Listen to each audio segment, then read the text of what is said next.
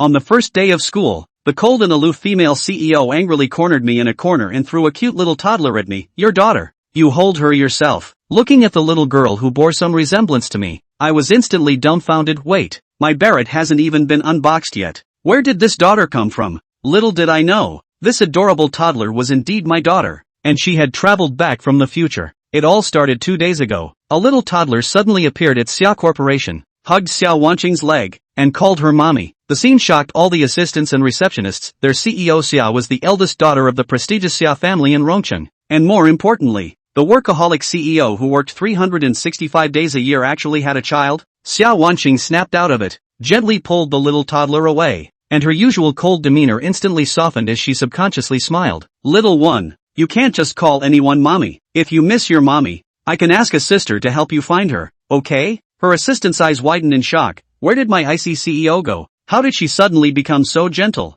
The little toddler's voice was soft and sweet. Mommy, why won't you let Nian Nian call you mommy? She pouted, looking very aggrieved. Xiao Wanqing felt helpless, but for some reason, seeing the little one's sad expression made her heart ache too. It was a strange feeling, but one thing was certain, she absolutely couldn't have a child. Yet, this little toddler looked exactly like her when she was young, as if carved from the same mold, and from the moment she saw her, she felt an inexplicable urge to get close to her. Mommy, don't you want Nian Nian anymore? Seeing the pitiful look on the little girl's face, Xiao Wanqing's heart ached. She instinctively comforted her. I'm really not your mommy. Before she could finish, Nian Nian burst into tears, crying, Mommy doesn't want Nian Nian. Nian Nian wants Daddy. I'll tell Daddy to spank Mommy tonight. Xiao Wanqing felt both helpless and amused by the outburst. The assistant beside her spoke up. President Xia, the speech at Rome University starts in half an hour. If we don't leave now, we'll be late. Xiao Wanqing sighed softly and instructed the receptionist. Keep an eye on Nian Nian. If her parents don't show up, call the police. Though her heart felt heavy, she steeled herself and strode out quickly. Little Nian Nian watched her mother's retreating figure with teary eyes, sniffling,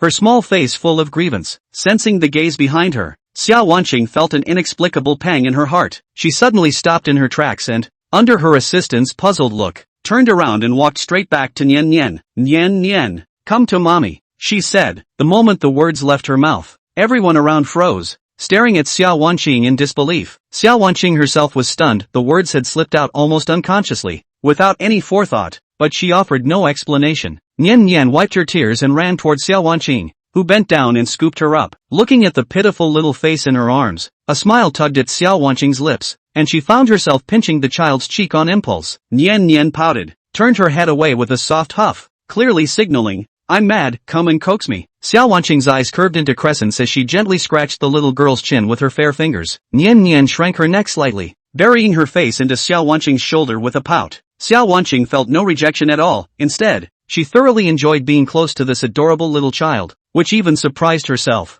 Why did you come to find mommy all by yourself? Where's daddy? Little Nian Nian shook her head. Nian Nian doesn't know either. I just stepped out and ended up here. The assistant handed over a tablet, saying, President Xia, we just checked the surveillance footage. It's as if this child appeared out of thin air. Xiao Wanqing took the tablet and quickly reviewed the footage of Nian Nian's appearance, just as the assistant described. Nian Nian seemed to materialize out of nowhere, appearing in the lobby the next second. The word time travel flashed through her mind, though it seemed unrealistic. Yet, the inexplicable sense of familiarity she felt upon seeing Nian Nian couldn't be denied, causing her delicate brows to furrow slightly. Before she could speak, Nian Nian raised her chubby little hand to gently smooth her furrowed brow. Why won't mommy kiss Nian Nian? Before, when daddy did this, mommy would hug and kiss him non-stop. The assistant, hearing this, was utterly stunned. She never imagined President Xia had such a tender side. But the next second, her face turned expressionless with dread. Was this something she was even allowed to hear? What if President Xia decided to silence her? Xiao Wanqing couldn't imagine herself acting this way. After all, apart from her grandparents,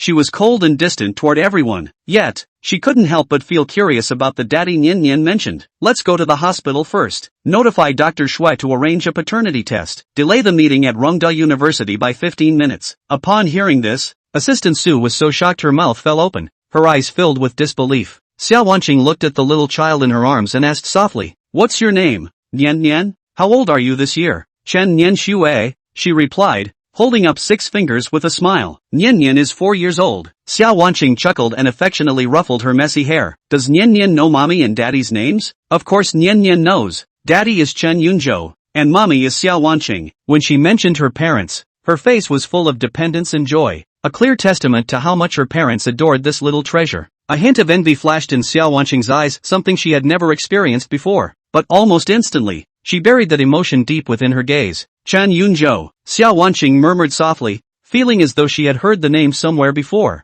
though she couldn't recall it at the moment. One thing was certain, she didn't know this man. She turned to Assistant Su and instructed, "Look into men named Chen Yunzhou, likely in their 20s or older, and send their photos to my phone." She was curious to know just what kind of man could have won her over. The thought made her remember Nian Nian's earlier words, "That man would hit me." Could he be an abuser? No way. Even if my taste is terrible, I couldn't possibly fall for a domestic abuser. Could it be that I've developed some bizarre preference in the future? Thinking this, she couldn't help but swallow hard. "Mommy, when are we going to find Daddy?" Xiao Wanqing smiled and nodded. "Mommy can take you to find Daddy, but I have a few questions for Nian Nian. You mustn't lie, okay?" Hearing this, Nian Nian immediately bobbed her little head like a chick pecking at rice. Clearing her throat, Xiao Wanqing asked, "Does Daddy often hit Mommy?" Her heart tightened inexplicably as she posed the question. Without hesitation, Nian Nian nodded vigorously and said in her sweet, childish voice, "Daddy hits Mommy every night, making her go ow ow. Sometimes Mommy even sends Nian Nian to Grandpa and Grandma so she can go find Daddy to hit her." Before she could continue, Xiao Wanqing quickly covered her little mouth. She finally understood why it was hitting at night. The realization made her cheeks flush with embarrassment. The assistant in the front row abruptly pulled up the partition. "President Xia,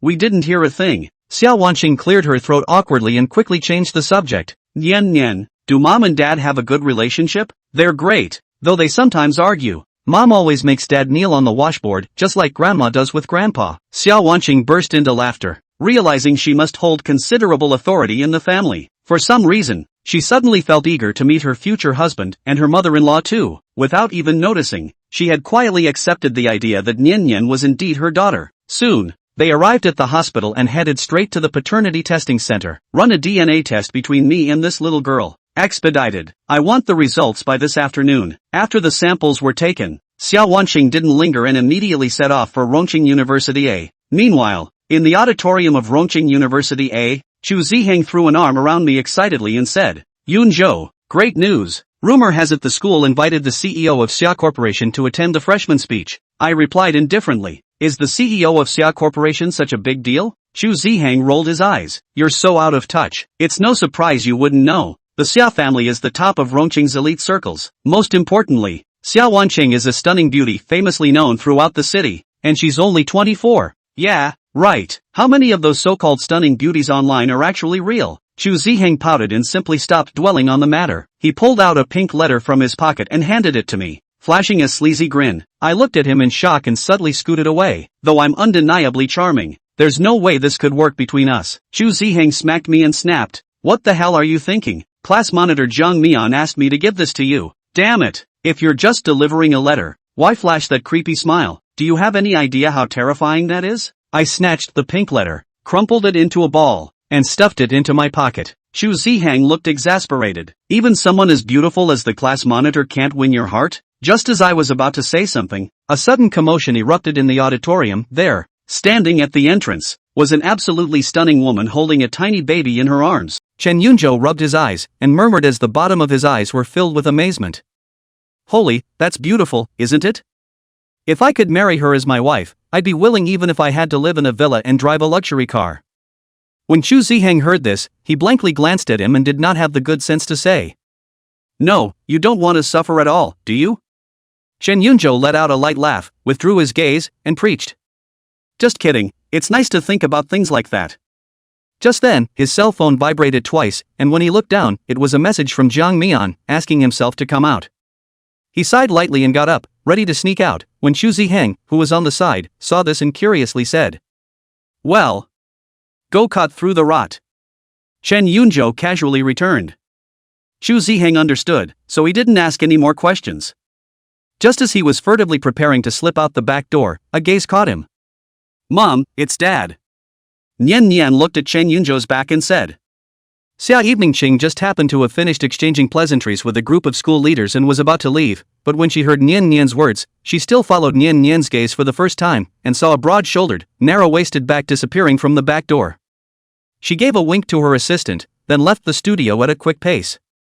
A group of school leaders were ready to send Xia Evening Ching off, but they were stopped by Assistant Su, who said that Ms. Xia wanted to take a stroll around her alma mater alone.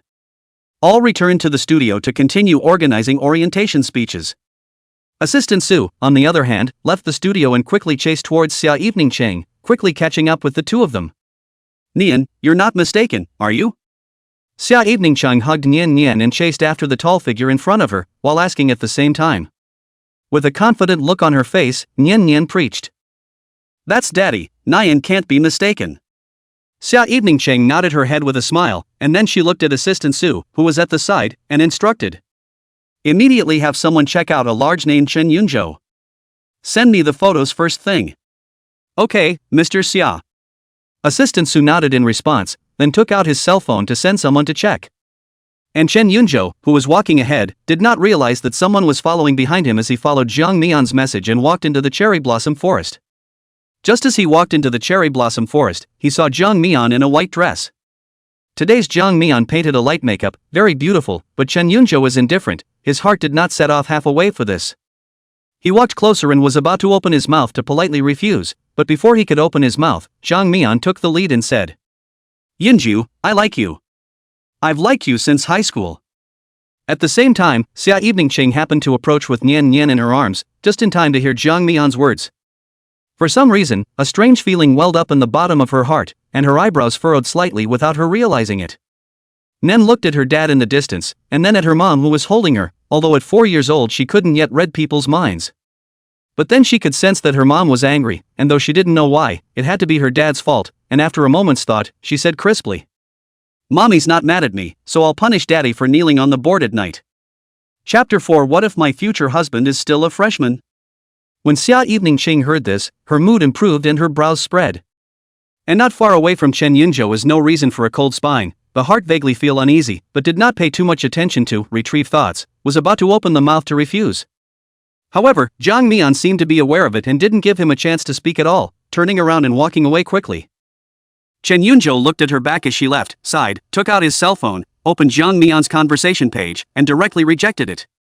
It didn't leave any hope at all for Jiang Mian. He knew it hurt a little, but if you don't like it, you don't like it, you can't force it. He wasn't the type to play with his emotions or do anything like that. Putting his cell phone away, he turned and headed for his small off-campus apartment. Xia Evening Ching, who was on the side, did not hear Chen Yunzhou's words of rejection, and a cold smile appeared at the corner of her mouth. So, she hugged Nian Nian's stride toward the school, just a few steps, suddenly reacted. She is not Nian Nian's mother are not yet determined. Eat what kind of jealousy? Although he thought so, his heart was still inexplicably hard, just like the feeling that his beloved toy had been snatched away. Mommy, aren't we going to go find Daddy? Nen couldn't help but ask as she watched her dad walk towards the other side of the room. Xia Evening Ching collected her thoughts, dotingly scratched her small nose and said, Nian Nian be good and we'll come back to Daddy tonight, okay? Nen nodded without thinking. At this time, Assistant Su who was on the side handed over a cell phone while reporting.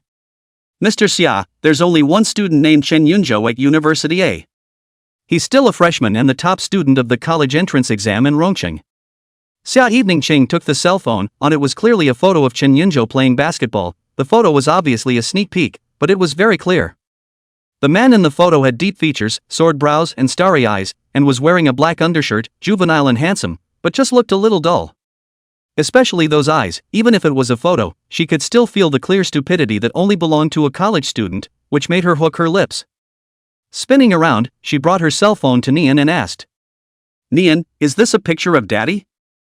Nian Nian blinked her big eyes when she saw the photo, and even though she hadn't seen this photo before, she instantly recognized the man in the photo as her dad. She nodded her little head and smiled.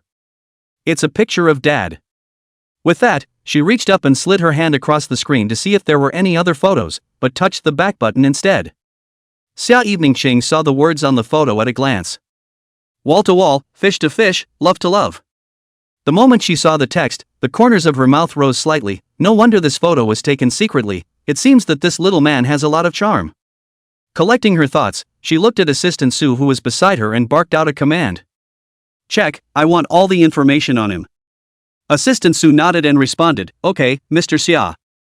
Not long ago, Xia Evening Cheng holding Nian Nian sat on the limousine, thought about it. Take a child to work is really inconvenient. then did not go back to the company, directly take Nian Nian back to their own house. She wouldn't dare to bring it straight back to the old house. If she let her grandparents know that she had a 4-year-old daughter before she got married, they would still be scared out of their wits. Soon, Xia Evening Ching led Nian Nian back to her large Riverview flat. Chen Yanxue took off her shoes and socks, stepped barefoot on the floor, lightly ran into the kitchen, grabbed a bottle of yogurt from the refrigerator, and then jogged to the living room, turned on the TV, and sat on the sofa. A set of moves that flowed without the slightest inhibition, as if they were in their own home. Xia Evening Ching, who was standing at the foyer, blinked. Now she was convinced that this little tyke was her daughter. Changing into his slippers, he smiled at the little toddler in the living room, and for some reason, his heart was content. She didn't interrupt, but walked to the kitchen alone, intending to make some lunch. After searching around, she only found half a bag of hanging noodles. She then reacted. During this period of time, she ate at the company for lunch, and then went back to the old mansion to eat in the evening, and seldom ate here. Luckily, she wasn't looking for much in the way of food, so as long as it wasn't bad, she could deal with it. Immediately, she cooked a big bowl of watery hanging noodles and poured a little fragrant oil on it. Returning to the kitchen, she pulled out 2 sets of dishes while softly calling out, "Nian Nian, it's time to eat."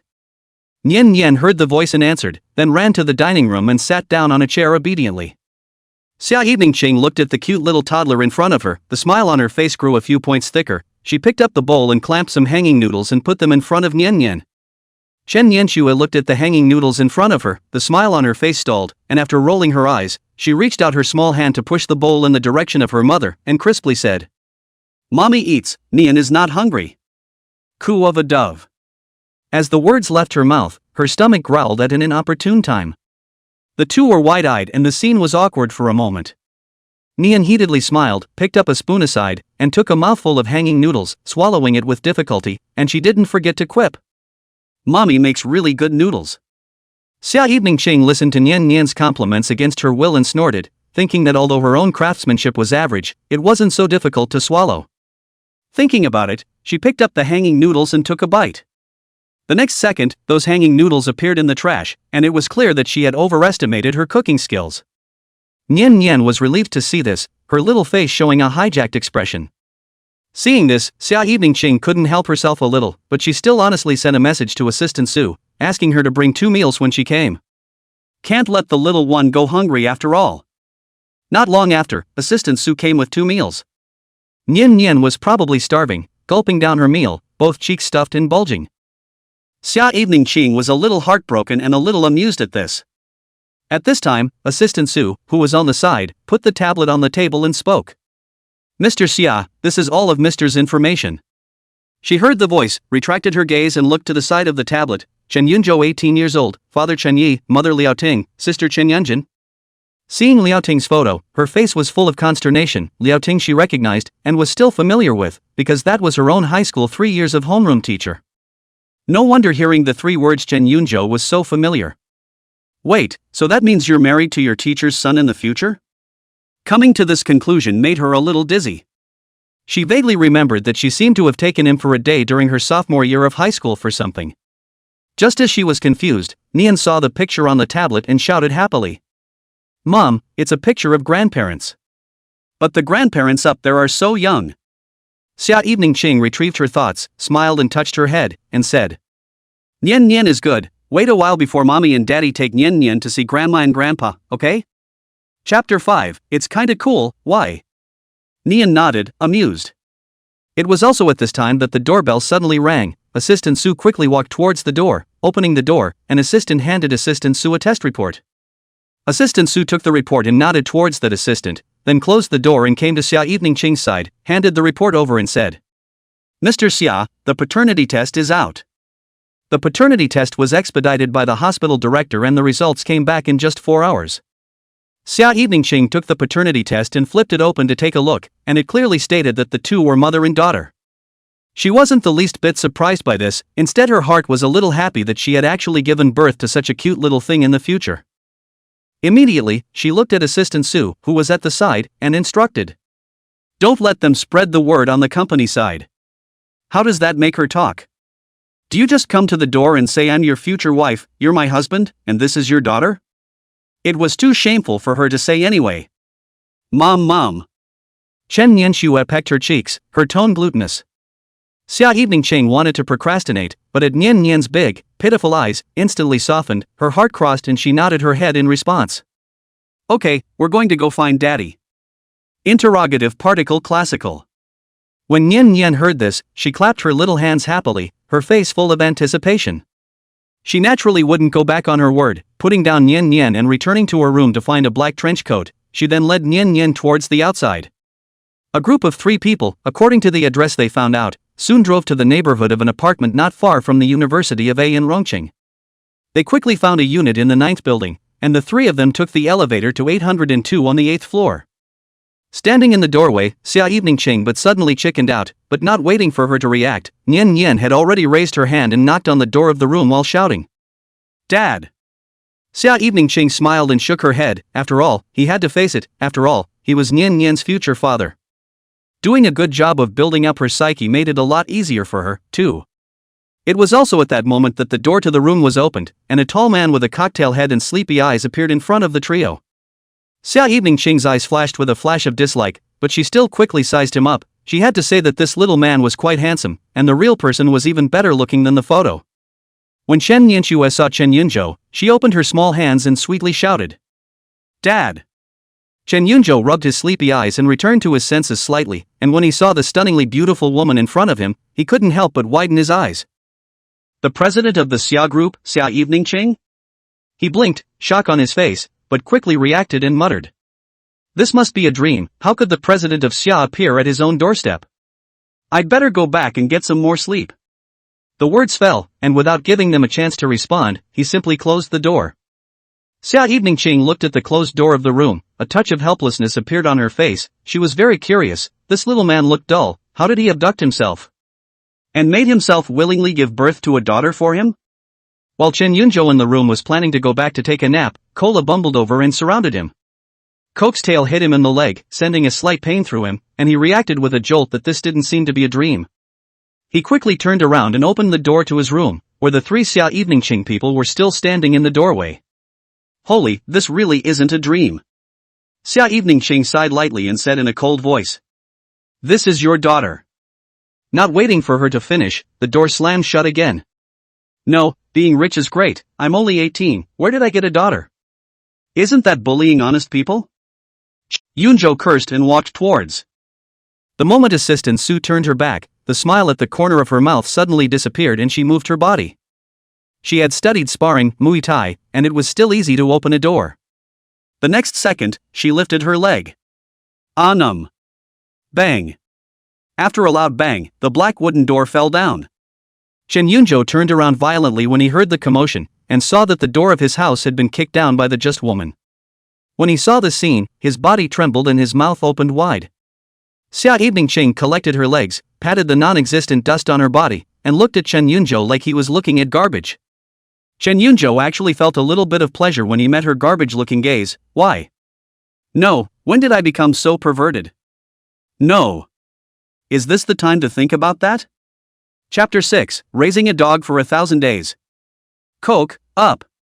No, the door to my house. Chen Yunzhou shouted with a horrified look on his face. Xia Evening Ching didn't care in the slightest and took large steps towards the inside. Assistant Su, who was beside him, hurriedly turned around and followed him in with his ass. When Chen Yunzhou saw her come in, he took a few steps back and stuttered. Hey, what are you doing? You are trespassing. Careful, I will call the police. Xia Evening Ching had a disinterested look on her face, her gaze coldly sweeping him. Seeing that she wasn't the least bit afraid, Chen Yunzhou hummed lightly and preached to himself. Raise a dog for 1,000 days and use it for a while. Coke, go. Favor. Cola heard the command and immediately showed his teeth towards Xia Evening Harvest. Not waiting for Chen Yunzhou to be arrogant, Xia Evening Ching just lightly glanced at the earth dog beside him. Cola was instantly shocked, as if a rat had seen a cat, clamped his tail and shrank against the wall. Chen Yunzhou looked at Cola, who was cowering by the wall, and raised his foot to kick at its ass, cursing. Growing fat for nothing. Immediately, he looked at Xia Evening Harvest, and without waiting to speak, Xia Evening Harvest took the lead. Can we talk? When Chen Nianxue heard this, her face was filled with aggression as she looked towards Xia Evening Ching and said in a sullen tone. Mommy, does Daddy not want Nian Nian anymore? She remembered that her dad wasn't like that, and that he had always loved Nian before. Now is it that you don't want Nian Nian? When Xia Evening Ching saw Nian Nian looking like she was about to cry, she felt a pang of heartache and cupped her little face, smiling and comforting her. How could I? Nian Nian is so cute, how could Daddy not want Nian Nian? Daddy's playing a game with Nian. Really? Nian looked puzzled. Xia Evening Ching nodded incomparably seriously, of course it's true. And on the side of Chen Yunzhou saw the little baby still this look, the bottom of his heart inexplicably blocked panic, this emotion came inexplicably, for a time, led him some overwhelmed. Xia Evening Ching nodded her little nose, and then lifted her eyes to look at Chen Yunzhou. When Chen Yunzhou met her gaze, he only felt a coldness in his backbone, as if a murderous aura surrounded him, which made him feel like he was on pins and needles. Why, it's a society of law and order now, you think you can bully honest people just because you're a rich family? Xia Evening Ching held her forehead, there was an impulse to punch her husband to death, she took a deep breath, and secretly said in her heart, she can't do it, he is her future husband, endure. Endure. Endure. Forcing down the anger in her heart, she exhaled and said, Nian Nian is our daughter in the future. I know you may not believe it, but it's the truth. Said, she took out her cell phone, opened the saved video, placed in front of him, the video as naturally this morning Nian Nian appeared out of thin air in the hall of Xia's monitoring. Chen Yunzhou saw Nian Nian appear out of thin air in Xia's hall, his face showed shock, but he quickly reacted, what if this video is spliced? Without waiting for him to speak, Xia Evening Ching guessed what was going on in his mind and looked at the assistant on the side.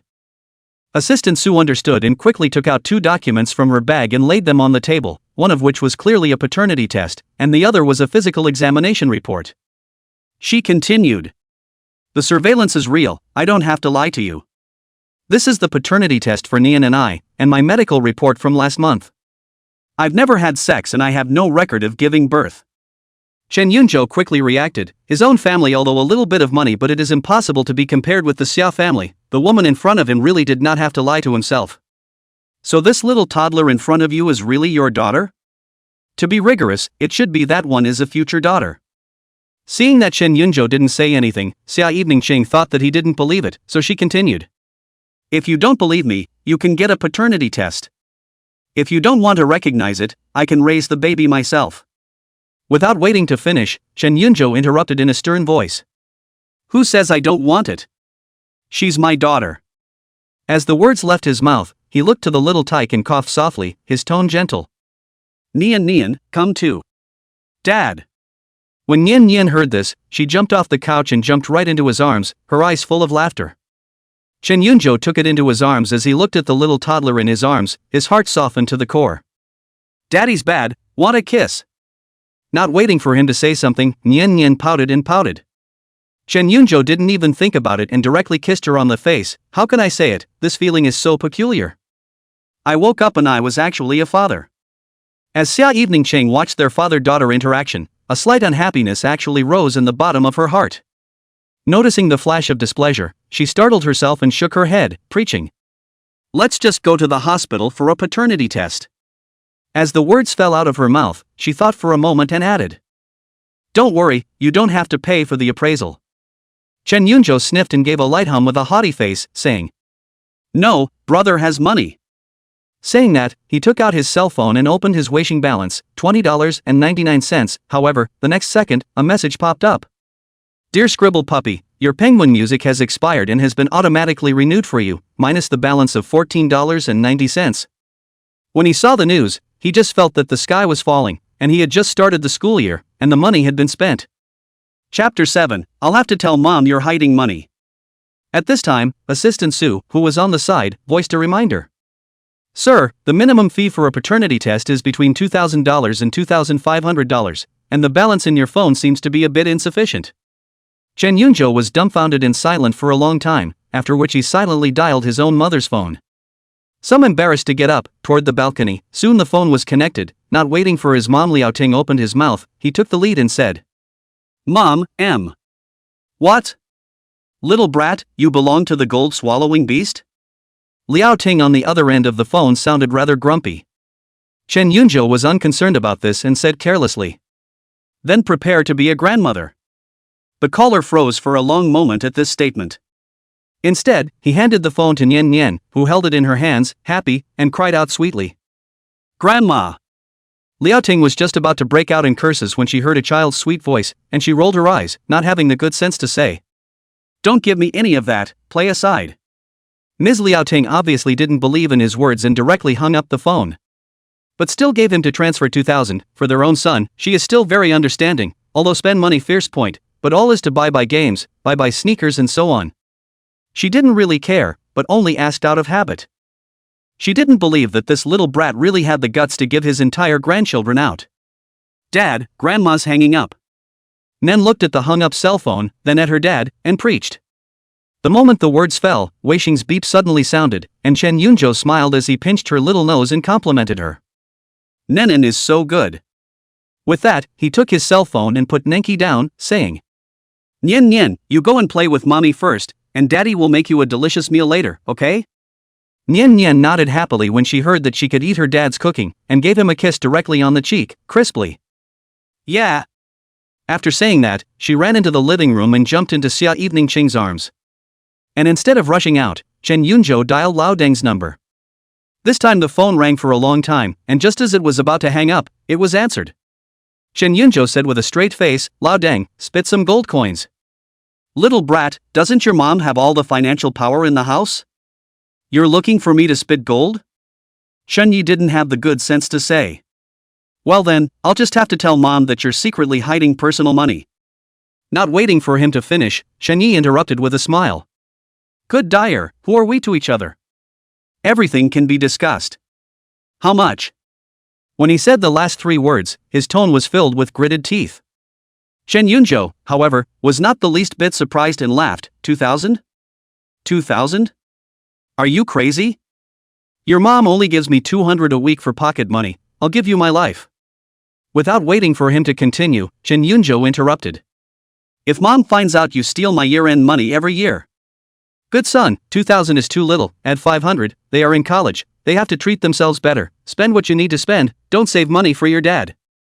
When the words fell, he directly hung up the phone and tearfully and angrily transferred $2,500 to the rebellious son. One phone call, a year and a half of work for nothing, he that heartbroken yo. After a few minutes, Wei Xing's beep sounded again, and only then was he satisfied and clicked to receive it, and in less than 10 minutes, he netted $4,500. Old bean, don't worry, I'll eat you for the rest of your life with this secret of yours. Xia Evening Qing in the living room looked at his back with a blank expression on her face. The balcony wasn't very diaphanous in the first place, and Nian hadn't closed the door when she came out, so she heard the conversation between their father and son loud and clear. At this moment, she really wanted to give him a thumbs up and praise him for being a great filial son. Chen Yunzhou walked into the living room, shook the cell phone in his hand, and laughed. Go! Xia Evening Qing said with a slight frown on her eyebrows as she sized him up. Is this how you plan to go out? Chen Yunzhou scratched his messy cocktail head and looked down at what he was wearing, a white tank top, Patrick Star shorts, plus flip-flops. He smiled awkwardly and preached. Wait for me for 15 minutes. With those words, he ran straight back to his bedroom and began to wash up. Xia Evening Qing propped up her forehead and looked at Assistant Su, who was at the side, and instructed. Contact person to reattach the door. Assistant Su nodded his head and responded, Okay, Mr. Xia, I'll make the arrangements right here. Afterwards, Xia Evening Harvest began to survey the small apartment. The apartment was small, but cozy, and felt more like home than her large flat. Looking around the room, her afterglow caught sight of the earth dog in the cage, and she couldn't help but let out a soft chuckle when she remembered how wimpy the earth dog had just looked. Chen Nianxue also saw the cola in the cage and asked with a puzzled look on her face. Mommy, how did the meatloaf get dirty? With that, she pointed her little finger towards the Coke in the cage. Xia Evening Qing instantly guessed that Meatloaf was the puppy that Nian had raised, so she smiled and explained. Little twerp, that's not Meatloaf, that's Meatloaf's mom. What about the meatloaf? Nian nodded his little head and continued to ask. Meatbag is still in Coke's tummy unborn, and when some years pass, Meatbag will be born. Just let Coke play with Nian now, okay? She explained patiently. Nen was a little sad, but it didn't last long. Even though he couldn't play with Meatbag later, he had Coke himself. Not long after, Chen Yunzhou walked out from the bedroom. At the moment, he was wearing a white t-shirt, plus a black punching bag, with a pair of black jeans underneath, and his hair wasn't completely blow-dried, with some of the ends still dripping water down. Xia Evening Ching raised her eyes and saw this scene. Her heartbeat inexplicably missed half a beat. Unexpectedly he had a few moments of beauty when he was serious. When Chen Yunzhou saw her freeze, his sword brows slightly raised as he asked, "What's wrong?" Hearing the voice, Xia Evening Ching came back to her senses, a blush quietly creeping up on her face, but her face was very calm, lifting her hand to lift her sideburns behind her ears, her gaze looking towards Nian Nian who was on the side. At this time, Nian Nian was looking at her mom with a smile on her face, her eyes full of curiosity, but she didn't ask. Xia Evening Ching met her daughter's simple gaze and became a little embarrassed. She raised her hand and gently poked Nian Nian's head, then picked her up and said, "It's nothing, let's go." Chen Yunzhou did not think much about it, only thought that she was not yet fully accept this fact. After all, it is difficult for anyone else to accept it, right? Even he himself was still a bit cloudy at the moment. "Daddy, hug." As Xia Evening Ching passed by Chen Yunzhou, Nian Nian stretched out her small hand and pampered herself. Chen Yunzhou heard the voice, collected his thoughts, and without thinking, he smiled and took Nian Nian from Xia Evening Ching's arms.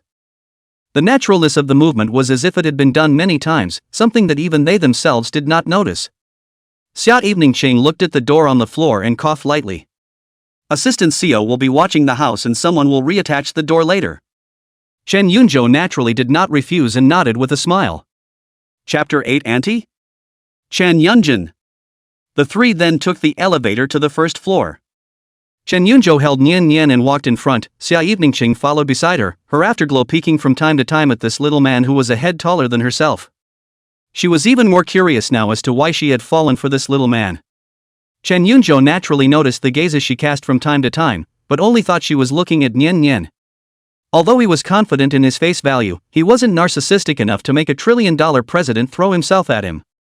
But he couldn't keep the corners of his mouth down when he thought that she was his future wife and had given him such a lovely daughter.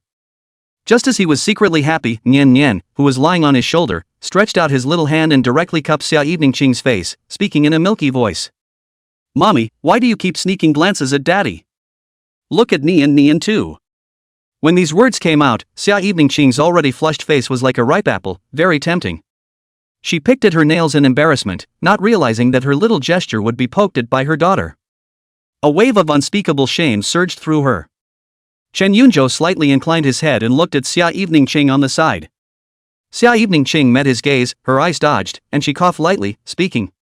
"Don't think much of it, I just think that Nian looks like you." Hearing this, Chen Yunzhou lifted Nian Nian into mid-air and frowned in thought. "Nian Nian looks 7 times like you, just like you were carved out of the same mold, except for these big eyes, small mouth and eyebrows. I can't really tell where it looks like me." Xia Evening Ching took a deep breath, clenched her fists, and without hitching a ride, took big steps towards the outside of the neighborhood. Nian Nian and Chen Yunzhou looked at her back together, then glanced at each other, his eyes filled with doubt. "Daddy, Mommy seems to be angry, you're going to have to kneel on the board again at night." Nen sighed and preached with the look of a young adult. When Chen Yunzhou heard her words, he caught the key word from them almost instantly, kneeling board? No, how could he, as a Sigma man, be on his knees in the future?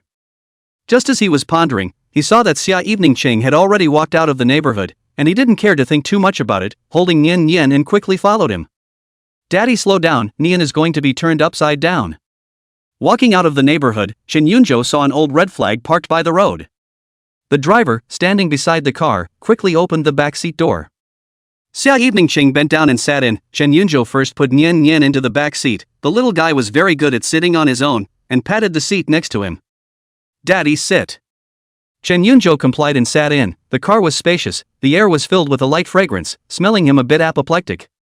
The driver closed the door, jogged around the front of the car, and sat in the driver's seat, as Xia Evening Harvest commanded in a cold voice. "To the hospital." "Yes, ma'am." The driver nodded, answered, and then pulled the divider up. The vehicle started slowly and gradually merged into the traffic. The car was quiet for a moment. Chen Yunzhou glanced at Xia Evening Ching, hesitated for a moment, but still couldn't help but ask. "That, Xia, Mr. Xia." He still wasn't quite used to calling her by her first name directly, but more than that, he was afraid to. Xia Evening Ching sniffed and slowly inclined her head, her gaze flat as she looked at him without speaking. At this moment, she had already adjusted her mindset, as if she had become the previous female president who had killed in the shopping mall again. Seeing her cold look, Chen Yunzhou still asked the doubts in his heart. "What do you mean, the future of us, knowing that Nenin is back?" Hearing this, Xia Evening Ching also reacted. Her daughter disappeared out of thin air. The future of them would not be anxious crazy? But there was nothing she could do about it, and she glanced up at him for a moment. The two were wide-eyed, and the air was once again eerily quiet, making them a little embarrassed for a moment. Nian Nian in the middle looked at Mom and Dad's twisted appearance. Her big eyes were full of doubt, and she muttered in the bottom of her heart, how come Mom and Dad don't kiss anymore? Usually Mom likes to kiss Dad. What's wrong now? She was puzzled, always feeling that there was something wrong with her mom and dad too, but couldn't figure out what was wrong, and skimmed her little lips as. Soon, the trio arrived at the paternity testing center. The paternity hall wasn't very crowded, but it was quite a bit, though it was relatively quiet. At that moment, a slightly surprised voice sounded not far away. Yunzhou? Xia Evening Ching's footsteps slightly paused, and she followed the sound. Only a female doctor in a white coat was looking at Chen Yunzhou with a shocked expression. Chen Yunzhou blinked. How could he have never imagined that he would meet his oldest sister, Chen Yunjin, here? But before he could explain, Nian Nian in his arms cried out sweetly. Auntie! Chen Yunjin heard this aunt. The person was stupid. She looked at Chen Yunzhou, and then looked up at the paternity test sign, only to feel that the sky has collapsed, and then both eyes went black, and fell backward. Xia Evening Ching's quick eyes and hands quickly stepped forward and held him up. Seeing this, Chen Yunzhou was also flustered and quickly put down Nian Nian and helped Chen Yunjin to sit on a side chair. You're only 18, how come you have such a big daughter? Chen Yunjin slowed down and looked at Chen Yunzhou with an incredulous expression. Chen Yunzhou hurriedly spoke out to explain. Sis, this matter is complicated, I can't explain it to you in a short time. Nian Nian is my future daughter. Chen Yunjin blankly looked at Chen Yunzhou with a look of a little cutie. Eyes at him, while asking again, you think I'm a little cutie? At this moment, Xia Evening Ching, who was on the side, spoke out. You go ahead and get a paternity test with Nian, and I'll explain it to your sister. Chen Yunzhou looked at Xia Evening Ching, thought about it. The old sister should be resistant to beatings. Silent for a long time, he no longer entangled, holding Nian Nian, then walked towards the paternity testing center. After their father and daughter left, Xia Evening Ching looked at Chen Yunjin, somewhat embarrassed, and spoke. Go to your office for a chat? Chen Yunjin nodded and did not refuse. Chapter 9 Sister, have you read too many hegemony novels? In a moment, Chen Yunjin brought Xia Evening Ching to her office. The office wasn't big, it was simply furnished, and the air smelled faintly of disinfectant. Chen Yunjin closed the door with her backhand, isolating the noise outside. She turned around and looked at Xia Evening Ching, her tone carrying a questioning tone. Mr. Xia, what's going on here? She was an obstetrician and gynecologist, and she was the one who examined Xia Evening Ching for her checkup last month. So she knew exactly who the person in front of her was. Xia Evening Ching stood aside and met her gaze with a calm expression. Nian Nian is the future daughter of your brother and me. Chen Yunjin frowned slightly, obviously not believing it. She preferred to believe that it was her own old brother who saw the money and became Xia Evening Ching's golden monkey, while becoming her daughter's stepfather at the same time. But without waiting for her to say anything, Xia Evening Ching took out 2 documents from her bag and handed them over. One is a medical report and one is a paternity test.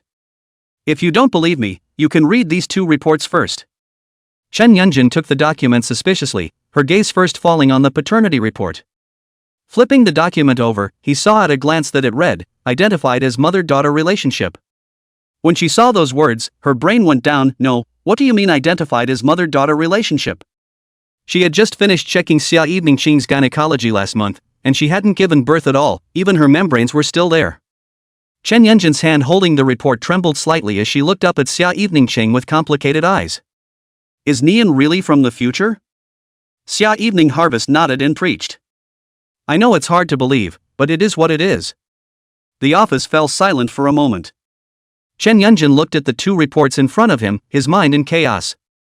As a doctor, she believed in science and data, but what was happening in front of her was completely beyond her knowledge. She looked at the report in her hand over and over again, and for a moment it was a little hard to take in.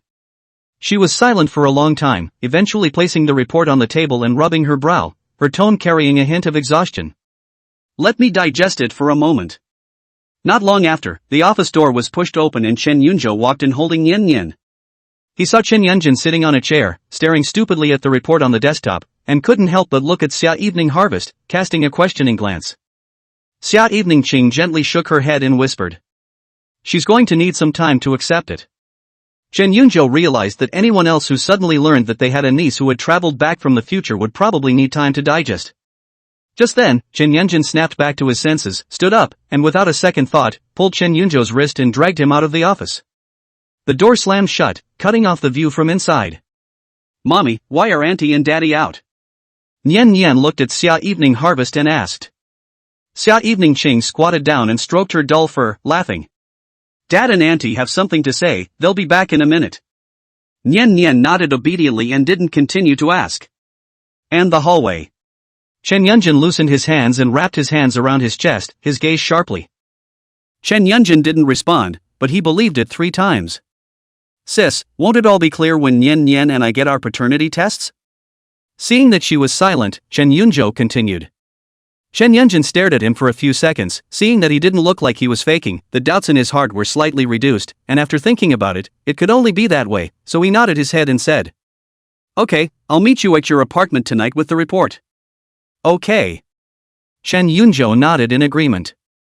The duo then pushed open the door to the office and stepped inside. In the office, Xia Evening Qing was gently looking at Nian Nian. The little guy was sitting on a chair, wiggling his little legs, very happy.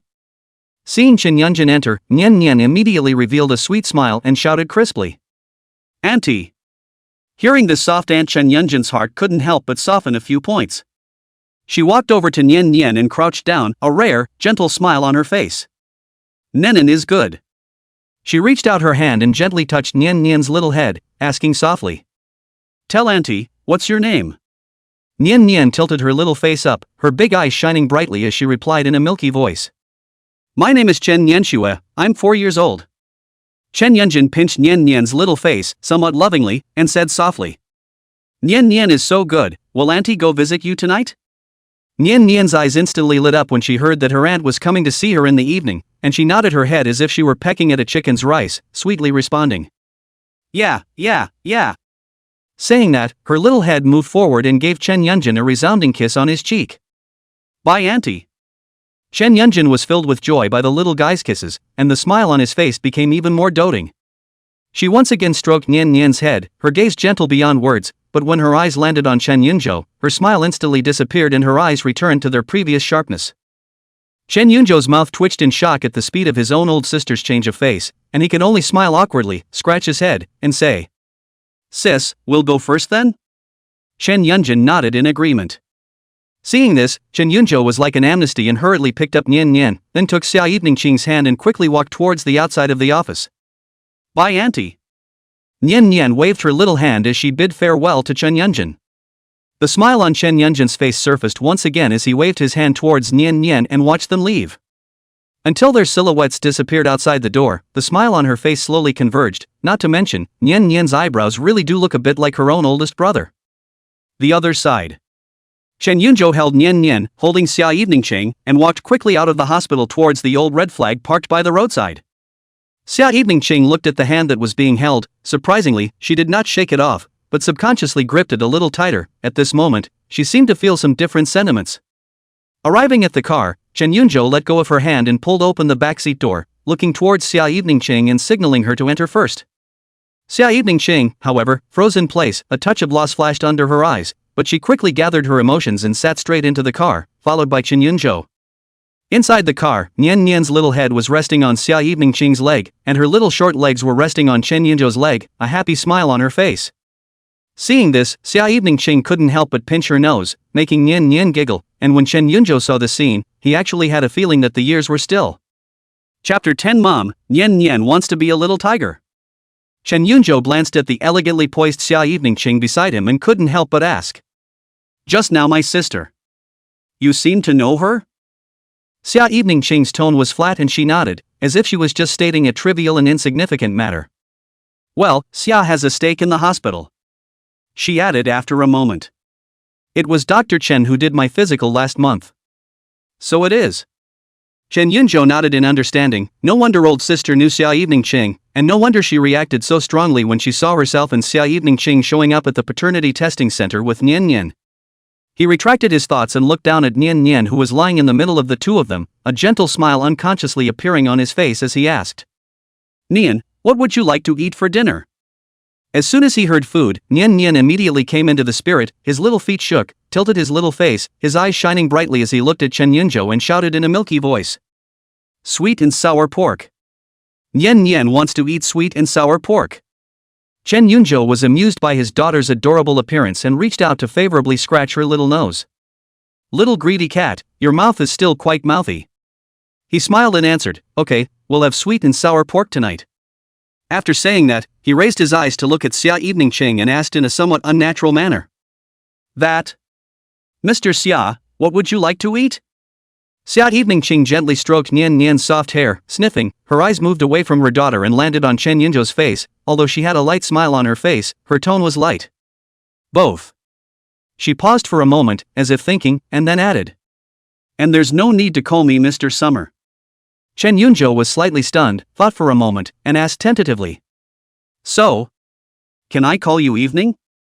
As the words fell out of his mouth, a nervous look appeared on his face, and I don't blame him for being nervous. After all, he hadn't been in love since he was a child. You don't know how to get along with the opposite sex. You can't treat your future wife like your mom and sister, can you? Xia Evening Ching's eyelashes slightly trembled, did not look at him, just gently as a tacit acceptance. Silence returned to the compartment once more, but something seemed to have quietly changed in the atmosphere. Luckily, the atmosphere didn't last long and the vehicle soon arrived at the apartment. When the three of them stepped out of the car, Chen Yunzhou spoke. Then I'll go get the groceries, so why don't you take Nian Nian back to the apartment? Without waiting for Xia Evening Ching to nod her head out, Nian Nian opened her mouth. Daddy, Nian wants to go too.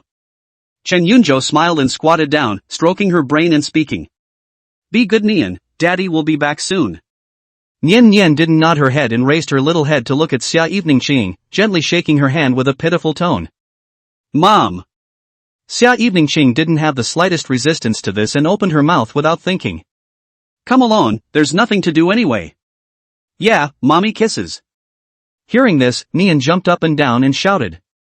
Xia Evening Ching laughed helplessly, then squatted down and gave her a kiss on her cheeks, while very favorably pinching her cheeks. When they raised their eyes, they happened to meet Chen Yunzhou's gaze, and a blush appeared on their faces, and they averted their gaze almost simultaneously. Chen Yunzhou coughed lightly and took the lead in breaking the awkward atmosphere. That, go. With that, he got up and took Nian Nian's other hand and walked towards the food market not far away. Xia Evening Ching sniffed and quickly got up, holding up her gold-rimmed glasses, and quickly followed his pace. The food market wasn't too far from the apartment, about an 8-minute walk or so, and it was there. Chen Yunzhou lightly led Nian Nian and Xia Evening Ching through the various vendors. As for Xia Evening Ching, she obviously had not been to the food market, and followed him with a bemused face. How could she not expect that her hallowed president would have a day when she could? While Nian Nian was asking questions, Chen Yunzhou patiently explained them all, and when she passed by a fish-selling stall, she even looked at the fish for a long time. I have to say, it seems like all kids love to watch fish at the fish stand when they are little. It's like a must-do when you're a kid, regardless of gender. Honestly, when you went to the supermarket as a child, whether you bought fish or not, didn't you always look at it? Luckily, Nian Nian only looked at it for a while before she was pulled away, and then, Chen Yunzhou took the two of them, mother and son, into a supermarket. Why did you come to the supermarket? Xia Evening Ching asked in disbelief. Of course I'm buying clothes for Nian. Nian, what else would I wear at night after? Xia Evening said with a smile. Nian nodded, amused. Then they bought some more daily necessities and toys before heading home together. It was about a 10-minute walk, which led to the apartment, and it was getting dark. The three of them took the elevator to the 8th floor, where the new door was just being installed and the master was putting batteries in it. When Chen Yunzhou saw the newly installed black smart door, he couldn't help but be shocked. This was too extravagant. Wait, if she trashed my house, wouldn't I even save money on renovations? Holy cow milk, I'm a genius. He couldn't suppress the smile on his face at the thought. Seeing this, Xia Evening Ching on the side, her eyebrows were slightly wrinkled. This husband of his was afraid that he was not a cutie. Right? Isn't it just a new door? At this time, Assistant Su at the door saw Mr. Xia return and quickly walked to the front and said, Mr. Xia, the door has been reinstalled, just take a fingerprint. Xia Evening Ching nodded slightly and looked at the father and daughter duo, signaling for them to take fingerprints. Chen Yunzhou hugged Nian Nian and started taking fingerprints, then took one for himself. Xia Evening Ching, who was on the side, suddenly stepped forward and recorded one for herself in a very iffy manner. Without waiting for Chen Yunjo to make a move, she opened her mouth to explain. I have to go to work, I don't have that much time to take Nenin, I'll drop Nenin off when the time comes. Chapter 11, Want to walk the dog? Chen Yunjo did not say anything more, and it could be said that he did not care in the slightest. After all, she was the baby's mother, and secondly, she had to go to school herself, and even though her college program wasn't that tight, she didn't have that much time to take Nian Nian. So naturally this burden was to be shared more with Xia Evening Harvest. Gathering his thoughts, he nodded, and then led Nian into the apartment. Seeing that he didn't say anything, Xia Evening Ching sighed in relief, and her gaze went to Assistant Su, who was at the side, and said, The money for the door installation goes to my personal account, and I'll have the driver take you back afterward. Assistant Su nodded slightly and smiled back, Thank you, Mr. Xia. Xia Evening Ching answered, then walked into the apartment, closing the door with her hand. Chen Yunjo walked into the kitchen with the ingredients and just started cooking, while Nian Nian ran to the balcony and pulled out the cola as soon as he could. She stood in the foyer, watching the scene, and an inexplicable feeling of happiness welled up in her heart. For the first time in her life, she experienced the feeling of home, and it made her feel a little unreal, like a dream that would dissipate in the next second. Mommy, come play with me. At this time, Nian Nian grabbed Cola's ears and shouted sweetly towards Xia Evening Ching. When Xia Evening Ching heard Nian Nian's voice, a smile appeared on her face, and as she walked towards Nian Nian, she took off the trench coat she was wearing. Immediately, the mother and daughter sat down on the floor to play with the blocks, and Coke sat on the sidelines, not daring to move a muscle. Chen Yunjo, on the other hand, was busy in the kitchen when he heard laughter in the living room, making him unable to help but curiously look towards the living room, and turned around to see Nian Nian lying in Xia Evening Ching's arms pampering herself. And at this moment, the remaining light of the setting sun happened to spill onto Xia Evening Ching's body, rendering a soft halo for her. At this moment, Xia Evening Ching was not as cold as before, the whole person had softened, and her face was still filled with a smile. This cozy scene, for a moment, made him look into his eyes. Xia Evening Ching noticed the gaze falling on her, and following her gaze, she raised her eyes to see Chen Yunjo wearing a pink apron, looking at herself dumbfounded.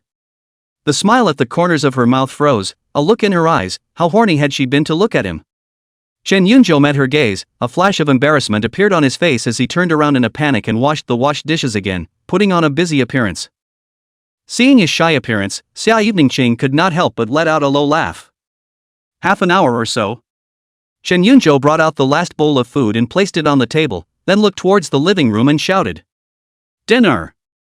Hearing this, Nian Nian and Xia Evening Ching stopped playing and got up and quickly ran towards the restaurant. Chen Yunjo watched their mother and daughter run towards him, a touch of pride was born in his heart. After being busy for so long, it was as if he was waiting for this moment. Nian Nian quickly climbed onto the table, shaking his two short legs to sit and wait for the meal to start. Xia Evening Ching then voiced out, Nian, come and wash your hands first. Nian beamed and looked at her dad, pouting. Daddy, Nian is hungry. But before Chen Yunjo could speak, Xia Evening Ching's face became a little more serious and shouted, Nian Nian. Seeing this, Chen Yunjo's eyes instantly looked at the cola in the living room and muttered to himself, Oops, Coke hasn't been fed yet. The words left his mouth, and he headed for the living room. Nian Nian beamed and very reluctantly jumped off the chair, following Xia Evening Ching as she walked to the kitchen to wash her hands. After the duo washed their hands, they sat down at the table and prepared to eat, while Chen Yunjo walked back to the table after feeding the dog food and just sat down to prepare for dinner. A glare shot right over him, and his hand with the dishes lurched, instantly understanding, and he got up and walked into the kitchen and began to wash his hands. Xia Evening Ching shook her head, now she kind of knew who this bad habit followed. After washing his hands, he then sat down to eat. Nian Nian had long been unable to wait. She skillfully scooped up a piece of sweet and sour pork with a spoon, put it into a bowl, and began to feast on it. Chen Yunjo considered the possibility that Nian Nian could not bite, so the ribs were stewed for a longer time, and although the ribs were less strong, they became more soft and tender. It's more appropriate for small children. Xia Evening Ching chucked a piece of ribs into Nian Nian's bowl and said with a smile, Eat slowly, don't choke. Nian ignored it, puffing and puffing to show off the ribs in the bowl. Seeing this, Xia Evening Ching laughed out softly, and then gave herself a piece of ribs and brought it into. Xia Evening Ching sighed lightly. How did she feel that she had not only raised a daughter, but also a son? But did not say anything more and continued to eat. With Xia Evening Ching's exhortation, this was a much more civilized meal for the father and daughter duo. It didn't take long for the three of them to finish eating. Chen Yunzhou's handiwork was very good. Nian Nian ate a small half bowl, while Xia Evening Ching ate a bowl and a half in an unprecedented manner. Usually she didn't eat much, even if she was hungry, she would only eat a little more than half a bowl, but today she ate a bowl and a half, which surprised herself a little. Afterward, she sat in the living room with Nian Nian to rest while Chen Yunzhou cleaned up the dishes in the kitchen. There wasn't really much to clean up, he finished cleaning up by the time he finished cooking, and all he had to do was wash a bowl and wipe down the table. It's basically done in 2 or 3 minutes. Putting the dishes away, he wiped his hands clean, then walked out of the kitchen and into the living room. Glancing at the clock on the wall, it was only 8:10. He looked towards Xia Evening Harvest and asked out loud. Evening, it's still early, want to walk the dog together? Of course, if you're busy, I can talk to Nian. Without waiting for him to finish, Xia Evening Ching interrupted with a voice. Yeah, just the thing to take the edge off. Chapter 12. Coaxing a child to sleep turns out to be so tiring.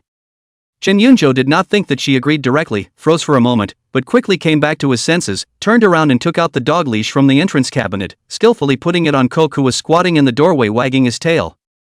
Cola seemed to know that he was going out and excitedly rubbed his head against Chen Yunzhou's calf. Nian Nian also ran over with her short little legs, tilting her head to look at Chen Yunzhou with bright eyes.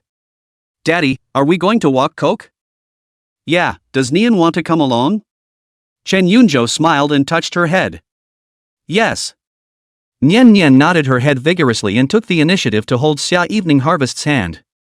Xia Evening Ching looked at her daughter's small hand that she took the initiative to hold over, her heart warmed and she backhanded her grip a little tighter. The 3 men and the dog walked out of the apartment and took the elevator downstairs. At night, a cool breeze blows away the dry heat of the day along the river.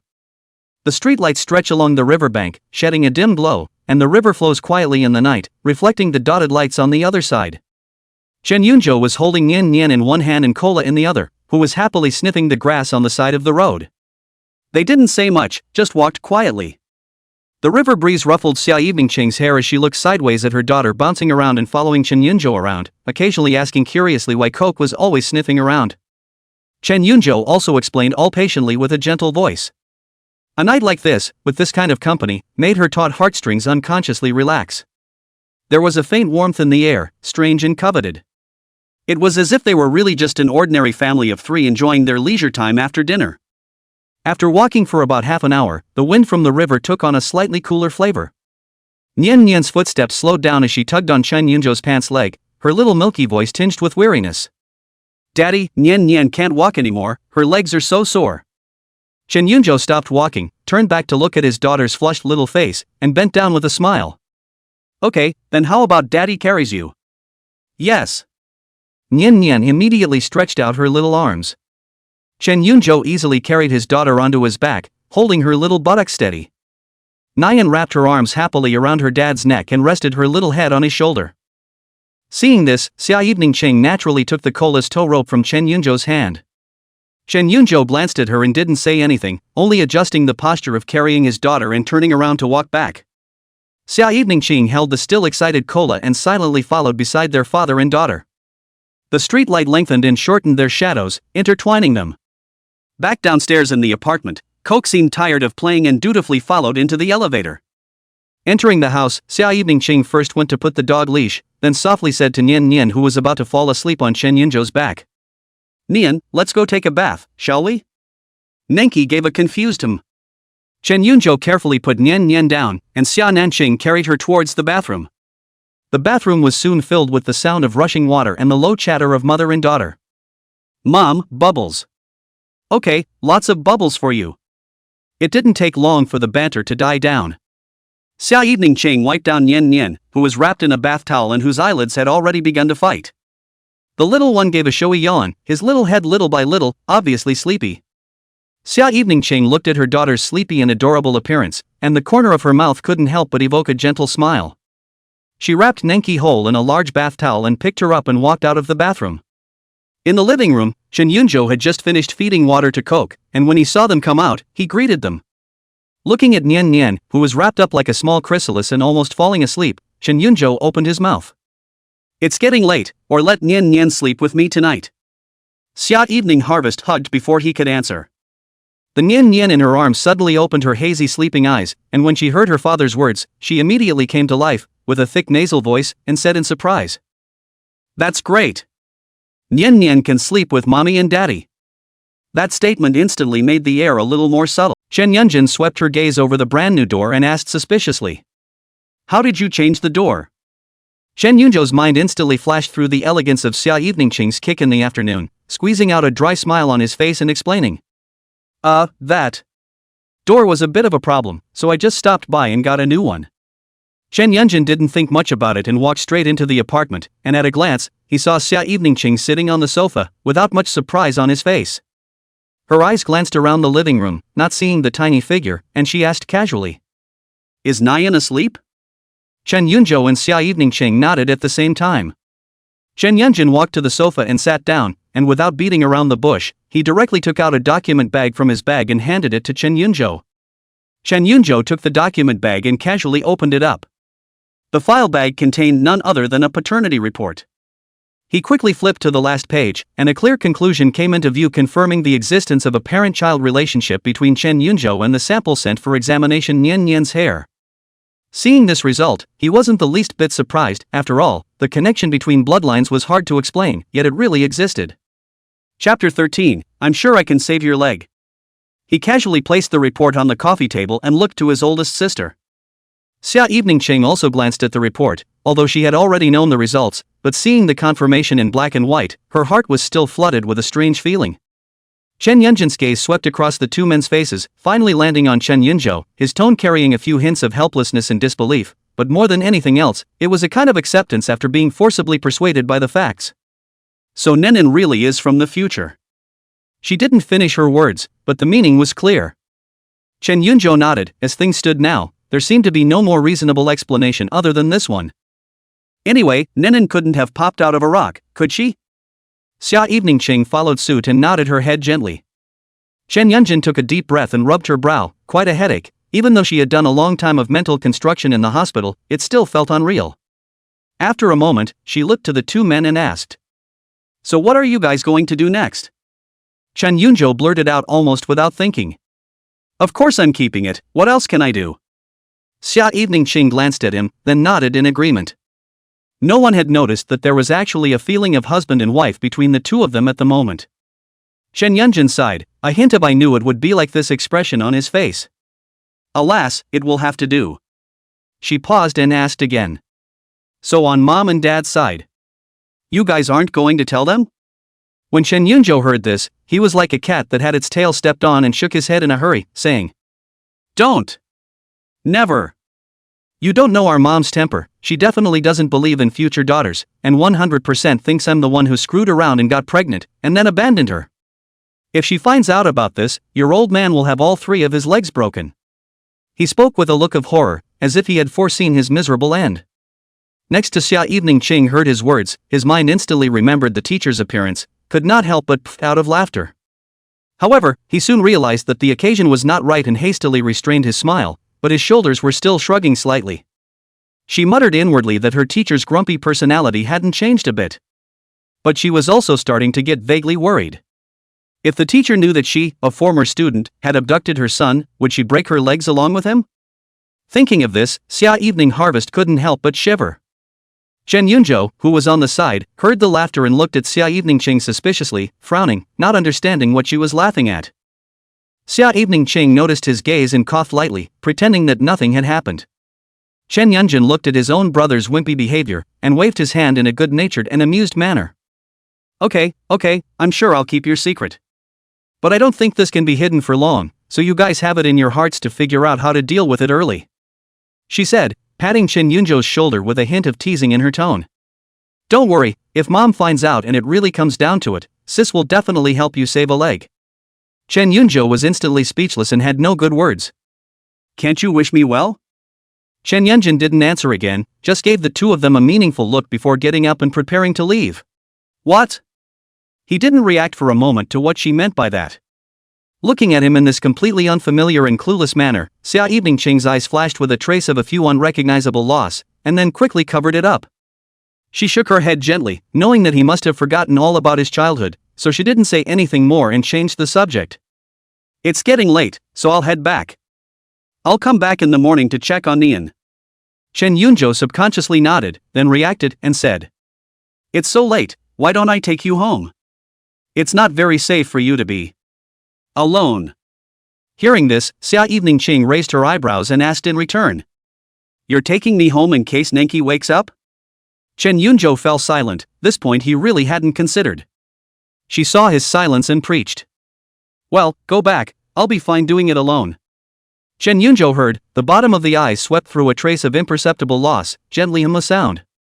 Xia Evening Ching took in the subtle changes in his expression, and the corner of her mouth was barely visible as she hooked up a shallow arc. She didn't stay any longer, turned toward the elevator entrance, and pressed the down button. The elevator doors opened and she stepped inside. She seemed to glance at him again the moment the elevator doors slowly closed. Chen Yunzhou stood in place and watched the elevator's displayed floor numbers continue to get smaller and smaller until they became 1, before he reluctantly turned around and went back to his apartment. After a brief wash, he returned to his room. Looking at the sleeping Nian Nian on the bed, her tiny body curled up with a sweet smile on the corner of her mouth, Chen Yunzhou's heart was soft to the core. He lay gingerly on the other side of the bed, trying not to make a sound. The other side. Xia Evening Ching left the apartment and got into the old red flag. Returned to the large Riverview bungalow at the top of the city center. In about 20 minutes or so, she was back on the large flat. She stood in the foyer, looking out over the large house, brightly lit but strangely empty and cold.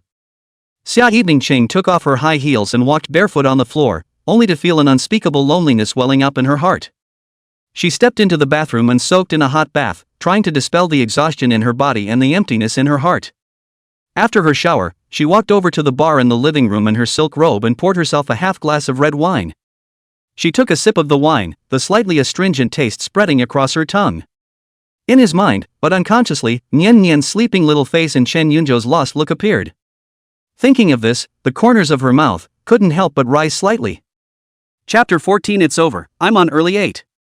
The following morning, the sunlight filtered through the cracks in the curtains, casting dappled light on the floor.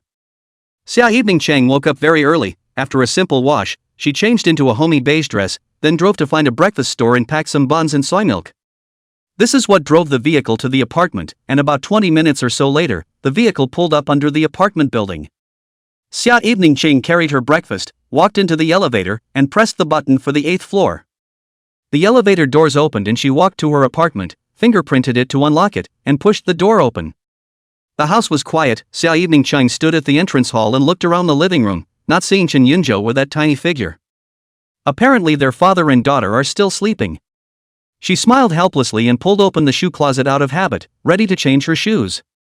However, there were only a few pairs of Chen Yunzhou's shoes in the shoe cabinet, and the tiny pair of new children's slippers bought yesterday. There were no slippers that belonged to her. Xia Evening Harvest's movements paused, then reacted. Last night, he only remembered to buy clothes and slippers for Nian Nian, but completely missed the fact that she needed a pair as well. The corner of her mouth curled into a sneer at the thought.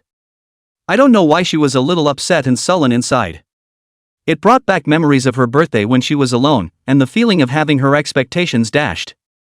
However, she quickly collected herself and placed her breakfast on the dining table while taking out her cell phone and dialing her assistant Su Wei's number. Assistant Su, I'm working from home today, so you can bring my laptop over later. Su Wei on the other end of the phone answered, Okay, Mr. Xia.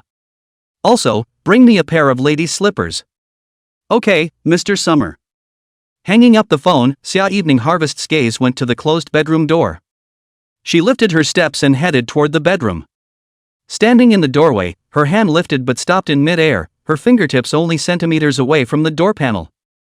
Would it be a bad idea to go straight in like this? After all, he's still sleeping in there. But on second thought, being Nian Nian's mom, isn't it only natural to go in and check on the kid?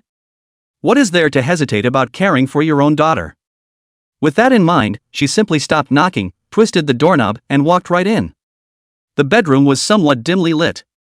Heavy curtains blocked most of the sunlight. But still can distinguish the scene in the bedroom. The eye is a wide double bed. On the bed, two figures, large and small, lay sprawled out.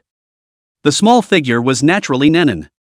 She slept directly on the pillow, a little fleshy foot, resting on Chen Yunzhou's face. And Chen Yunzhou wasn't much better. The whole person was in a big shape, taking up most of the bed. Seeing this, the corner of Xia Evening Ching's mouth couldn't help but rise slightly. A hint of helplessness flashed under her eyes, with a few gentle smiles. She walked to the edge of the bed and sat down, leaning over to remove Nian Nian's little feet that were resting on Chen Yunzhou's face. Another hand smoothed out the somewhat disheveled hair on Nian's forehead.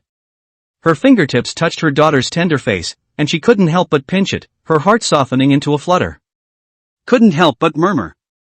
The way you sleep, no wonder mom and dad won't let you. Mom? Chen Yunzhou froze for a moment before reacting to the fact that Nian Nian was shouting for Xia Eveningqing. Although I had heard it many times yesterday, it still felt a little surreal to hear it again. He scratched his head, and his sleepiness cleared up quite a bit, and looked at Xia Evening Harvest, asking with some confusion. Why are you here so early? Xia Eveningqing sniffed and raised an eyebrow, asking rhetorically. It's after 8 o'clock, is that early? After 8? Hearing this number, Chen Yunzhou jolted awake and hurriedly picked up his cell phone to glance at the time. On the screen, it read 8:20. He couldn't help but burst out, startling Xia Eveningqing and Nian Nian, who both froze for. Chen Yunzhou's heart was instantly adorned, and without thinking, he directly kissed Nian Nian on the cheek. Then he raised his head again and looked at Xia Evening Harvest, as if he wanted to say something. But when the words came out, they were a little too embarrassed to speak. Eventually it was just vague. That Nenin is in your hands. Before the words were out of his mouth, he ran out of the bedroom in a panic. Xia Eveningqing looked at his back as he fled, and the smile at the corner of her mouth grew a little thicker. Above her pretty face, a faint blush also colored it. She then walked into the bathroom with Nian Nian in her arms to wash up, and when she was done, that's when she started eating breakfast. Nian Nian sat on the dining chair, looking at the steaming buns and soy milk on the table, and indisputable tears streamed down from the corners of her mouth. Seeing her in this state, Xia Eveningqing laughed and scratched on her small nose. Little glutton. Eat up. Nian couldn't wait to pick up a bun and take a small bite. Compared to yesterday's eating, today Nian's eating is still cute eating. Xia Eveningqing's heart was filled with happiness and fulfillment as she looked at her adorable appearance. Chapter 15. Your parents wouldn't dare be late for my class. The other side. Chen Yunzhou ran furiously all the way to the school building, and only then did he rush to the school building. Panting, he ran to the back door of the classroom and looked inside at the students already filled and the gray-haired figure standing at the podium. He was catatonic, planning to sneak in through the back door. However, he had just pushed the door open a crack when a pale but neutral voice rang out. What's that student at the door, sneaking around?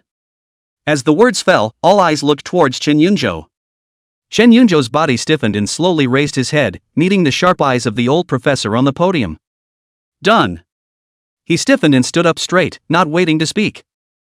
The old professor pushed the old glasses on the bridge of his nose, looked him up and down, and asked. What's the name? Chen Yunzhou. Chen Yunzhou looked embarrassed and smiled back. Hearing the name, a smirk appeared on the old professor's face as he nodded and preached. Chen Yunzhou, I know you, the top student of this year's college entrance exam. Chen Yunzhou was even more embarrassed and could only heave a couple of laughs, not daring to answer. The old professor's smile deepened a bit as he looked at him in this manner and said slowly. I remember when your parents couldn't be late for my class once. This word out, Chen Yunzhou completely confused, since the father and mother have been in this old professor's class? It took him a moment to react. And just as he froze, the old professor added slowly. Looks like I'm going to have to call tonight and ask your mom how she teaches. Alright, find a seat. Chen Yunzhou. It's so nice to have something to look forward to in this life. He caught a glimpse of Chu Zihang, who was scowling at him in the corner, and helplessly walked over and sat down in the empty seat next to him. Just as he sat down, Chu Zihang came over and lowered his voice, a gloating smile all over his face.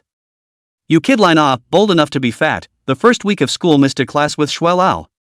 Chen Yunzhou blankly glanced at him without any good humor, and smoothly picked up the bun on Chu Zihang's table and viciously stuffed it into his mouth.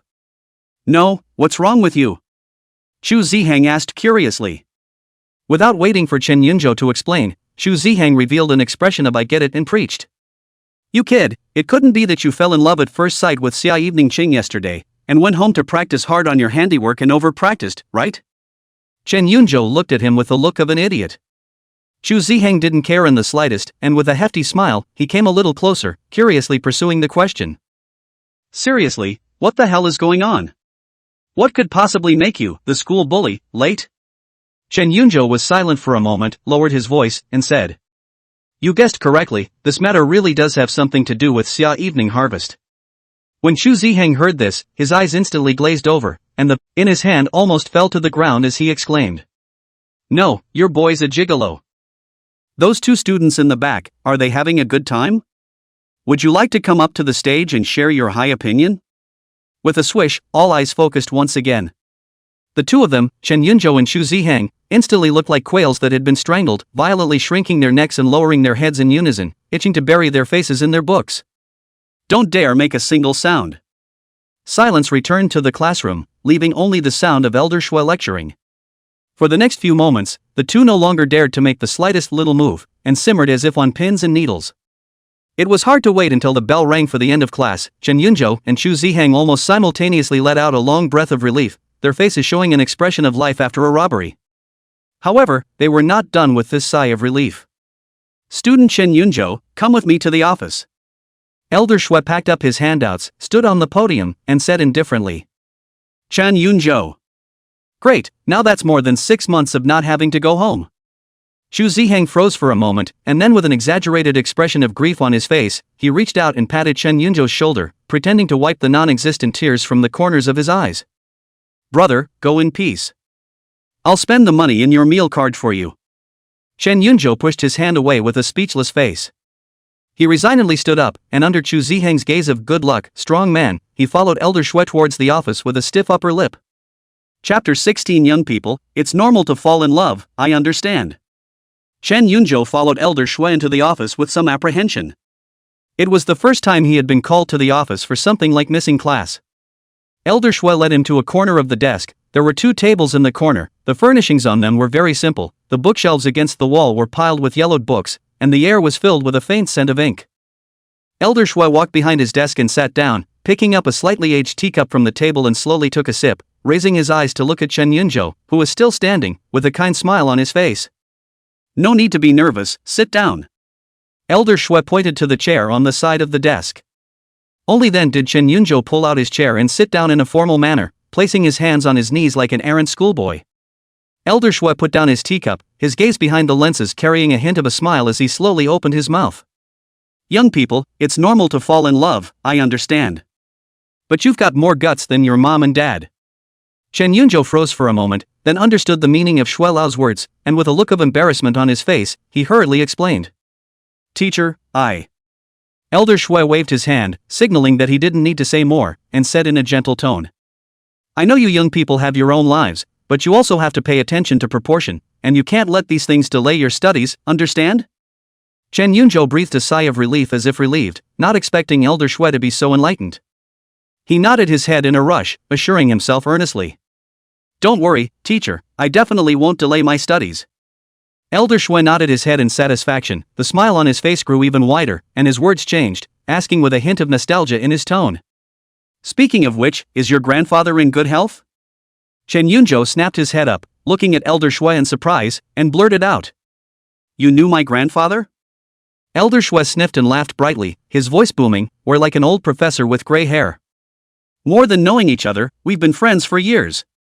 When I was younger, your grandfather and I both taught at the same school, and we were the best of partners and best of friends back then.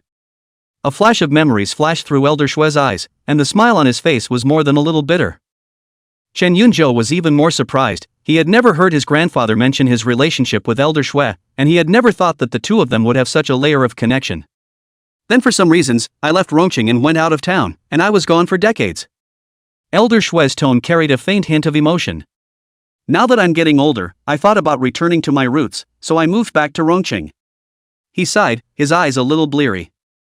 It's just a pity that all those old friends from the past are pretty much gone, and there aren't many of them left who can be contacted.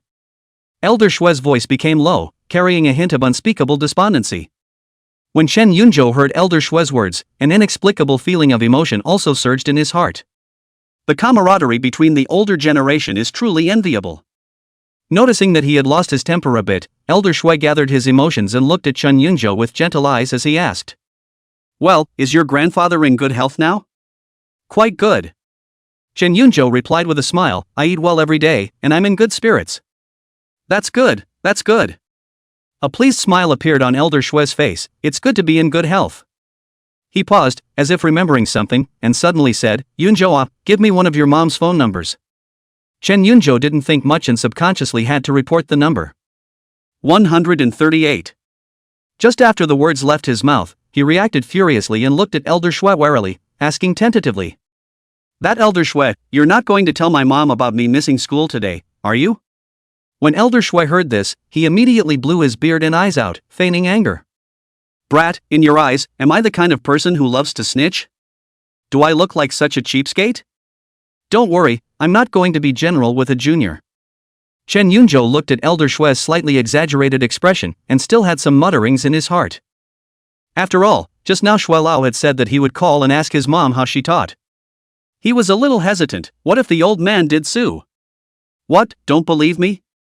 Without waiting for him to think about it carefully, Elder Shui raised his eyebrows, a hint of dissatisfaction in his tone. Chen Yunjo quickly waved his hand and said with a smile. No, how could I not trust you? He hesitated for a moment, but eventually reported his mom's phone number to Elder Shui. Well, Elder Shui, this is my mom's phone number, so don't you dare talk about it. Elder Shui nodded with satisfaction, waved his hand, and said, Alright, it's fine, you go back first. Alright, Elder Shui, then I'll leave first. Chen Yunjo stood up as if relieved and walked towards the outside of the office. He was still a little apprehensive in his heart, but on second thought, Elder Shui was highly respected, so he shouldn't have done such a thing. Should not? Chen Yunjo left the office with a hint of uneasiness. As soon as he left, the smile on Shui Lao's face instantly disappeared as he picked up his cell phone and quickly dialed Chen Yunjo's mother's number.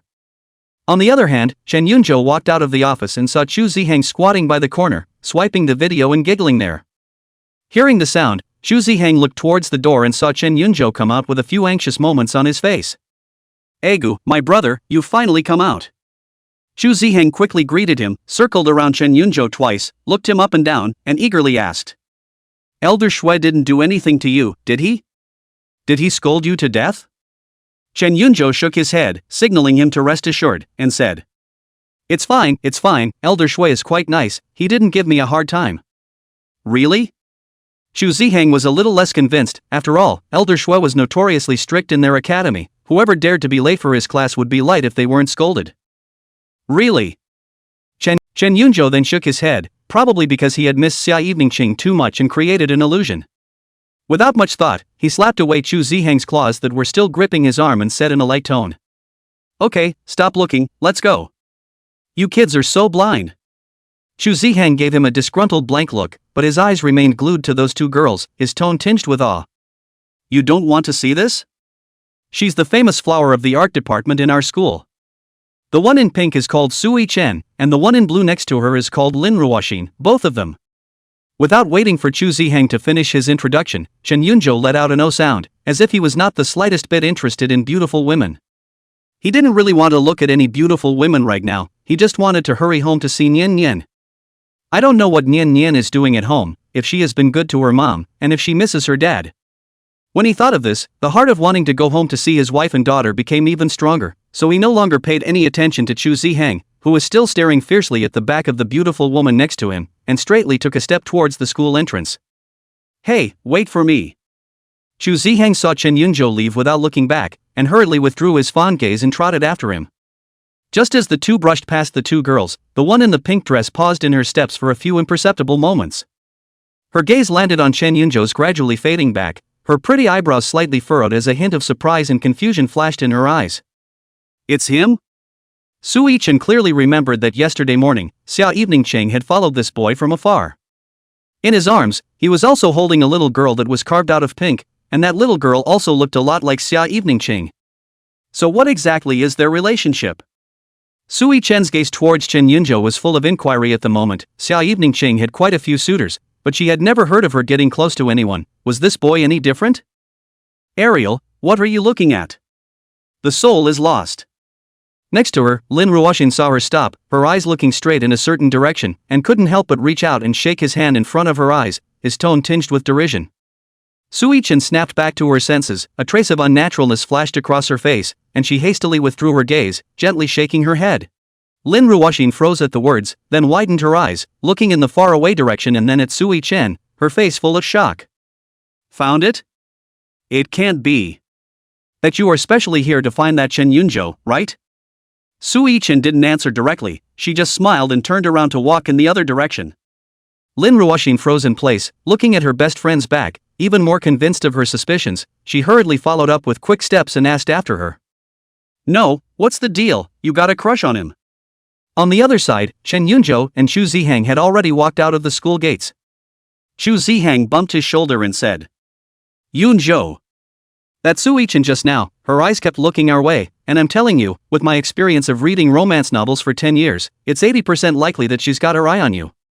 Chen Yunjo helplessly pushed his arm away and spoke without a trace of anger. Come on you, don't get any ideas, I'm not that attractive. He paused, explaining casually. Maybe it's because I'm this year's top student in the college entrance exams, I'm getting more attention inside the freshmen, so people are just looking at me a little more. Or that is to say, although he looks a little handsome, but simply cannot be compared to the crowd of Hikari, Guanxi, Yu Yan in front of him, naturally, not narcissistic enough that the department flower will look at himself. Xu Zihang skimmed his mouth, but on second thought, it seemed to make some sense. After all, he was the top student of the college entrance exam and a freshman, so it was normal to be noticed a few more times. He didn't dwell on it and changed the subject. By the way, no classes this afternoon, going to an internet cafe to play a couple games? No go, I have to go home. Chen Yunjo refused without even thinking. After all, there are wives and children waiting at home, who has time to play games? Going home? Xu Zihang froze for a moment, then didn't think much of it, just assuming that he was going home to study or rest, and nodded, alright, then be careful on your way. After saying that, he waved his hand in the other direction and left himself first. Chen Yunjo nodded and watched Xu Zihang leave, then walked to the side of the road, found his bicycle, straddled it, and rode in the direction of the apartment. Chapter 18, Is Mommy Going to the Kitchen? Meanwhile, inside the apartment. On the soft carpet of the living room, Nian Nian was rolling around with the furry coke in her arms, her small body snuggling with the dog in an exceptionally harmonious picture. Cola meekly let her young master manipulate her, occasionally sticking out her tongue to lick her little hand. Not far away on the sofa, Xia Eveningcheng was dealing with her work on her laptop, her fingers tapping on the keyboard. But her attention was not fully focused, her soft gaze drifting now and then to her playing daughter, a gentle smile on her lips. Mommy, Nian asked in a milky voice as he suddenly stopped playing with coke and tilted his little face up. When is Daddy coming back? Nian Nian is hungry. The tender voice pulled back Xia Eveningcheng's thoughts. She raised her hand and looked at her wristwatch. It was almost 12 o'clock. Chen Yunjo hadn't come back yet, and she subconsciously reached for her cell phone that was sitting on the coffee table, wanting to ask if he was coming back for dinner. The fingertips had just touched the cool screen when the movement stalled. She then remembered that she was in a hurry yesterday and hadn't had time to save Chen Yunjo's cell phone number. Putting down her cell phone, Xia Eveningcheng rubbed her brow. It seemed that she could only make her own lunch. She closed her laptop, stood up, and headed toward the kitchen. Is Mommy going to the kitchen? When Nian Nian saw her mother's action, she instantly remembered the noodles that her mother had cooked yesterday at lunchtime, and her big round eyes flashed with a trace of undetectable panic. The little guy hurriedly climbed up from the carpet and ran to Xia Eveningcheng's side with his little short legs, reaching out his little hand to pull on the corner of her coat. Mommy, Nian isn't very hungry, she said earnestly, tilting her little face. Nian can wait a little longer for Daddy to come back. Xia Eveningcheng's heart warmed as she looked at Nian, come and eat. When Nian heard her mom's voice, she immediately dropped her coke and toddled over, working herself up to climb into the dining room chair and sit down. Xia Eveningcheng served her a small bowl of noodles and placed it in front of her. Nian Nian looked at the bowl of noodles with little soup and no oil and water, her small eyebrows wrinkled again, her small mouth pursed tightly, and she didn't move the spoon. Xia Eveningcheng herself also served a bowl, picked up the chopsticks, saw her daughter delayed, softly asked. Nian, why don't you eat? As soon as the words left his mouth, the apartment door clicked and was opened with a key from the outside. Chen Yunjo walked in carrying a few shopping bags with a thin layer of sweat on his forehead. I'm back, he said as he changed his shoes, got some groceries and came back a little late. Dad. Seeing Chen Yunjo, Nian Nian's eyes instantly lit up as if she had seen a savior. She immediately slid off the chair and rushed towards the door with her short little legs, hugging Chen Yunjo's calf as she tilted her little face up, her voice sweet and loud. Dad. Chen Yunjo's heart instantly softened. He put down the shopping bag in his hand, bent down and picked up his daughter with one hand. His face was undisguised happiness. Did Nian Nian listen to Mommy? Did you miss Daddy? Nian Nian happily wrapped her arms around his neck and gave him a firm, milky kiss on the cheek. Nian is being obedient today. Xia Eveningqing looked at the intimate interaction between father and daughter at the doorway, and a trace of undetectable warmth swept under her eyes. She stood up and said in a calm tone, "I thought you weren't coming back for dinner, so I just cooked some noodles." "It's fine." Chen Yunzhou walked over with Nian Nian in his arms, looked at the noodles on the table and nodded. "The noodles are quite good, these dishes will be made at night." He gently placed Nian Nian on the floor, then walked towards the kitchen with the shopping bag and put the vegetables and meat inside into the refrigerator one by one. Gathering his things, he walked back to the table, grabbed himself a clean bowl, chucked in a large bowl of hanging noodles, and prepared to eat. Nian Nian had long climbed onto the table, watching her father clip up the noodles, her big eyes full of heartache. She reached out her little hand and gently pulled the corner of Chen Yunzhou's coat, her tone muffled. "Dad, I'm sorry." Chen Yunzhou's hand holding the chopsticks gave a start, looking at his daughter with some puzzlement, and then looking to the side at Xia Eveningqing. Xia Eveningqing was also at a loss. Neither of them were sure why Nian Nian would say this. This made them nervous all of a sudden, and Chen Yunzhou put down his chopsticks and asked out loud, "Why did Nian say sorry to Daddy?" Nian looked down, glancing at the noodles in her bowl, and didn't say anything. Seeing this, Chen Yunzhou and Xia Eveningqing were both a bit puzzled, and both of them looked at each other without pressing the issue. Chen Yunzhou picked up his chopsticks, so he picked up a chopstick of noodles and sent it into his mouth, but he didn't take his eyes off Nian Nian's body. In the next second, he knew why Nian was apologizing, and he swallowed the tasteless and somewhat hardened hanging noodles in his mouth and said, "Nian, Daddy forgives you." Hearing this, Nian Nian's big eyes lit up, and without waiting to open his mouth, Chen Yunzhou said again, "Promise Daddy that next time, even if you starve to death, you won't let Mommy cook, okay?" Chapter 19 Grandma's cooking is old and awful. Nian nodded her little head, her face full of seriousness. Xia Eveningqing's face showed displeasure when she saw this, her eyebrows slightly knitted. She picked up her own chopsticks and tasted a small handful of noodles as well. The flavor was indeed bland and the noodles were still a bit tough, but it wasn't too hard to swallow, was it?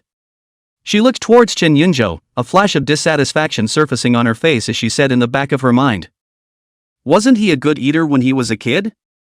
Why is he so picky now?" With that, she snapped to attention. So just now when Nian Nian pulled her away from entering the kitchen, saying something about how she wasn't hungry, it turned out that it wasn't heartache for her as a mom, but pure dislike of her cooking that didn't taste good. Thanks to her, she had just been touched for a moment. This little guy, mouth said wait for dad, heart of the little plan crackling, but also quite good to give mom face, did not directly say it. But in this case, she'd rather the little guy just say it.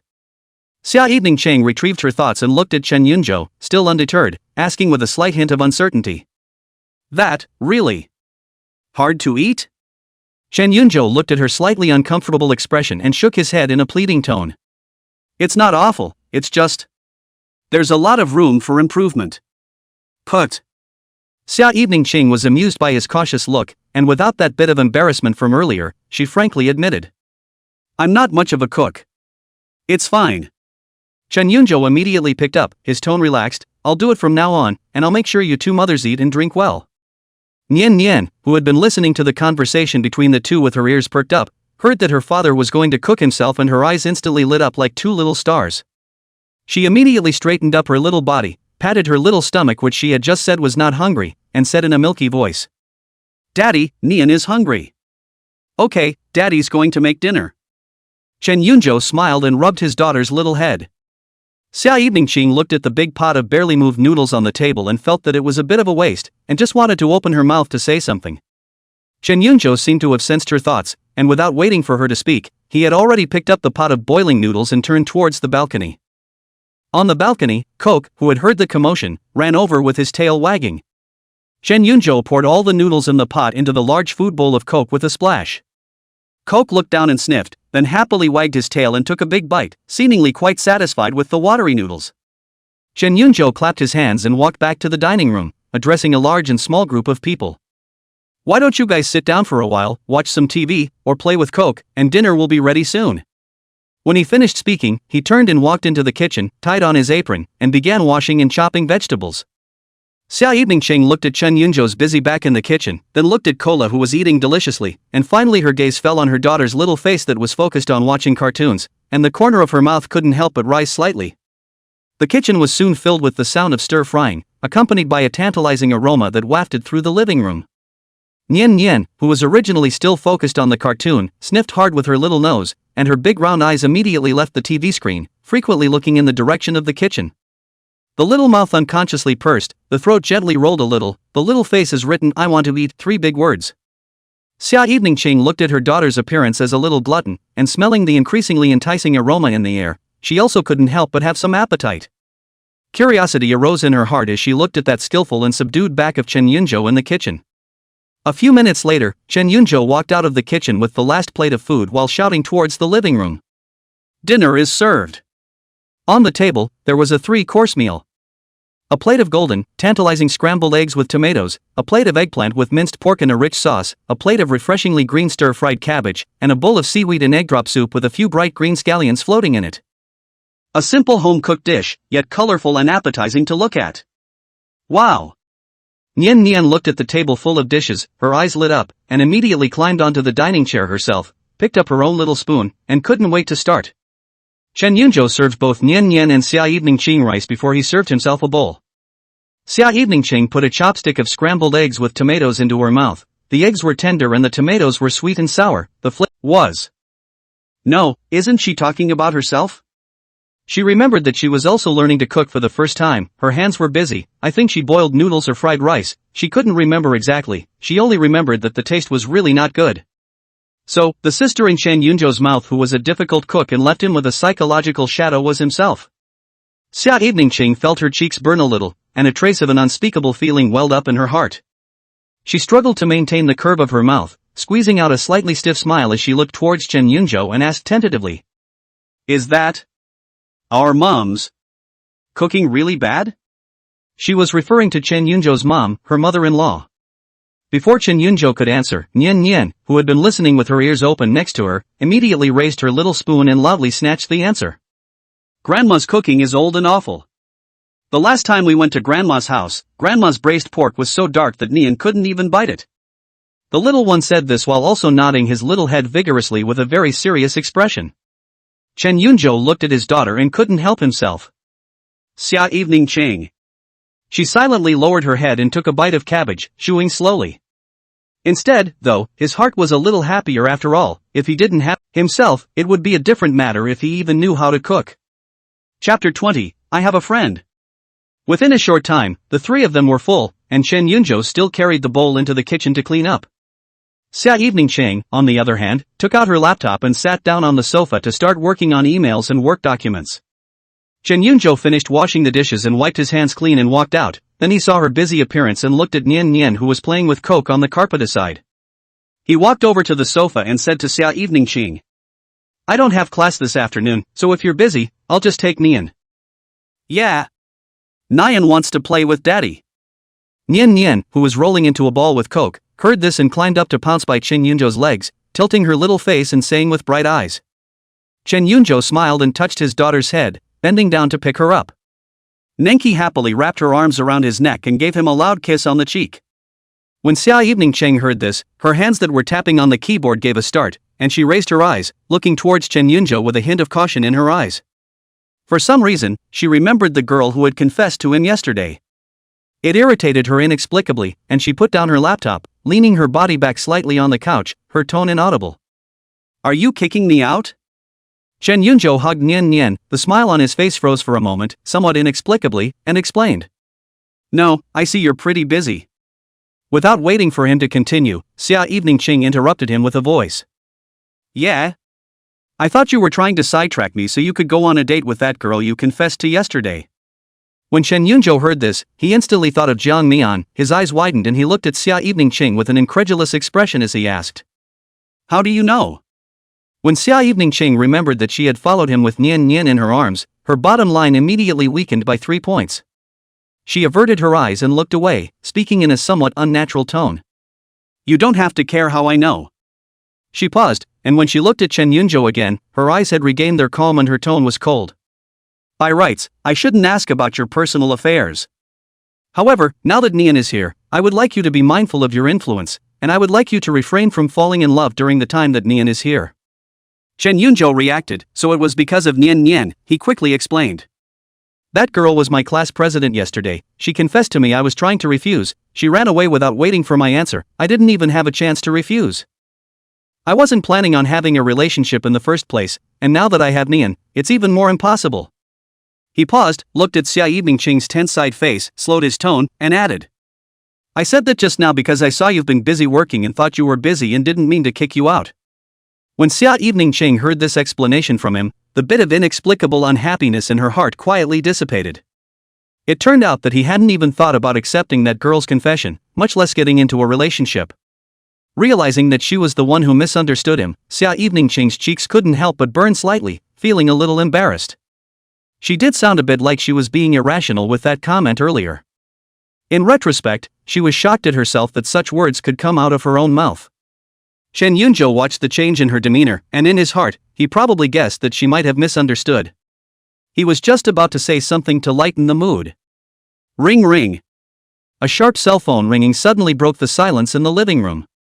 Xia Evening was worried that she didn't know what to do when the cell phone on the side rang, which made her relieved and immediately picked up the phone on the sofa to slide the connect button. "Hey, Assistant CEO." The moment she answered the phone, she seemed to have changed back to the previous female president, a state of being unapproachable. The caller didn't know what was said. Xia Evening Harvest nodded and answered, "Okay, I know, I'll go over there now." Hanging up the phone, she stood up, picked up her own bag, and looked towards Chen Yunzhou and Nian Nian. "There's a bit of a company emergency that requires a meeting." She walked over to Nian and bent down to hug her daughter's soft little body, softly admonishing her. "Nian Nian, be good, listen to daddy at home, mommy will be back soon."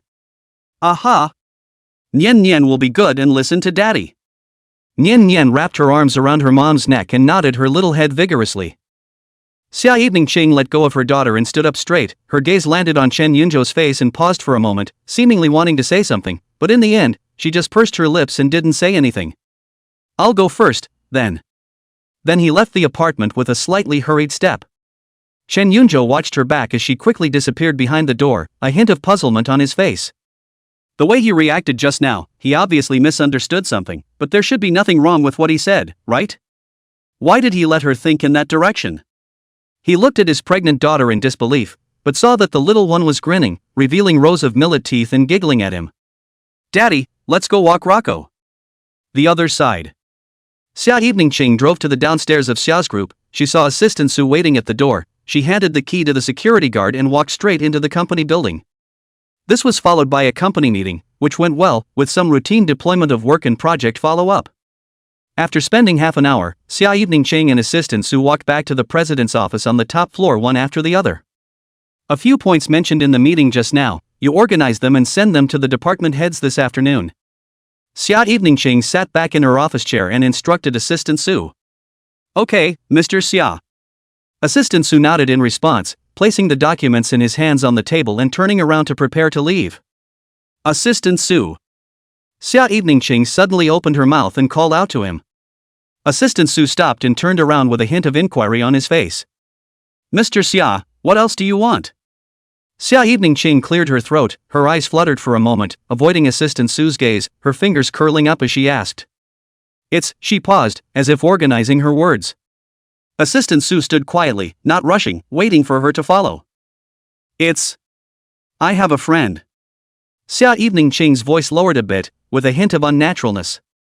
She seems to have misunderstood some things about her husband, and then realized that it was her own overthinking, and now she feels a little embarrassed and doesn't know what to do. What to moderate. Speaking of which, her ears were vaguely hot.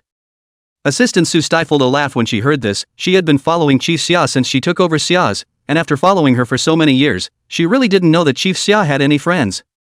So, this friend of Mr. Xia is herself.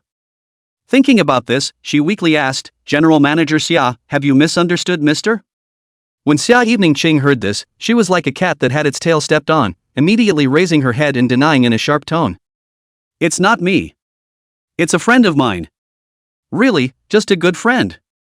Chapter 21, Apologize? No way. Xia Evening looked at Assistant Su's face that was forcibly holding back a smile, her ears got hotter, and without waiting for her to answer, she waved her hand somewhat impatiently. "All right, go ahead and get out." Assistant Su forced a smile and nodded, and when he walked to the door, he still couldn't help but turn back and add a sentence. Mr. Xia, in fact, if it's between husband and wife, it's good to talk about any misunderstanding, or apologize? After all, as the old saying goes, couples fight at the head of the bed. With those words, she left the office. Xia Eveningching also felt that it made sense, although they weren't a couple now, they were in the future. So apologize. Without waiting for her to think about it carefully, the scene where she told Chen Yunzhou that she was sorry instantly popped into her mind. The next moment, however, the mind conjures up images of himself being severely coached by him in the days to come. No way, no way. She shook her head violently. Men were fickle, she couldn't give him the benefit of the doubt. Besides, when had she, Xia Eveningching, ever apologized to someone in such a low voice? So apologizing, not at all, she could have apologized if she had just jumped from here. It's a face that she can't pull off. Scratching her hair in annoyance, her eyes fell to the computer screen in front of her and, ghostly, she tapped a few words into the search box. How do you de-escalate a misunderstanding between partners? Search results are varied: communication, apologies, gifts. Apologies were outright ignored, and communication seemed nearly as interesting, her gaze finally resting on the words gift-giving. Buy something? This method seems to work. It's a way to apologize without having to say those three embarrassing words outright.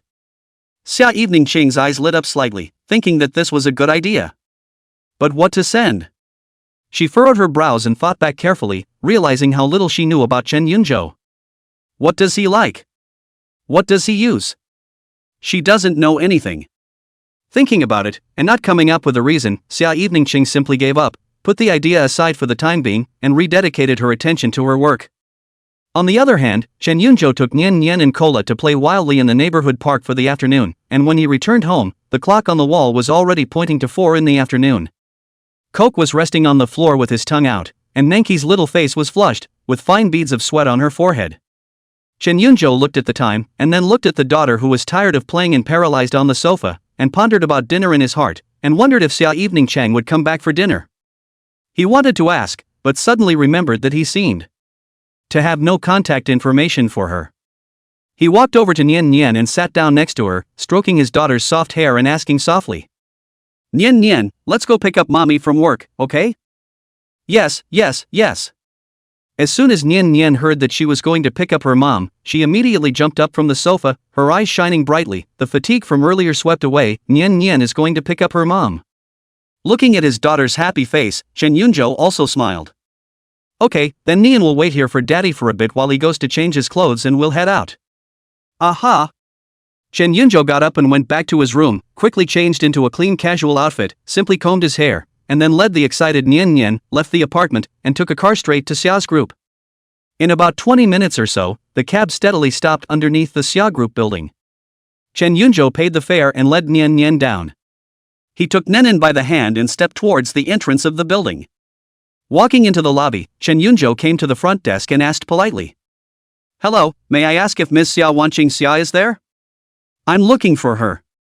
The receptionist, smiling and highly professional, inquired, May I ask if the gentleman has an appointment? Chen Yunzhou shook his head and said slightly apologetically, There is no appointment, I am a friend of General Manager Xia, my name is Chen Yunzhou. The receptionist still maintained her smile, but her tone carried a hint of detachment. I'm sorry sir, we can't just let you up without an appointment. But, Chen Yunzhou was a little embarrassed, momentarily speechless. Why can't we go up there? Nian Nian wants to find mommy. Nian Nian on the side heard that she couldn't go up, her little face immediately collapsed, pulling on Chen Yunzhou's coat corner, her voice carrying a clear loss. Chen Yunzhou squatted down and gently explained to Nian Nian. Nian Nian good boy, mommy is at work, you can't just go in and disturb the place where you work. Mommy will be busy working, when mommy gets off work, we'll see mommy, okay?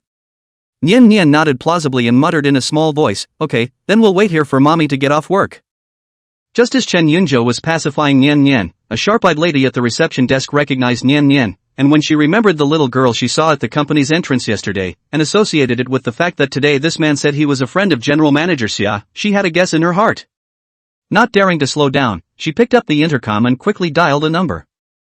Hello, Assistant Sue? There's a Mr. Chen downstairs with that little girl from yesterday, saying that he's a friend of Mr. Xia and is looking for Mr. Xia, but he doesn't have an appointment. The receptionist spoke quickly and reported the situation succinctly. Assistant Sue on the other end of the phone was sorting out the documents, and when she heard Mr. Chen and that little girl yesterday, she instantly thought of Mr. and Miss. She responded speaking dryly into. Seeing this, Assistant Sue walked around the desk and picked up Chief Xia's cell phone jacket bag, which followed him.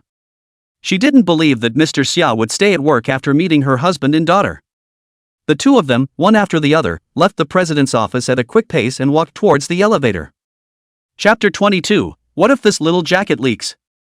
The elevator dinged to the first floor. The elevator doors slowly slid open, and Xia Evening Harvest took the lead, her gaze quickly sweeping across the hall. Assistant Sue hugged her jacket and bag and followed close behind. Just near the doorway, she saw the back of the large and small group of people heading out. Nian Nian. Xia Evening Ching's heartbeat missed a beat, and she subconsciously shouted out. The tiny figure paused violently, then turned quickly. Seeing that it was his mom, Nian Nian's little face immediately burst into a big smile. Mom! Nian Nian's soft voice rang out. She shook off her dad's hand and opened her short little legs, thumping towards Xia Evening Harvest. Xia Evening Ching quickly greeted her, bending down before her daughter jumped into her arms, steadily catching her soft little body and hugging it tightly, a smile raising on her face. Chen Yunzhou also walked over and stopped in front of them, looking at the mother and daughter who were hugging each other tightly with soft eyes. Xia Evening Ching stood up straight with Nian Nian in her arms, her gaze fell on Chen Yunzhou's face, the embarrassment from before seemed to have not completely dissipated, but her tone had calmed down a lot. What brings you here? Chen Yunzhou's gaze flickered slightly as he looked at his daughter and explained. Nian has been talking about it all afternoon, saying she wanted to come and pick you up from work. No. Nian Nian in her arms immediately retorted, her little head shaking like a rattle, it was Daddy who said he wanted to come and pick Mommy up from work.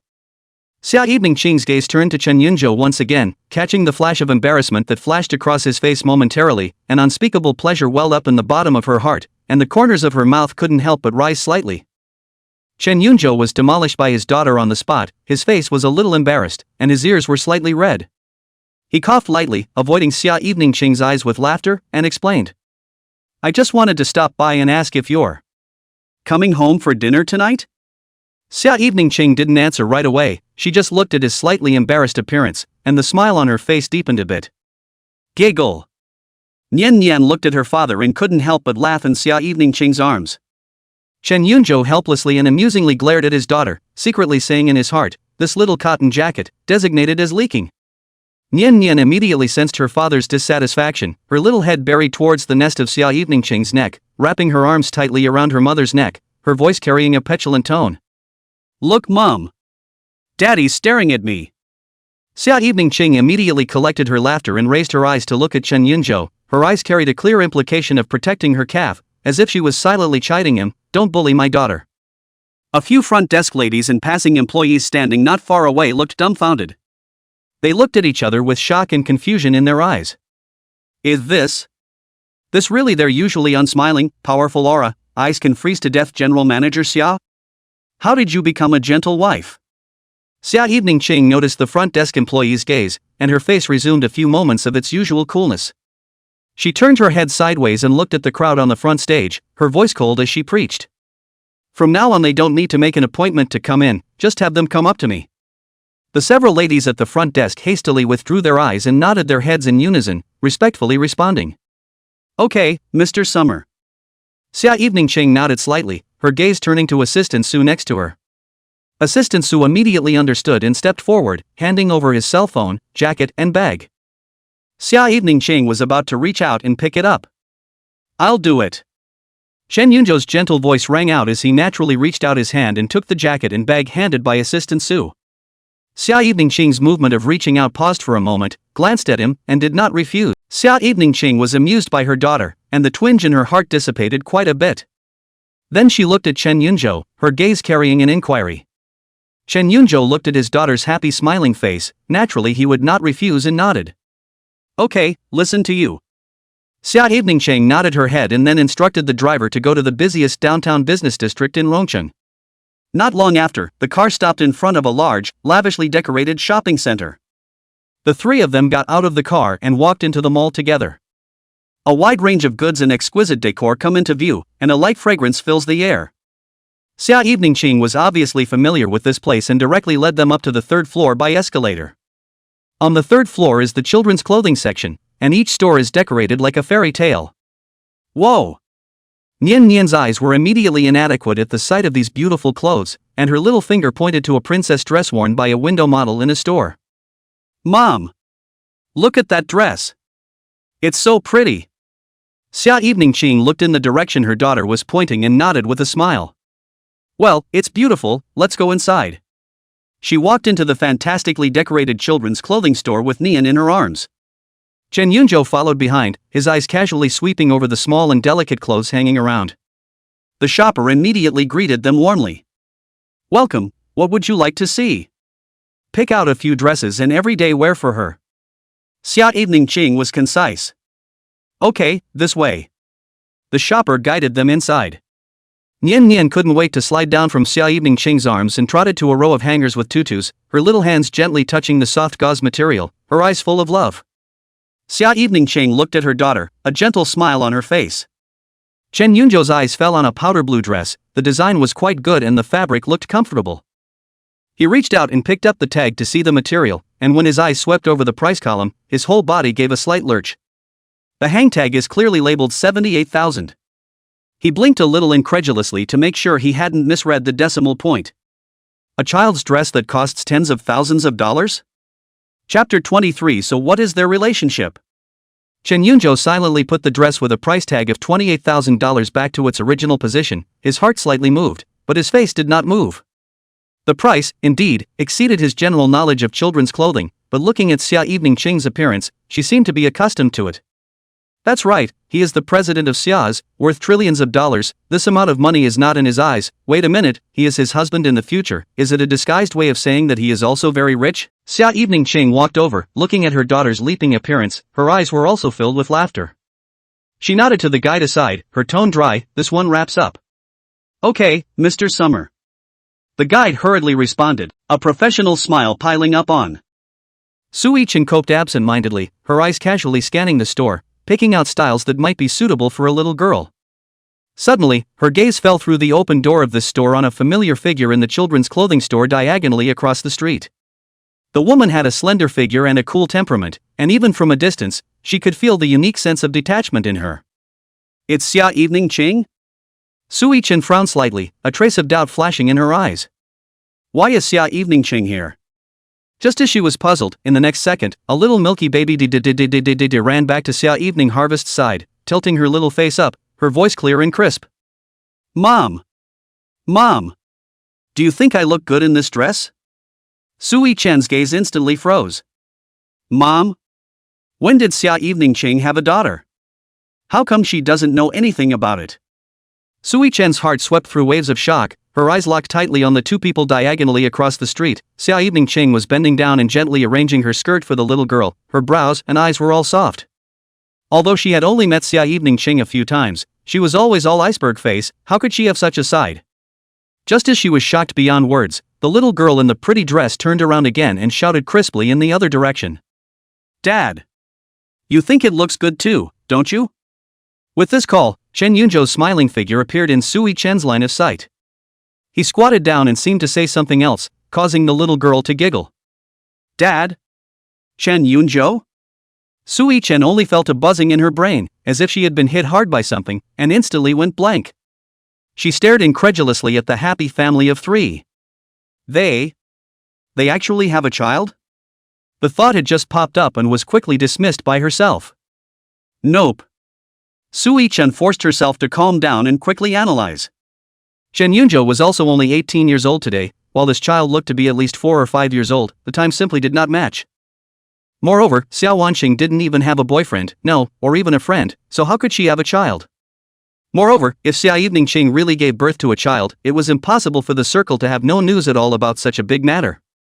Could be adopted? This guess seems to be the only reasonable explanation. Yes, it must be adopted. It's the only thing that explains it. But then, new doubts popped up. Adopting a child, so what is the relationship between Chen Yunzhou and Xia Eveningqing now? Is the couple already married or are they co-parenting this child? Or are they just boyfriend and girlfriend who have adopted the child together for some reason? Sui Chen's mind raced and her eyes became deep. Either way, the relationship between this Chen Yunzhou and Xia Evening Ching was much more complicated and close than she had imagined. The corners of her mouth lifted slightly, which was interesting. "Ariel, what do you think of this one?" Lin Ruoxin walked over with a small pink jacket, and when she saw Su Yichen staring blankly across the room, she couldn't help but reach out and shake her hand in front of her eyes. "Hey, what's all the fuming about? Souls are flying." Su Yichen came back to her senses and quickly collected the complex emotions under her eyes, averting her eyes as if nothing had happened and looking at the clothes in Lin Ruoxin's hands. "Nothing," she responded lightly, her tone not audible as anything out of the ordinary. "I just seemed to see an acquaintance, a bit of a surprise." "Oh?" Lin Ruoxin didn't think much about it, her attention returned to the clothes. "Then you quickly help me look at this one. Is it suitable for my little niece? The color is a little too soft, kids with fair skin can try a brighter color." Without moving, Su Yichen changed the subject and reached out to point to the other row. "That little goose yellow dress over there looks nice and the material is comfortable, let's go over and take a look." Saying that, she pulled Lin Ruoxin towards walking over, completely removing her eyes from the store diagonally across the street. Chapter 24. You tell me, you're a rich kid? And on the other side, the children's clothing store. Xia Evening Ching picked out a few more clothes for Nian Nian to wear on a daily basis and 2 pairs of exquisite small leather shoes, and after confirming the styles and sizes, she went straight to the cashier. "Mr. Xia, the total is 21,618. The shopping guide smiled brightly as she quoted the total price. Xia Evening Ching didn't even blink, handing out a black card with a smooth and natural movement. Chen Yunzhou stood on the sidelines, looking at the string of numbers, his heart once again shocked. A few children's clothes cost the average person a year's salary or more. He looked at Xia Evening Ching, but the other party was as calm as if he had bought a few cabbages, as if this was just a perfectly ordinary purchase.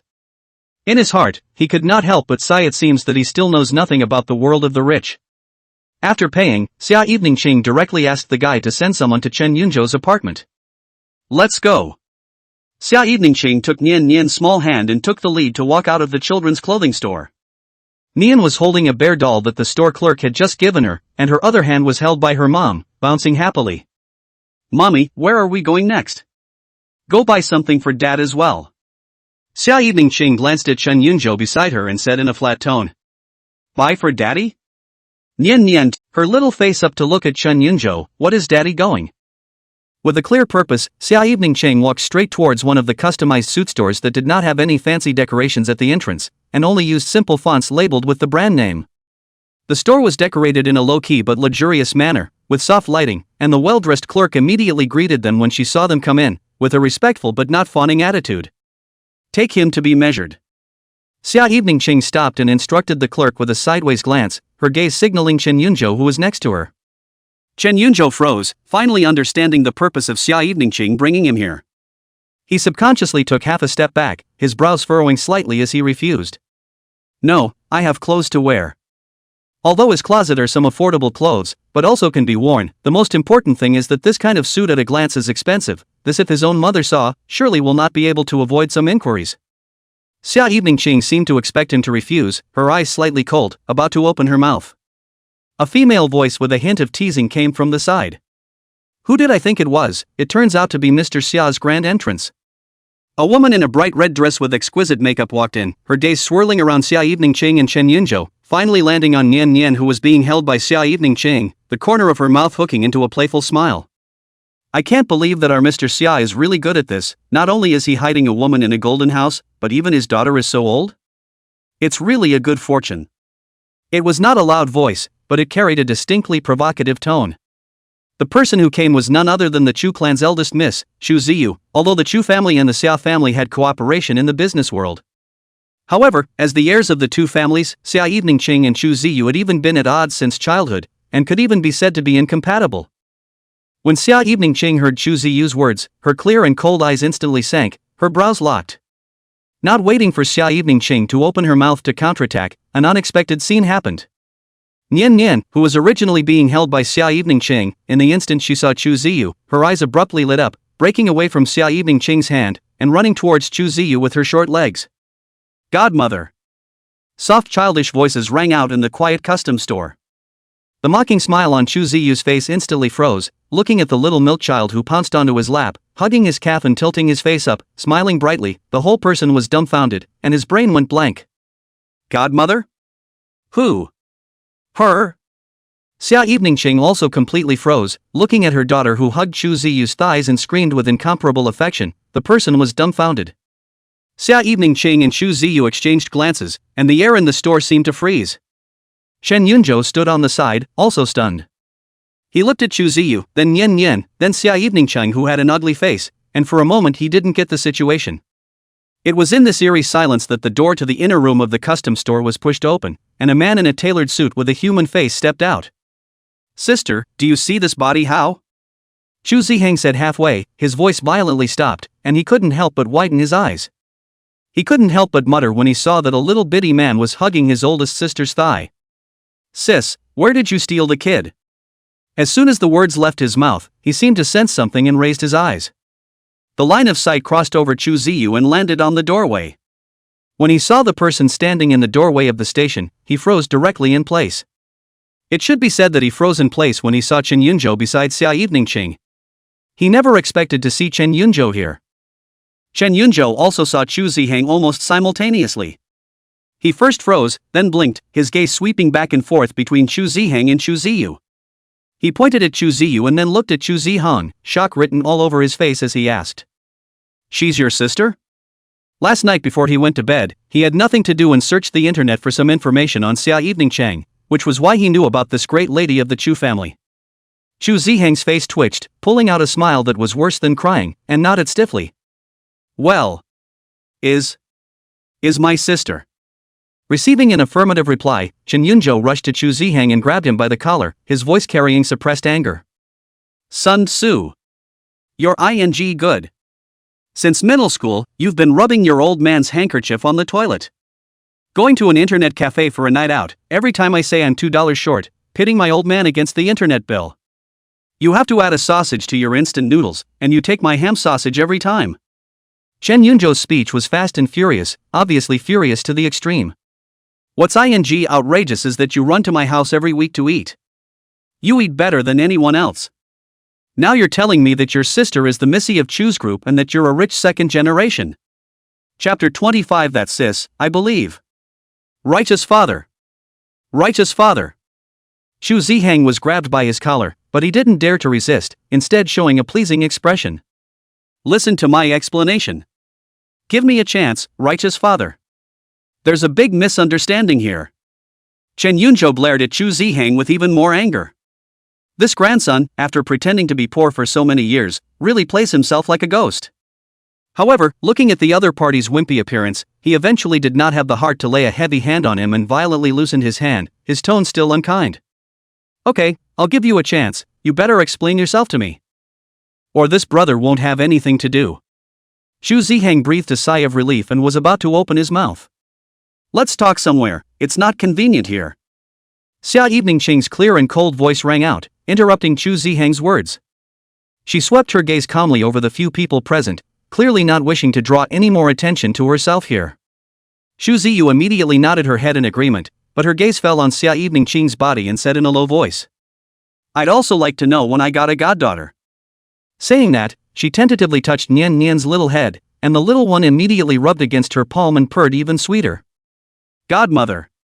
When Chu Ziyu heard this godmother, her heart was a soft mess, the corners of her mouth unconsciously raised a smile, but she quickly converged, looking towards Xia Eveningcheng, and let out a light hum. Chen Yunzhou and Chu Ziheng naturally had no objections. Nian Nian took a look at this and that, and finally happily picked up Xia Eveningcheng with one hand, and then firmly grasped Chu Ziyu's finger with the other hand, and with her short legs, she took the lead to walk outside the store, her mouth still humming an off-key little song. Although Chu Ziyu was not accustomed to seeing Xia Eveningcheng, she was not so angry at the child, so she could only allow the little one to lead her forward. And Chen Yunzhou and Chu Ziheng followed behind the trio. Chu Ziheng came close to Chen Yunzhou, lowered his voice, poked him with his elbow, and asked. Hey, Yunzhou, what's the situation? Why are you shopping with Xia Wanqing? And with a child? You kid, you wouldn't be a stepdad for someone else, right? Chen Yunzhou glanced at him and snorted coldly, ignoring him. Seeing that he did not deny it, Chu Ziheng immediately felt that he had guessed correctly, and with a heartbroken expression on his face, he said in a serious tone. Brother, it's bitter for you, but don't worry, I'm now the young master of the Chu group, a proper rich second generation. From now on you don't have to rely on women, buddy, I'll support you for the rest of your life. Chen Yunzhou raised his eyebrows and squinted at him. Really? Not waiting for Chu Ziheng to pat his chest to assure him, Xia Evening Chang, who was walking in front of him, suddenly stopped her steps and turned around, her clear and cold gaze shooting straight at Chu Ziheng, her tone icy cold. No, I'll raise my own husband. With these words, the air seemed to freeze once again. Chu Ziyu and Chu Ziheng's eyes widened almost simultaneously. Chen Yunzhou had an awkward smile on his face, and his ears burned slightly as he averted his eyes somewhat uncomfortably. He didn't expect Xia Evening Harvest to say this, and although it was most likely because of Nian Nian, he was still inexplicably happy. Xia Evening Qing was also stunned. What did she just say? How did she subconsciously say what was on her mind? The words had been spoken, naturally there was no way to take them back. She retracted her gaze, didn't look at them again, took Nian Nian's hand, turned around, pretended that nothing had happened, and said, "Go." Chu Ziyu froze for a moment, looked down at the little guy who was clinging to his finger and not letting go, and then looked at the expressionless Xia Evening Chang, and finally did not say anything and followed out. Chu Ziheng hurriedly followed, asking Chen Yunzhou with his eyes as he walked, but only received a talk later look from the other party. A group of 5 people, with an eerie atmosphere, left the men's clothing store, and in a short time came to a box in a coffee shop. The 5 of them sat opposite each other, and Xia Evening Ching directly asked for 4 cups of coffee, and gave Nian Nian a cup of hot milk and a small snack. The box was softly lit and soundproofed, cutting out the hustle and bustle outside. The 4 of them sat opposite each other, and Chu Ziyu and Chu Ziheng's gazes barely left Chen Yunzhou and Xia Evening Ching, as well as Nian Nian, who was obediently sitting between the 2 of them. The silence did not last long. Chu Ziyu picked up her coffee cup but did not drink it. Her gaze fell on Nian Nian and she opened the door to ask, "What the hell is going on here?" Her tone was stiff, but her eyes unconsciously softened a bit when she looked at Nian. Xia Evening Ching did not answer immediately, but instead looked sideways at Chen Yunzhou with inquiring eyes. Chen Yunzhou met her line of sight and suddenly had a feeling of being the head of the family, unconsciously straightened his back, looked at Chu Ziheng and Chu Ziyu, and preached, "It's all seen, there's no point in hiding it." He paused and added, "Besides, she'll still be Nian Nian's godmother in the future." Receiving Chen Yunzhou's affirmation, Xia Evening Ching nodded, retracting her gaze and looking towards Chu Ziyu and Chu Ziheng, speaking in a calm tone. "Her name is Chen Yanxue, her nickname is Nian Nian." She reached out and pointed to the daughter beside her. "It's the daughter of Chen Yunzhou and I." "What?" Chu Ziheng almost jumped up from the sofa when he heard this, his coffee nearly spilling. His eyes rounded, his fingers pointing back and forth between Chen Yunzhou and Nian Nian, his voice changing tone. "Daughter? No, you are only 18. Where did you get a daughter that old? What a joke." In the face of Chu Ziheng's shock, Chen Yunzhou instead smiled, reached out and rubbed Nian Nian's little head as he spoke. "No kidding, Nian is our daughter, but she's from the future." Chu Ziheng blinked and looked at Nian Nian, falling into silence. Nian Nian sensed his gaze and smiled at him, her voice soft and sticky as she asked, "Uncle, haven't you found a girlfriend yet?" Chu Ziheng froze. What did she mean by that? Yourself still a bachelor in the future? Without waiting for him to respond, Nian Nian climbed onto the table and patted him on the shoulder, preaching with the look of a young adult. "Uncle, it's okay, I'll keep coke with you more from now on so you won't be alone." When Chu Ziheng heard this, his face was filled with black lines, and when he looked up at Chen Yunzhou, he saw him snickering. Seeing this, Chen Yunzhou patted his shoulder, sighed, and preached, "You'll take coke back to nurture your feelings at night." "Your honor." When Chu Ziheng heard this, he cursed without a good mood. Chu Ziyu looked at Chu Ziheng and rubbed her eyebrows, a face of speechlessness. How is this younger brother of his like a little cutie? Why does this younger brother of his act like a little cutie pie, believing whatever he says? Sighing, she spoke out. "Xia Evening Ching, even if you want to hide your child's identity, even if you make up a more normal reason, right? Saying something about traveling from the future, that kind of reasoning is something that even a little cutie wouldn't believe it either, right?" As the words fell, Chu Ziheng spoke weakly. "That sis, I believe it. I don't think Yunzhou would lie to me." Chapter 26. Since you don't want to, I won't force myself. Xia Evening Ching looked at Chu Ziyu's appearance, her clear and cold voice once again sounded, her tone calm and waveless. "Nian Nian is my daughter, I don't have to lie to you about such things." Her gaze was frank, looking straight at Chu Ziyu, not like she was lying. Chu Ziyu opened his eyes and met Xia Evening Ching's line of sight, then looked down at Nian Nian who was sitting there obediently. The little guy was taking small bites of his snack, with a little cream on his face, looking innocent. Chu Ziyu couldn't help but believe it 3 times in her heart. Indeed, Xia Evening Harvest had no reason to make up such an outrageous lie to deceive her. But this is so unbelievable. She looked at Nian and fell into silence. Xia Evening Ching picked up her coffee, gently sipped it, and continued. As for the whole being Nenen's godmother thing. She paused, looked over at Nian, and continued to preach. Since you don't want to, I won't force it. Once these words came out, Chu Ziyu sighed in relief. She wanted to directly speak up and say yes, but when she saw Nian blinking her big eyes and looking at herself, the words came to her mouth, but she couldn't say anything. The atmosphere in the box once again became somewhat awkward. Chen Yunzhou looked at this and that, feeling that he couldn't let these 2 women continue their stalemate any longer. He cleared his throat, and his gaze turned to Chu Ziheng, who was to the side, and asked. I say, how did you suddenly become the young master of the Chu group? This thing. Chu Ziheng scratched his head, a few moments of embarrassment and helplessness showing on his face. It's a long story, I actually just found out about it the other day. He sighed and preached. The short answer is that my dad cheated on me when I wasn't born. And then my mom divorced him. It was only after the divorce that my mom found out she was pregnant with me. She was going to tell my dad, only to find out that my dad hot-wired that mistress. My mom was so disheartened that she didn't feel the need to talk about it and simply took me to live alone. Chu Ziheng's voice lowered, carrying a hint of imperceptible bitterness. So? All these years I thought I was just a normal person, and my mom never told me that. It wasn't until a few days ago that my oldest sister told me I was a Chu. After Chen Yunzhou heard this, the corners of his mouth twitched in disbelief. What is this day and age, and this dog-eared mansion feud? He came close to Chu Ziheng and lowered his voice to ask. No, man, they're not looking for you back for something, are they? Like a waste or something? Nonsense. Chu Ziyu's eyebrows knitted slightly as she glared at Chen Yunzhou, then spoke out to explain. Back then, my grandmother, who was also the old lady of the Chu family, disliked my mom for her common birth and for never having been able to give birth to a son, so she had crooked thoughts. She paused, seeming to have some difficulty in speaking. She drugged Dad, and as a result, the woman outside, who is now the wife of the Chu family, got pregnant by accident. Dad had no choice but to marry her then, and then she had a son, my half-brother. Chu Ziyu looked towards Chu Zihong with complicated eyes and continued. Dad has actually always felt guilty about Ziheng's mom, but he didn't even know Ziheng existed. It was only some time ago that I inadvertently found out what happened back then, and that's when I told him. The atmosphere in the box was a little heavy. Chen Yunzhou heard and understood the twists and turns, but his brows furrowed.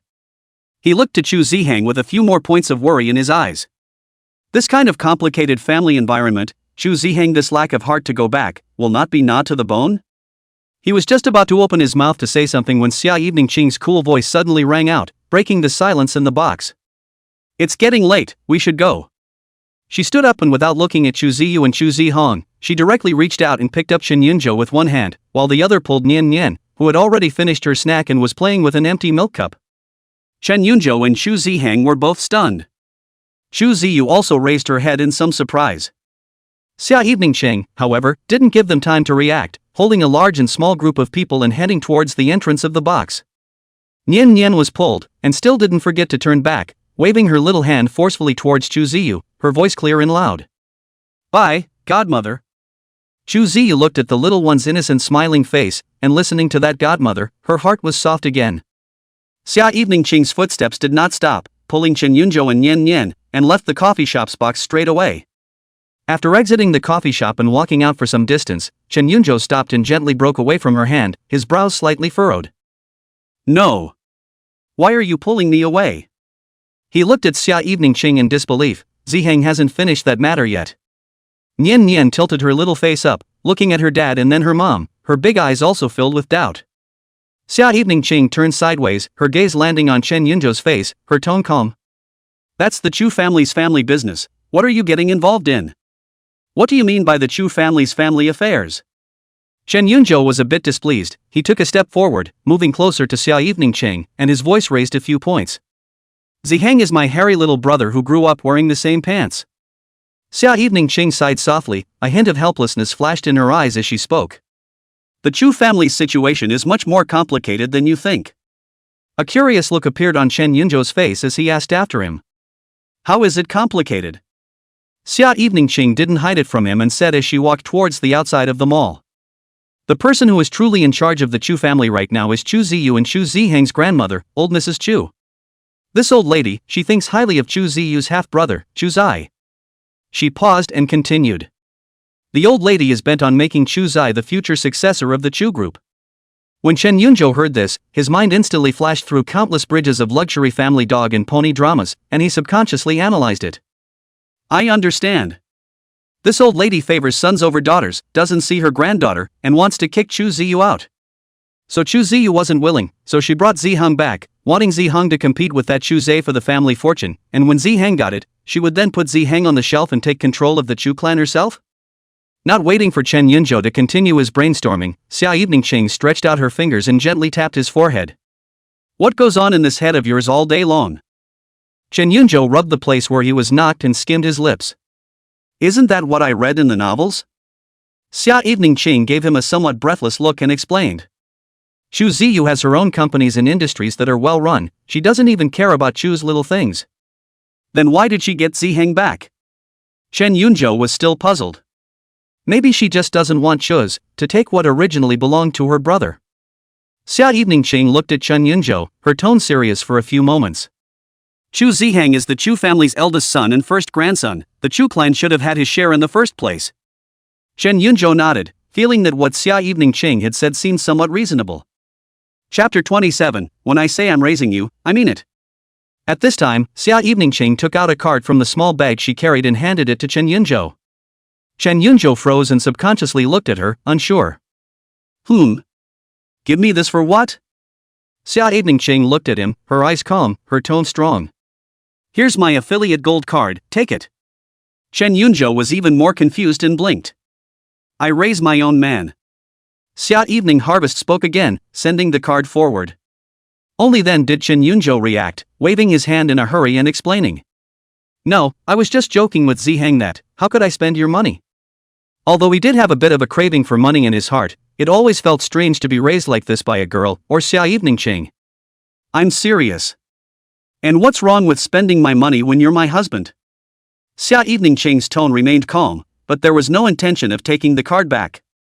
When she saw that he wouldn't take it, she pulled his hand straight through and slipped the gold card into his palm. Chen Yunzhou held the card and looked at Xia Eveningqing for a moment, not knowing what to say. Xia Eveningqing seemed to be a bit unnatural, and an imperceptible blush rose slightly at the base of her ears. She didn't look at Chen Yunzhou again, coughed softly, let go of his hand. Evening, you say, Nian Nian's matter, should we find a time to talk to your parents? That is, Nian Nian's grandparents? He felt that it was important to let the elders of the family know about such a big event. However, as soon as the words fell, Xia Eveningqing beside him slightly stumbled in her footsteps, and the softness on her face instantly faded, replaced by a coldness. The corners of her mouth curled up into a barely perceptible sneer, her tone indifferent and detached. No need. Chen Yunzhou clearly detected the change in her tone, and that instant coldness made him feel like falling into an ice cave. He looked sideways, the light from the street lamps outlined Xia Eveningqing's graceful side face, but at the moment it was covered with a layer of unapproachable detachment. The doubt in his mind grew even more, but he wasn't foolish enough to pursue it now. Silence spread between the two of them. Chen Yunzhou wanted to say something to comfort her, but he didn't know where to start. He raised his hand, his arm pausing in mid-air as his gaze fell on her slightly thin shoulders. Cradle over? The thought just popped into his head and he wimped out a bit. If she did, would she throw an elbow? Give herself a taser? He was hesitant in his mind, and his raised hand hesitated, then gently lowered. Chen Yunzhou fixed his mind and raised his hand again, moving even slower than earlier, and a closer look could still see his hand shaking slightly. Xia Evening Harvest's afterglow detected movement at her side. She saw him raise and lower his hand, that cautious, wanting to touch but not daring to do so, and couldn't help but feel a little amused. What a coward. And at this moment, Chen Yunzhou's heart crossed and his arm lifted once again, before he could make his next move. Xia Eveningqing suddenly reached out and grabbed his hand and placed it directly on her shoulder. Chen Yunzhou froze, and before he could react to what had happened, Xia Eveningqing moved half a step closer to his side, slightly inclined her head, and gently leaned her head on her shoulder. Soft hair brushed against his neck with a faint scent of warmth. Chen Yunzhou's entire body instantly froze. He could feel the softness and warmth coming from his shoulders, the fresh scent of her hair between his nostrils, and for a moment his mind went blank. He subconsciously followed forward, but because of excessive nervousness, his hands and feet were a little uncoordinated when he stepped, turning into the same hand and foot. Xia Eveningcheng clearly felt the stiffness of his body in that awkward pace, and the corner of her mouth couldn't help but rise slightly. She leaned against his shoulder, listening to his slightly disorganized breathing in her ear, and she was inexplicably in a better mood. At this time, Nian Nian turned around holding Coke, just to see her mom leaning on her dad's shoulder. She stretched out her little arm towards Chen Yunzhou smilingly and said sweetly, "Daddy, cuddle." Chen Yunzhou looked at his daughter's cute little appearance, and the corners of his mouth couldn't help but rise slightly. He bent slightly and picked her up directly with one hand. Nian Nian was held in her father's arms, following Xia Eveningcheng's example just now, her little head resting on Chen Yunzhou's shoulder, still rubbing comfortably, giggles coming out of her mouth. Her eyes shone brightly as she looked at Xia Evening Harvest, as if she was bragging about getting a hug from her daddy. As Xia Eveningcheng watched her daughter mimic her own little actions, a smile appeared on her face, and the gloom in her heart dissipated without her realizing it. But for some reason she was a little disgruntled and subconsciously grunted softly. Nian Nian ignored it, and rubbed against Chen Yunzhou's neck and shoulder again with a satisfied face. Woof woof. At that moment, Coke looked at the three of them and barked twice in displeasure. Then it circled around Chen Yunzhou and Xia Eveningcheng's feet, and its fluffy tail wagged hard, trying to get their attention. Nian Nian heard Coke's yell, and only then did she notice the little one who had been left out in the cold. She raised her head from Chen Yunzhou's arms, looked at Coke, and preached, "Daddy, does Coke want a hug too?" Chapter 28. Then I'll have to ask you to sleep on the couch tonight. Chen Yunzhou looked at his daughter and couldn't help but laugh out loud. He looked sideways at Xia Eveningcheng and found that she was also looking at herself, a faint smile on the corner of her mouth, the light from the street lamp reflected in her eyes, warm and soft. The coldness and detachment that had arisen from the mention of her family a moment ago seemed to quietly melt away in this moment. Chen Yunzhou smiled and gently patted the little head that was still rubbing against the person and spoke. "Going home."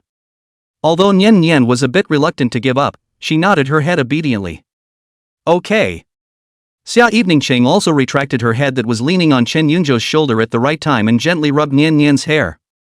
"Go home and mommy will give you a bath and tell you a story." "Yeah." Nian immediately cheered up. Only then did Chen Yunzhou carefully place Nian Nian back on the ground, and the little guy immediately took hold of Coke's rope again. Xia Eveningcheng naturally took Nian Nian's other hand, and the family of three, with Coke, walked in the direction of home. Back at home, the entryway lights came on. While Chen Yunzhou changed his shoes, Xia Eveningcheng took Nian Nian and Cola and walked into the living room first. "Nian Nian, we're going to take a bath." Xia Eveningcheng's voice came from the living room. "Good." Chen Yunzhou packed up his things at the door and could vaguely hear the sound of clattering water and Nian Nian's occasional giggles coming from the bathroom. He walked into the living room and saw Coke sprawled out on the carpet, wagging his tail in boredom. It wasn't long before the bathroom door opened, and Xia Eveningcheng walked out with a large bath towel wrapped around the fragrantly washed Nian Nian. She carried Nian to the big bed in the master bedroom and carefully dried the little one before changing her into clean, soft pajamas. Nian Nian lay on the soft big bed, hugging Xia Eveningcheng's arm, her little face rubbed dependently and pampered. "Mommy, Nian wants to sleep with you." Chen Yunzhou happened to walk into the room and heard his daughter's words and subconsciously opened his mouth to advise her. "Nian Nian is good, mommy has to work tomorrow, she will be very tired, she can't." Before he finished his words, Xia Eveningcheng had already lowered her head, looked at the little dot in her arms, and tenderly answered. "Good." Nian Nian immediately laughed happily and wrapped her arms around Xia Eveningcheng's neck even tighter. "Yay! Mommy's the best." As the words fell, she spat her tongue at Chen Yunzhou with a smug look on her face. Chen Yunzhou froze slightly as he watched this scene. As he looked at the indulgence and gentleness towards his daughter on Xia Eveningcheng's face, a certain place in his heart seemed to have been gently touched, and then the corners of his mouth lifted up slightly uncontrollably. However, without waiting for him to think more, Xia Eveningcheng lifted her head and looked at him with a calm gaze, speaking in a tone with a hint of laughter. "Then I'll have to ask you to sleep on the couch tonight." The smile at the corner of Chen Yunzhou's mouth instantly froze. He opened his mouth to say something, but it didn't come out, so he just nodded helplessly. "Okay. It's..." He turned and walked over to the closet, opened the door, and rummaged through it to find a clean, thin quilt, which he cradled in his arms. Unwillingly, he left the room. Xia Evening Ching looked at Chen Yunzhou's back as he hugged the thin quilt and walked out of the room slightly forlornly. The corner of her mouth couldn't help but hook up a sneer.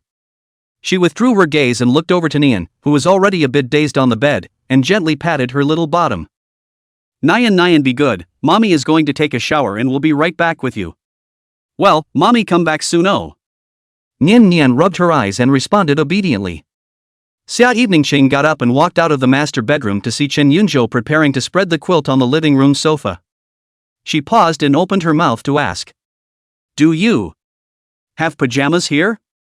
Chen Yunzhou's movement of spreading the quilt froze and turned his head to look at her. Huh? Pajamas? I'm a big man, where would I get pajamas? He scratched his head as if trying to think. Oh, right. As if he remembered something, he put down the quilt in his hand and waved at Xia Evening Ching. You come with me. Xia Evening Harvest followed him as he retraced his steps back to the master bedroom. Chen Yunzhou walked to the closet, opened the door, took out a brand new towel from inside, and rummaged through a neatly folded white shirt and a pair of pants that looked like gym shorts, handing them to Xia Evening Ching. The shirt and shorts I've only worn once, washed and put away, no one else has worn them. The towels are new and unused, would you look at?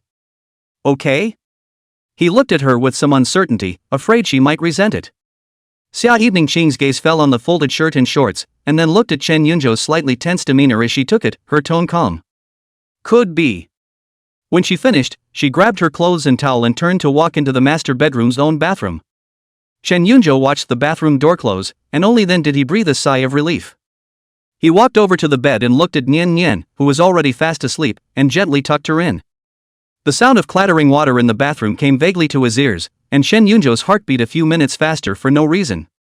The soft touch of Xia Evening Ching leaning on his shoulder just now and the fresh scent of her hair floated uncontrollably in his mind. He shook his head, trying to dispel the distractions. But his face burned a little. After about 10 minutes or so, the bathroom door clicked open. Chen Yunzhou subconsciously followed the sound. Only Xia Evening Ching walked out. She was wearing the slightly baggy white shirt that barely covered her mid-thigh, revealing a pair of straight, long, white, well-proportioned legs. Long, wet hair fell casually over her shoulders, a few strands plastered to her cheeks and neck, lining her skin more and more glistening white. She had just bathed, her face with a natural blush, her eyes moist and clear, like a lotus flower out of the water, with a hint of unaware sexiness in her purity. Chen Yunzhou looked a little dumbfounded, his gaze falling straight onto her, forgetting to move away. Xia Evening Ching sensed his undisguised gaze and raised her eyes to look at him, just in time to meet his somewhat straightened eyes. Instead of feeling offended, an inexplicable pleasure rose in her heart. She asked softly, the corners of her mouth rising slightly with a hint of teasing. Was it good? Good looking. Chen Yunzhou almost blurted out. As soon as the words left his mouth, he snapped back to his senses, realizing what he had just said, and his cheeks instantly turned red, like a thief who had been caught in the act. He scrambled to look away, his eyes fluttering, not daring to look at her again, somewhat incoherently. Ahem, that. It's late, you guys take an early rest, I'll go out first. After saying that, he walked out of the master bedroom with quick steps almost as if he was fleeing, and even his back was in a bit of a state of distress. Xia Evening Ching couldn't help but let out a low snort as she watched him fall away. She walked over to the bed and sat down, reaching out to pinch Nian's fleshy little cheeks.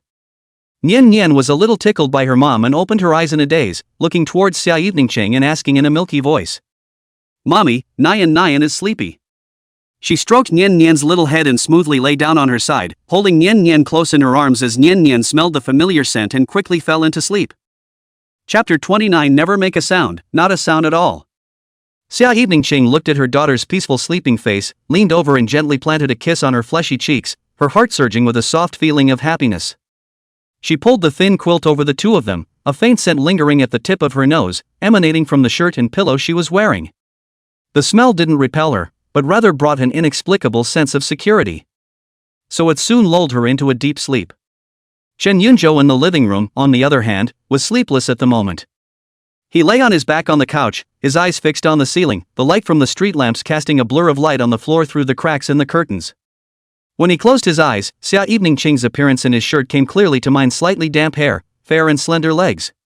He could almost feel his cheeks burning again. Rolling over, the couch was narrow enough that he nearly rolled off with the slightest movement. He scratched his hair in annoyance and switched positions again.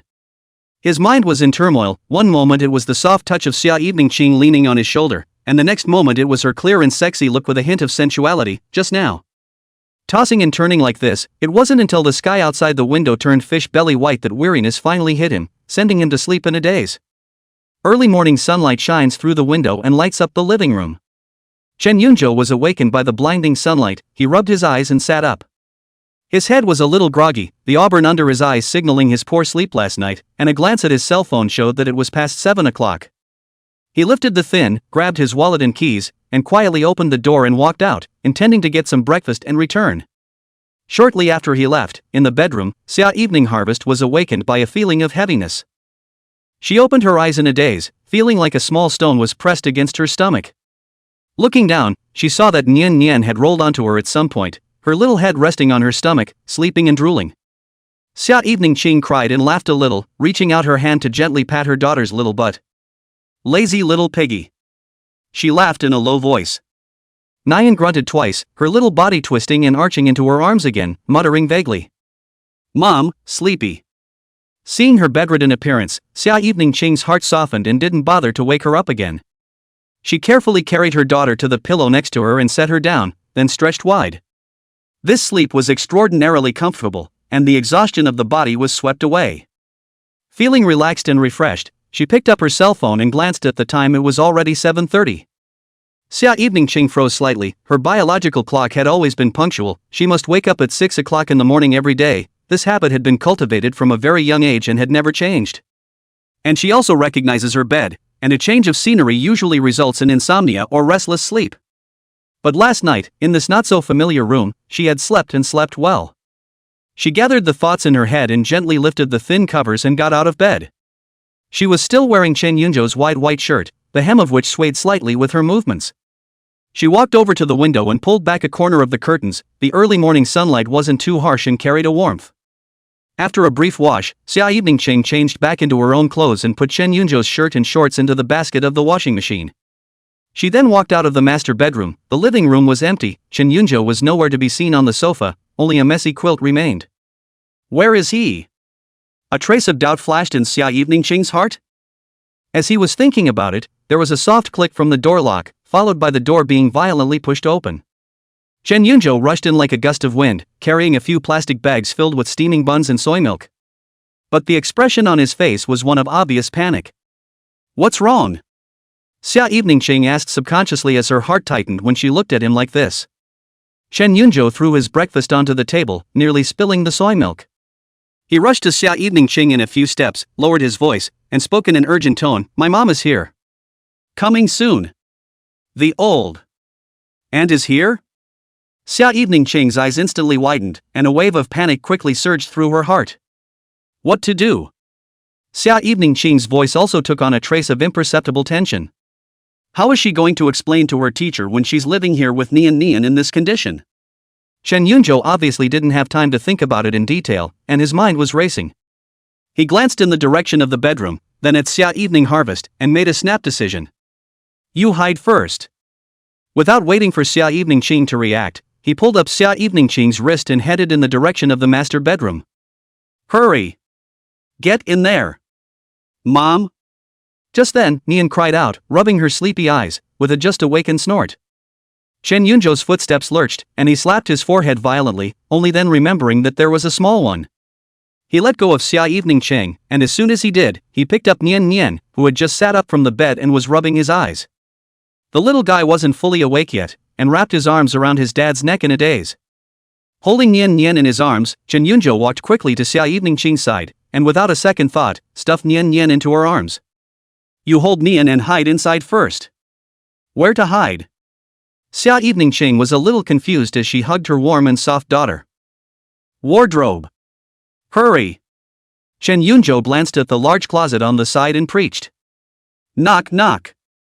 Right at this moment, a knock sounded outside, scaring both Chen Yunzhou and Xia Evening Ching. Quickly go inside. Chen Yunzhou hurriedly pushed Xia Evening Ching towards the closet. By the way, don't make a sound, not a sound at all. My mom has sharp ears. She'd break my legs if she knew I was hiding a woman in a golden house. Xia Evening Ching could not care less at this moment, holding Nian Nian, who was still a little confused. quickly drilled into the closet. She also hadn't figured out how to face her former teacher at all, especially in this situation. Chen Yunjo carefully closed the cabinet door, leaving only a tiny gap for air. He took a deep breath, wiped the non-existent sweat from his forehead, and straightened his clothes again, trying to look composed. Then he turned and walked briskly out of the bedroom and toward the front door. Coming to the door, he took a deep breath, then opened the door to the room. Outside the door, Liao Ting asked, carrying a thermos box with a slight displeasure on her face. "What took you so long to open the door?" Chen Yunjo scratched his head, hemmed and hawed, and explained. "I was just getting changed, it's not like I have a class at 10. By the way, why are you suddenly here this early in the morning?" Liao Ting walked into the apartment and handed Chen Yunjo the insulated box in her hand, saying, "Your uncle sent a baby fish yesterday, and your father just cooked it this morning, thinking you'd like it, so he sent you some." Chen Yunjo took the heat preservation box, his heart was touched for a moment, and he said with a smile, "Mom, you're so good to me." Chapter 30. No, there's a child's voice. Liao Ting blankly glanced at him with a bit of dislike on her face, and instead of answering, she asked, "By the way, why did you change this door? I almost thought I had the wrong door." Chen Yunjo opened the thermos box, sniffed it, and indisputably gulped as he explained. "There was something wrong with that door before, so I had it replaced." Liao Ting nodded without asking any more questions and bent down to prepare to change her shoes. Just then, her afterglow caught a glimpse of a pair of exquisitely styled high heels in the foyer. Chen Yunjo also saw the high-heeled shoes on the ground, his heart instantly raced to his throat, cursing himself for being so careless that he forgot to pack up his shoes. Without waiting for Liao Ting to ask, Chen Yunjo hurriedly jumped ahead. "Hey, old sister is really good too, always throwing things around." With that, he kicked his heels aside with his foot in mock disgust, a slightly rude gesture in an attempt to hide his panic. Liao Ting glanced at him suspiciously, but did not look deeper. Her own daughter's virtue, she was still clear. Changing into a pair of indoor slippers, he walked straight into the apartment. Chen Yunjo followed behind, his heartbeat had not completely calmed down, and out of the corner of his eye, he glanced at the high heels that he had kicked into the corner, secretly glad to muddle through. Liao Ting walked to the living room and saw the messy quilt on the sofa at a glance, her brows furrowing slightly. She turned her head to look at Chen Yunjo and asked, "Did you stay up late playing games with Ziheng again last night?" Chen Yunjo glanced at the quilt on the sofa and hastily nodded his head and smiled dryly. Yes, playing a little late. How many times have I told you to stay up less? It's not good for your health." Liao Ting glared at him without any good humor, her tone tinged with anger and concern. Got it. Chen Yunjo nodded perfunctorily in response, but in his heart, he was praying that his mom wouldn't find anything broken. Liao Ting walked over to the sofa and bent down to start folding the quilt with skillful movements. While folding, she asked in a seemingly casual manner, "By the way, what the hell happened yesterday?" Chen Yunjo froze, his heart lifted, and somewhat sheepishly asked back, "What is it?" Liao Ting's action of folding the quilt paused, coldly grunted, raised her eyes and glanced at Chen Yunjo. Her tone couldn't help but be a few points more serious. Still playing dumb with me?" She folded the quilt and placed it in a corner of the sofa, straightened up, her gaze fell on Chen Yunjo's face, and spoke. "Think about it yourself and tell me when you've thought it through."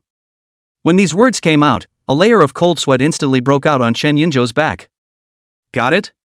What does mom know? Did she know that Xia Evening Qing and Nian Nian stayed here last night? It couldn't be. There was simply no third person who knew about this matter other than him and Xia Evening Qing. Besides, if mom knew, she'd be on her knees already. Chen Yunjo's brain was racing, all kinds of possibilities flashing through his mind, his heart beating like a drum, but his face still had to pretend to be calm. Just as he was cold and sweaty, pondering how to respond, Liao Ting looked at his changing face and asked, "Are you in love?" "Huh?" Chen Yunjo jerked his head up, somewhat unresponsive. "Love?" He froze for a moment, then instantly realized. It must be Elder Shui. Yesterday, Shui Lao looked for him to talk, to ask for the cell phone number of the old mother. Must be this old man with his own mother complained. Chen Yunjo's heart immediately burst into a slander. The stinking old man's words are not trustworthy. His mouth said generosity, but turned his head to turn his own army. However, figuring out that his mom was asking about this matter, his heart was quietly relieved instead. At least it wasn't Xia Evening Harvest's defeat. Liao Ting took one look at him and knew the little scheme in his mind, reaching out her hand and not so gently slapping him on the head. "You child, can't you hear a good lie?" Her tone carried a hint of helplessness. Elder Shui was also concerned about you for your grandfather's sake. If it were anyone else, they wouldn't bother with your. Yes, yes, yes. Chen Yunzhou nodded his head repeatedly, but in his heart, he castigated that this way of caring was really special. Liao Ting sighed and eased her tone. You're an adult too, fall in love and have a girlfriend, mom won't stop you, that's your own business. She paused, her eyes becoming serious as she stared at Chen Yunzhou. But there's something I need to make clear to you first, safety measures must be taken. She looked her son up and down and warned. If you dare to let me hold my grandchildren now, I can beat you into submission. Even your grandparents couldn't protect you if they came, I say. The corners of Chen Yunzhou's mouth couldn't help but twitch, and he hastily raised his hand in assurance. Mom, don't worry, it's that we haven't talked about it yet, even if we did, I don't have the guts. Liao Ting sniffed, then nodded with satisfaction, and immediately folded the quilt on the sofa in 3 tries, picked up the quilt and headed towards the bedroom. Hey, Mom, I got it. When Chen Yunzhou saw this, his heart skipped another beat and he hurriedly took the quilt from Liao Ting. Liao Ting didn't grab it from him either, handing it to him smoothly, then rightfully lifted her foot and prepared to walk towards the master bedroom. Put it in the bedroom. Chen Yunzhou didn't dare to refuse, so he answered and headed towards the bedroom. Meanwhile, the closet in the bedroom was dimly lit and still a little stuffy. Nian Nian's small body was snuggled tightly in Xia Evening Qing's arms, her warm breath spraying on the nape of her neck. The little one tilted his face up, his big black grape-like eyes looking up at his mother in the darkness, his voice lowered to a whisper, like a little kitten. Mommy, why are we hiding in the closet? Xia Evening Qing's heart tightened, and she hurriedly put her index finger up to her lips, making a silencing gesture to her daughter. She leaned in close to Nian's little ear and explained in an airy voice. We're playing hide-and-seek with Daddy, we can't let Daddy show us, we lose if we're found. Children are always interested in games. Nian Nian immediately understood and nodded vigorously, her little hand obediently covering her mouth, her eyes shining brightly. Just then, the bedroom door was pushed open. Chen Yunzhou quickly walked to the closet, did not even look carefully, reached out and pulled open a doorway, moved quickly to stuff the quilt in his arms inside, and then quickly closed the door again. Almost simultaneously, Liao Ting's voice came in through the bedroom door. If you talk about it, you don't have to hide it, just tell Mom. If you don't have enough money, just say so, and don't wrong the girl, she's the apple of Mom's eye, you hear me? Chen Yunzhou turned his back to the door, his heart instantly crossed a trace of warmth, his old mom still cares about himself. But on second thought, Xia Evening Qing, but the president of Xia Group, aggrieved? Will she be aggrieved? Before he had a chance to respond, the cabinet Nenen suddenly moved. The little one heard it really well just now, that voice, she was too familiar with it. She pulled down the little hand covering her mouth, and came to Xia Evening Qing's ear, speaking in a small voice. Mom, it's Grandma. Xia Evening Qing reacted extremely quickly, almost at the same time as Nian Nian opened her mouth. She reached out again, and covered her daughter's small mouth with a hand. The force was not too light and not too heavy, just enough to stop more words.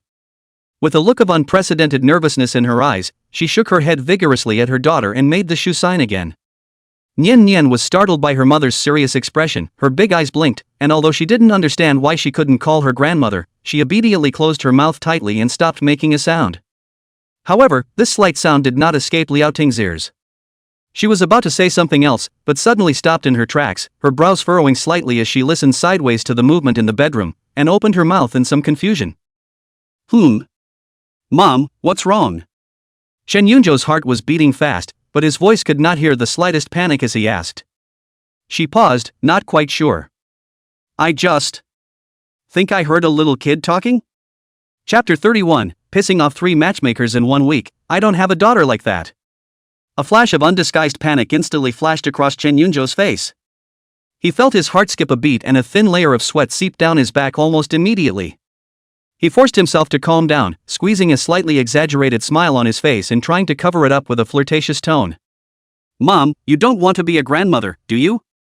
If you want to, don't count on me, but count on your oldest sister instead. Hearing this, Liao Ting had a speechless face and did not have the good sense to say. Don't mention her to me, pissing off 3 matchmakers in a week, I don't have a daughter like that. Chen Yunzhou awkwardly put away his smile, but in his heart, he was quickly calculating how to steer the topic away. By the way, Mom, it's Friday, don't you have to go to school? Liao Ting waved her hand and said. No classes today. As soon as the words left her mouth, she slapped her forehead as if she had suddenly remembered something. Oops, almost forgot. I have an appointment with your aunt and uncle for a physical today. I have to go now. With that, she couldn't be bothered to say anything more, turned around and walked quickly towards the foyer. As she walked to the foyer to change her shoes, she droned back. Remember to eat that baby fish while it's hot. Got it, Mom, take care on your way. Chen Yunzhou hurriedly nodded his head and responded, the stone hanging in his heart finally falling to the ground. Liao Ting nodded, changed her shoes, pulled open the door and walked out. There was a soft thud as the apartment door slammed shut. Chen Yunzhou heaved a sigh of relief, feeling that his entire back was drenched in cold sweat. He raised a hand to his forehead, only to realize that his palms were also covered in sweat. Not daring to delay, he turned around and walked quickly back to the bedroom, walked over to the closet, and reached out to pull the door open. Who? The cabinet door opened, revealing Xia Eveningqing's slightly pale face. Seeing Chen Yunzhou, her taut nerves finally loosened up, guessing that the teacher had already left, and followed with a sigh of relief. She hugged Nian and got out of the closet. Only then did Chen Yunzhou notice that Nian's little hand was still tightly covering her eyes. He looked at Xia Evening Harvest and asked with some confusion, "What's going on with Nian?" A look of helplessness and amusement appeared on Xia Eveningqing's face as she explained in a low voice. "Just now, to keep her quiet, I told her we were playing hide and seek with you." Chen Yunzhou lost his smile at his words and reached out his hand, gently tickling Nian's cackling nest. The little one, held back for half a day, finally could not help, giggle out of laughter, let go of the small hand covering the eyes, revealing a pair of big watery eyes, saw his father, and immediately stretched out his arm and milky voice shouted, "Daddy, hug!" Chen Yunzhou smiled and took his daughter into his arms, giving her a kiss on her soft little face. He pawed the little man in his arms and said softly, "Come on, Daddy will take you to wash your face and brush your teeth." With that, he glanced at Xia Eveningqing next to him, turned a corner, and walked out of the bedroom with Nian in his arms. He walked over to the living room table, grabbed a brand new set of toothbrushes and toothpaste, and turned to walk into the bedroom. He handed something to Xia Evening Harvest and explained, "Stopped by for breakfast this morning, all new." Xia Eveningqing looked at the thing in his hand and was slightly stunned, then a trace of warmth crossed her heart and reached out to take it, whispering, "Thanks." Chen Yunzhou smiled, hugged Nian, and walked towards the bathroom. Seeing this, Xia Eveningqing also followed them towards the bathroom. The bathroom was not big, 3 people crowded in it, the mirror reflected 3 faces, a big one and 2 small ones. The picture was unexpectedly harmonious. Holding Nian in one hand and a small toothbrush in the other, Chen Yunzhou patiently helped his daughter squeeze the toothpaste. Xia Eveningqing stood by the side, holding a freshly unpacked toothbrush, looking at the father and daughter in the mirror. The corners of her mouth unconsciously rose slightly. The bathroom space was a bit cramped, and arms occasionally touched together, bringing a faint hint of unnoticeable warmth. "Ah, open your mouth," Chen Yunzhou softly coaxed. Nian dutifully opened her little mouth and allowed her dad to brush her teeth, lathering them up, her eyes looking curiously at her mom in the mirror. Xia Eveningqing also started brushing her teeth, her movements elegant, but her gaze fell on her daughter from time to time. Simple washing, because of the crowded together, but rather a sense of the coziness of an unusual family. After washing up, Chen Yunzhou used a towel to clean Nian's little face. The little guy's skin was tender and smooth, like a peeled egg. He walked out of the bathroom with Nian in his arms, and Xia Eveningqing followed behind. The 3 of them came to the table in the living room. Chen Yunzhou placed that insulated bucket on the table and gently lifted the lid. A rich and fresh aroma instantly filled the air, carrying the unique flavor of the herbs and ingredients that had been stewed. "Wow! It smells so good!" Nian's little nose sniffed hard, her eyes shining brightly as she stared at the thermos, her mouth nearly watering. Xia Eveningqing couldn't help but gulp even as she smelled the mellow and tantalizing scent. Chen Yunzhou smiled and turned to the kitchen to get 3 clean bowls and spoons. He carefully served 3 bowls of soup, which was rich in color and contained ingredients that looked to be stewing softly. He first placed a bowl in front of Xia Evening Harvest, pushed another bowl to where Nian could reach it, and finally placed his own bowl. "Careful, it's hot," he admonished, his gaze sweeping over the faces of mother and daughter. Xia Eveningqing picked up the spoon, gently blew on it, and scooped a small bite into her mouth. The soup is delicious and mellow in the mouth, and the warmth slides down the throat. Chen Yunzhou looked at her expression and asked with a hint of anticipation, "Well, is it good?" Xia Eveningqing raised her eyes, met his gaze, and nodded sincerely, "Well, it's delicious." Over there, Nian couldn't wait to hold her own little bowl, blowing on it like her mom, and then carefully taking a small sip. Yummy. The little guy's eyes curved into crescent moons, and he took another sip with his head down, his little mouth stained with a circle of oil. She drank carefully, one small sip at a time, and in no time at all, the small half bowl of soup was cleaned up by her. When she finished drinking, she smacked her lips in satisfaction, happiness written all over her little face. Chen Yunjo looked at his daughter's contented little look, and an unspeakable sense of pride welled up in his heart, as if the soup was made by his own hands. Xia Eveningcheng put down her spoon and looked at Chen Yunjo with a hint of curiosity. I can't believe Uncle's handiwork is so good. Chen Yunjo nodded with a proud face and spoke. He's a gym teacher, you know, gym teachers basically don't have a few classes at school, they're idle. He just loves figuring out food, and he basically taught me this cooking skill. Chapter 32, I'll cook for you when I get back. Xia Eveningcheng nodded slightly and didn't ask much. When she was studying, she had more or less heard from her teacher's mouth that her uncle was a good cook. But I didn't realize it was actually this good. Not long after, the three of them ate and drank their fill. Chen Yunjo took the initiative to clean up the dishes on the table and turned towards the kitchen. Xia Eveningcheng just wanted to stand up and help. Chen Yunjo had already carried something into the kitchen, and there was the sound of clattering water. She then didn't move again, just watched quietly as Nan wiped her mouth with a small paper towel. Soon, Chen Yunjo finished washing the dishes and came out, wiping his hands smoothly, walking to the living room to sit down in front of the sofa, naturally pulling out his cell phone, his fingertips sliding casually on the screen. The living room was a little quiet for a while, with only the occasional soft sound of Nian fiddling with a small spoon.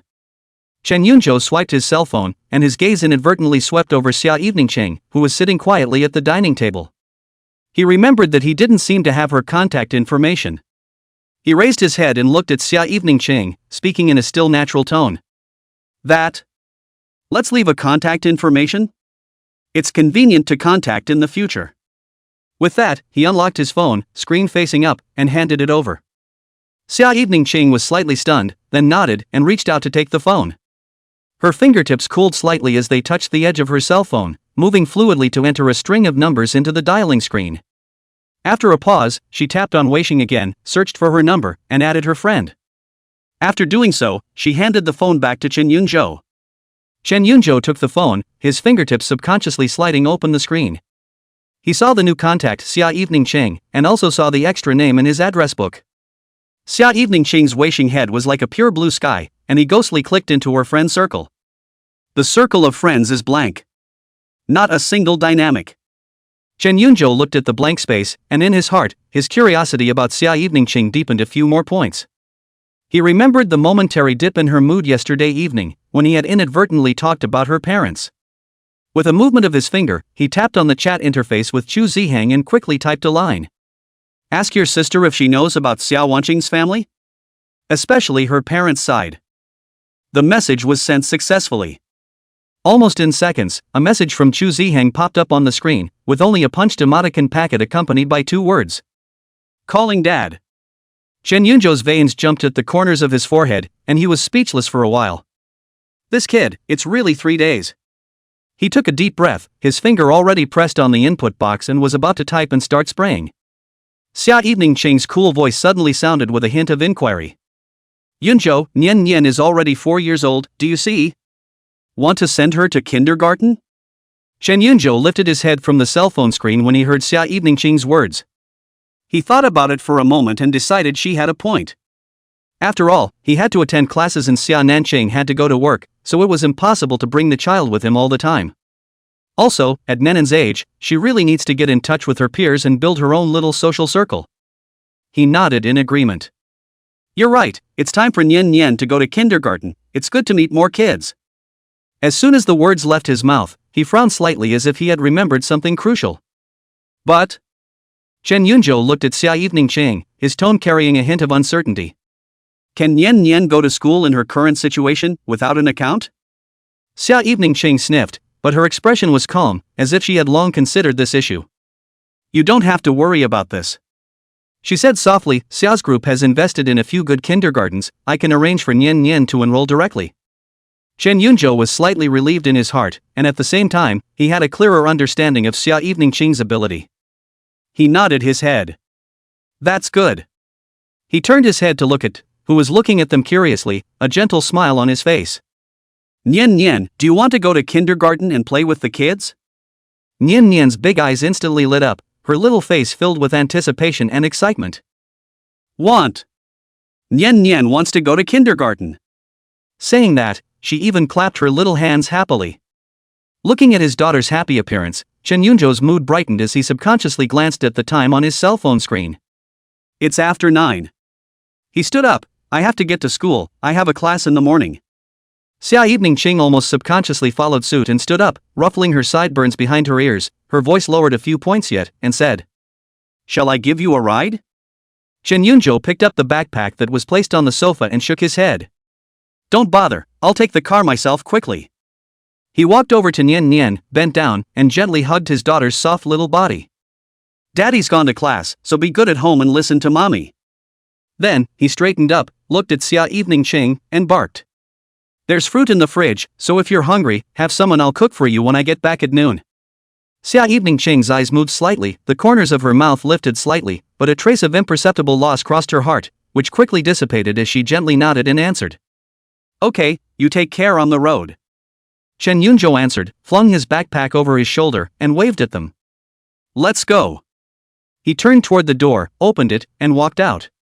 The apartment door closed gently, shutting out the sounds from outside the house.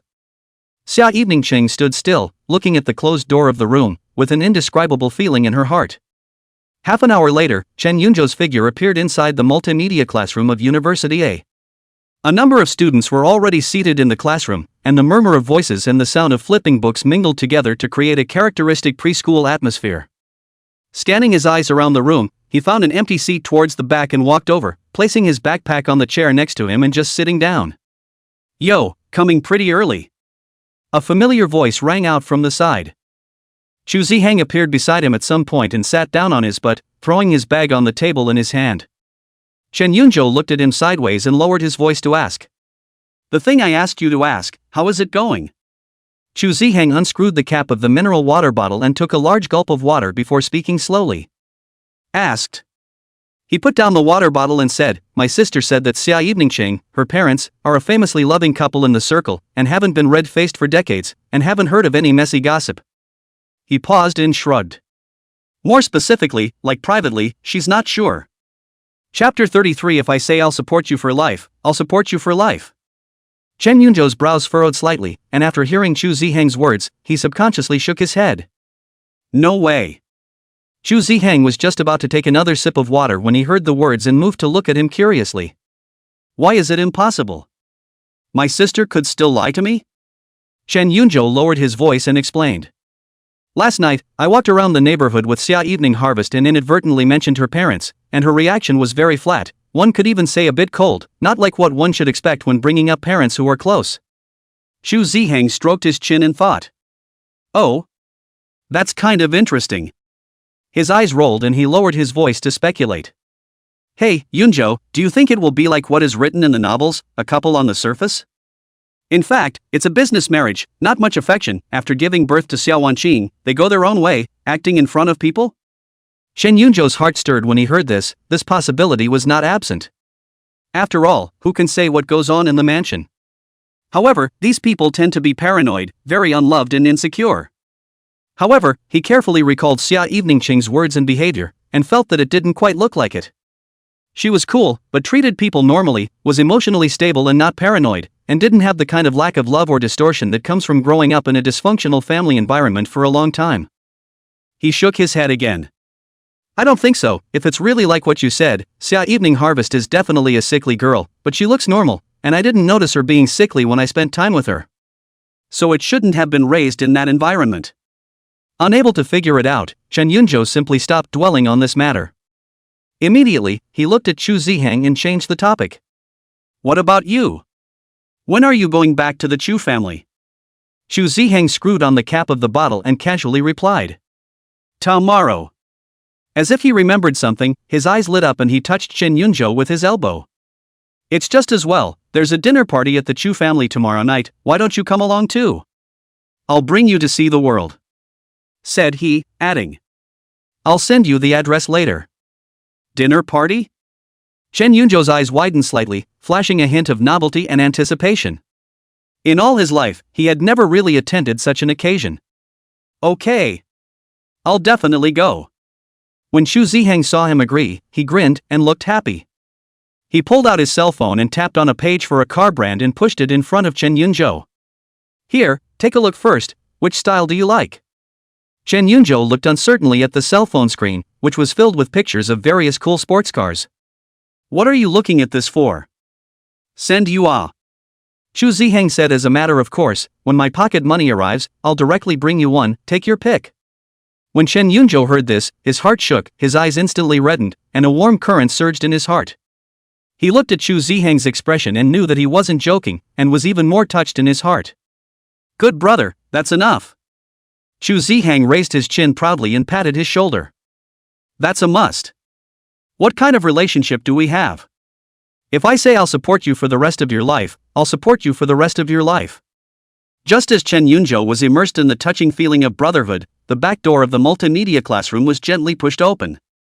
Two beautiful figures walked in one after the other, instantly attracting the attention of most of the people in the classroom.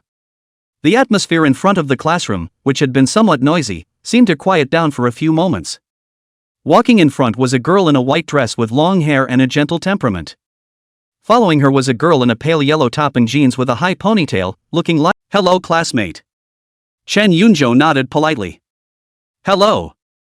I'm Sui Chen, from the art department."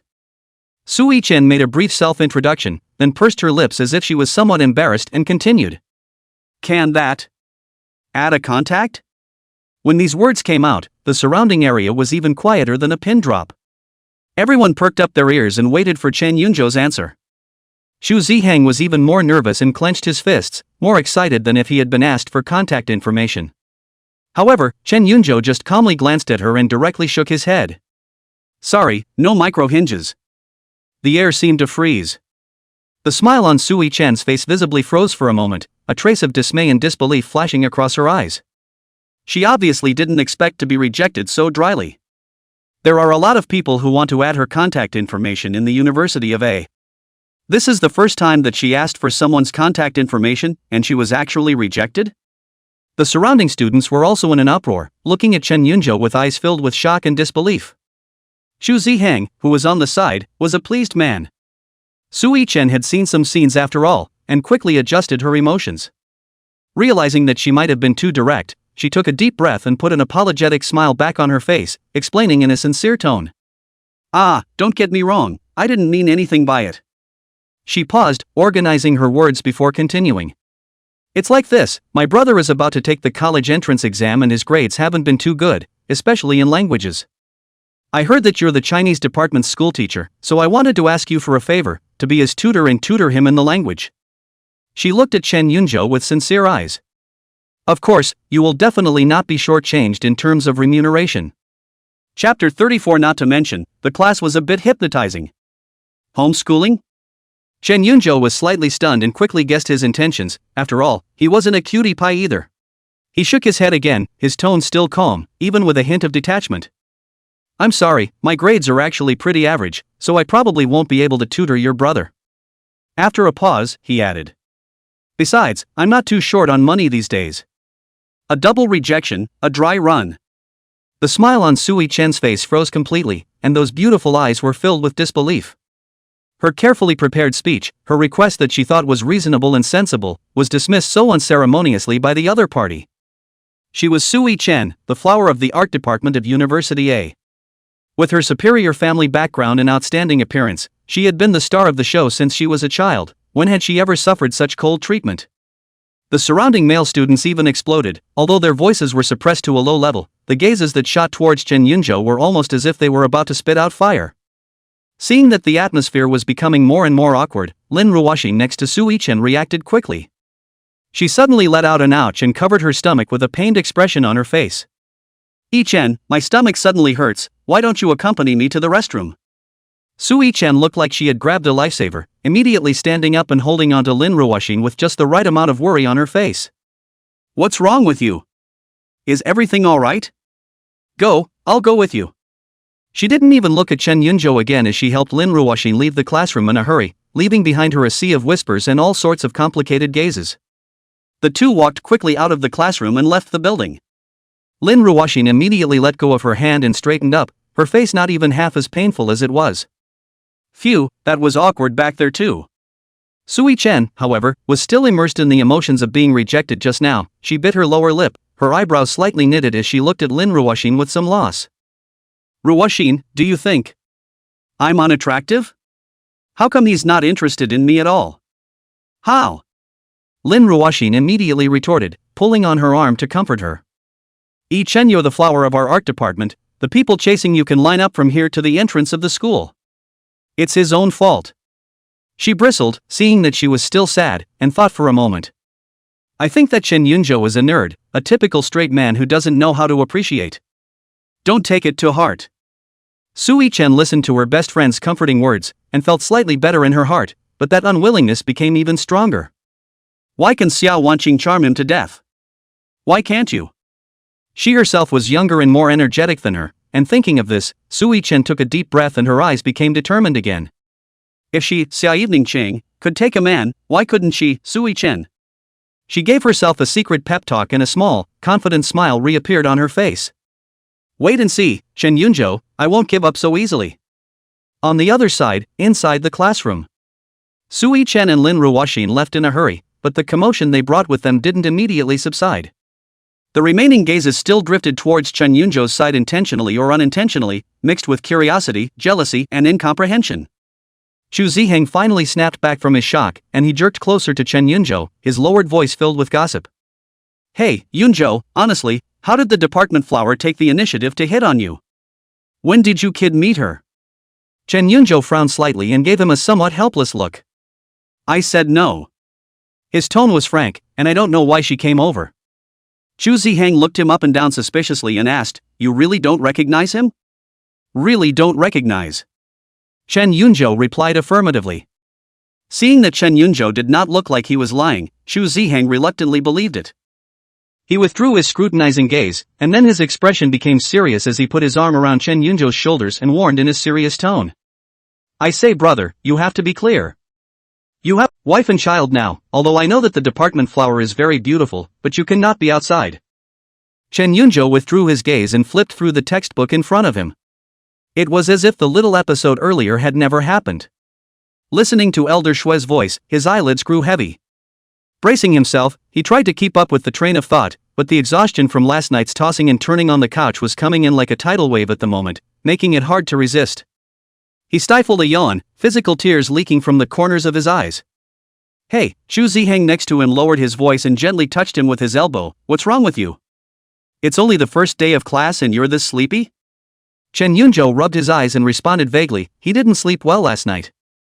Chu Ziheng immediately revealed an I understand expression, his voice lowered with a hint of derision. Yo, I get it, young people, they have a lot of energy, but they need to be in moderation, man.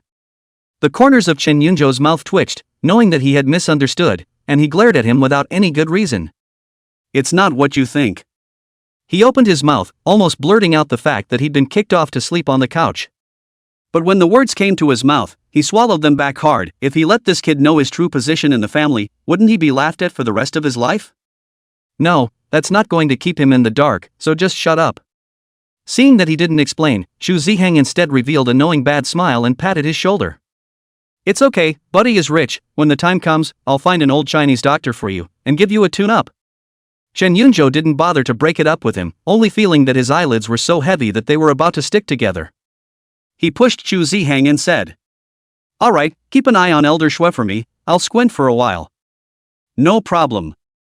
Chu Ziheng agreed readily, but he couldn't help but yawn along with it and mutter. Not to mention, this class is kind of hypnotizing, haha. Chen Yunzhou didn't care and no longer cared about him, his head tilted to the side, leaning against the back of the chair as his consciousness quickly sank into darkness. I don't know how long it took, but Chen Yunzhou woke up with a jolt. He opened his eyes and it was empty before his eyes, not a single figure in the multimedia classroom, only the sunlight from the window slanting in, casting dappled light and shadow on the floor. Class dismissed? Is everyone gone? He subconsciously twisted his head to look to the side. Chu Ziheng cocked his head, sleeping soundly, drool even hanging from the corner of his mouth. Chen Yunzhou was instantly speechless. It really couldn't be relied upon at all. Just then, the cell phone in his pocket vibrated. He pulled it out to take a look, and the screen showed a micro-exchange message from Xia Eveningqing. Is class over? Nian and I will wait for you at the school entrance. Seeing this message, Chen Yunjo's heart jumped, and an unspeakable joy instantly dispelled all the sleepiness and helplessness. He replied quickly, "Be right out." Then he sharply stuffed the textbooks and notebooks on the desk into his bag, didn't even look at Chu Ziheng who was sleeping soundly next to him, got up, and ran out of the classroom with quick steps without looking back. Chapter 35, Pick Up Your Husband from School? Chen Yunjo almost jogged all the way and rushed out of the door of University A. A quick sweep of his eyes across the road quickly locked onto a red beetle parked on the side of the road. The window was halfway down, and a tiny figure was lying on the edge of the window, its little head spinning as it looked around. Just then, the little figure spotted him, and his eyes instantly lit up, his clear childish voice shouting loudly with undisguised joy. "Dad!" Chen Yunjo's heart skipped a beat and his feet subconsciously paused. He looked around almost reflexively. Fortunately, there were not many people at the school entrance at this hour, and the few scattered students did not notice this side. He didn't dare respond, but just quickened his pace and ran 3 steps at a time.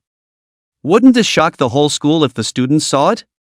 He didn't want to be a school celebrity. Pulling open the door, he quickly got into the passenger side.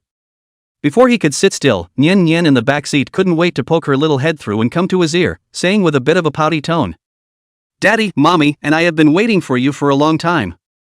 Listening to his daughter's soft voice, Chen Yunjo remembered that he had fallen asleep because he was in class, and a trace of embarrassment could not help but sweep across his face as he explained. "Well, there was a bit of a delay earlier." Xia Evening Ching in the driver's seat glanced sideways at him, landing on the side of his face, where a shallow mark seemed to remain, like it had been pressed out by something. She was slightly stunned, then as if she had thought of something, the corner of her mouth curled up into a very faint smile, but a trace of imperceptible guilt darted across her eyes. "Is it because you didn't sleep well on the couch last night?" Chen Yunjo keenly noticed her gaze, especially the tiny change in her expression when she saw the marks on her cheeks, and his heart immediately fizzled a little, as if his embarrassment had been seen through. He hastily turned his eyes away and looked ahead, asking in a casual manner, "What brings you guys over?" Xia Evening Chang withdrew her gaze and started the car, explaining in a calm tone. "I took Nian to the neighborhood preschool in the morning and it was fine. It just happened to be on my way back, so I thought I'd stop by and pick you up." Chen Yunjo nodded in understanding. Daddy. Nian Nian in the backseat immediately took over excitedly, her little face beaming with happiness. "Kindergarten is fun. There are slides and lots of kids."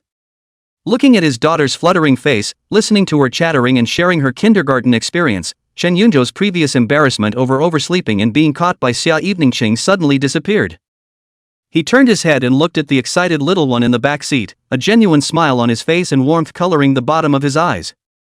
The car drove smoothly on the road. Nian Nian was still excitedly sharing the interesting things that happened in the kindergarten, her little mouth kept talking, her tender childish voice full of vigor. As Xia Evening Ching listened to her daughter's innocent words, the corners of her mouth also rose slightly, and the gentleness in the corners of her eyes increased. Back at the apartment, Chen Yunjo skillfully walked into the kitchen and started preparing lunch. Xia Evening Ching, on the other hand, took Nian Nian to the living room to play, and before long, the kitchen was filled with the soft sounds of colliding ingredients in pots and pans, accompanied by the aroma of food, and the cozy atmosphere spread out in the tiny apartment. Xia Evening Ching settled Nian Nian, walked to the kitchen door, leaned on the doorframe, looked at Chen Yunjo who was busy at the stove, and softly opened her mouth to ask. "Yunjo, do you want to come along to the Chu family's dinner tomorrow night?" Chen Yunjo didn't return his head, the movement of his hand was unceasing, and he answered in an affirmative tone while cutting the vegetables. "Of course I have to go. How can I be absent on the first day of Brother Ziheng's return to the mansion? I must go and support him." When Xia Evening Ching heard this, the corner of her mouth hooked up slightly, not waiting to open her mouth. Nian Nian played with the toys for a while and also ran to the kitchen door, looking curiously at Mom and Dad, tilting her little face and asking in a milky voice. "Mom and Dad, what are you talking about? Is it delicious? Nian Nian wants to go too." Chen Yunjo and Xia Evening Ching sniffed and turned their heads towards Nian Nian in unison. Nian Nian blinked her big eyes and looked at them expectantly, the desire of "I want to go too" written all over her little face. Xia Evening Ching looked at Nian Nian and then at Chen Yunjo, seemingly asking for his opinion. Chen Yunjo understood her concerns. After all, it was indeed a bit inconvenient to attend such occasions with a child. Xia Evening Ching had a special status, so if she brought a child with her, it might cause unnecessary attention. Xia Evening Ching hesitated and opened her mouth. "Or, I'll just not go." Chen Yunzhou stopped his hand movements and thought seriously. It was true that Xia Evening Harvest could avoid some trouble by not going, but Xia Clan and Chu Clan had a cooperation, and it didn't seem appropriate for Xia Evening Harvest to not show up on such an occasion as the representative of Xia Clan. He frowned slightly, his mind quickly turning thoughts. Suddenly, an idea surfaced. The corner of his mouth couldn't help but raise a smile, looking towards Xia Evening Harvest and said easily. Don't worry, we can all go. As for Nian Nian, tomorrow naturally someone will help us bring the child. Xia Evening Ching sniffed and looked at him with some doubt, asking uncertainly. Someone to help us with the kids? Who? For a moment she couldn't think of anyone other than them who would offer to help take care of Nian Nian. She was definitely not comfortable inviting anyone else, and bringing it to a dinner party was not an option. Instead, Chen Yunzhou smiled mysteriously and said, Just don't worry, it's guaranteed to be no problem. Nian Nian left it to her, definitely let you put your mind at ease 100 times. Xia Evening Ching looked at his confident appearance, and although she still had some doubts in her heart, seeing how certain he was, she instantly thought of someone. The worry at the bottom of his heart dissipated in an instant. Nian Nian saw that Mom and Dad didn't answer themselves for half a day, pulled the corner of Xia Evening Ching's coat and said in a petulant manner. Mommy, Nian Nian wants to go too, okay? Xia Evening Ching looked down at her daughter's pitiful little appearance, her heart instantly softened, squatted down, tenderly touched Nian Nian's little head, and agreed with a smile. Well, we'll go too, Nian. Yay! As soon as Nian Nian heard that her mom had agreed, she immediately jumped up and down with joy, a bright smile reappearing on her little face, her previous loss instantly dissipating. Chen Yunzhou watched the mother and daughter interact lovingly, and a pleased smile appeared on his face. Chapter 36, Have You Forgotten Me? It wasn't long before the aroma of the meal filled the air. Chen Yunzhou took off his apron and shouted towards the living room. Dinner is served. Xia Evening Cheng put down the tablet in her hand and stood up holding Nian Nian, who was still fiddling with her toys. Come on, Nian, it's time to eat. Yes. Nen responded crisply and followed her mom to the dining room. 3 people sitting around the table, looking at the table, colorful and fragrant home cooking, warm atmosphere quietly flow. Chen Yunzhou picked up his chopsticks and was about to clip the food, but his movements gave a violent start and his brows furrowed slightly. Wait, doesn't it seem like you forgot something? He tried to recall, but couldn't catch a clue for a moment. Xia Evening Xing, who was next to him, noticed the difference and asked softly. What's wrong? Chen Yunzhou shook his head, somewhat bewildered. Nothing, it just feels like I'm forgetting something. As soon as the words fell out of his mouth, the cell phone he had placed on the edge of the table suddenly vibrated frantically, the screen lighting up one after another with a buzzing sound, like a death wish. Chen Yunzhou picked up his cell phone and unlocked the screen. Instantly, dense unread message alerts popped up, almost all from the same person, Chu Ziheng. Where is he? Where did you die, Chen Yunzhou? Woke up with no one in the classroom. You scared your father to death. Have you forgotten about me? Answer me. Looking at the message that was filled with resentment and a grasping tone, Chen Yunzhou reacted violently. It's broken. I was in such a hurry when I left that I forgot to wake up that Chu Ziheng kid. He could imagine Chu Ziheng's dumbfounded expression of skepticism when he woke up and found the empty classroom. The cell phone was still vibrating with new messages pouring in. The corners of Chen Yunzhou's mouth twitched as he silently set Chu Ziheng's message to no disturb. And the world cleared up for a moment. He put down his cell phone as if nothing had happened, picked up his chopsticks, and began to eat, as if the bombardment of cell phones just now had never happened. Xia Eveningqing took his small action in her eyes and didn't ask much, just a hint of a smile, if any, at the corner of her mouth. After lunch, the family returned to the living room. Nian played energetically with her toys as Coke plopped down beside her. Chen Yunzhou and Xia Eveningqing then each occupied a corner of the sofa. Chen Yunzhou took out the professional book he hadn't finished reading in the afternoon, occasionally looking up at his playing daughter. Xia Eveningqing, on the other hand, took the tablet and dealt with some emails and documents from the company. Sunlight poured in through the floor-to-ceiling windows, pulling long streaks of light across the floor. The two didn't make deliberate conversation, but it didn't seem awkward. The previous feeling of restraint, if any, seemed to have dissipated a lot without realizing it. Xia Eveningqing's gaze would occasionally move away from the screen, inadvertently skimming over Chen Yunzhou, who was seriously reading a book, and her eyes briefly lingered on the side of his face. It was like a perfectly ordinary couple enjoying a quiet afternoon. After playing around for a while, Nian Nian was a little tired, yawned a little, rubbed her eyes and climbed onto the sofa, snuggled into Chen Yunzhou's arms, and fell into a deep sleep in no time. Chen Yunzhou carefully adjusted her position so that she could sleep more comfortably, and then continued reading. Xia Eveningqing also put down the tablet, and the only sound left in the living room was the slight sound of pages turning and Nian Nian's even breathing. Turning to evening, the little one in Chen Yunzhou's arms moved, his long eyelashes fluttered, and slowly opened his eyes.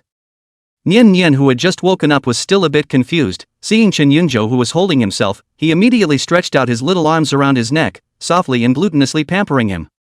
"Daddy! Hugs!"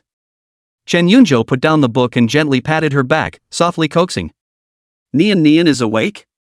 Did you sleep well?" Although he had only coaxed Nian Nian a few times, he was quite skillful. This was something that even Chen Yunzhou himself did not notice. Well, Nian Nian buried his little head in the nest of his father's neck and rubbed it, his voice with a strong dependence. Xia Eveningqing sat next to her and quietly watched the scene. Looking at her daughter's unreserved dependence on Chen Yunzhou, and at the gentleness and patience that naturally flowed from Chen Yunzhou's face, her heart suddenly surged with an inexplicable emotion. It was a very strange feeling. She was actually a little envious, even a little jealous, wanting to be held and coaxed by him as tenderly as Nian was. As soon as this thought popped up, Xia Eveningqing herself was startled, her cheeks instantly burning a little. What was she thinking? To be jealous of her own daughter? She averted her eyes uncomfortably, her ears flushing slightly. After a moment's reprieve, Nian Nian came completely awake from Chen Yunzhou's embrace, twisting her small body, tilting her face, her big black grape-like eyes shining brightly as she looked at him, her voice carrying the softness of a freshly awakened sleeper. "Daddy, Nian wants to eat crawfish." Chen Yunzhou sniffed, looked down at the pampered little greedy cat in his arms, then turned his head to look at Xia Eveningqing on the other end of the sofa, and proposed with a smile. "So we're going out to eat tonight?"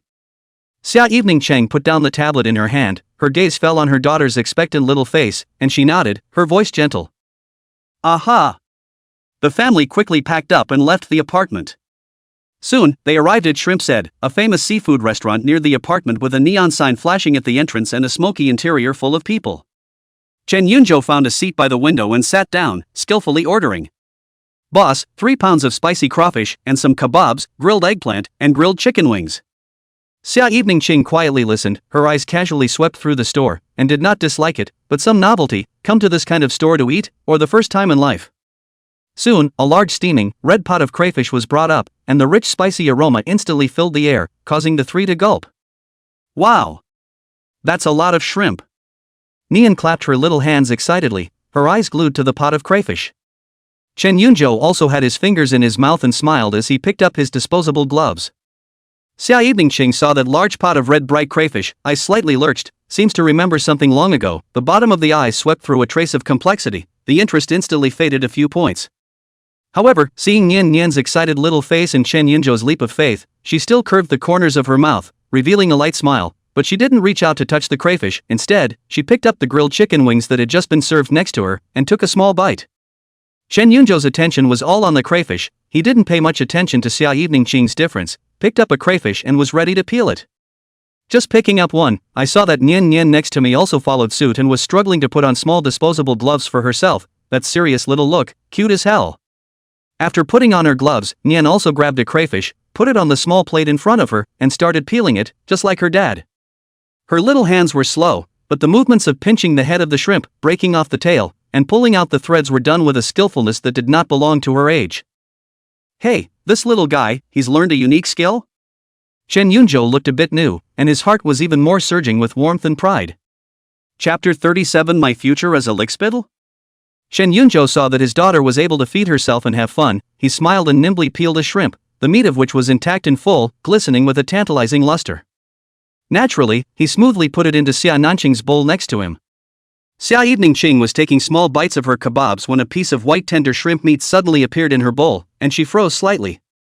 Lifting his head, he looked at Chen Yunzhou, who was looking down and continuing to peel the next shrimp, as if it was just a subconscious move. Xia Eveningqing looked at the piece of shrimp meat in the bowl, and then looked at Chen Yunzhou. A certain strange feeling in the bottom of her heart surged once again, like a stone thrown into the surface of a calm lake, sending out circles of ripples. Before she could savor the sensation, however, a small hand wearing a small, transparent glove also clumsily placed a shrimp, not quite fully peeled, but just as full of heart, into her bowl. "Mommy, eat." Nian Nian lifted her little face and revealed a bright smile to Xia Eveningqing, her big eyes filled with the anticipation of praise me. Xia Eveningqing's gaze instantly moved away from Chen Yunzhou and landed on her daughter's innocent little face, and then looked down at a large and small piece of shrimp meat in the bowl. An unspeakable warmth rushed violently to his heart, the tip of his nose was slightly sore, and his eyes uncontrollably misted with a thin layer of water. Growing up, this is the first time someone peeled shrimp for her. Even her parents never peeled shrimp for themselves when she was a child. She'd always thought she was independent enough, strong enough, not to need that. But at this moment, looking at the shrimp in the bowl, feeling the pure heart of her daughter and the unconscious thoughtfulness of the man beside her, she realized that deep in her heart, she also longed for love and affection. Chen Yunzhou finished peeling the shrimp in his hand, and when he looked up, he happened to see Xia Eveningqing's eyes slightly red, and was slightly stunned. Then he saw the piece of shrimp meat that Nian had put in her bowl, and he smiled knowingly, mentally. It seems to have been touched by his daughter's filial piety. He didn't know about Xia Evening Harvest's past, so he didn't think much in the other direction, he just felt that this scene was extraordinarily cozy. Xia Eveningqing sucked in her nose and tried to suppress the sudden sourness. She picked up the small piece of shrimp meat in the bowl that belonged to Nian Nian's heart and tenderly passed it to her daughter's mouth. "Nenin is so good, this Nenin eats." Nian Nian, however, shook her head vigorously, her little face full of seriousness. "Mommy eats. Daddy said it, good food goes to mommy first." When Xia Eveningqing heard this, she subconsciously raised her eyes to look at Chen Yunzhou on the opposite side.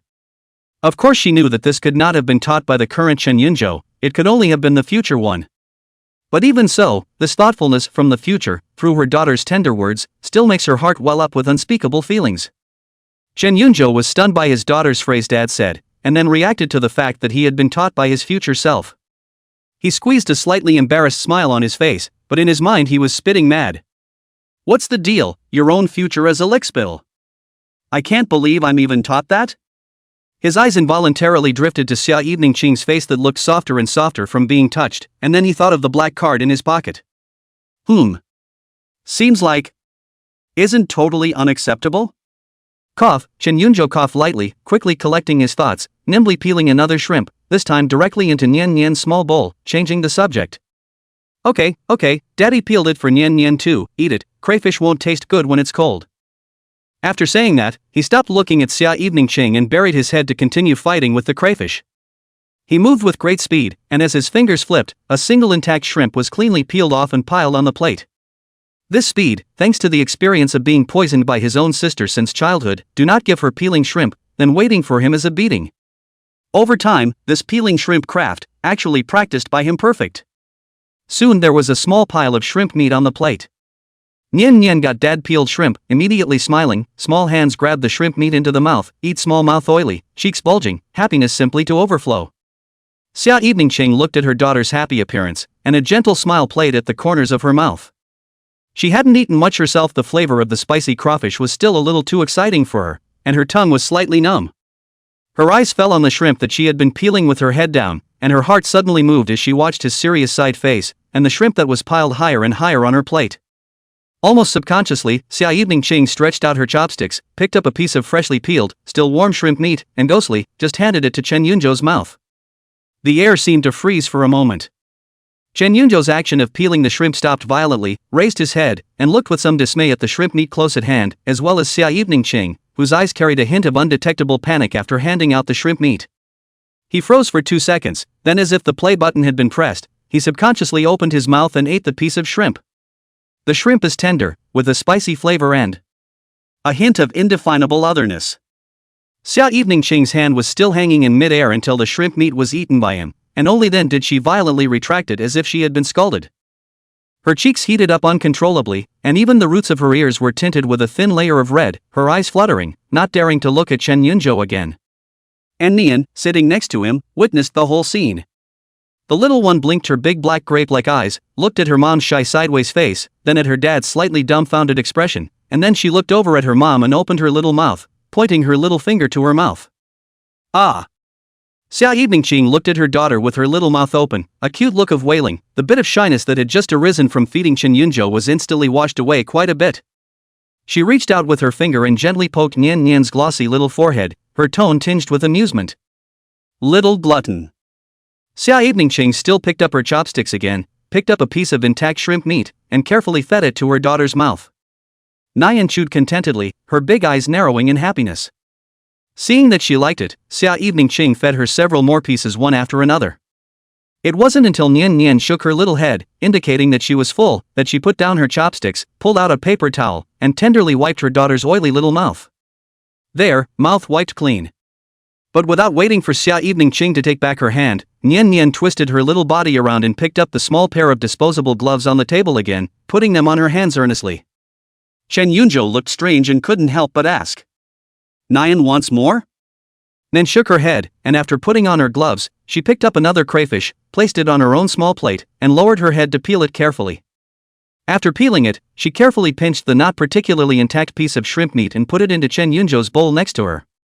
Daddy, eat. Nian Nian tilted her little face up, her big black grape-like eyes shining brightly as she looked at Chen Yunzhou, her tone carrying a few small points of triumph. Chen Yunzhou looked at the tiny piece of shrimp meat in the bowl, and then looked at his daughter's expectant eyes. His heart was violently warmed, and an indescribable feeling of emotion and relief surged up. Thank you Nian Nian, Nian Nian is such a good boy, he knows how to peel shrimp for daddy. He picked up the piece of shrimp meat and put it in his mouth, chewing solemnly as if he were savoring some mountainous delicacy. Well, the shrimp that Nian peeled was the best daddy has ever eaten.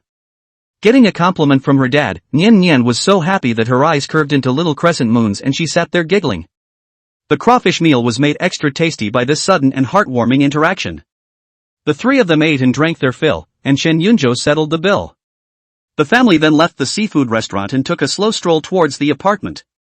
Chapter 38, Testing a cadre with this? Back at the apartment, the three of them each found a comfortable seat and sat down. Nian Nian played all day, and just stuffed his stomach full of crayfish. This time sleepy, the little head leaned against Xia Eveningqing's side, little by little, like a napping chicken. Chen Yunzhou picked up the remote control and was wondering what to watch to relax when a knock suddenly sounded outside the door. Knock knock. What time is it? Who's coming? Chen Yunzhou muttered in his heart, got up and walked to the entrance hall, pulling open the door. Assistant Su stood in the doorway with a silver suitcase standing next to him. Chen Yunzhou looked at her and then at the not-so-small suitcase. His brain didn't turn around for a moment and he was a bit confused. What's going on here? A delivery? Hello sir, may I ask if Mr. Xia is in? Assistant Su slightly owed her body, a professional smile on her face. Without waiting for Chen Yunzhou to reply, Xia Nanqing had already heard the commotion and walked over. She glanced at the assistant and the suitcase in the doorway, her expression calm and unperturbed as she naturally reached for the luggage trolley. Good work, Assistant Xiao. Want mommy to— Why don't you go ahead and take a bath? She spoke in a calm voice. I'll read Nian Nian a story later. Chen Yunzhou sniffed and hastily withdrew his eyes, his face heating up a bit as he nodded awkwardly. Yeah. He grabbed a change of clothes and got into the bathroom almost as if he were running away. Xia Eveningqing sat at the head of the bed and moved gently to blow dry Nian Nian's hair. A warm breeze whistled and the little one squinted in comfort. After blow-drying her hair, Xia Eveningqing picked up a fairy tale book and began to tell Nian Nian a story in a low voice. Just halfway through the story, the water in the guest bedroom bathroom stopped. It wasn't long before Chen Yunzhou wiped his hair and walked out, changing his body into a clean t-shirt and shorts. With very skillful movements, he went to the closet, pulled open the door, and carried out from it a neatly folded thin quilt and a pillow before heading towards the living room. Clinging to the couch starts tonight. You. Just as Chen Yunzhou was hugging the quilted pillow and was about to walk out of the bedroom, Xia Eveningqing's voice suddenly sounded behind him, and there seemed to be a hint of imperceptible hesitation in her tone. Chen Yunzhou's footsteps jerked to a halt, turning around with the quilt in his arms and looking at her with a puzzled expression. What do you mean? You've taken your bed, what else do you want? At the moment, he was more resentful than a ghost, but didn't dare to say so. Xia Eveningqing stood beside the bed, the soft light outlined her profile, her fingertips curled up unconsciously, her face seemed to be tinted with a faint blush, even the roots of her ears were a little hot. Her gaze fluttered for a moment, avoiding Chen Yunzhou's direct gaze, and her voice was a few points lower than earlier. The bed is quite big, or you can sleep on the bed. With a buzzing sound, Chen Yunzhou felt his brain go down, holding the quilt and freezing in place, seriously doubting whether he was hallucinating because his brain had gotten water in. He took a look at Xia Eveningqing's slightly reddened side face, and those eyes that were obviously somewhat at a loss as to where to place them, and his heart missed a beat without warning, and immediately afterward began to accelerate wildly and uncontrollably. She. What does she mean by this? Nope. Calm down. This is definitely a test. A naked test. You're testing the cadres with this? Which cadre can't stand up to such a test? Chapter 39. No, where is my big daughter? However, in the next second, he violently shoved the thin quilt in his hand back into the closet, only holding the pillow and quickly walking to the bed, lying down next to Nian Nian. The action was done in one go, fearing that a second later Xia Leiqing would backtrack. As Xia Eveningqing looked at his impatient appearance, the corner of her mouth couldn't help but slightly tickle an imperceptible smile, but her own heartbeat couldn't help but speed up a few points. After all, this was the first time she had ever shared a bed with a man, even if there was a Nian between them. She took a deep breath and suppressed the inexplicable nervousness in the bottom of her heart, and went around to the other side of the bed, lying down gently as well, shielding Nian Nian in the center. Chen Yunzhou reached out and turned off the bedside lamp, and the bedroom was instantly plunged into darkness, leaving only the faint moonlight outside the window. Darkness amplifies the senses. He could clearly smell wafting from Xia Eveningqing's side, her own faint fragrance. The smell was like a feather, gently scratching his nerves, making him apoplectic. He tilted his head slightly sideways, vaguely able to see two blurry silhouettes beside him, a large one and a small one, breathing evenly. He lay rigid, even his breathing softened for fear of disturbing the strange peace. Xia Eveningqing was similarly not asleep. She could feel the sense of presence around her that belonged to Chen Yunzhou, the warm body heat passing through her daughter's tiny body, making her feel a little uncomfortable all over. She was even starting to regret a little bit why she had just ghosted out that sentence, making it so up and down now. In the darkness, the two men were each in their own mind, yet eerily sharing the same silence. I don't know how long it took, but perhaps physical exhaustion overcame mental tightness, and the two of them, almost simultaneously, drifted off to sleep. The first rays of sunlight filtered through the cracks in the curtains the following morning, casting a thin column of light across the room. Chen Yunzhou's eyelids moved and slowly opened his eyes. Consciousness was still a little hazy, only feeling as if he was holding something warm and soft in his arms. He subconsciously looked down, and in the next second, instantly came to his senses. Xia Eveningqing did not know when she rolled to his side, snuggled tightly in his arms, her head resting on his arm, her sleeping face quiet and peaceful, her long eyelashes fluttering gently as she breathed. The sunlight spilled softly over her face, ferrying a warm glow. The way she fell asleep, her usual coolness faded and she looked soft and harmless. Looking at her in this quiet and well-behaved manner, Chen Yunzhou's heart inexplicably softened. He suddenly had the urge to make her cry, to see the redness in the corners of her eyes, the watering of her eyes. The thought was too dangerous, and he shook his head violently, forcing it out. However, his eyes were quickly drawn to another spot and he couldn't take his eyes off of it any longer. Perhaps because of her sleeping position, the purple silk nightgown she was wearing was rolled upwards and piled almost all the way up to her chest, revealing a large area of delicate skin. He moved his eyes downward, clearly seeing her slender, unmanageable waist, and, at the hem of her nightgown, those two long, white thighs, their skin glistening white in the morning light. Gulp! Chen Yunzhou felt his throat tighten and uncontrollably gulped down a mouthful of saliva, his eyes straightened as if he was fixed. Xia Eveningqing's eyelashes fluttered and slowly opened her eyes. What came into his eyes was Chen Yunzhou's near-side face. She was still a little dazed in consciousness, but almost subconsciously, she followed his gaze downward. In the next second, her whole body jerked awake. She saw it. Her own purple silk nightgown had been rolled up below her chest at some point, revealing a large portion of her skin and her long, white legs. Yikes!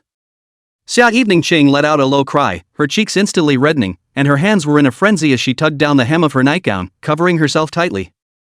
Chen Yunzhou also seemed to be awakened by this low cry, and violently withdrew his gaze like an electric shock, swishing his head to the side, not daring to look again. All he felt was a heat in his nostrils, followed by an uncontrollable flow of warm liquid. Xia Eveningqing had just straightened herself out and slightly calmed her wildly beating heart when out of the corner of her eye she caught a glimpse of the side of his face that was twisted over in the blinding red color underneath his nose. She froze for a moment, then reacted to what it was. The blush that had just faded a little on her face surged back up, but looking at his lousy and not daring to look at himself, she couldn't help but gently tickle the corners of her mouth with a hint of an imperceptible smile. Reaching out in a hurry, she drew a couple of tissues from the nightstand and handed them to him, her voice a hint of just woken up huskiness and a bit of stifled laughter. Quick wipe. Only then did Chen Yunzhou feel a nosebleed, embarrassed, and hastily took the tissue, haphazardly blocking his nose, his cheeks burning terribly, his eyes averted, and his voice muffled from behind the tissue. That. I didn't mean it. As Xia Eveningqing looked at him with his ears all red, the little bit of shame in her heart dispersed quite a bit, leaving only a strange feeling spreading. She let out a soft dropping her eyelids and whispering. I know. He lifted his eyes surreptitiously and glanced at her quickly, seeing that her head was bowed so low that he couldn't see her expression, only the slightly reddened earlobes. Awkwardness filled the air silently between the two. The only sound left in the bedroom was the slightly disorganized breathing of the two.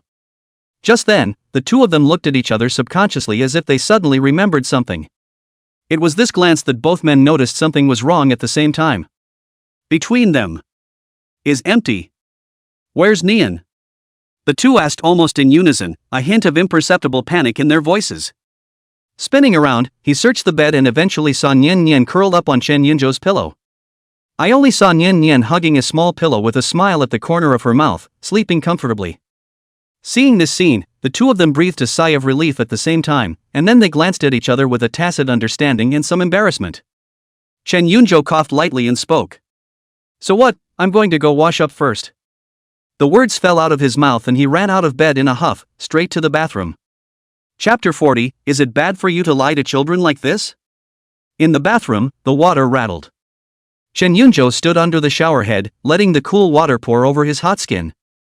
He closed his eyes, trying to dispel the lingering images in his mind. That piece of delicate eye-shattering whiteness, that unmanageable slender waist, and those long, straight thighs? And yet it always lingers. His eyes snapped open and he shook his head so hard that icy droplets of water splashed everywhere. Xia Eveningqing's face with its first awakening confusion and instant blush was so clear that it seemed to be right in front of her eyes. He raised his hand and touched his nose, and although he had stopped the bleeding, the heat seemed to remain in his nostrils, along with his cheeks. It took several moments of cold water rinsing before the dryness was barely suppressed. Chen Yunzhou turned off the water, wiped his body haphazardly, put on clean clothes, and dawdled for a while before taking a deep breath and pulling open the bathroom door. In the bedroom, Xia Eveningqing was already fully dressed and was sitting on the edge of the bed, tenderly helping the just woken, still somewhat confused Nian to straighten her little skirt. Hearing the sound of the door opening, Xia Eveningqing subconsciously looked up. Chen Yunzhou's gaze briefly touched her, then darted away as if he had been scalded, his eyes fluttering and falling elsewhere. He cleared his throat, his voice slightly dry. That. I'm going downstairs to get some breakfast. As Xia Eveningqing looked at his almost fleeing back, the corners of her mouth couldn't help but curl up into a very faint smile, and she answered in a low voice. Then she lowered her head and continued to help Nian fasten the last button, her voice soft. Nian, are you awake? Let's go wash our faces and brush our teeth, okay?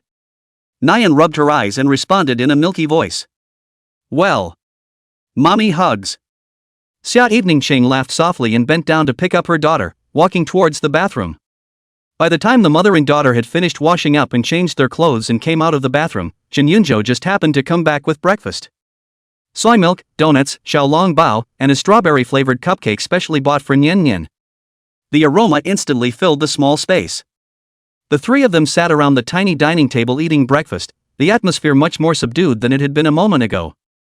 Nian took small bites of the cake, her little face smeared with a bit of cream, like a cute little flower cat. She suddenly raised her head and looked at Chen Yunzhou, her eyes shining brightly. Daddy, when are we going to play? Chen Yunzhou's movement of drinking soybean milk gave a start, fiercely remembered this matter, and then put down the cup, speaking. Now. Xia Eveningqing froze at his words, a little surprised. Now. Is there such a hurry? She thought it would be at least the afternoon. Chen Yunzhou picked up a bun and explained. My sister can't find anyone when she's on vacation, and if she doesn't go now, she'll probably run out to play on her own later, and then she won't even be able to find anyone if she wants to. His tone was assured, and it was clear that he knew his oldest sister very well. Xia Eveningqing nodded and didn't ask any more questions. After breakfast and a brief cleanup, the three of them headed out the door. Xia Eveningqing drove the car, carrying Chen Yunzhou and Nian, towards an upscale neighborhood in the city center. The car stopped smoothly under a building. The place where Chen Yunjin lives is a large flat with a wide view. Chen Yunzhou led Xia Eveningqing and Nian into the door of the unit and took the elevator upstairs. The elevator space was confined and the numbers rose slowly. Chen Yunjo suddenly squatted down and looked at the expectant Nian Nian with a gentle smile on his face. Nian, Daddy wants to tell you something. Nian blinked her big eyes. Wait a minute, Mommy and Daddy are going to get their needles and pins. Oh. Chen Yunjo's voice was lowered. When Nian Nian heard this, her little face immediately collapsed, and her little mouth pouted, obviously afraid of needles. Seeing this, Chen Yunjo quickly said, fearing that this little guy would cry out in the next second. If Nian Nian doesn't want to go, will you follow Auntie today? Auntie will take Nian Nian to eat good food and will take Nian Nian to play. He said in a good way. Nian's attention was immediately diverted and her eyes lit up again. She nodded vigorously, her voice crisp. Nian Nian wants to play with Auntie. Chen Yunjo stroked her head in satisfaction. So good. Xia Eveningchang leaned towards Chen Yunjo's side and asked in a low voice. Would it be bad for you to lie to a child like that? Chen Yunjo waved his hand with a frank face and spoke. I'm doing this so that Nian will know the perils of the future ahead of time, and besides, a little cheat isn't a cheat. The corner of Xia Eveningchang's mouth twitched, very speechless, but she didn't say anything. Not long after, the elevator dinged and reached the 15th floor. The elevator doors opened slowly. Chen Yunjo held Nian Nian's small hand, and Xia Nanqing followed behind, walking to a door at the end of the corridor. He raised his hand and rang the doorbell furiously. Almost at the instant the doorbell fell, Chen Yunjo suddenly let go of Nian Nian's hand, and as soon as he pulled Xia Eveningchang, who was still a little unsure next to him, he turned around and walked quickly towards the elevator entrance. Move! He moved swiftly, not giving Xia Eveningchang any time to react. Xia Eveningchang was yanked by him and stumbled, and by the time he reacted, the person had already walked into the elevator. Leaving Nian Nian alone, wearing a pretty little dress and carrying a little school bag, she stood in front of the closed door without the slightest bit of fear on her face, as if she had already experienced this event many times before. The elevator doors slowly closed. Only then did Xia Eveningchang react. She looked at Chen Yunjo with worry in her eyes and asked. Nian Nian is alone. What if your sister isn't home? Chen Yunjo let go of her hand, his body relaxing a bit as he leaned against the inner wall of the elevator, his tone much more relaxed. Don't worry, she's definitely home. He knew his sister's routine too well. At this hour, she was definitely still sleeping at home, and there was no way she could go out. Xia Eveningchang was still not quite at ease. After all, she was leaving her child alone at someone's doorstep. But she was just about to say something else. Chen Yunjo's cell phone suddenly vibrated. He picked it up and turned the cell phone screen to Xia Evening Harvest. The cell phone screen showed the words old sister. That's not how you get Nian Nian. Chen Yunjo said with a smile, then hung up the phone very naturally. Xia Eveningchang saw the incoming call and breathed a sigh of relief, then asked. Aren't you going to answer it? Chen Yunjo shook his head and preached. Pick up what you pick up, tonight. Meanwhile, the 15th floor. Chen Yunjin was sleeping in a daze when he was awakened by a sharp ringing of the doorbell. She rolled over in annoyance and covered her head with the covers, trying to ignore the voice. The doorbell rang insistently, one more hypnotic than the other. Who's there early in the morning? Chen Yunjin couldn't bear it anymore, scratched his messy hair and cursed as he climbed up from. Auntie eat. Chapter 41, Will They Faint with Joy? Chen Yunjin took the Xiaolong Bao that still had a lingering warmth. It was quickly guessed that it was Chen Yunjo who had left Nian Nian to bring herself for the sake of Xia Eveningchang's date. A fire rubbed off at the thought. But seeing Nian Nian, she still took a deep breath and forcefully suppressed the urge to rush downstairs right now and grab Chen Yunjo back to beat him violently. She squeezed out a smile that wasn't too hard to read and said as she shoved the TV remote into Nian's hand. Auntie's going to go wash up a bit, so Nian Nian be a good girl and watch some TV, okay? Nian took the remote control, then nodded her head vigorously and responded obediently. Yes. Chen Yunjin heart Microsoft cannot help but reach out and rub Nian Nian's furry little head, not to mention, feel really good. She then got up and walked to her bedroom, grabbing her cell phone from the messy nightstand. Finding Chen Yunjo's number, he dialed it. After half a dozen rings, the other party simply hung up. Duh. A busy signal rang in his ears. Chen Yunjin held up her cell phone and froze in place. He actually dared to hang up on her? The veins in the corners of her forehead jumped and she clenched her back teeth. Lines. Chen Yunjo, you can do it. Let's see what I'll do to you tonight. Spinning around, she sighed in resignation, threw her phone back on the bed, and turned to walk into the bathroom. The sound of rushing water soon followed, temporarily cutting out the sound of cartoons in the living room. In the meantime, on the side of the neighborhood road, Chen Yunzhou and Xia Eveningcheng had just gotten into the car. Xia Eveningcheng was just about to start the car. A black Volkswagen pulled up firmly in front of their car. When Chen Yunzhou saw the vehicle, he subconsciously frowned and leaned forward slightly, murmuring, "Why does this car look a little familiar?" He murmured, a hint of doubt in his eyes. Before the words fell, the driver's and passenger's doors of the black Mercedes opened at the same time. A middle-aged man and a middle-aged woman, one after the other, stepped down from the car. Seeing those two figures, Chen Yunzhou's pupils suddenly contracted. He hastily took off his jacket and slammed it over his head. Next to him, Xia Eveningcheng saw his strange demeanor and asked with a slight frown on her eyebrows, "What's wrong?" Chen Yunzhou pointed through the gap in his jacket at the two people outside the car window who were walking towards the door of the unit, his voice tense and slightly pitchy. "My mom and dad." Xia Eveningcheng's heart skipped a beat. Her body stiffened instantly, her hands gripping the steering wheel tightening involuntarily, her knuckles whitening. Eyes straight ahead, even breathing much softer for fear of them turning back. The air in the car seemed to freeze. The two held their breath until they watched Chen Yi and Liao Ting's figures disappear behind the unit door. Only then did Chen Yunzhou pull off the jacket on his head as soon as he did so, letting out a long breath of cloudy air as his entire body slumped into the seat. Xia Eveningcheng also loosened her tight grip on the steering wheel, feeling her palms a little damp. Immediately afterward, she blushed again as if she had remembered something. Nennen. Nennen is still at your sister's. If they go up there, won't they just bump into each other? Chen Yunzhou, however, seemed unusually calm as he waved his hand in a relaxed tone. "It's fine, don't worry. My sister's got that mouth so tight, she'd never betray me." Xia Evening Harvest thought about it, and it didn't seem like there was any need to worry about it, did it? After all, Nian Nian was their own granddaughter no matter what, even though she was from the future. She settled down, restarted the car, and drove away from the neighborhood. On the other side, Chen Yi and Liao Ting arrived at the 15th floor by elevator, stood in front of the door, and raised their hands to ring the doorbell. Ding dong ding dong. Chen Yunjin in the bedroom was taking a bath and did not hear the doorbell. However, Nian, who was watching cartoons in the living room, heard it loud and clear. Thinking it was mom and dad coming back to get her, the little one stomped and slid off the couch and ran to the door on her short legs. She stood on her tiptoes, managed to reach the doorknob, and gave it a twist. There was a click and the door was pulled open a crack. Outside the door, Chen Yi and Liao Ting were waiting for their daughter to open the door, and the moment the door opened, they didn't see their own daughter, but saw a little girl with a powdered face. The little girl was wearing a pretty pink princess dress with two cute little grips, and was tilting her little head, looking at them curiously with a pair of big, ebony eyes. Chen Yi and Liao Ting instantly froze, the expressions on their faces frozen, their brains instantly going blank. "No, where's the kid from?" Just when they were confused, Nian Nian saw clearly the faces of the two people outside the door, her eyes abruptly lit up, her face blossomed into a bright smile, and she pounced over with her little arms open, her voice sweet and glutinous. "Grandpa! Grandma!"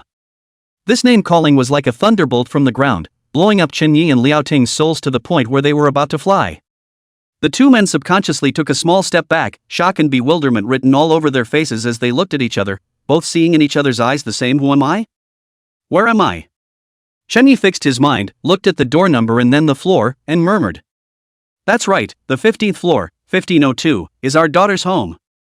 Then this kid." Seeing that her grandparents backed off, Nian Nian tilted her little head in some confusion, then purposefully hugged Liao Ting's calf, who was closer to her, tilted her head, and once again milkily pouted. "Grandma, cuddle." The soft and sticky voice instantly hit Liao Ting's heart. She dreamed of having a fragrant and soft daughter who would be pampered and cute to her. However, although she had a daughter, this daughter had a strong character and her temper was more stubborn than a donkey, which did not match with fragrant and soft at all. All the doubts, the shock, were melted away by the grandma hug. Liao Ting's heart instantly softened to a mess, almost instinctively squatting down, a gentle smile unconsciously on her face, reaching out to gently touch Nian Nian's little head. "Egu, whose little baby is this? He's so handsome," she asked softly, her tone full of fondness. Nian Nian happily hugged Liao Ting's neck and was just about to open her mouth to reply. "Dad? Mom?" A voice tinged with surprise came from inside the house. Chen Yunjin heard that the commotion was not right and quickly stepped out of the bedroom, and at a glance, she saw the scene at the door. Her own parents stood in the doorway with a dazed look on their faces, while Nian Nian, who should have been in the living room watching TV, was hanging onto her mom's body. She asked, also flabbergasted. "What brings you here all of a sudden?" Liao Ting hugged the fragrant and soft little ball in her arms and temporarily pushed down her doubts, looking up at her own daughter. Her eyes signaled the little bitty one in her arms and asked, "Don't ask us yet, but explain to me what's going on with this little beaner?" Chen Yunjin's heart thumped, secretly said it's going to be bad, but on the face of the forced calm, and hastily turned sideways to let them come in.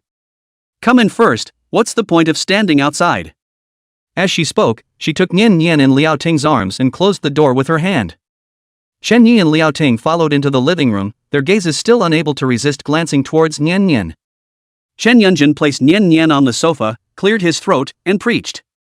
"Nian Nian is the child of a friend of mine. They had a temporary emergency today, so they left the child with me to let me help out for a day." Chen Yi and Liao Ting still trusted their own daughters, so they did not suspect anything when they heard the words. "So that's how it is." Liao Ting breathed a sigh of relief, and then her full attention was drawn to the well-behaved and cute Nian Nian on the sofa. She walked over and rummaged through the bag she'd brought with her, handing a few pieces of fruit candy to Nenki. "Here, little baby, have some candy." Nian reached out her little hand to take it and thanked her sweetly. "Thanks, Grandma. So good." Liao Ting was so enraptured by this grandma that she couldn't help but pinch Nian Nian's fleshy little face again. Chun Yi also walked over, unable to suppress the smile on his face. However, how come he looked at Nian Nian's eyebrows with some familiarity, as if he had seen them there? Liao Ting couldn't help but sigh as she teased Nian Nian. "Geez, this kid is a real charmer, looking smart. If only I had a granddaughter like that." Next to him, Chen Yi also nodded in agreement. "Yeah, or multiple nieces like that would be fine." Listening to her own parents' conversation, Chen Yunjin stood by holding her arms, the corners of her mouth twitching uncontrollably. "If I tell you now that this is your future granddaughter, will they faint with joy on the spot? Or would my brother's legs be broken by my father first? Well, odds are it's the latter." Chapter 42, Is he eating soft rice? Shen Yi and Liao Ting teased the little man on the sofa. The more they looked at it, the more they liked it. Nian Nian was a little embarrassed by the compliment, but her heart was sweet. She tilted her little face up, her big black grape-like eyes looking towards Chen Yi, her voice soft and sticky. "Grandpa, Nian Nian wants elbows for lunch." When Chen Yi heard this, he was instantly happy and waved his hand in a grandiose manner. "No problem. Want some elbow, right? Guaranteed to make your mouth water." He patted his chest in a chef-like manner. As Chen Yunjin beside him listened, the corner of his forehead jumped, and he hurriedly interrupted with his voice. "Dad, there's nothing to cook at home, let alone elbows." Liao Ting sniffed and glared at her own daughter without any good reason. "If you don't have any food, go buy it. What a big deal." She turned her head to look at Nian, and her tone instantly softened by an octave. "Nian Nian wants to eat it, Grandma will go buy it right now. Nian Nian wants to go too." As soon as the little guy heard that he was going grocery shopping, he immediately slid down from the sofa with excitement, thumping and running to Chen Ye's side, reaching out his little hand to grab his big hand, going with Grandma and Grandpa. Fine, Grandpa will take you there." Chen Yi was infected by Nian Nian's enthusiasm and smiled from ear to ear as he took her little hand. At the moment, he had the feeling of being retired with a child, but it was a pretty good feeling, but the point was to have such a cute granddaughter. Liao Ting also smiled and got up, ready to get her bag. Chen Yunjin stood in place, looking at this scene, alarm bells ringing in her heart. No, if Mom and Dad ask about Nian Nian's mom and dad, and Nian Nian slips up, then it's all over. She hurried to follow, preaching. "Wait, I'll go too. It's just as well I need to do some shopping." The four of them went downstairs together to the food market near the neighborhood. It is the peak of the morning to buy food. The market is crowded with people, all kinds of shouting and bargaining. Fresh vegetables and fruits are neatly yard. Nian Nian felt new and strange at everything she looked at, her little head spinning around, her big, dark eyes full of curiosity. Chen Yi held Nian Nian with one hand and protected her with the other, fearing that she would be squeezed by the crowd. He looked down at the little guy's excited little face, his heart softened and the smile on his face didn't stop. As he walked, he suddenly stumbled, looked sideways at Liao Ting beside him, and lowered his voice a bit. "Wife, have you ever felt?" His eyes signaled Nian Nian who was held by him. "This child, eyebrows look a little familiar?" Liao Ting sniffed and also carefully sized up Nian Nian. The little guy was standing on his tiptoes, looking curiously at the fish that were alive and kicking in the booth next to him. The sunlight poured on her little pink face, and her long eyelashes flickered like two little fans. When you say, it seems to be a bit. Liao Ting frowned and pondered, especially this eyebrow. Hey! Why does it feel a bit like? She paused violently, another young face coming to mind, her tone tinged with a little uncertainty. Like when our son was little? Chen Ye's eyes abruptly lit up and he slammed his thighs, his voice was so excited that it changed tone a bit. Right. It is like that rebellious son. Not like our son when he was a child. I said, why do I look so friendly? That brow, that look, I'd believe it if I said it was his daughter. When Chen Yunjin, who was following behind, heard this conversation, his heart almost jumped out of his throat. Oh, my God. Can this even be seen? Are genes that powerful? With a jolt of fear, she hurriedly took a few quick steps forward and forced herself to snort. Dad, Mom, what are you talking about? How can a 4-year-old daughter come out of nowhere when my brother is just how old and has just come of age? It must be that you're looking at it wrong. When Chen Yi and Liao Ting heard this, they turned their heads to look at her in unison with a hint of speechlessness in their eyes. Liao Ting sighed and reached out to nod her daughter's forehead. Of course we know it's impossible, you think your parents are cuties. Huh? Chen Yi nodded along. Yeah, it just felt like it, just off the top of my... The store is understatedly luxurious, with well-tailored suits on display in the window. Chen Yunzhou followed and got out of the car, looking up at the name of the store and then at Xia Evening Qing beside him, his brows slightly knitted, incomprehension written all over his face. What's the point of coming here? He asked, with obvious confusion in his tone.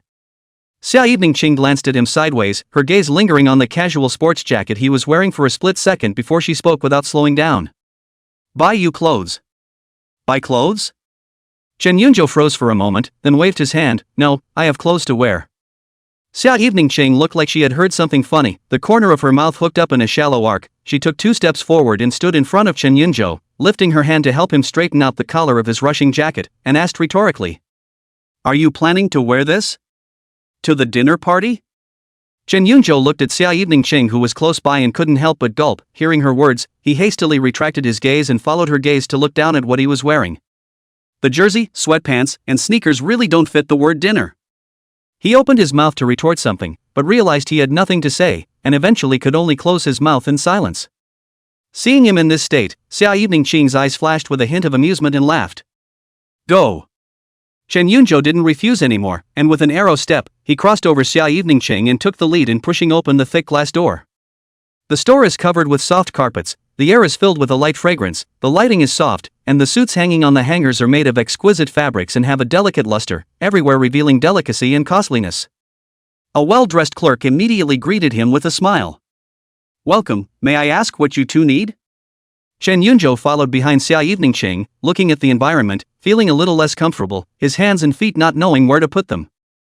Xia Evening Qing, however, appeared to be calm and unhurried as she scanned the store's furnishings with her gaze. Go! Chen Yunzhou glanced at the card, which was carefully held by the clerk, and then at Xia Evening. Good! Chen Yunzhou was inexplicably relieved in his heart, and the corners of his mouth unconsciously raised in an arc. The two walked side by side towards the food market not far away. Chen Yunzhou's afterglow always looked at Xia Evening Harvest if anything. He hesitated, but he couldn't help but open his mouth and ask. Are you on bad terms with that? Xu Ziyu? Xia Evening Qing sniffed, her footsteps did not stop, thought for a moment, nodded her head and shook her head, said. Or maybe I don't know why it's bad. She hasn't given me a good look since I was a kid. Chen Yunzhou was a bit surprised. You guys knew each other when you were kids? Xia Evening Qing nodded slightly, her tone light. Sermon. Well, the Xia and Chu family villas are very close to each other. We went to the same school from elementary school through college. That's odd. By all accounts, this is considered a childhood friend, so even if they're not friends, they're not so stiff, are they? Thinking about this, Chen Yunzhou became even more puzzled and asked again. And have you had any particularly big conflicts? Xia Evening Qing shook her head, her bright eyes dimming a bit with a hint of imperceptible despondency. No, she's not my friend, I don't have friends. Her voice was soft with an indescribable emotion. Chen Yunzhou jerked to a halt and turned his head to look at her. He clearly saw the flash of loneliness in her eyes. In that moment, his heart felt like it had been stung by something and ached slightly. I can't imagine that a natural like her would have no friends. This made him feel even more curious about Xia Evening Harvest's past.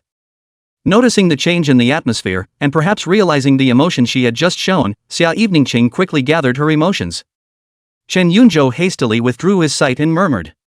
If your relationship is so bad, then why? Will she be Nian Nian's godmother in the future? This question, likewise, plagued Xia Evening Harvest. And she wondered why. Neither one of them went any deeper into the matter. After all, who can say what the future holds? The two walked. She laughed out softly, crisp and pleasant, like a wind chime swaying in the morning breeze. She gripped Chen Yunzhou's big hand tightly, feeling the warmth coming from her palm, her eyebrows filled with smiles. At that moment, the green light happened to come on, and she pulled Chen Yunzhou to take the initiative to walk towards the inside of the food market. Go! Chapter 44. Are you two here to show your love or to buy groceries? Chen Yunzhou was pulled forward by her backward, his steps somewhat in the same hand and foot, and for a moment he was still a bit confused. He looked down at their clasped hands. Her hand remained in his and she didn't shake it off. Chen Yunzhou's heart skipped a beat, and an unspeakable joy instantly surged up. He subconsciously tightened his fingers, wrapping her small, slightly cool, soft hand completely in his palm.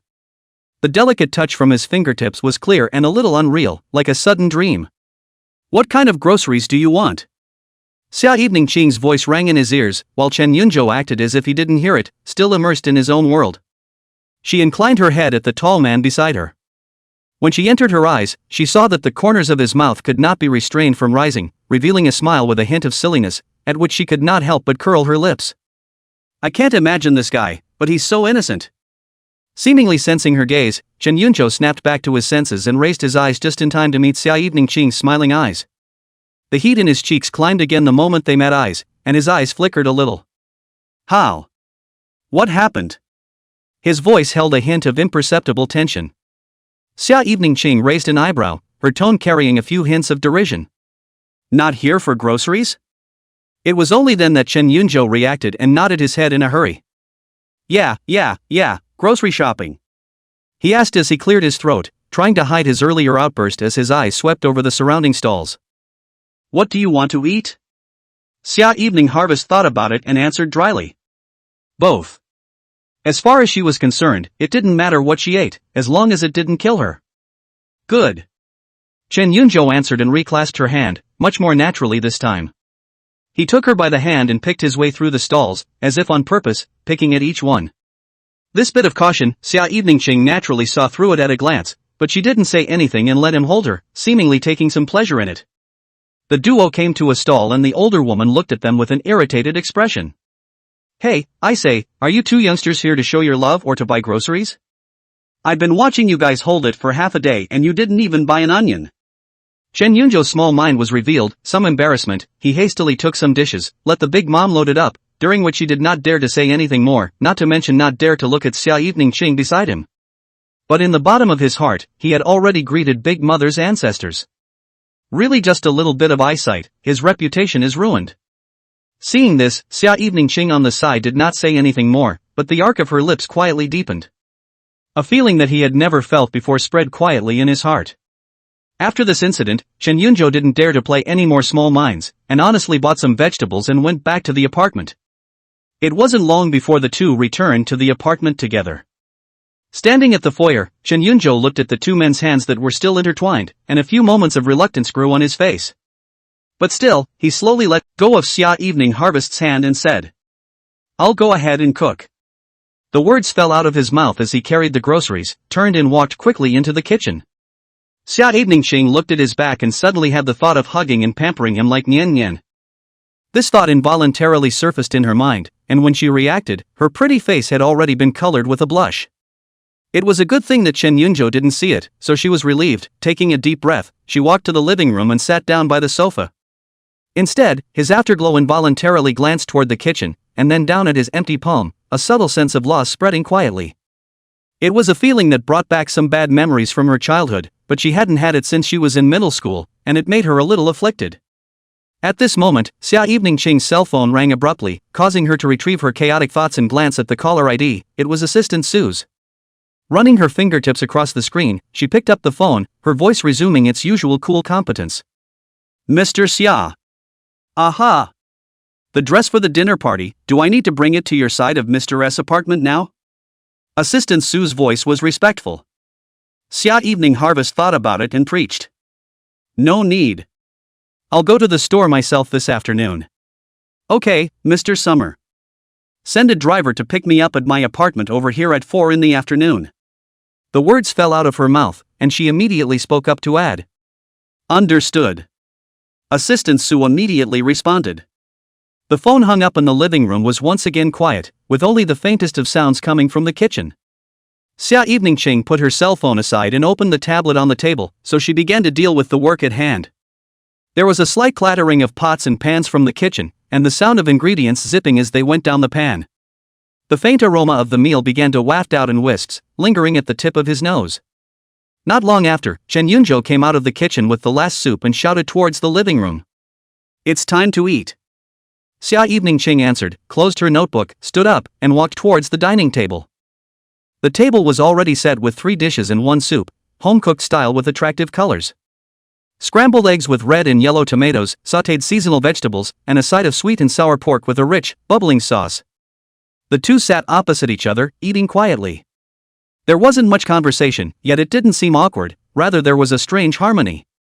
Occasional glances met, and they were all quickly averted with an imperceptible hint of a blush.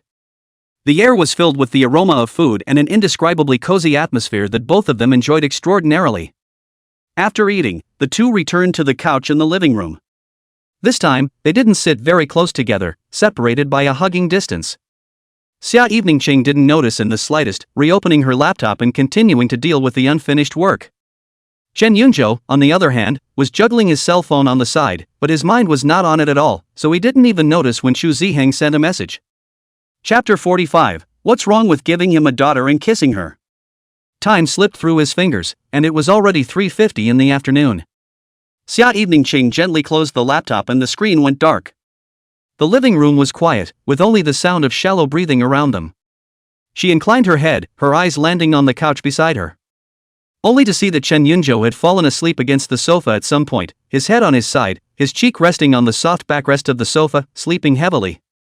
She rose to her feet with a gentle movement. Walking around the coffee table and over to the couch, she slowly crouched down. Look at his sleeping side up close. His eyelashes were long, casting a small shadow below his eyelids. Not to mention, he's a little cute when he's asleep. This made Xia Evening Harvest's mind involuntarily flash back to the morning when he hugged himself. That reassuring feeling lingered with her. His eyes moved down to land on his thin, slightly pursed lips. It should be nice to kiss, right? This thought popped into Xia Evening Ching's mind without any warning, and as she reacted, her heart skipped a beat and her cheeks were slightly heated. She then thought that it didn't seem like a good idea, a bit of taking advantage of the situation. But on second thought, he is his future husband, the name is right, he first sneak a kiss, should not be too much, right?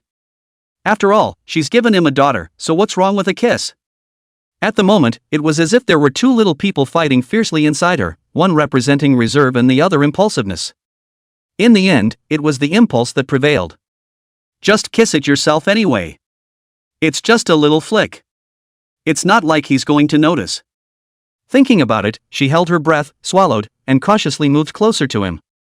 The tip of her nose almost touched his cheek as she drew closer. At that moment, she could clearly feel his warm breath with a faint, belonging scent. Her heart was beating frantically in her chest, and the tension gripped her instantly, making her limbs go a little limp. Just a second before her lips were about to touch his.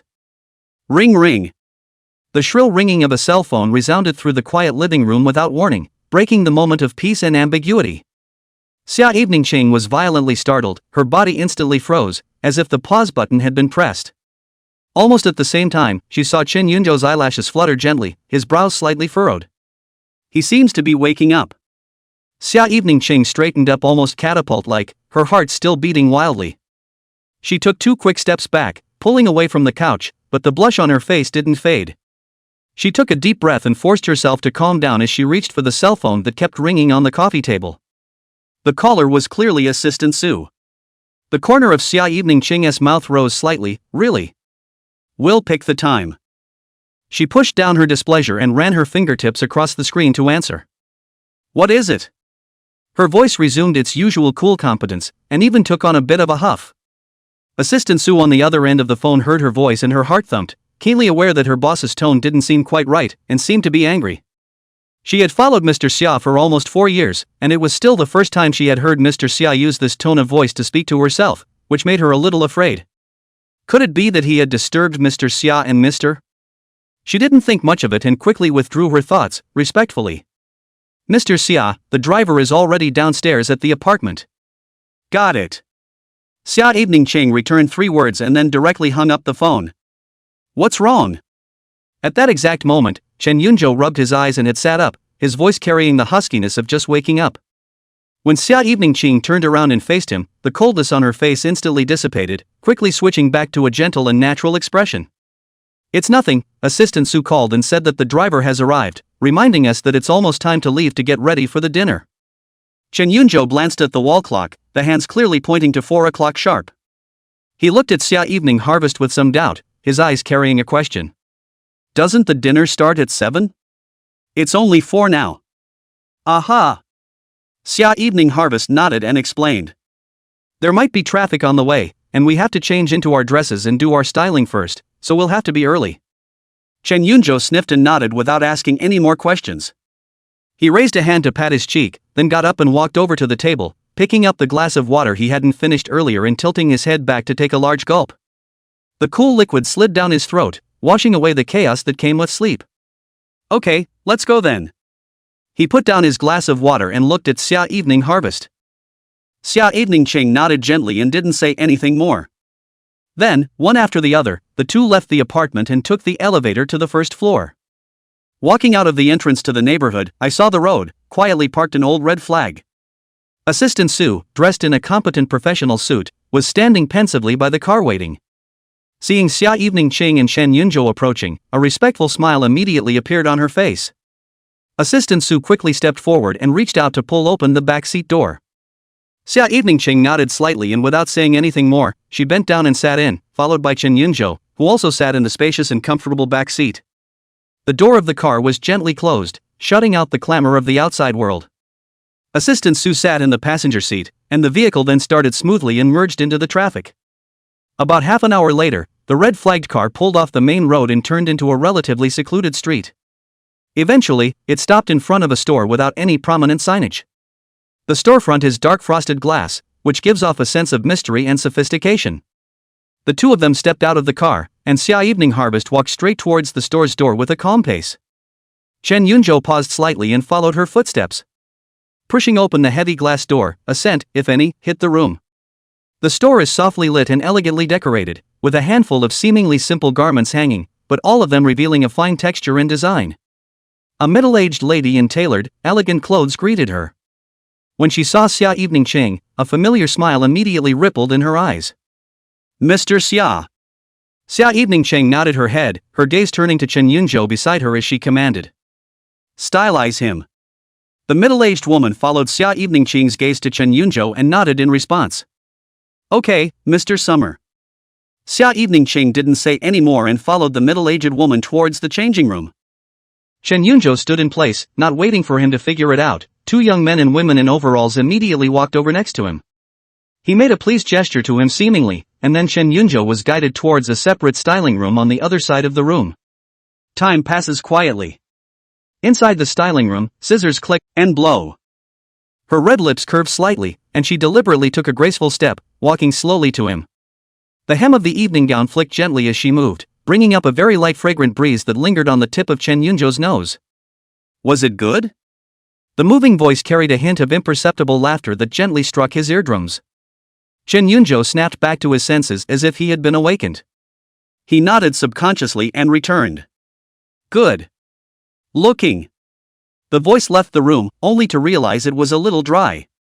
His cheeks flushed imperceptibly with a hint of heat, and his eyes averted a little from meeting hers.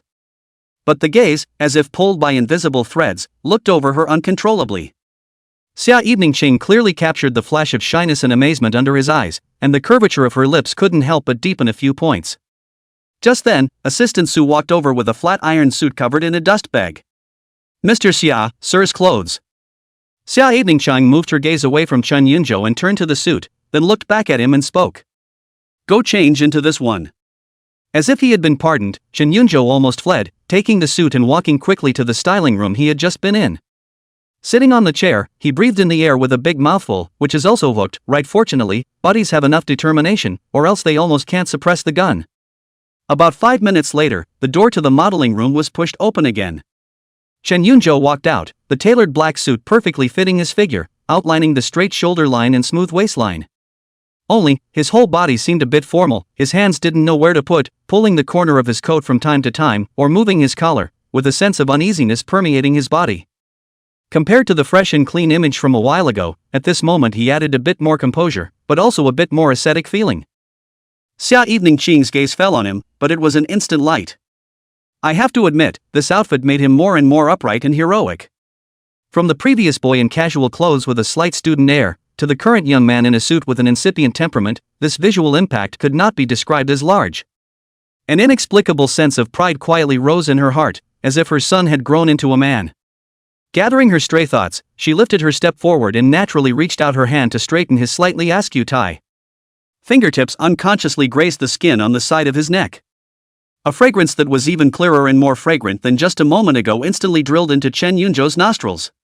It was her distinctive body odor. His breath hitched and his eyes shifted slightly downward without control. The close proximity allowed him to clearly see the delicate curves outlined by her gown and the delicate white skin. Can't help but think of the springtime this morning. The knot in his throat rolled up and down uncontrollably. Chen Yunzhou violently averted his eyes, the roots of his ears quietly climbed red, and his heartbeat once again became a little unruly.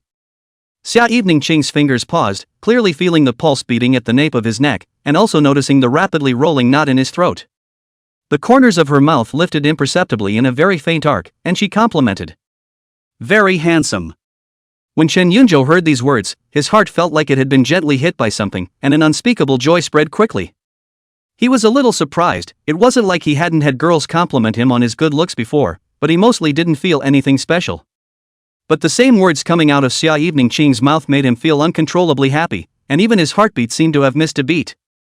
He tried to suppress the corners of his mouth that wanted to rise, maintaining a surface calmness as he preached. "You're pretty too." Xia Eveningqing raised her delicate eyebrows, her gaze brought down on his slightly flushed face as she asked rhetorically. "If you're pretty, why are you afraid to look at me?" He blinked, glanced at her, and quickly withdrew his gaze as if he'd been burned. His eyes fell away, his throat tightened, and for a moment he didn't know what to say in response. Looking at his innocent look, the smile under Xia Eveningqing's eyes grew a little thicker. She let out a soft laugh, her voice crisp and pleasant. No longer making things difficult for him, she stepped forward and naturally reached out her white arm and gently took his arm. "Well, it's about time, we should get to the dinner." The soft, warm touch came through the thin suit fabric and was clearly imprinted on Chen Yunzhou's arm. His entire body instantly became a little stiff.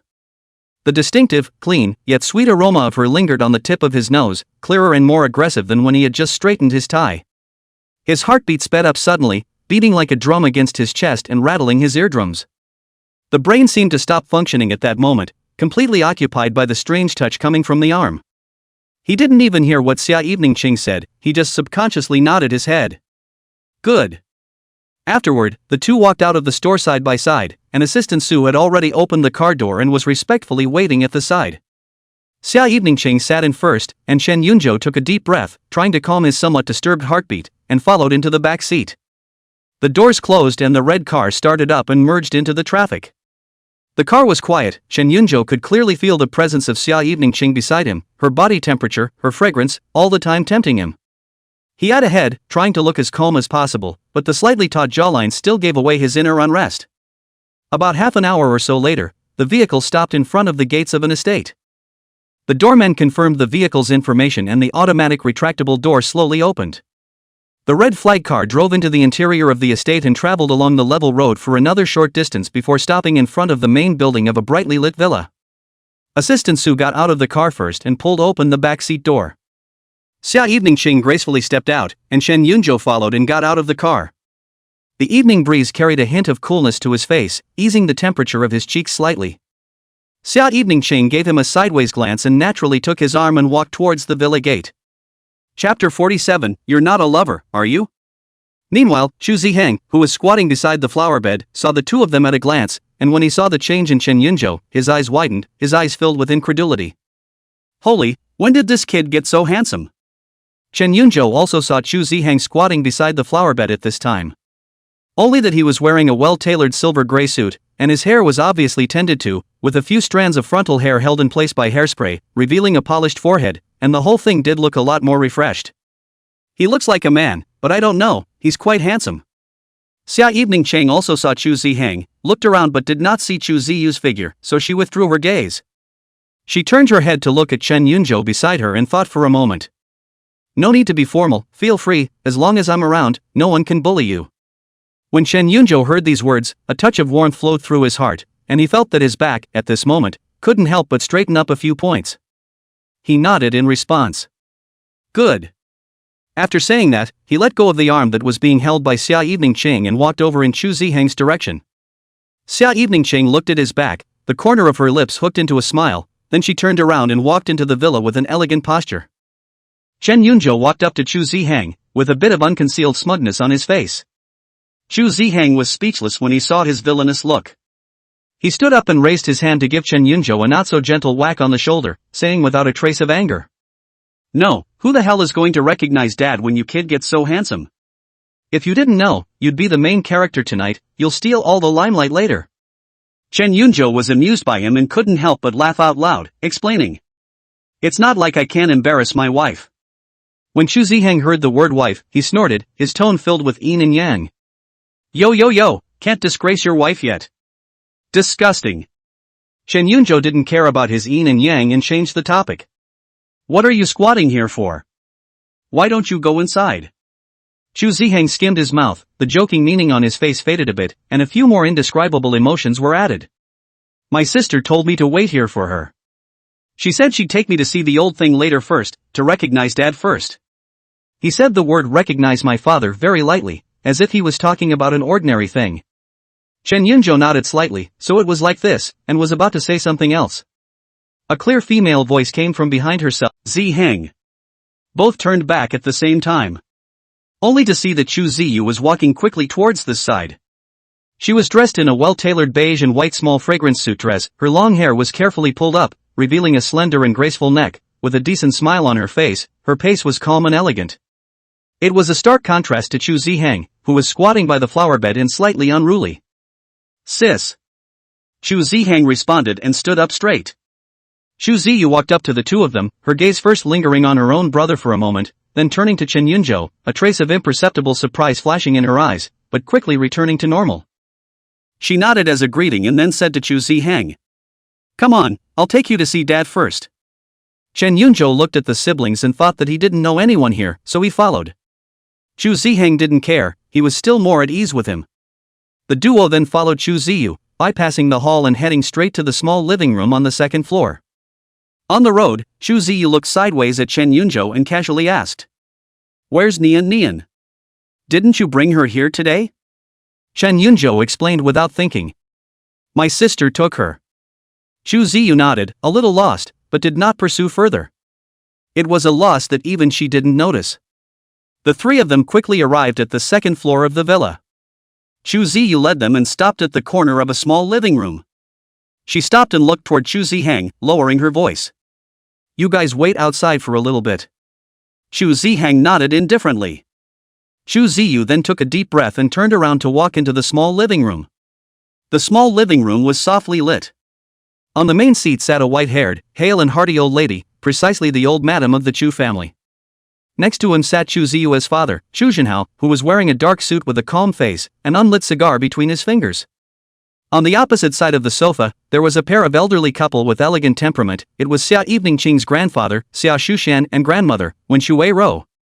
Chu Ziyu's gaze swept through the crowd and finally landed on Chu Zhenhao. Dad, there's something I want to talk to you about. Chu Zhenhao sniffed and was just about to speak.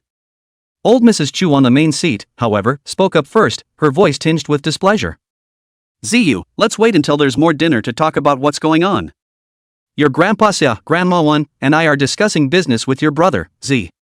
Old Mrs. Chu said, her gaze turning to Xia Shuxian and Wen Shuai-ro, a warm smile piling up on her face. Elder brother Xia, sister-in-law Wan. Ace is also the one you've watched grow up, and there's only a 3-year difference in age between him and Evening. When these words came out, a trace of imperceptible sulking swept under Xia Shuxuan's eyes, but a decent smile still hung on his face. When Shuai-ro, on the other hand, sat quietly next to her and didn't say anything, only that the look on her face didn't have the gentleness that she had just had, and even the smile on the corners of her mouth had faded a lot. Xia Shuxian gently sipped his tea, put down the teacup, and said with a smile. It's not good for me, as a grandfather, to meddle more in the children's affairs. That kid, Evening, has the right idea. It's better to let the young people decide for themselves. Old Mrs. Chu clearly had no intention of giving up on this, and the smile on her face deepened a bit. That's true, but this child, Ace, is devoted to Evening Primrose. Our family Azai, you have also watched him grow up, steady, progressive, filial to elders, which point is not worthy of Evening Ching. Meanwhile, Chen Yunzhou and Xu Zihang, who were around the corner, heard the conversation in the small living room clearly. Xu Zihang turned his head sideways and glanced at Chen Yunzhou as he lowered his voice in surprise. Yunzhou, in the future, you can't really be the lover that Xia Evening Ching keeps around, right? Chen Yunzhou was speechless and cursed without a good mood. Off. Although he didn't believe it, his mind couldn't help but wander. After all, the huge class difference between him and Xia Evening Ching was a fact that was plainly laid out there. Misfit door, those 5 words alone made him a little. His back, which had just straightened up because of Xia Evening Ching's words of defense, seemed to have bent a few more points in an invisible manner. When Xu Zihang saw him in this state, he hurriedly took out his cell phone and clicked on the page of a novel reading software. He brought his cell phone screen up to Chen Yunzhou's eyes. Nah, that's what they say in the novels. All of those giants have to have a fiancé or wife in the family that's in the right place. It's all to each his own after marriage. Chapter 48, Do you know who my wife is? Chen Yunzhou pushed his hand away and didn't say anything. The heart was not at peace for a long time. Right at this moment, Xu Ziyu's voice rang out from the small living room. She seemed to interrupt old Mrs. Chu and questioned in a deep voice. Dad, shouldn't you be concerned, your son? The conversation in the living room came to an abrupt halt. Xu Zhenhao obviously froze for a moment, and his gaze toward Xu Ziyu was filled with doubt. What do you mean? Ace is not downstairs. Before he could finish his words, Xu Ziyu took out a few photos and a document from the bag on the sofa and slammed it on the coffee table, coldly saying, I am talking about this son of yours. As soon as Xu Ziyu's words fell, the people present all froze, and their gazes, coincidentally, landed on the photo on the table. When Xu Zhenhao saw the photo, he froze for a long time, and almost at a glance, he recognized the woman in the photo as his ex-wife, Lin Zhuan. And beside Lin Zhuan, there stood a teenager who was about 17 or 18 years old. The young man's eyebrows were handsome, and his lips were slightly pursed, with a bit of untamed. Xu Zhenhao's gaze, the moment he touched the teenager's face, his pupils suddenly tightened. That face is simply carved out of the same mold as when he was young. It's at least a 7-point likeness. With just one glance, he was able to determine that this was his son, this was his and Lin Gun's son. The heart felt like it had been clenched violently by an invisible hand, and then suddenly loosened. A wave of unspeakable ecstasy instantly ran through his limbs like an electric current. What followed was a deeper, sinking remorse, like an icy tide, that instantly drowned what little joy there was. Regretting the decision to stay away all these years. His hands, cupped around the edges of the photo, his knuckles slightly white from the exertion, his fingertips even trembling a little. Dad, this. Xu Ziyu's voice carried a trace of imperceptible choking, and was about to explain. Humph. A cold, disdainful grunt interrupted her words. Old Mrs. Chu on the main seat merely glanced at the photo, and a thick disgust and contempt quickly accumulated under her eyes. She didn't even bother to take a closer look and only spoke coldly, her voice sounding like it was quenched with ice. Where's the wild seed from? Our Chu family, we don't recognize such unclear things. The old lady's voice was not loud, but the words were sharp and mean. She slowly and methodically picked up the tea in her hand and blew on the floating foam, as if what she had just said was nothing more than a trivial matter. For my Chu family's grandson, having his eye alone is enough. The others, cats and dogs, have nothing to do with our Chu family. These words were not only said to Chu Ziyu, they were also said to Chu Zhenhao. Corner. Old Mrs. Chu's acerbic wild seed clearly reached Chu Zihang's ears. All the expressions on his face instantly froze, and his dark eyes tumbled with appalling rage. What kind of old hag, insulting his mother? A rage that burned in his chest, shaking with anger, but the corner of his mouth instead hooked up an extremely icy smile. Chu Zihang let out a low curse and could no longer hold back. Directly striding into the small living room, the Chun Yunzhou on the side didn't block it in the slightest. He had grown up with Chu Zihang and naturally knew how much Auntie Lin had suffered in order to raise Chu Zihang, so it was even more unlikely that he would stand in the way. Only to see Chu Zihang rushing in like a thoroughly enraged leopard with red eyes. In the crowd's shocked gaze, he rushed to the coffee table in a few steps, grabbed the edge of the coffee table with both hands, and violently lifted it upward with force. Clang clatter. The mahogany coffee table should be overturned, tea, snacks, photos, documents scattered all over the place, messy. The sound of a fine bone china teacup shattering was extraordinarily harsh. You old thing. What the are you?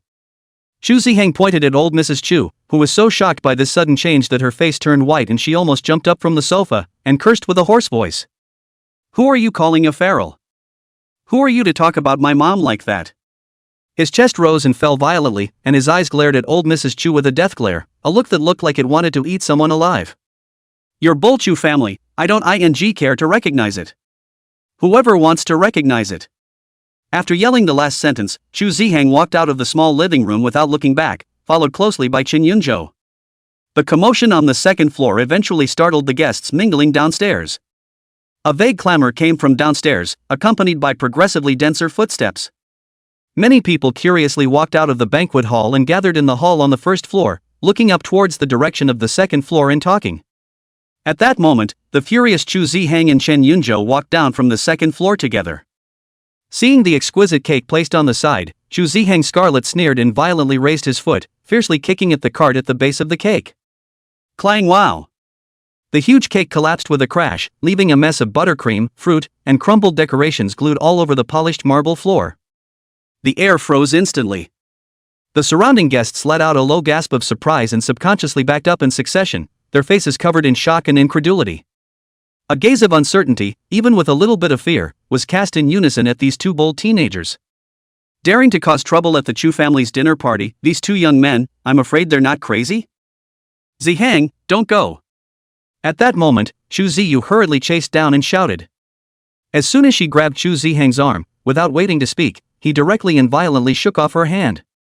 The force was so great that Chu Ziyu staggered and nearly fell. Off. He looked at Chu Ziyu, his tone heavy with hatred. What old pious woman cursed my mom like that? What's the point of staying here? Waiting to continue to be humiliated by her? Chu Zihang's words had not yet fallen. At the entrance of the stairs on the second floor, there were several figures that slowly appeared.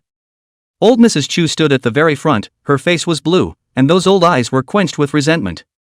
Xia Shuxian and Wen Shuiyun stood on the sidelines, looking at the scene with complex expressions, without the intention of intervening. Old Mrs. Chu condescendingly looked down at the wretched scene downstairs, her gaze finally landing on Chu Zihang. Her lips were trembling with anger, but her voice grew sharper and meaner. It's revolting.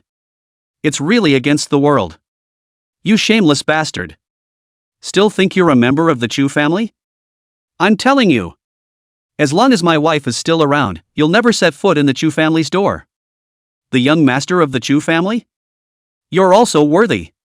Chu Zihang snorted at his words, his smile filled with disdain and mockery. Chu family? Do you really think I'm rare? As the words left his mouth, he kicked the cake card aside again. Chu Zihang's attitude of being greasy and saltless, and completely disregarding the Chu family, completely enraged old Mrs. Chu. She was so furious that she was trembling, and her fingers were shaking as she pointed at Chu Zihang. Good.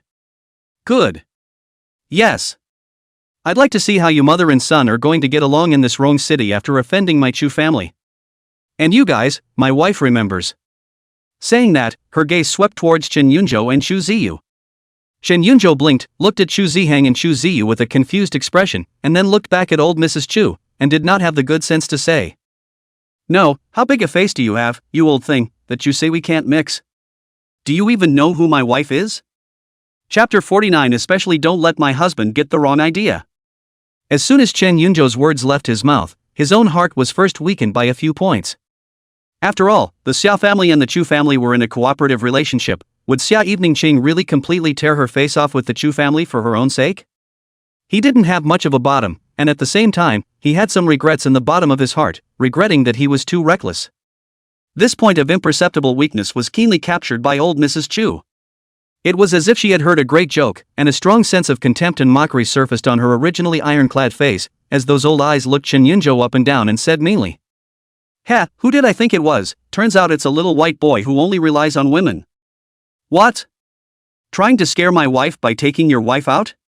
Old Mrs. Chu sneered even more and said in a deep voice, "I'm telling you, whoever your wife is. If you offend my Chu family today, one of you will not be able to hang around in Rongcheng."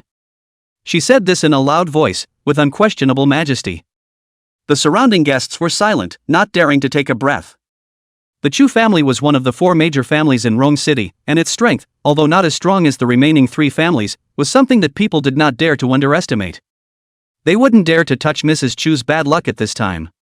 Many people even quietly backed away for fear of being implicated. Just then, a slight commotion rang through the crowd. A cool figure, lining up the crowd, slowly walked out. Under the light, the woman was dressed in a well-cut long dress, her face was delicate and cold, and her temperament was outstanding. She walked straight to Chen Yunzhou's side and stood side by side with him. Her appearance instantly attracted everyone's attention. Xia Eveningqing didn't pay attention to the stares around her, she just raised her eyes, her icy cold gaze shooting straight to old Mrs. Chu at the stairway on the second floor. Her voice was not high, but it carried clearly throughout the hall. "Elder Lady Chu, I would like to hear how the Chu family is going to make our Xia family unable to mix in Rong City?" These words came out as if they were thunder from the ground. The entire hall instantly fell into a dead silence, followed by the sound of cold air being sucked in. Shock and incredulity were written all over everyone's faces, their gazes darting back and forth between Xia Eveningqing, Chen Yunzhou, and old Mrs. Chu. This young man's wife is actually the president of the Xia clan, Xia Eveningqing? Xia clan in the earlier years in the four big families can only be ranked in front of the Chu clan until Xia Eveningqing took over the Xia clan, led the Xia clan to reform and innovation, directly soared to the sky, became the first of the four big families in Rongcheng, but also pressed the rest of the three big families cannot catch their breath. Compared to the Chu family, the Xia family could be described as a behemoth. Even the rest of the three great clans combined couldn't compare to a single Xia family. On the second floor stairway, the arrogance and meanness on old Mrs. Chu's face instantly froze. She looked at the young woman downstairs with a cold and arrogant demeanor, and then looked incredulously at Chen Yunzhou beside her. "His wife is Xia Wanqing? You. Old Mrs. Chu's voice began to stutter, and her eyes glazed over, filled with dismay. On the other hand, Xia Shuxian and Wen Shuiyun, who were standing on the side, instantly swept a touch of joy that was hard to hide on their faces. Their own precious granddaughters were actually looking for a man. Xia Shuxian looked at the duo standing side by side downstairs, and only felt that this pair of young people became more and more pleasant to look at, and was almost about to applaud directly. Wen Shuiru was also full of joy at this moment, but she sensed her husband's excitement and hurriedly gently pulled his arm in the dark, passing a wink. Only then did Xia Shuxian react, hastily restraining his overly outward smile, but the satisfaction in the bottom of his eyes couldn't be hidden. Downstairs, Chen Yunzhou himself was confused for a moment. Xia Eveningqing actually came? She even flipped out with the Chu family for him. A huge wave of surprise and warmth instantly surged in the bottom of his heart, instantly washing away the little bit of weakness and regret he had just felt. He looked at Xia Eveningqing's cool and absolutely beautiful side face, his heart beat fiercely. At this moment, time seemed to pause, and she was the only one in his eyes. Soon, he came back to his senses, and almost subconsciously, his arm reached out and directly wrapped around Xia Eveningqing's slender waist. It was warm and soft to the touch, with a woman's distinctive fragrance. Xia Eveningqing's body visibly stiffened. A blazing warmth came from the place where her waist touched, spreading quickly and causing her pale ears to blush slightly. This sudden closeness made her a little uncomfortable, but strangely enough, it was still a little oddly comfortable to be wrapped in his arms with such possessiveness. She didn't break away, not moving to lean into his arms. Old Mrs. Chu pointed at Xia Eveningqing downstairs, her lips shivering, but she couldn't say a word. The phrase Xia family was like a huge stone, blocking her throat. She subconsciously turned her head and looked at Xia Shuxian and Wen Shuiyao beside her for help.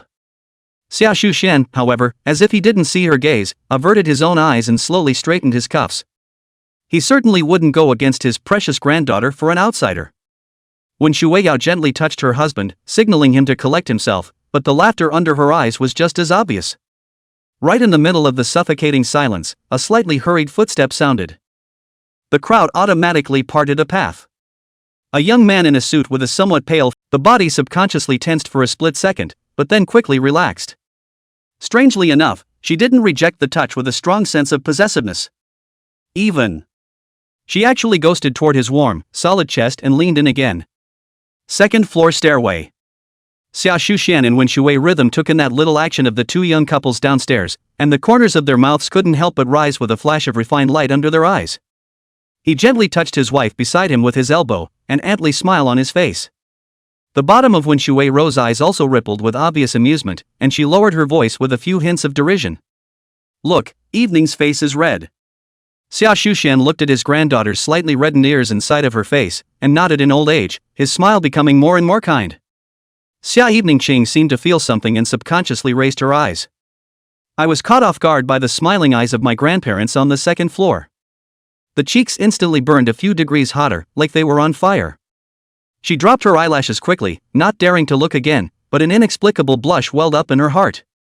This scene fell in Chu Zai's eyes, but it was tantamount to a bolt from the blue. He stared at the snuggled figures dead in the face. Xia Evening Qing's fleeting shyness, like a poisoned dagger, ruthlessly pierced into his heart. She actually gave that man that look? A wave of despair instantly consumed him.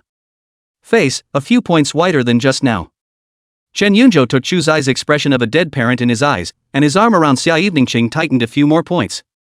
He raised his chin slightly, the corners of his mouth hooked up with a touch of undisguised smugness and provocation, as if to say, "How dare you think about my wife, you son of a?" The heart was soothing. Xia Evening Qing saw Chen Yunzhou's complacent eyes, the corners of her mouth majestic, this feeling of being cared about, really good. With that, she fixed her mind, took a deep breath, and when she raised her eyes again, the bottom of her eyes had returned to their usual cool sharpness. The gaze was like an ice blade, shooting straight at old Mrs. Chu on the second floor stairway. Her voice was not high, but it carried a piercing coldness that echoed clearly through the silent hall. Old Lady Chu. When the City West project is over, Xia will unilaterally suspend all current cooperation with Chu.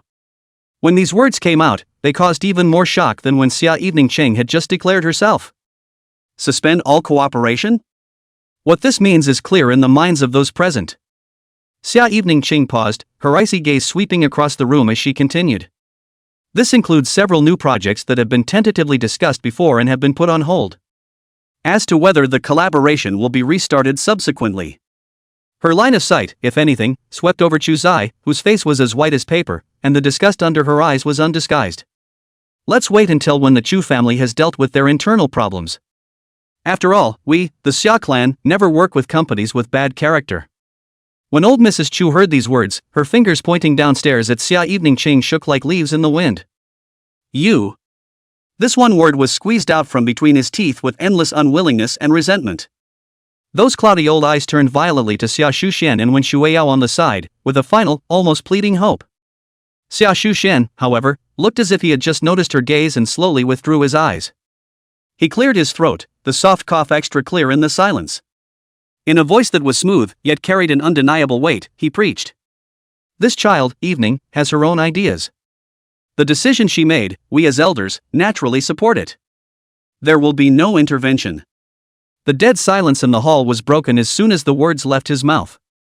Tiny huffs and puffs followed. The deliberately maintained composure on many people's faces instantly disintegrated, and was replaced by a kind of unbelievable ecstasy. All of them, they were thinking of working with Xia.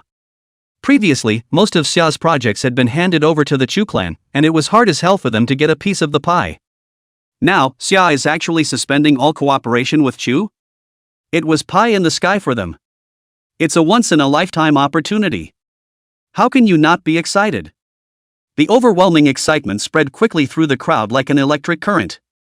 In stark contrast, old Mrs. Chu's face could no longer be described as pale. She opened her mouth, a ho-ho-ho sound coming from her throat, but she couldn't get a complete word out. His chest rose and fell violently, as if he would faint at any moment.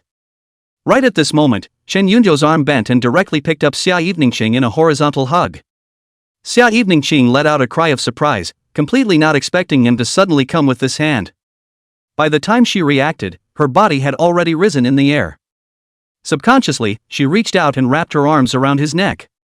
Closer to his neck and shoulders, a hint of testosterone instantly enveloped her. Her cheeks burned instantly, and Chen Yunzhou looked to old Mrs. Chu on the second floor. With a smug look on his face, he laughed. "Old woman, didn't you say just now that you would make it impossible for me to mix in Rongcheng?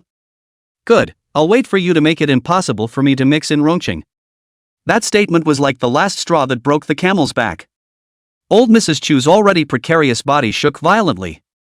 Her eyes widened, her lips trembled violently, and the breath, after all, did not come. Both eyes rolled over and his body fell down softly, directly fainting. I saw the old woman's body go limp and fall straight down. When Shueya frowned slightly, a trace of undisguised dislike flashing across her face. Her eyes were quick, pulling Xia Shushan beside her and moving 2 steps to the side without moving. It was as if they were afraid of getting any bad luck. Xu Zhenhao was quick to react, rushing up in an arrow step and holding the shaky old lady in time. His face was white and his voice was tinged with trembling. "Mom! Quick! Call a doctor!" The hall was an instant mess. Chen Yunzhou, however, turned a blind eye to this, and he didn't even bother to cast a glance out of the corner of his eye to the farce over there. After all, the warmth is in your arms. He hugged Xiao Wanqing, and without the slightest pause in his steps, he walked straight towards the hall entrance. As he passed by Chu Zai, whose face was as white as a ghost, Chen Yunzhou's footsteps slightly lurched. He lowered his head, looked at Xia Evening Harvest, and shouted, "Honey, let's go home."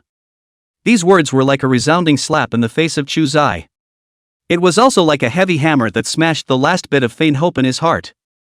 Xia Eveningqing's heart trembled at the sound of his wife, and she felt strange at the bottom of her heart. And yet, his heartbeat couldn't help but rise uncontrollably. What's more, she wasn't repulsed by the princess hug, and didn't even want to leave the embrace. Instead, ghostly, he rested his forehead gently against the nape of his neck.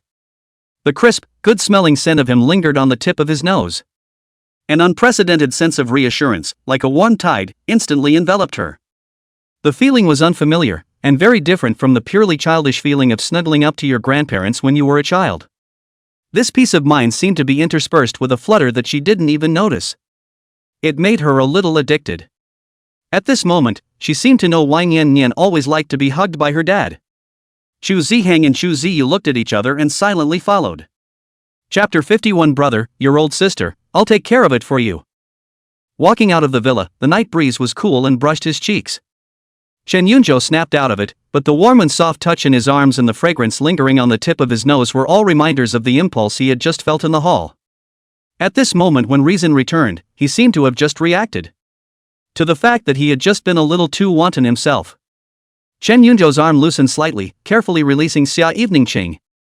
The moment her feet landed on the ground, Xia Eveningqing's hand around his neck subconsciously tightened for a split second before slowly letting go. The warm nape of her neck left abruptly, and a hint of loss that she hadn't even noticed flew across the bottom of her eyes. As fast as the wind blows over water, there is no trace. Chen Yunzhou's throat rolled and he coughed dryly, a trace of embarrassment filled the air. He was just about to open his mouth to explain something in an attempt to break the delicate atmosphere. Thanks. Chu Ziyu's voice, however, sounded first, with a few hints of unnaturalness. Xia Eveningqing looked at her with a sideways glance, her tone returning to its usual flatness. "No, I didn't actually do anything and stepped in for him." These words fell into Chen Yunzhou's ears, like eating a sweet candy, instantly melting in his heart. He couldn't help the corners of his lips from rising slightly, a thin smile rippling under his eyes. Just then, a hand caught Chen Yunzhou's arm and pulled him 2 steps to the side. Chu Ziheng came closer to him and lowered his voice, his face was one of undisguised admiration. "Real men. Hugging Mr. Xia just came out." Chen Yunzhou touched his nose and explained. "I'm actually scared. It's that situation just now, the feeling came up that it can't be done or it has to be done." Chu Ziheng sniffed and gave him a thumbs up, the admiration in his eyes intensifying. Chen Yunzhou squeezed out a smile and didn't say anything, wondering if he had to sleep with Coke tonight. Just as he was thinking about it, the sound of an engine came from far away. An old red flag, slowly parked in front of the villa. Xia Evening Cheng looked towards the car, then turned her head, her gaze fell on Chen Yunzhou's face and said, "Go." Her voice was soft, no joy or anger audible. Chu Ziheng patted Chen Yunzhou's shoulder hard. With a look of sadness on his face and a hushed tone, he preached, "Brother, go in peace. In the future, your old sister, I'll take care of it for you."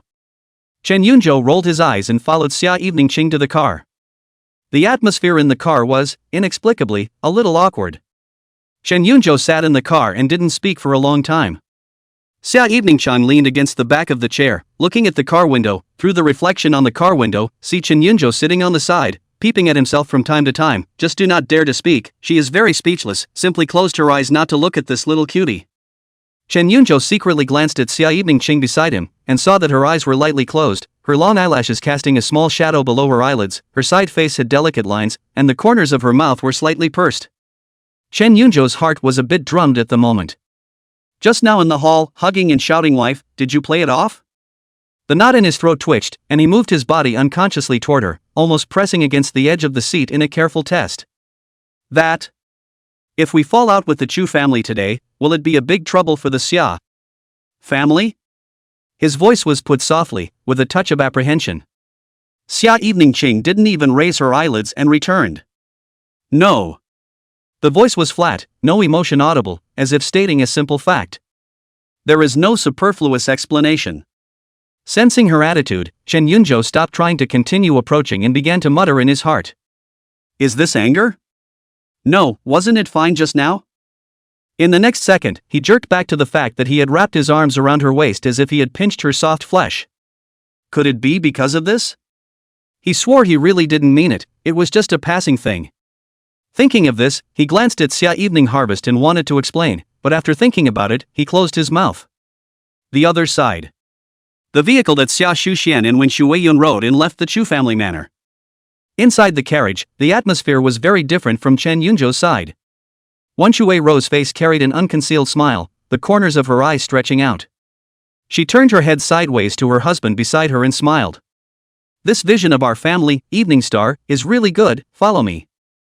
As the words fell, she looked at Xia Shuxian, who was speaking at the side. "Old man, you hurry up and have someone check out that kid. Some other day, I'll have to meet this granddaughter-in-law in person." Xia Shuxian laughed out softly and answered, "Don't worry, I've already ordered it down just now." He paused, his brows furrowing imperceptibly. "Speaking of this child, I always feel, as if I've seen him somewhere, a sense of inexplicable familiarity. But for a moment, it really doesn't come to mind." When Shuirou sniffed and also revealed a hint of thoughtfulness as she concurred. "When you say it like that, it seems like it's kind of familiar." After thinking about it and not coming up with anything, the duo didn't continue to think about it much, but turned their attention back to more important matters. When Shuirou suddenly seemed to think of something, her face changed slightly as she asked, "Gee, old man, you said what we said earlier in the little parlor. Do you think it will fall on that boy's deaf ears? If we let a misunderstanding arise between them, then we..." When Xia Shuxian heard this, he was also stunned, then he reacted, and a touch of worry surfaced on his face. "This..." Without waiting for him to speak, Wen Shuiyao glared at him in an ungraceful manner and complained, "It's all your fault. I should have just said the words right then and there and refused dryly, I had to beat around the bush." Xia Shuxian was counted down by his wife, his face was a bit unsettled, but he didn't retort, he just explained, "I'm not." Also thinking of trying to maintain harmony between the two families. Who knew things would turn out this way? If I had known there was a granddaughter-in-law standing outside, I would have just refused. When Shuirou grunted, her tone carrying a bit of anger. "Harmony? Can peace be a meal?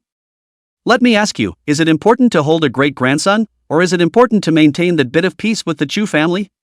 Xia Shuxian immediately took a stand and said, "Naturally, it's important to hold a great-grandson." He smiled, soothingly. "Don't be too anxious, let's wait for the results of the investigation to find out what's going on with the kid. We always have to find out first, so that evening is not fooled by anyone." When Shuirou heard this, but she let out a giggle. She looked askance at her husband, her tone a little teasing. "Late to be cheated? Do you think that's possible?" Xia Shuxian was silent when he heard this. Warm water ballad's smile deepened a bit. Our family, evening, would be lucky not to fool that silly boy. Chapter 52. So it's your daughter. On the other side, the vehicle drove smoothly into the neighborhood and eventually slowed to a stop at the curb. Chen Yunzhou was about to push the door to get out of the car when he glanced out of the corner of his eye at a car park not far away. That license plate number was more than familiar to him. He lurched in motion and jerked his head around, a flash of surprise and panic on his face. What's wrong? Xia Evening Qing beside him noticed his difference and asked with a sideways glance. Chen Yunzhou pulled her hand that was just about to push the door and lowered his voice, his tone carrying a few points of embarrassment. Wait, my parents' car is still there. He pointed to the car not far away. The finger had just touched the screen and the unlock screen hadn't quite popped up yet. Ding! The doorbell rang again, interrupting her movements. Chen Yunjin was shocked in her heart and jerked her head up to look at the doorway. Shen Yi, Liao Ting, and Nian Nian in the living room also looked toward the door at the same time at the sound. It's Mom and Dad. Nian was the first to react, and with an excited cry, she tried to slide off the couch. Without waiting for the others to make a move, Chen Yunjin quickly stood up from the sofa, almost as a reflex, and quickly walked towards the door. Chen Yunjin violently pulled open the door to the room, and outside the door stood only Xia Evening Qing. Chen Yunjin heart-thumped, subconsciously to Xia Evening Qing behind the probe looked. The corridor is empty, and did not see the figure of his own brother. Xia Evening Qing looked at her with this nervous, looking around look and immediately understood what she was worried about and said quickly in a voice that only the two could hear. He's in the car, not coming up. Phew. When Chen Yunjin heard this, he let out a long sigh of relief, his taut nerves instantly relaxing, and he hurriedly sidestepped and let Xia Evening Qing in. Come in, she said as she closed the door to her room. Xia Evening Chan walked into the living room, her gaze softly looking over to the sofa, and called out. Nian Nian. Mom. Nian Nian, who was being fed apples by her grandmother, heard the familiar voice and her eyes lit up, immediately sliding down from the sofa and running towards Xia Evening Qing. The tiny figure pounced into Xia Evening Qing's arms, tilting her little face up, her black grape-like eyes looking expectantly at the door. Mom, where's Dad? Why didn't Dad come? Xia Evening Qing's arm holding her daughter tightened, her face still wore a gentle smile, but her voice was calm. Daddy has some things to take care of, so he can't come up to pick up Nian Nian today. She gently patted her daughter on the back and carried her toward the center of the living room. A trace of obvious loss swept across Nian Nian's small face, but she still nodded her head obediently, her little head resting on her mom's shoulder. Xia Evening Chang hugged Nian Nian as her gaze turned to Chen Yi and Liao Ting on the sofa.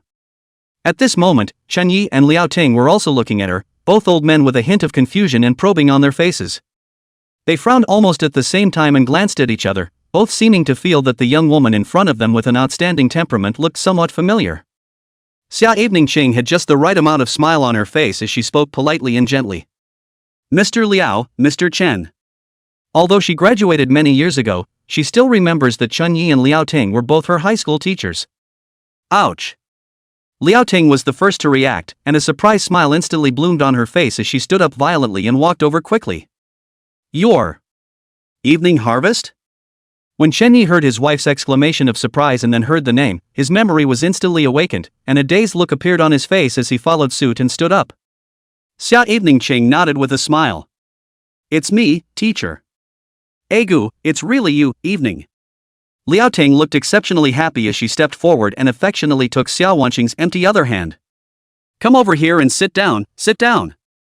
As she said that, she pulled Xia Evening Qing to the sofa and sat down, her eyes looking back and forth between Xia Evening Qing and Nian Nian in her arms, the smile on her face deepening. I said so, the first time I saw this child Nian Nian, I felt that her eyebrows were particularly familiar, so she's your daughter. Xia Evening Qing smiled and nodded without saying anything. The more Liao Ting looked at it, the more she liked it, pulling Xia Evening Qing's hand and asking curiously. When did you get married, you child? How come we don't know anything about it? The smile on Xia Evening Qing's face slightly stalled, and the fingers holding Nian Nian unconsciously tightened a few points. She fell silent, her eyes flickering a bit, not knowing how to answer this question. After all, she and Chen Yunzhou were not married. Now it's not even boyfriend and girlfriend. How attentive Liao Ting was, she immediately noticed Xia Evening Qing's embarrassment and the flash of gloom. Her heart thumped, instantly brainstorming a bitter scene of a young girl who met a bad guy, was cheated by a scummy guy, got pregnant unmarried and was abandoned. Looking at Xia Eveningqing this excellent and outstanding, but seems to have a difficult to say, Liao Ting heart suddenly born a few pity, secretly a pity, is thinking to hurry to change a lighter topic, don't poke people's sadness again. Who knows, the Chenyi next to him didn't notice these details, he looked at Nian Nian who was being held in Xia Eveningqing's arms, and out of concern, he naturally opened his mouth to ask. Evening, this Nian Nian's father is too irresponsible. How unsafe it is this late at night. Chenyi said these words directly, the smile on Xia Eveningqing's face stiffened even more, and her arms holding Nian Nian tightened a bit more. Chapter 53, What didn't you do to become a scumbag? She opened her mouth and was about to deliberate on how to answer, when Chen Yunjin, who was sitting next to her, saw this and immediately spoke out to solve the problem. Gee, Dad, why do you ask? Chen Yunjin looked towards Chen Yi, her tone carrying a few hints of anger. It's a private matter. Liao Ting also heard the inappropriateness in Chen Yi's words and glared at him without any good humor, raising her hand to gently twist his arm. Chen Yi ate the pain and reacted to the fact that he had indeed been a bit abrupt, and hurriedly looked at Xia Eveningqing with a hint of apology on his face. I'm sorry Evening, look at me, I'm an old fool, what's the point of asking this? He paused and explained, I just see that it's late and I'm worried about them, it's not safe on the road. Xia Eveningqing was relieved in her heart and shook her head, indicating that it was fine. It's fine, Mr. Chen, I understand. She thought for a moment and added, the driver is waiting downstairs. Hearing these words, Chen Yi and Liao Ting's hanging hearts were released. Liao Ting took Xia Eveningqing's hand and said gently, that's good, that's good. Xia Eveningqing glanced at the clock on the wall, it was indeed getting late. Mr. Liao, Mr. Chen, it's getting late, so I'll take Nian Nian home first. Chen Yi and Liao Ting nodded. Alright, slow down on the road and be safe. Xia Eveningqing gently patted her daughter's little butt and softly said. Nian, say goodbye to your grandparents. Nian. Back. Into the sofa with a hint of heartache on her face. This child, it's really suffering her. When Chen Yunjin and Chen Yi heard this, they both froze for a moment. Chen Yi's face immediately sank, slapping the armrest of the sofa and cursing angrily. This mother which is so unethical. To do such a wolfish thing. The more he spoke, the angrier he became, and he said viciously, if I knew who that man was, I would have to beat him up severely. How can you not even want such a lovely daughter, damn it? Chen Yi said, and waved his fist. Liao Ting nodded along at the side and agreed. That's right, this kind of man deserves death by 1,000 cuts. Eveningqing is such a nice girl, but she was spoiled by this kind of man. She said with a look of regret. Chen Yunjin stood on the side, watching her parents' righteous indignation, listening to their bitter scolding of the scum, not daring to say a word. What would happen if Mom knew that the scumbag they were calling scumbag was her favorite son? She couldn't even imagine. Then he could only stand there with a stiff upper lip, cursing every now and then so as not to show his chicken feet. Liao Ting scolded for a while, the mood gradually calmed down, but the face is still with the heartache of Xia Eveningqing and the indignation of the scum that he has never met. She sighed and turned her head to her daughter who hadn't said much.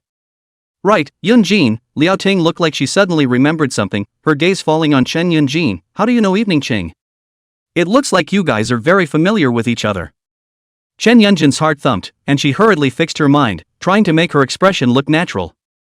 She pushed the glasses on the bridge of her nose and explained, oh, she's a shareholder of the hospital, she came for medical checkups a few times before, and then she had a bit of contact at work, so she became familiar with it over and over again. This explanation made sense. Liao Ting didn't get suspicious and nodded her head, glancing at, with her remaining light, the wall clock on the wall. Oops, it's almost 10. Liao Ting stood up and walked over to Chen Yunjin, patting her arm and admonishing her. It's getting late and we should get back. You live alone, remember to eat well, don't order takeout all the time, it's not good for your health. Chen Yi followed suit and stood up, echoing, yes, it's late, let's go. Chen Yunjin nodded and sent his parents to the door. Got it, Mom, Dad, take your time on the road. Watching her parents walk into the elevator doors slowly closing, Chen Yunjin then took a long breath, feeling her taut nerves finally relax. She turned to close the door and leaned against the panel, lifting a hand to rub her slightly stiff cheek. Chapter 54 A childhood friend, two youngsters. The elevator descended slowly. In the small space, Liao Ting was still lost in her previous thoughts and couldn't help but sigh again. Chen Yi gave her a look and didn't say anything. The elevator reaches the first floor and dings softly. The two stepped out of the elevator and walked through the lobby of the unit building toward the entrance to the complex. It was late at night and the neighborhood was quiet, with only the streetlights giving off a dim glow. Liao Ting opened her mouth again as she walked away. Hey, old Chen, let Yunzhou come back next week? The boy, out living for so long, and not staying home. Chunyi sniffed and frowned slightly, his tone carrying a few points of dissatisfaction. What's there to go back to? He's so big, can he still starve to death? Liao Ting gave him a disgruntled cross look. You don't miss your son at all, huh? Think what you want, Chunyi grunted, but a hint of something else showed on his face. I'm telling you, old Su is not going back to Hainan next weekend. I've made an appointment with him, bring his wife, and let's go to Hainan for a few days together as a couple of old guys to relax and unwind. Going to Hainan? Liao Ting's eyes lit up when she heard that. Without waiting for her to say anything else, Chunyi asked, yeah, do you think it's fun for you to bring a light bulb when several of us are going? Liao Ting nodded, and was just about to say to tell her son to get the hell out of the way and not delay them from going out to play, when a flash of light came into her head. She slapped Shenya's arm and her tone perked up. Doesn't the old Su family have a daughter? What is it called? Yes, Su Miao Miao. The one who is 1 year younger than our Yunzhou. Chunyi was puzzled by her slap, but hearing Su Miao Miao's name, he also remembered. Oh, there is such a daughter, what's wrong? The more Liao Ting thought about it, the more she realized it was a good idea. Just right. You tell old Su to call up Miao Miao and let's bring Yunzhou with us so that their young people can get in touch more. I remember when I was a kid, weren't the two of them pretty close? What's that saying? A childhood sweetheart, two little ones. Upon hearing this, Shenya's face revealed a touch of joy as he nodded his head. It's not impossible, let these two kids get in touch first, if they get along, once they graduate, they might get married and give us a granddaughter in a couple of years. Just thinking about it made the two old men smile. And not far away, there was an old black red flag parked. Inside the car, it was pitch black. Nian Nian was lying on Chen Yunzhou's back like a little koala, her little hands restlessly grasping Chen Yunzhou's soft short hair, and the father and daughter were lying by the car window, watching Chunyi and Liao Ting get into the car with a smile on their faces. Daddy, Nian Nian asked in a milky voice, what were Grandma and Grandpa talking about just now? They seemed so happy. Chen Yunzhou's body stiffened slightly and did not answer immediately. He was silent and looked at Xia Evening Harvest, who was sitting across from him. Xia Evening Qing wrapped her hands around her chest and looked at him sideways, the corners of her mouth hooked up into a smirking arc, her eyes carrying a few moments of playfulness and a few moments of coolness. She opened her mouth slowly, her voice not high but falling clearly in the small space of the car. A childhood friend, 2 children. Simple 8 words, but it was like a thunderbolt, splitting Chen Yunzhou's scalp. His body trembled as a murderous aura spread from the bottom of his heart, sending chills down his spine. Chen Yunzhou hurriedly defended himself. Listen to me explain, I really have nothing to do with that Su Miao Miao. When I was a kid it was that Chu Ziheng kid, who had to drag me to play with her, I didn't know her well at all. To say childhood sweethearts, it's also me and Chu Ziheng, I'm really not familiar with her. His tone carried obvious panic, as if he was afraid that Xia Evening Cheng would misunderstand something. Oh? Xia Evening Cheng raised an eyebrow, non-committal. At that moment, Nian Nian, who was lying on his back, blinked her big eyes and interrupted them curiously. Mom, what does childhood sweetheart mean? Xia Evening Cheng retracted her gaze towards Chen Yunzhou and gently turned towards her daughter, reaching out to touch Nian Nian's furry little head. Her voice also became softer as she patiently explained. Youth plum horsaw, that is to say the boy and the girl grew up together, the relationship is particularly good. She said, but her gaze went to Chen Yunzhou underneath Nian Nian. When Chen Yunzhou met her gaze, he only felt chills behind his back, and his heart was so sad that he simply wanted to cry. When he heard the words childhood friend, he felt that his head was 2 sizes too big. This time, he was letting his parents to suffer badly, say what is not good, have to say this, say also do not say to understand a little, at that time Chu Ziheng is not still there? Wasn't Chu Ziheng still there at that time? Doesn't he count as a human being? Now I really can't wash myself even if I jump into the Yellow River. If I can't go to bed tonight because of this, wouldn't I be worse than a sinus? Xia Evening Cheng looked at his appearance, the corners of her mouth rose slightly, her heart was very relieved, and she was quite happy to see him anxious to explain. She wasn't sure why she was, and even more so, why she had said those shady words. But when she heard the teacher say that she was going to introduce him to girls to meet, she was angry for no reason at the bottom of her heart, and still upset, as if her favorite toy was snatched away from her when she was a child. For a moment, she even wanted to hug Nian Nian and walk up to the teachers and just tell them that Nian Nian was their granddaughter, just somehow. Chen Yunzhou glanced at Xia Evening Chang, cleared his throat, and changed the topic. Why don't we go up first and discuss with my sister how to let Nian Nian have more contact with his grandparents? Xia Evening Ching collected her thoughts and looked at Chen Yunzhou, her eyes tinged with resentment, gently nodded her head and gave a sound, which was considered to be an agreement. Chen Yunzhou met her gaze and actually had a guilty feeling of abandoning his wife and son. No, is this serious? Shaking his head, he got out of the car first, then carried Nian, who was on his back, down to the ground. The cool wind of the night blew through, and Xia Evening Ching stepped out of the car and stood beside it, straightening her wind-blown hair. She took Nian's hand and headed towards the small neighborhood. Seeing this, Chen Yunzhou hurriedly followed, smoothly holding Nian Nian's other hand, but his remaining light sneaked a look at Xia Evening Ching, an unrealistic thought rising in his mind. Is she jealous? Chapter 55. But who made me a good sister? Chen Yunzhou took a deep breath and tried to dispel that unrealistic thought in his mind.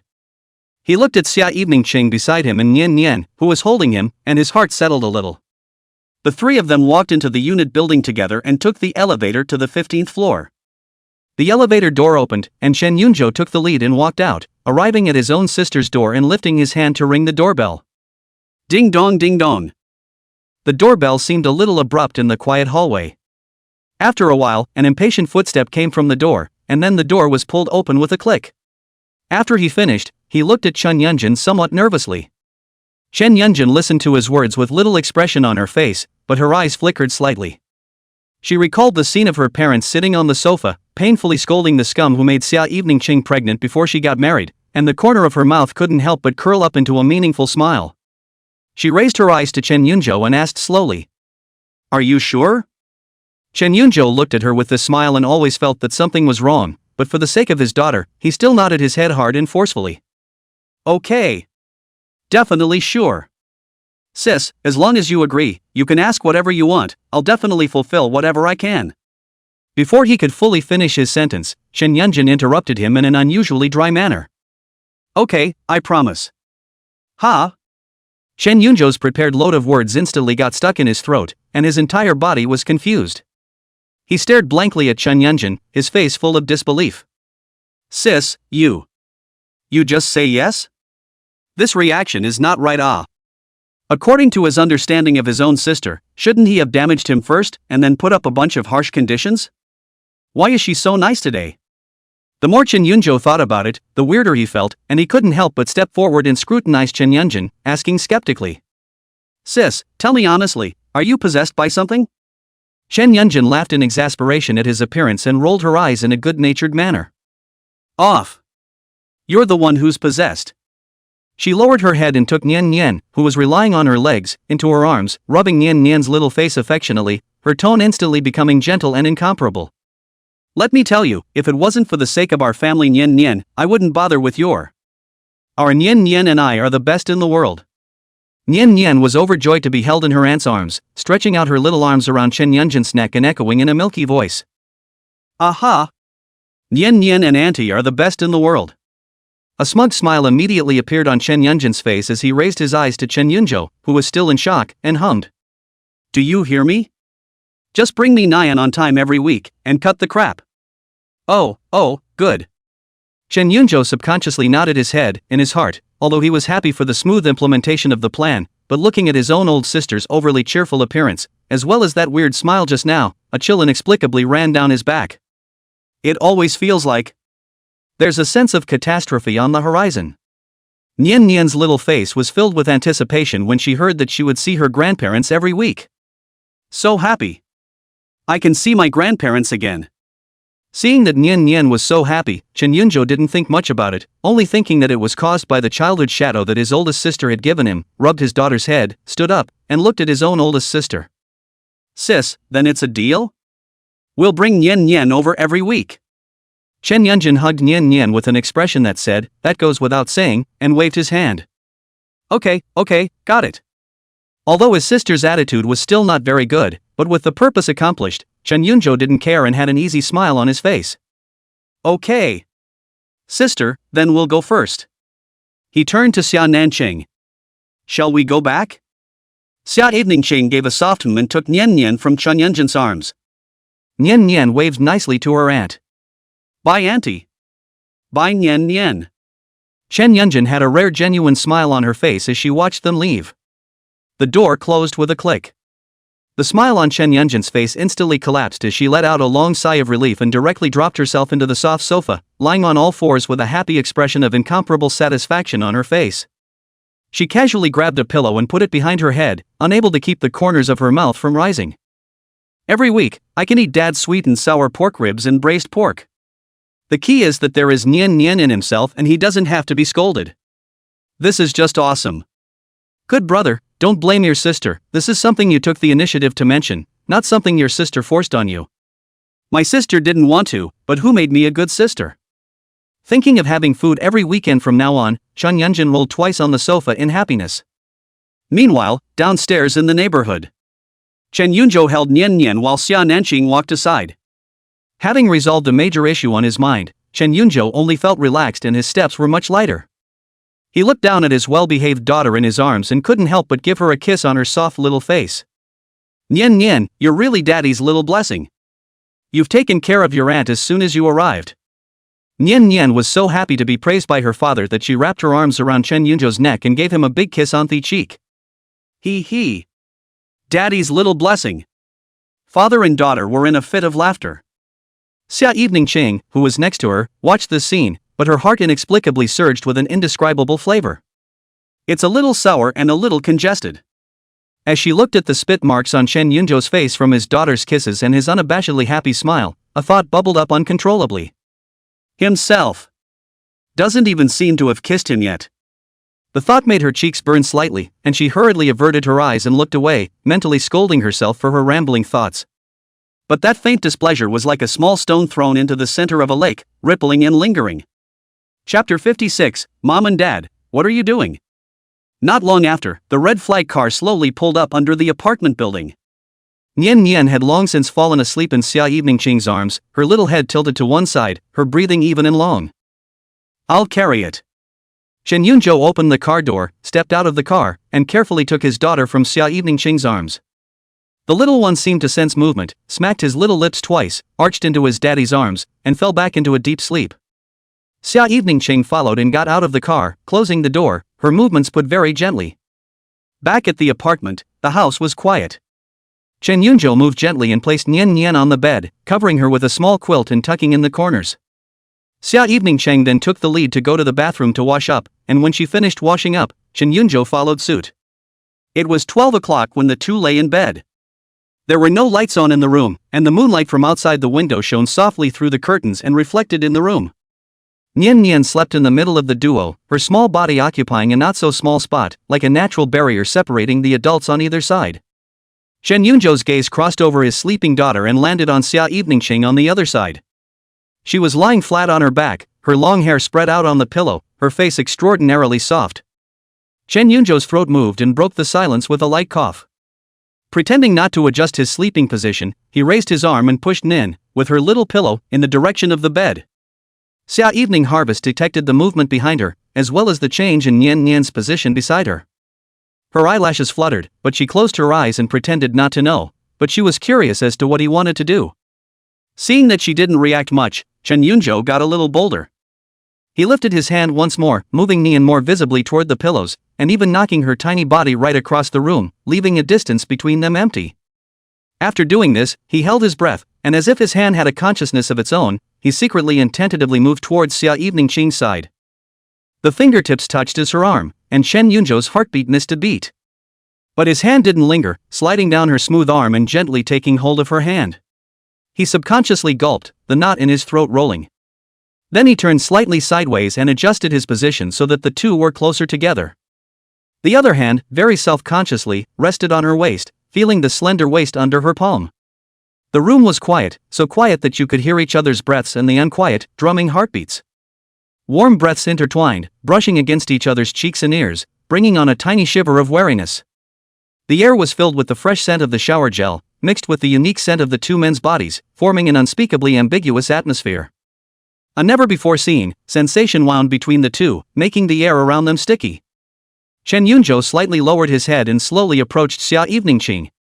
Xia Eveningqing could clearly feel his warm nostrils spraying on her forehead with a burning temperature.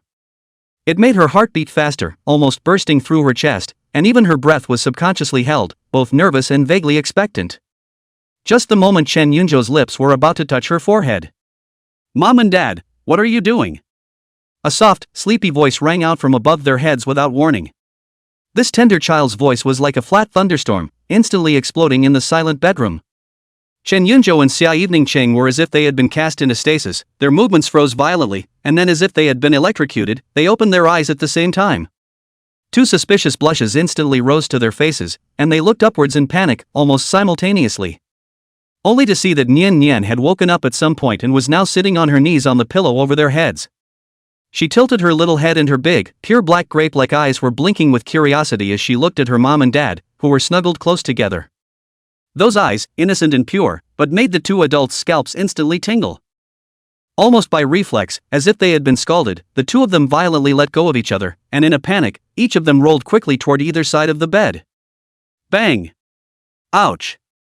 Because Chen Yunzhou was facing outward and his movements were too swift, he did not break at all, and his entire body rolled directly off the edge of the bed, letting out a dull landing sound accompanied by a short cry of pain. Xia Eveningqing rolled to the other side of the bed, gripping the covers tightly, her back facing Chen Yunzhou, her cheeks rolling so hot that they almost burned. Hearing the movement of Chen Yunzhou falling off the bed, she snorted out a laugh, but quickly stifled it. Chen Yunzhou on the floor couldn't even bother to check if he had fallen and hurt himself, propping himself up on his hands and knees, almost on his hands and knees, crawling back to the bed again as fast as he could. He stayed close to his side of the edge of the bed, quickly pulling the covers over him, his body taut and straight, his face facing in the direction of the closet, his eyes tightly closed as if nothing had just happened.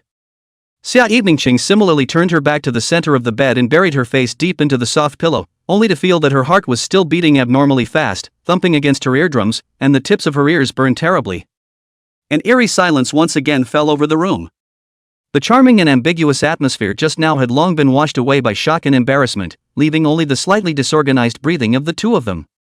Nian Nian sat on her knees on the pillow, looking at her mom on this side with her back turned to her, and then at her dad on the other side, who also had his back turned to him and was not moving, blinking her big eyes in bewilderment, confusion written all over her little face.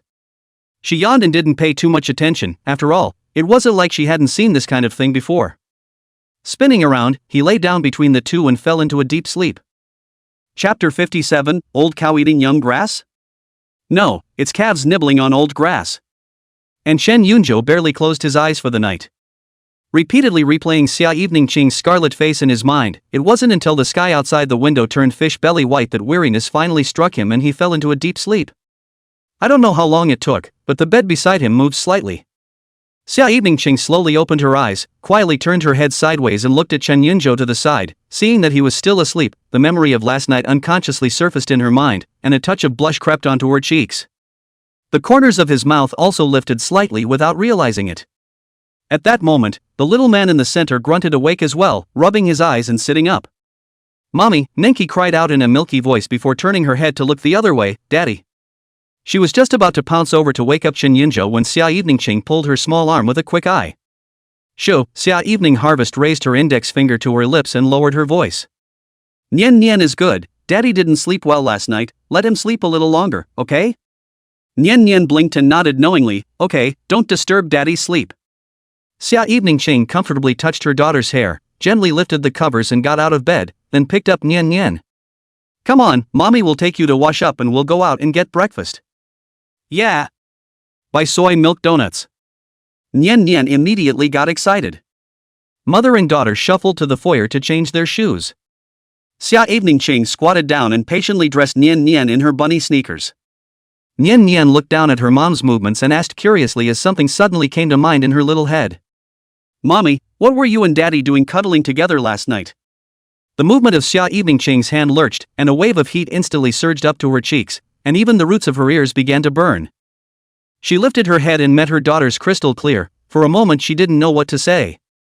She settled down, reached out her fingers and gently pinched Nian Nian's little cheeks, and said in mock seriousness, "Kids, you're not allowed to know that much." A smile appeared on Nian Nian's face, her eyes curved into a crescent moon, revealing an expression of I get it as she looked at Xia Evening Ching. Xia Evening Ching was made even more embarrassed by her daughter's little adult-like expression, and her heartbeat began to accelerate indisputably again. She avoided Nen's gaze and quickly put her shoes on before taking her small hand and heading out the door. Meanwhile, the Xia family's ancestral home. The morning sunlight floods the well-tended gardens and the air is fresh and moist. Xia Shuxian was wearing a white practice suit, and was playing Tai Chi on the lawn without slowing down, his movements flowing in a cloud in flowing water, quite like a master. Not far from the stone pavilion, when Shueya wearing presbyopia, is holding a book to read, occasionally pick up the side of the teacup sip.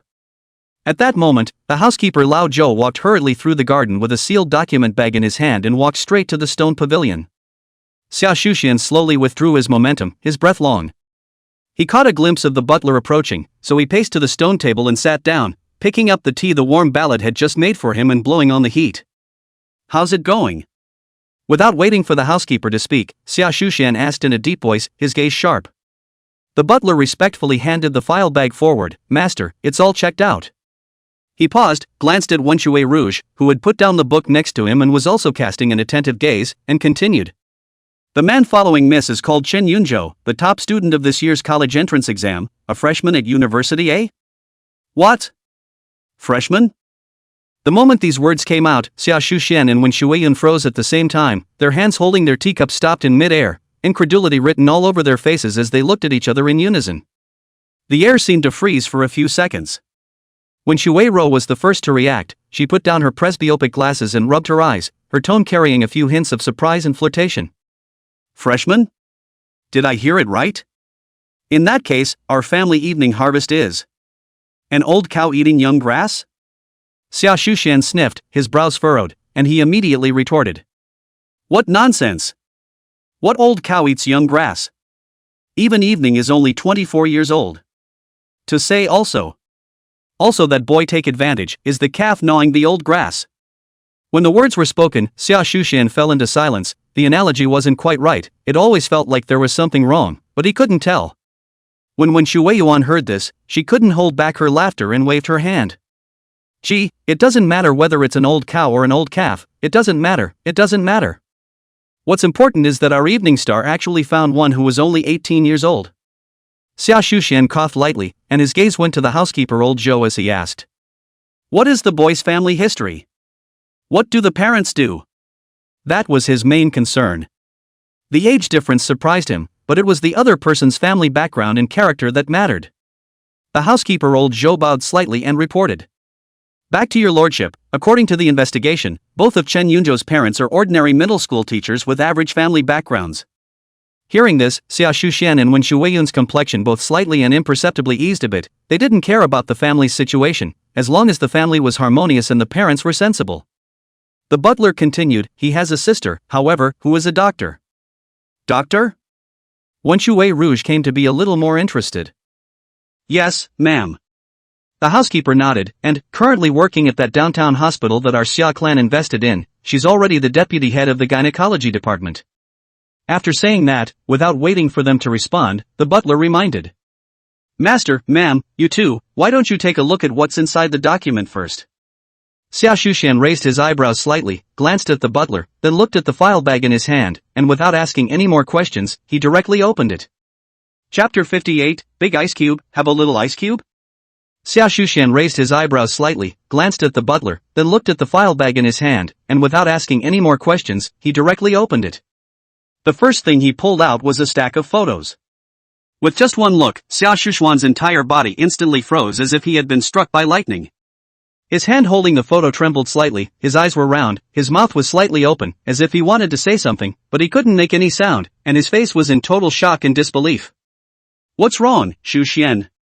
When Shueiyuan asked with concern when she saw her husband's look as if he had seen a ghost, putting down the book in her hands. Xia Shuxian turned his head with difficulty and looked at Wen Shuiyun. The knot in his throat rolled a few times, but he still couldn't say a word. When Shueiro was anxious in her heart, and seeing his appearance, she simply reached out directly and took the pile of photos from his hand. This. When Shueiro's gaze fell on the photo, her pupils suddenly contracted, and she also froze on the spot.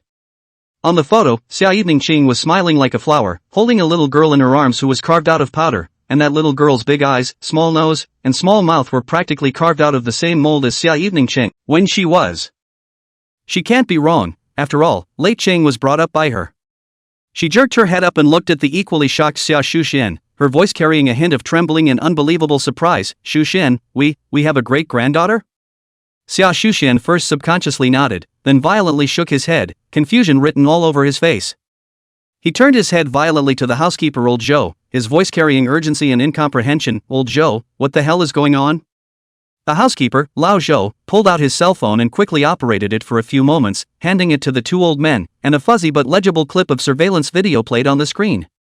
Master, madam, according to the clues we found, this child seems to have appeared out of thin air beside Mississippi. He paused and added, we've sent people to the nearby police stations and relevant departments to check, and there's no record of any birth registrations or lost reports about this child. Appear out of thin air? Without a record? Xia Shuxian and Wen Shuiyun listened to the clouds and looked at each other, the incomprehension in their eyes deepening. The housekeeper continued, Miss and that Mr. Chen, both successively took this little miss to do a paternity test, the results show. He paused, his tone affirmative, they are both related to the child, by parentage. Hearing this, Xia Shuxian hurriedly lowered his head and flipped through the few remaining documents in the file bag. The top two copies were the paternity test report of Xia Evening Cheng and Nian Nian, as well as the paternity test report of Chen Yunzhou and Nian Nian. In black and white, the conclusions were clear and unambiguous. Now, the second old man was completely confused. Xia Shuxian looked at the report, his heart was both happy and tremendously puzzled. Happily, the Xia family had indeed added a granddaughter, but this granddaughter, how did she come to be? He frowned and fell into deep thought. When Shuiyuan also looked at the appraisal report and muttered, then. When was Evening Harvest conceived? Clearly aware of this matter, she only felt a wave of heavenly spinning and blackness before her eyes. My God! This is too crazy. She covered her forehead and sighed. Hey, you slow down. Seeing this, Xia Shuxian hurriedly got up to support the wobbling Wen Shuiyun, making her sit down on the stone bench, and hurriedly took out the antihypertensive pills from the small pill box he carried with him and poured a cup of lukewarm water. Come on, take your medicine first. Warm Water Ballad took the medicine and leaned back on the stone bench, her face eased a bit, but the shocking waves in her eyes had not completely subsided. At this age, it was just too much of a challenge to her perceptions. After a moment's reprieve, she asked, what now? Xia Shuxian gently patted the back of his wife's hand, sighed, and said, what else can we do? Just wait. Wait? When Shui Ro's voice was tinged with anxiety, how can I wait? I even want to go see my good granddaughter right now. As she said that, she seemed to want to stand up. What's your hurry?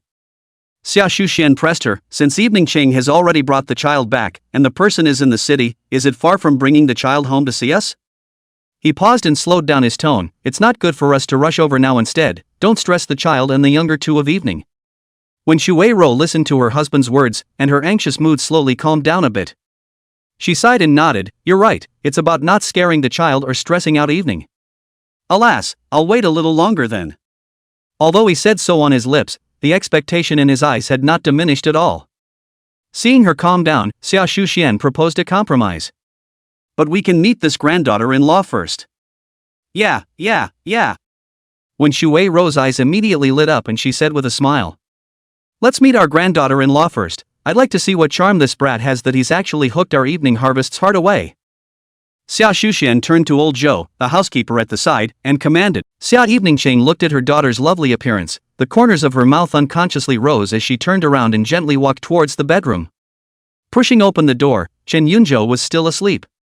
He was lying on his side, breathing evenly, and the sunlight was casting a soft glow through the gaps in the curtains on the side of his well-defined face.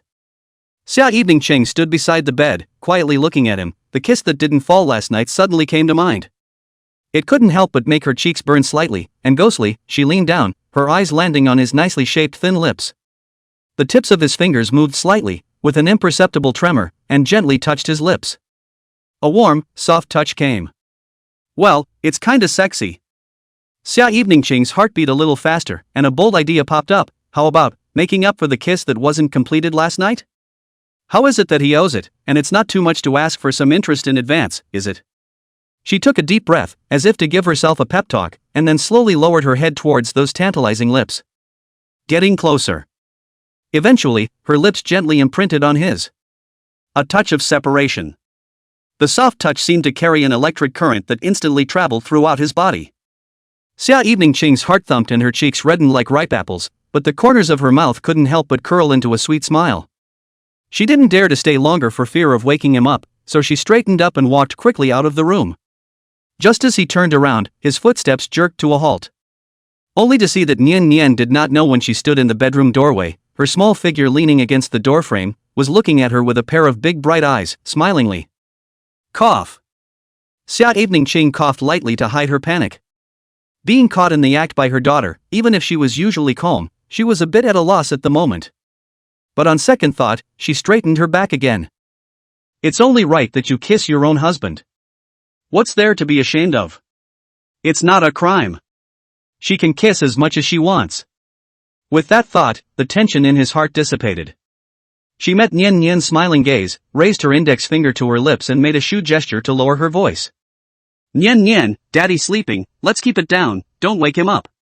Nian Nian smiled, didn't say anything, just stretched out her little finger and pointed to her mouth, then pointed back to Xia Evening Harvest, her little mouth even purposely pouted. Seeing this action of her daughter, Xia Evening Ching's face swished red again. This little guy, his eyes are too sharp. I can't believe she saw it. Embarrassed and amused, she walked over and reached out a finger, gently poking Ninya's glossy little forehead.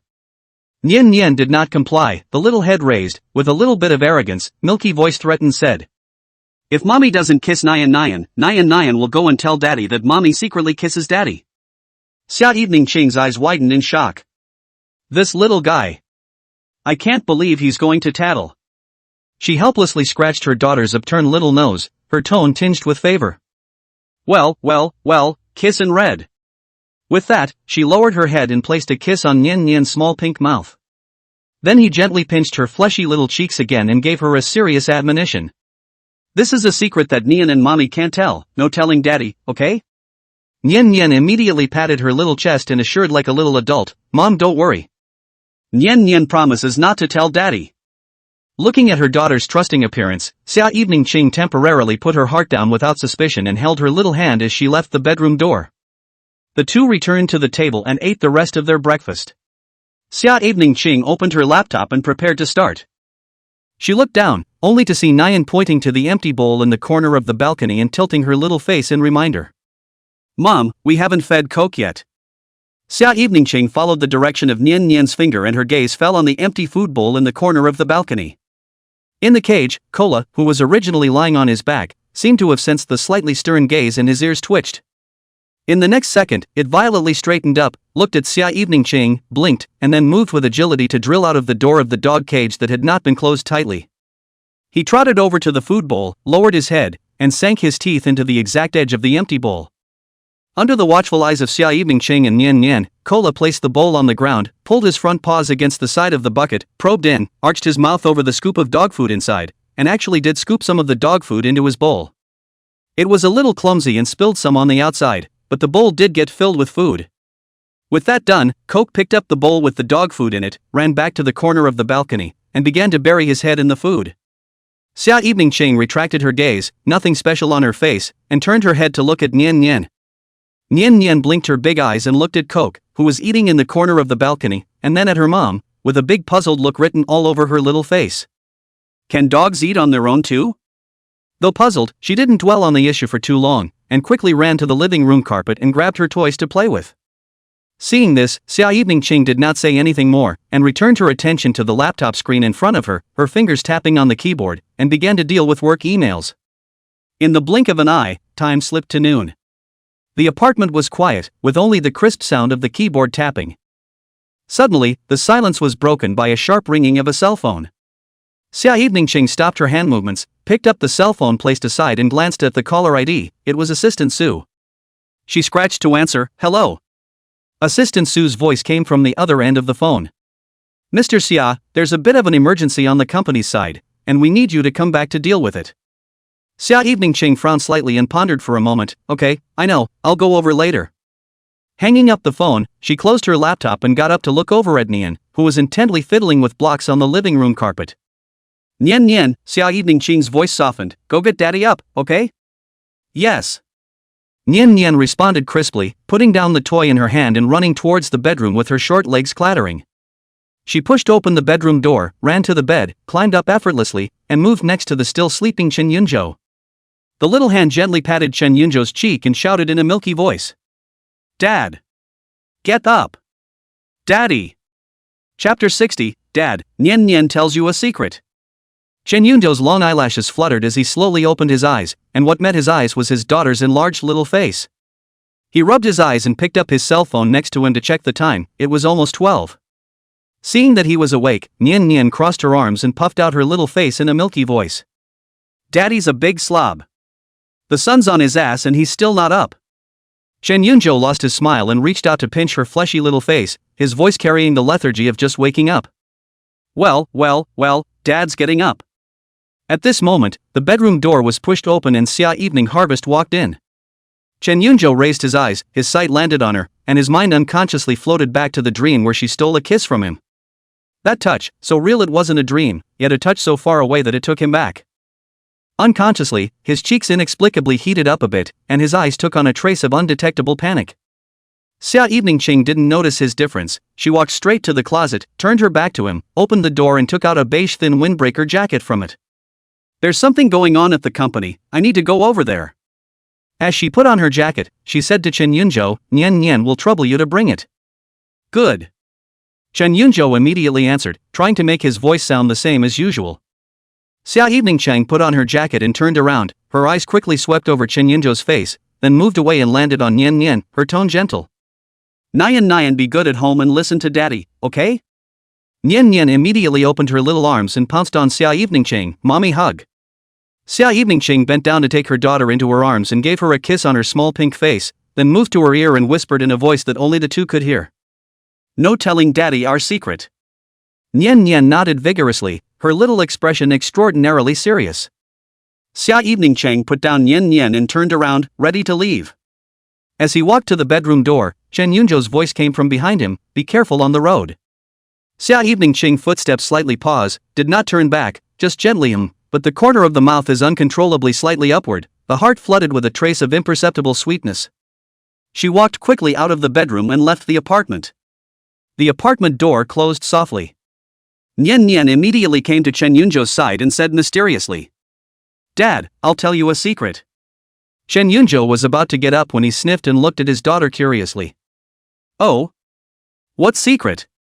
Nian came close to him, covered his mouth with his little hand, and said quietly, Mommy secretly kissed Daddy this morning. When these words came out, Chen Yunzhou's entire body froze, his face filled with shock. Subconsciously, he raised his hand, his fingertips gently brushing against his lips, where a hint of warmth and softness of touch seemed to remain. The corners of his mouth lifted slightly as he muttered. So just now. Was real? Not a dream? Could it be that she likes herself too? Nian watched his dad giggle and couldn't help but reach over with his little hand and shake his arm. Daddy! Daddy! Let's take Coke out, okay? Chen Yunzhou was pulled back to reality by his daughter's voice, looking at Nian Nian, the smile on his face deepened as he reached out and rubbed her little head. Good, Dad will get up now. Chen Yunzhou smiled and agreed, his heart was so happy because of this secret that he felt good about everything he looked at. He got up, washed up briefly, and changed into his going. After recording it, Chen Yunzhou looked at it with satisfaction, tapped his fingertips and sent the video to Xia Evening Cheng. On the other hand, the office of the president of Xia Group. Xia Evening Cheng had just finished a short meeting, and just then, her cell phone screen lit up with a message beep. She put down her coffee cup and picked up her cell phone. Seeing that it was a message from Chen Yunzhou, she unconsciously raised a smile and clicked on the video. Immediately, her daughter appeared on the screen wearing the little dress she had chosen that morning, and was having fun with Coke, her silver bell laughter coming through the earpiece, clear and pleasing to the ear. The corners of Xia Evening Ching's mouth curved up unconsciously, and the exhaustion under her eyes dissipated a bit, replaced by a piece of gentleness. Assistant Su, who stood on the side and was preparing to report on the subsequent work arrangements, inadvertently glanced at the content on Xia Evening Ching's cell phone screen, as well as the soft smile on her face that was rare to see. The lady is lovely. Assistant Su spoke with a timely smile. Xia Evening Ching didn't say anything, but she couldn't hide the pride under her eyes. But for some reason, now she wondered, did he miss himself? Did he miss him as much as she did? Thinking of this, her pretty face colored a blush in a quiet moment. Immediately afterward, that morning kiss flashed in her mind, and she bit her red lips lightly, a shy expression appearing on her face. The assistant Sue on the side looked at this scene. People numb, the heart cannot help but slander. No, this is not just a video? How did she start blushing and shy? Could it be that the video he and Mr. Xia watched was not the same video? Chapter 61. How come you're not getting off work so soon? Xia Evening Ching noticed Assistant Sue's probing gaze, the blush on her face quickly faded, and her expression returned to its usual coolness. She coughed softly and dimmed the screen of her cell phone, placing it casually on the table. If there's nothing else, you can go out first. She raised her eyes to look at Assistant Sue, her tone calm, as if nothing had just happened. Okay, Mr. Summer. Assistant Sue was shocked at the bottom of her heart. How come she hadn't realized that Mr. Xia changed his face so fast? Although he thought this in his heart, he immediately withdrew his sight, bowed slightly, and quickly exited the office. The office door was gently brought up. Xia Evening Ching picked up her cell phone and lit up the screen again, looking at the video that was only a few seconds long, her face showing some difficulty. How should I reply to him? Thank you? No, there's nothing to thank. Cute? No, it seems a bit contrived. It was the first time that someone had taken such an initiative to share the trivial routine of her life with her. The feeling was new, with an indescribable warmth, but it also left her a bit overwhelmed. She stared at the screen for half a day, her fingertips dangling over the input box, and eventually failed to type. Coming back for dinner tonight? Meanwhile, Xia's group, the president's office. Xia Evening Ching looked at the documents in front of her, but her eyes always unconsciously flicked to the cell phone in the corner of the table. It was clear that I had decided not to reply for a while, but I was vaguely looking forward to it. At that moment, there was a soft ding-dong sound, and the cell phone screen lit up again. Almost subconsciously, Xia Evening Ching quickly reached out and picked up her cell phone, the screen displaying a new message from Chen Yunzhou. Coming back for dinner tonight?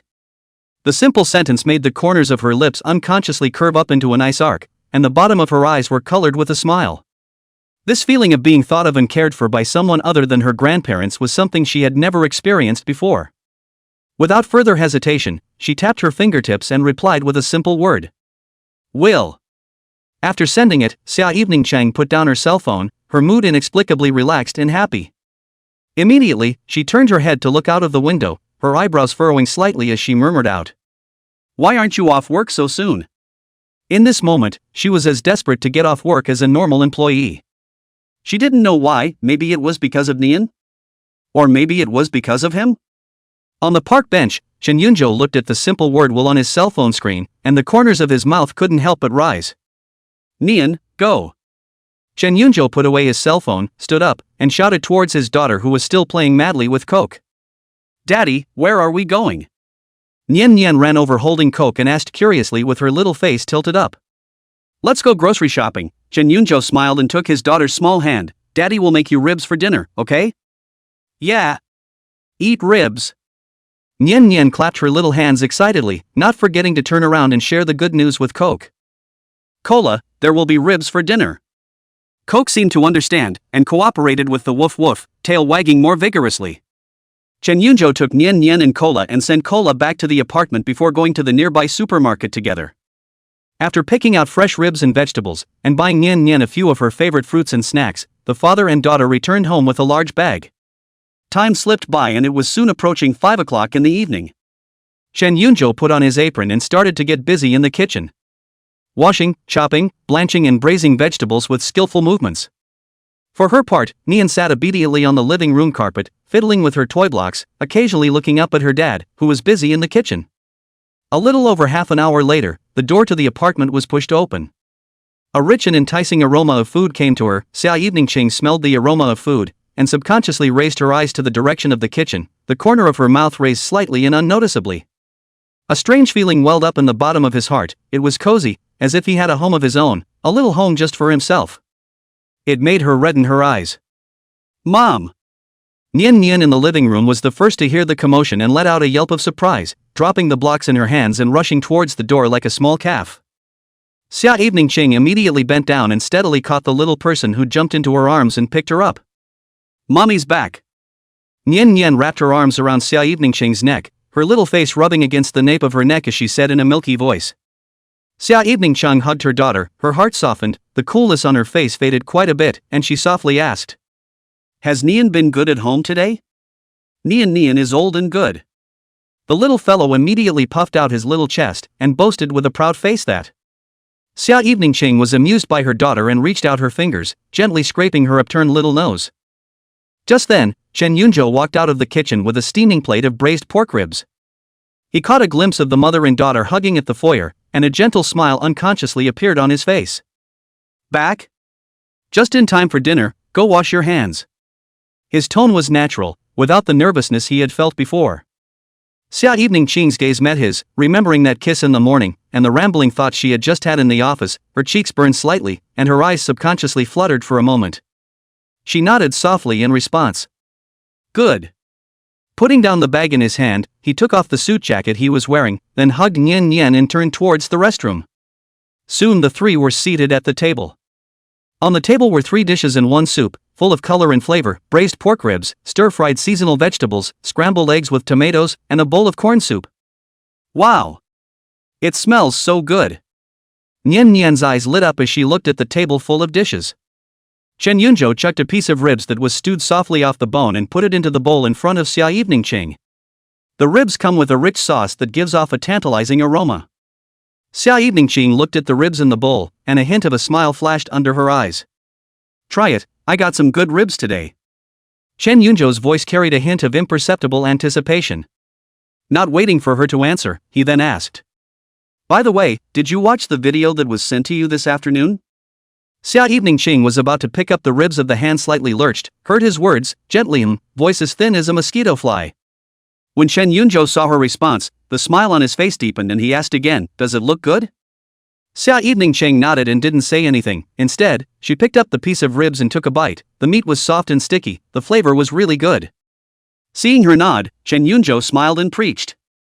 You haven't been replying to messages, and I thought it was because I didn't get a good shot.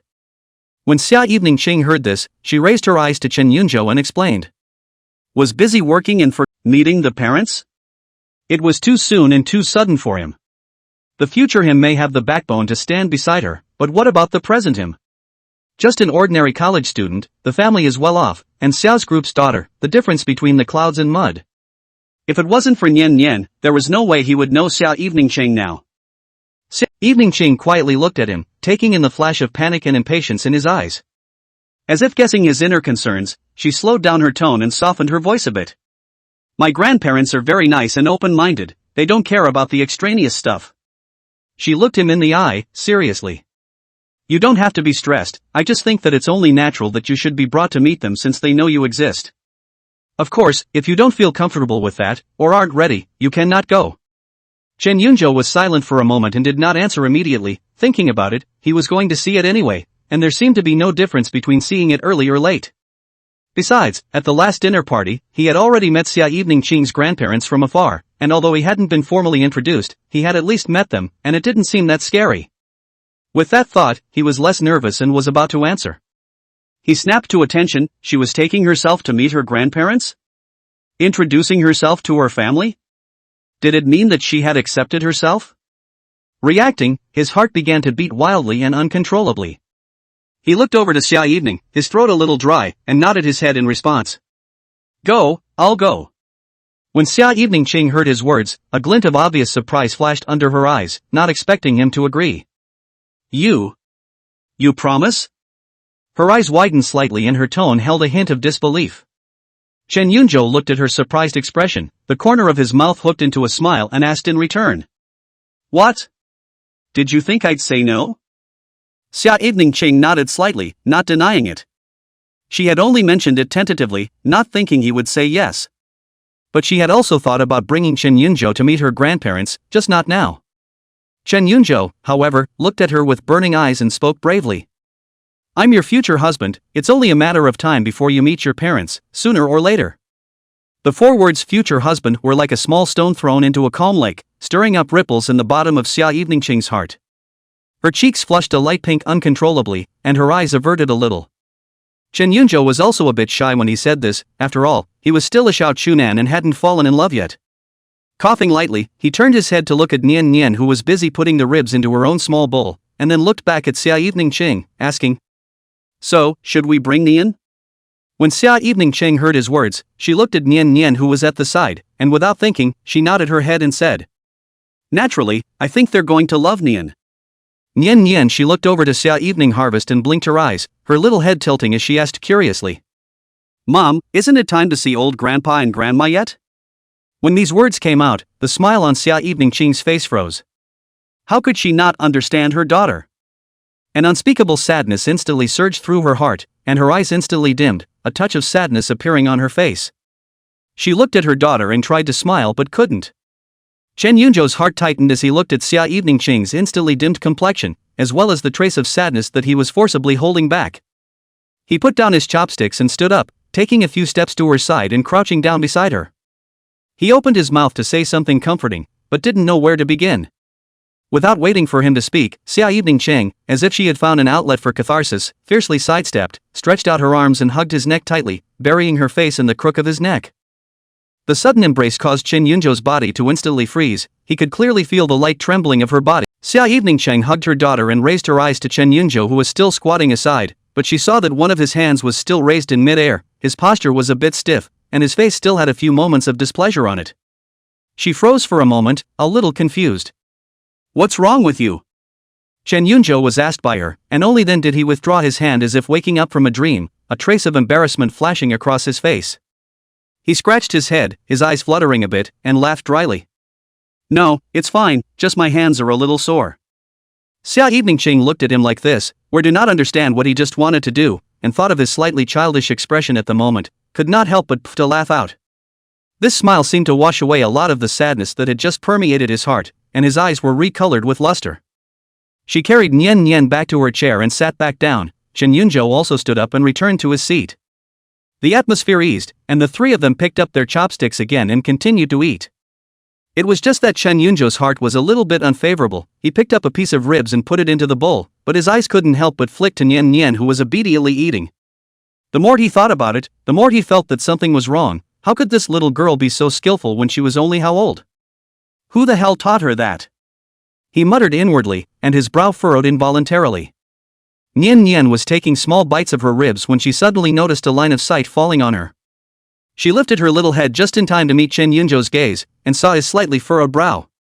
The little one blinked his big eyes, his mouth still full of rice, and asked vaguely, "Daddy, aren't you happy?" Chen Yunzhou was pulled back to his thoughts by his daughter's soft voice, and looking at her innocent little face, he hastily squeezed out a smile and shook his head, saying, "No, Daddy's happy." Saying that, without waiting for Nian Nian to ask again, he quickly pinched a few more pieces of ribs and put them into her small bowl, his tone tinged with a bit of dissatisfaction. "Be a good boy and eat, okay?" "Oh." Nian Nian nodded plausibly, looking at the ribs piled up into a small mountain in the bowl, and no longer asked more questions, lowering her head to continue to concentrate on the food in the bowl.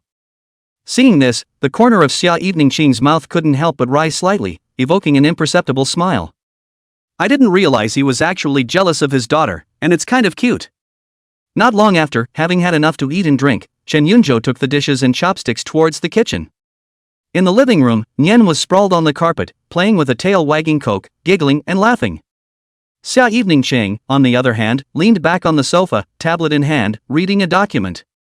The sound of clattering water came from the kitchen, and soon, Chen Yunzhou wiped his hands clean and walked out. He walked straight to the living room sofa and sat down beside Xia Evening Ching. He sat close, almost next to her, but his gaze was deliberately looking away. However, the hand he placed on the backrest of the sofa became restless and quietly rested on Xia Evening Ching's shoulder. Xia Evening Ching's body stiffened slightly, then relaxed. Just as her head was about to rest on his shoulder, a sudden change occurred. A pair of small hands suddenly reached over from the side and hugged Xia Evening Harvest's neck, stiffly pulling Xia Evening Harvest over from the edge of Chen Yunzhou's embrace and hugging her tightly. "Mommy, Nian Nian is a little sleepy." Nian Nian didn't know when she had climbed onto the sofa and was currently hanging onto Xia Evening Ching like a little koala. Chen Yunzhou wrapped his arms around him and his entire body froze, his face filled with pain. "No, isn't she? Playing with the dog? When did you run up here?" At this moment, a sense of powerlessness surged in his heart. Retrograde sun. It's definitely the rebel sun. Xia Evening Chang hugged the little one and gently patted her back, her voice gentle. Then Nyen Nyen will go and put the toys away first, and mommy will take you to bath and bed, okay? The tiny figure was whimpering and busying itself on the carpet. Xia Eveningching looked at her daughter's busy little figure with a smile on the corner of her mouth, then turned her head to look at the battered Chen Yunzhou. With a heartbeat, she followed his example from earlier and reached out her arm, resting it on his shoulder, then with a slight push, she wrapped him into her arms. Chen Yunzhou completely did not expect her to make this sudden move, and his body tilted towards her unexpectedly. By the time he reacted, his cheek was involuntarily close to the softness of her breast. The soft touch and warm body heat came through the thin material of the garment with clarity. A faint fragrance lingered at the tip of her nose, a scent that was uniquely hers. This sudden closeness caused Chen Yunzhou to instantly hold his breath, his heartbeat missed a beat, and then immediately began to uncontrollably accelerate wildly. After Nyen Nyen finished packing up her toys, she turned to look at her mom and dad, and saw her dad, who was about 5 feet 8 inches, leaning on her mom, who was about 5 feet 7 inches. She scratched her little head, a look of doubt on her face. Did this really make sense? At that moment, the two of them noticed a gaze looking at them, and very tacitly followed that gaze to see Nyen Nyen smilingly looking at them. The two separated almost instantly, each sitting at one end of the couch. Chen Yunzhou looked up at the sea, and not long after, the sound of water in the bathroom stopped, and Chen Yunzhou walked out in his pajamas, carrying a vapor. He moved very gently to the other side of the bed, lifted the covers and lay down. The bedroom was hazy with only a dim bedside lamp on. There was a nimbus between the two of them, no one spoke, only the sound of each other's shallow breathing intertwined in the quiet space. Early the next morning, Xia Eveningching had some difficulty breathing. She opened her eyes in a daze, and the first thing that caught her eye was the top of her dark and soft hair.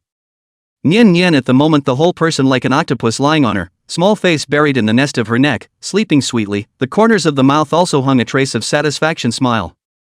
Xia Eveningching was helpless and amused, gently and carefully moving her daughter's small arms and legs away from her body for fear of waking her up. Immediately, her gaze went to the sleeping Chen Yunzhou beside her. Chen Yunzhou was asleep facing her side, his breathing even and long. The early morning shimmering light outlined the contours of his hard-side face, adding a little more softness. Xia Eveningching's heartbeat inexplicably missed a beat. She looked at his sleeping face close at hand, and her body involuntarily moved to his side, gently leaning into his warm embrace. His arms seemed to move subconsciously, drawing her closer into his arms. Xia Eveningching's cheek was pressed against his solid chest, and she could clearly hear his steady and powerful heartbeat. The clean, good-smelling scent of him lingered on the tip of her nose, not the scent of shower gel, but the scent that was uniquely his own, and it made her feel an inexplicable sense of reassurance. Her eyes moved slowly upward, landing on the knot of his slightly rolling throat. I don't know why, looking at the bump that rises and falls with his breathing, Xia Eveningching heart suddenly came up with a strange and bold idea, so I want to take a bite and try it.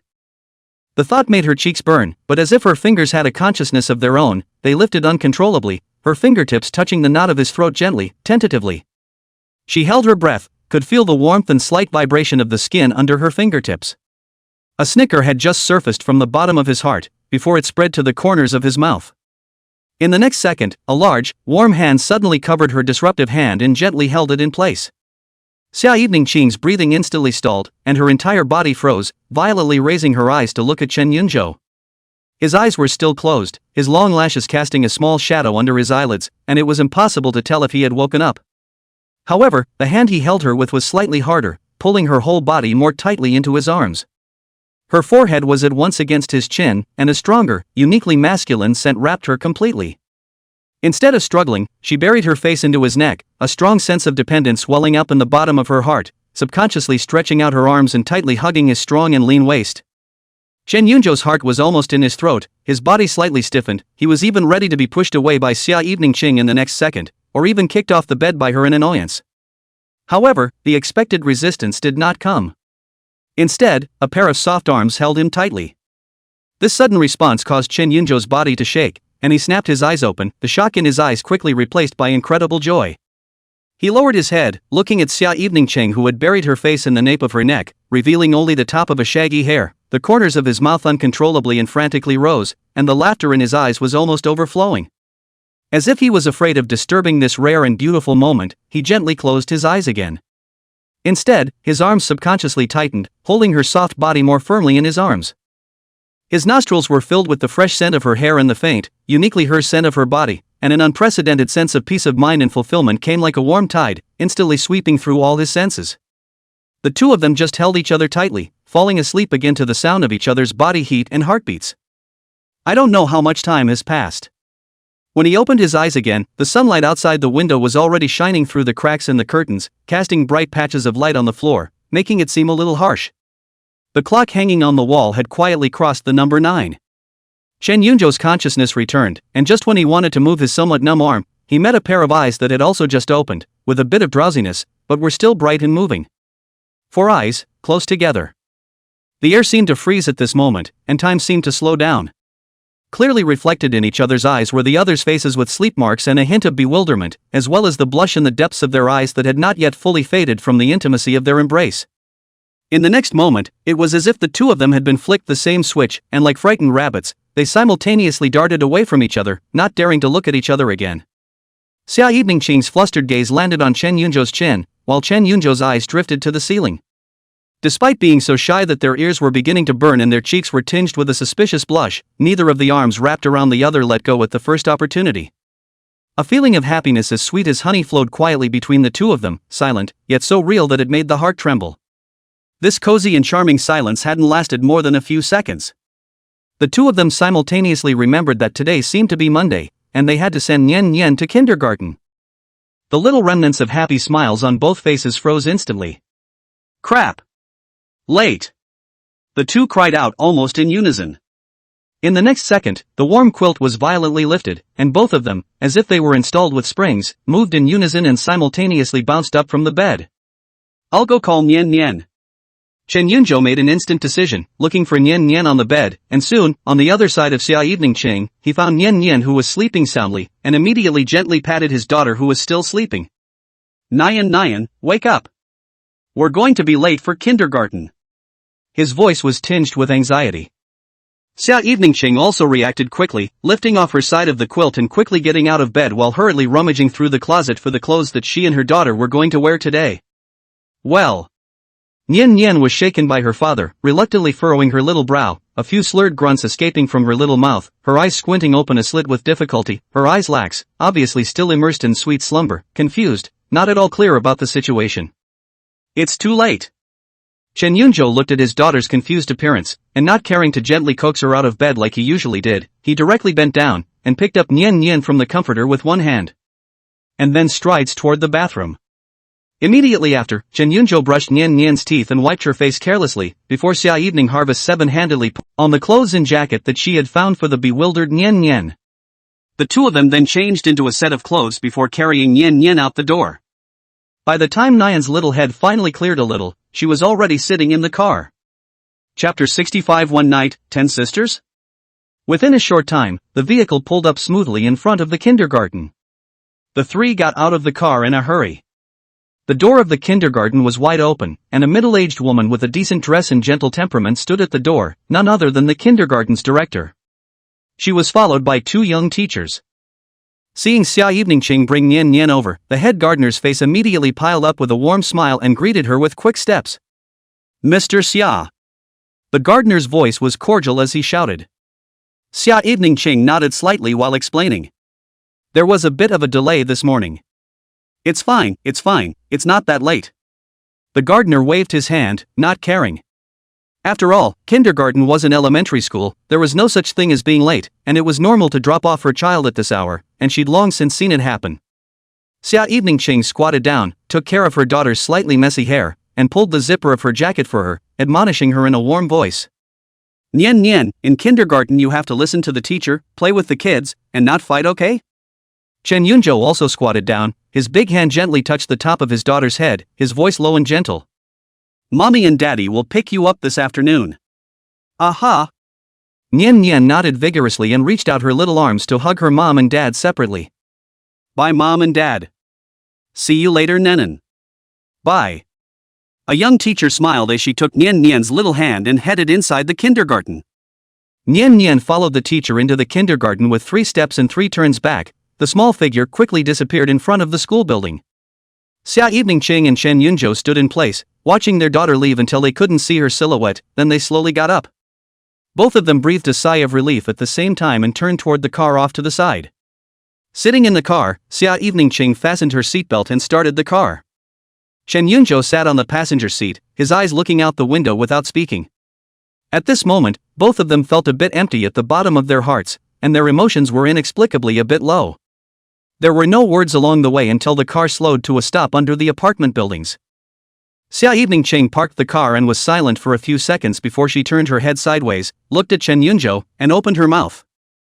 "I'm going straight to work later, so I won't be back for lunch."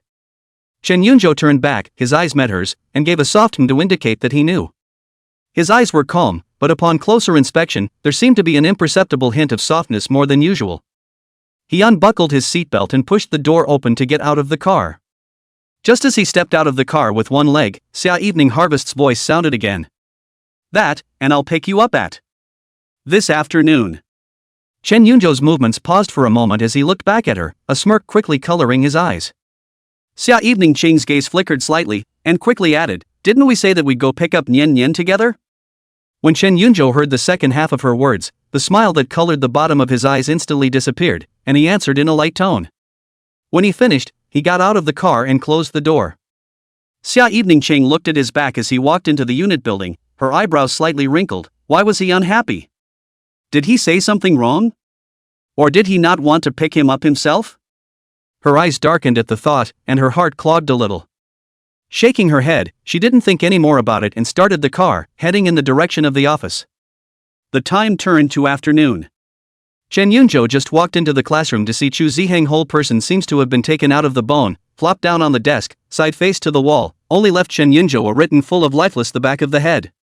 He paused in his steps, then walked over and took the empty seat next to him. Chen Yunzhou put down the books in his hands, looked sideways at Chu Ziheng, who still maintained that posture, and opened his mouth with a few hints of flirtation. "What's going on here? Even if you didn't inherit the family fortune, it's not like that, is it?" Hearing his voice, Chu Ziheng raised his head, looked at Chen Yunzhou, and cast a sorrowful look at him. "Inherit the family fortune? That's nothing. You think I'd care about that?"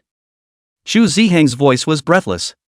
Chen Yunzhou sniffed, a curious look on his face, and with one hand on his shoulder, he said, "Oh, and why is that? Tell me to make a buddy happy." Chu Ziheng was speechless, but still opened his mouth to speak. "Last night, 10 girls added me." Chen Yunzhou raised his eyebrows slightly, seemingly a little surprised, and laughed. "Isn't this a good thing? Why are you crying your eyes out?" When Chu Ziheng heard this, he became even more angry, his tone carrying an accusation and no goodwill. "Good thing? I thought it was a good thing too. I was thinking my love was finally coming. Results. Out of 10, 8 of them came to me for your contact info." The expression on Chen Yunzhou's face froze slightly, and for a moment, he didn't know what to say. He coughed lightly and changed the subject. "So? Aren't there 2 more?" It was fine if this was not said, but once it was said, the expression on Chu Ziheng's face became even more one-dimensional, as if he had swallowed a fly. "The remaining 2? He waved his hand feebly, his tone filled with despair. "One is a movie seller, asking me if I want resources. The other is a tea seller, asking if I like tea." Chen Yunzhou was completely silent. He looked at Chu Ziheng's face that was written with grief and indignation, sighed, raised his hand, patted Chu Ziheng's shoulder, wordlessly conveying his sympathy. Chu Ziheng raised his head, his eyes were truly bringing a few moments of bewilderment and helplessness as he looked at Chen Yunzhou and asked, "Yunzhou, do you think I won't be able to find a girlfriend in my life and will end up alone?" Chen Yunzhou pondered for a moment, looked at him with some difficulty, and preached. "Given your emotional intelligence, it does seem likely." "Whoa! Chen Yunzhou! Are you still not a brother?" Chu Ziheng wailed and lunged over, grabbing Chen Yunzhou's arm with both hands and rubbing his head against his shoulder. "I'm so miserable. Even you say so. All right, get up off." Chen Yunzhou pushed away his arm hanging on his body with a look of disgust. "It's not entirely hopeless. You know so many buddies? Your friends always have sisters and brothers, right? Why don't you just find someone you like and give them a try? Maybe it's a done deal?" Chu Ziheng froze for a moment, then his eyes snapped open, as if he had been opened up. "Right." He slapped his thigh. "Why didn't I think of that? You're still a brother." In his excitement, he gave Chen Yunzhou another bear hug. Chen Yunjo once again helplessly pushed him away, speechlessness written all over his face as he hurriedly digressed and asked. By the way, when does your father's side plan to officially recognize you back to the Chu family? At the mention of this, the excitement on Chu Ziheng's face faded a bit and he skimmed his mouth. I don't know. He shook his head. The old man didn't say so explicitly, but made an appointment to meet tonight. Chen Yunjo nodded and didn't ask any more questions. After all, it was Chu Ziheng's family matter, so it was not good for him to pry too much. Chapter 66, Mr. Xia has trained you to have so much depth? Just then, Sui Chen and Lin Ruoxin walked into the classroom. Sui Chen looked around and quickly spotted Chen Yunjo sitting in the window seat, spinning toward this side. Chu Ziheng's eyes were sharp, and he immediately elbowed Chen Yunjo at his side. Look, the department flower is here. He lowered his voice and warned. Chen Yunjo followed his gaze and saw that Sui Chen and Lin Ruoxin were walking towards him with light steps. He sighed softly inwardly. Hadn't it been obvious enough that he had refused the other day? Without waiting for him to think more, Sui Chen and Lin Ruoxin walked straight to the two men's desks. Sui Chen's gaze, on the other hand, fell straight onto Chen Yunjo's face, with a cup of exquisitely packaged-looking milk tea in her hand. Chen Yunjo. Sui Chen's voice was crisp and clear, with a bit of deliberate sweetness, as she handed the milk tea in her hand to Chen Yunjo. Here, specially bought for you. The sweet and greasy flavor made Chen Yunjo frown slightly.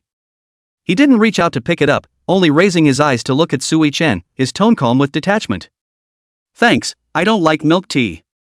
The smile on Sui Chen's face remained unchanged, as if she didn't hear the rejection in his words, and continued.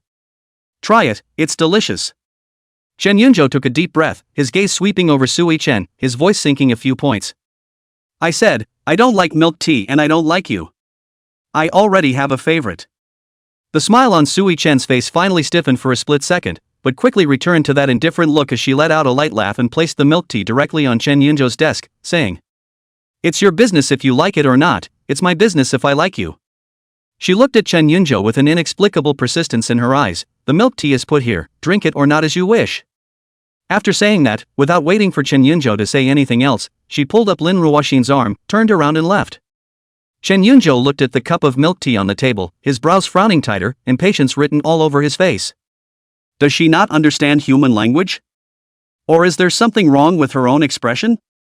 Without hesitation, he picked up the still warm cup of milk tea and, with a flourish of his arm, threw it with precision into the trash can in the corner of the classroom. There was a clunk and the cup of milk tea fell to the bottom of the bucket. I'll go. Chu Ziheng watched in disbelief from the sidelines, then gave a thumbs up towards Chen Yunjo.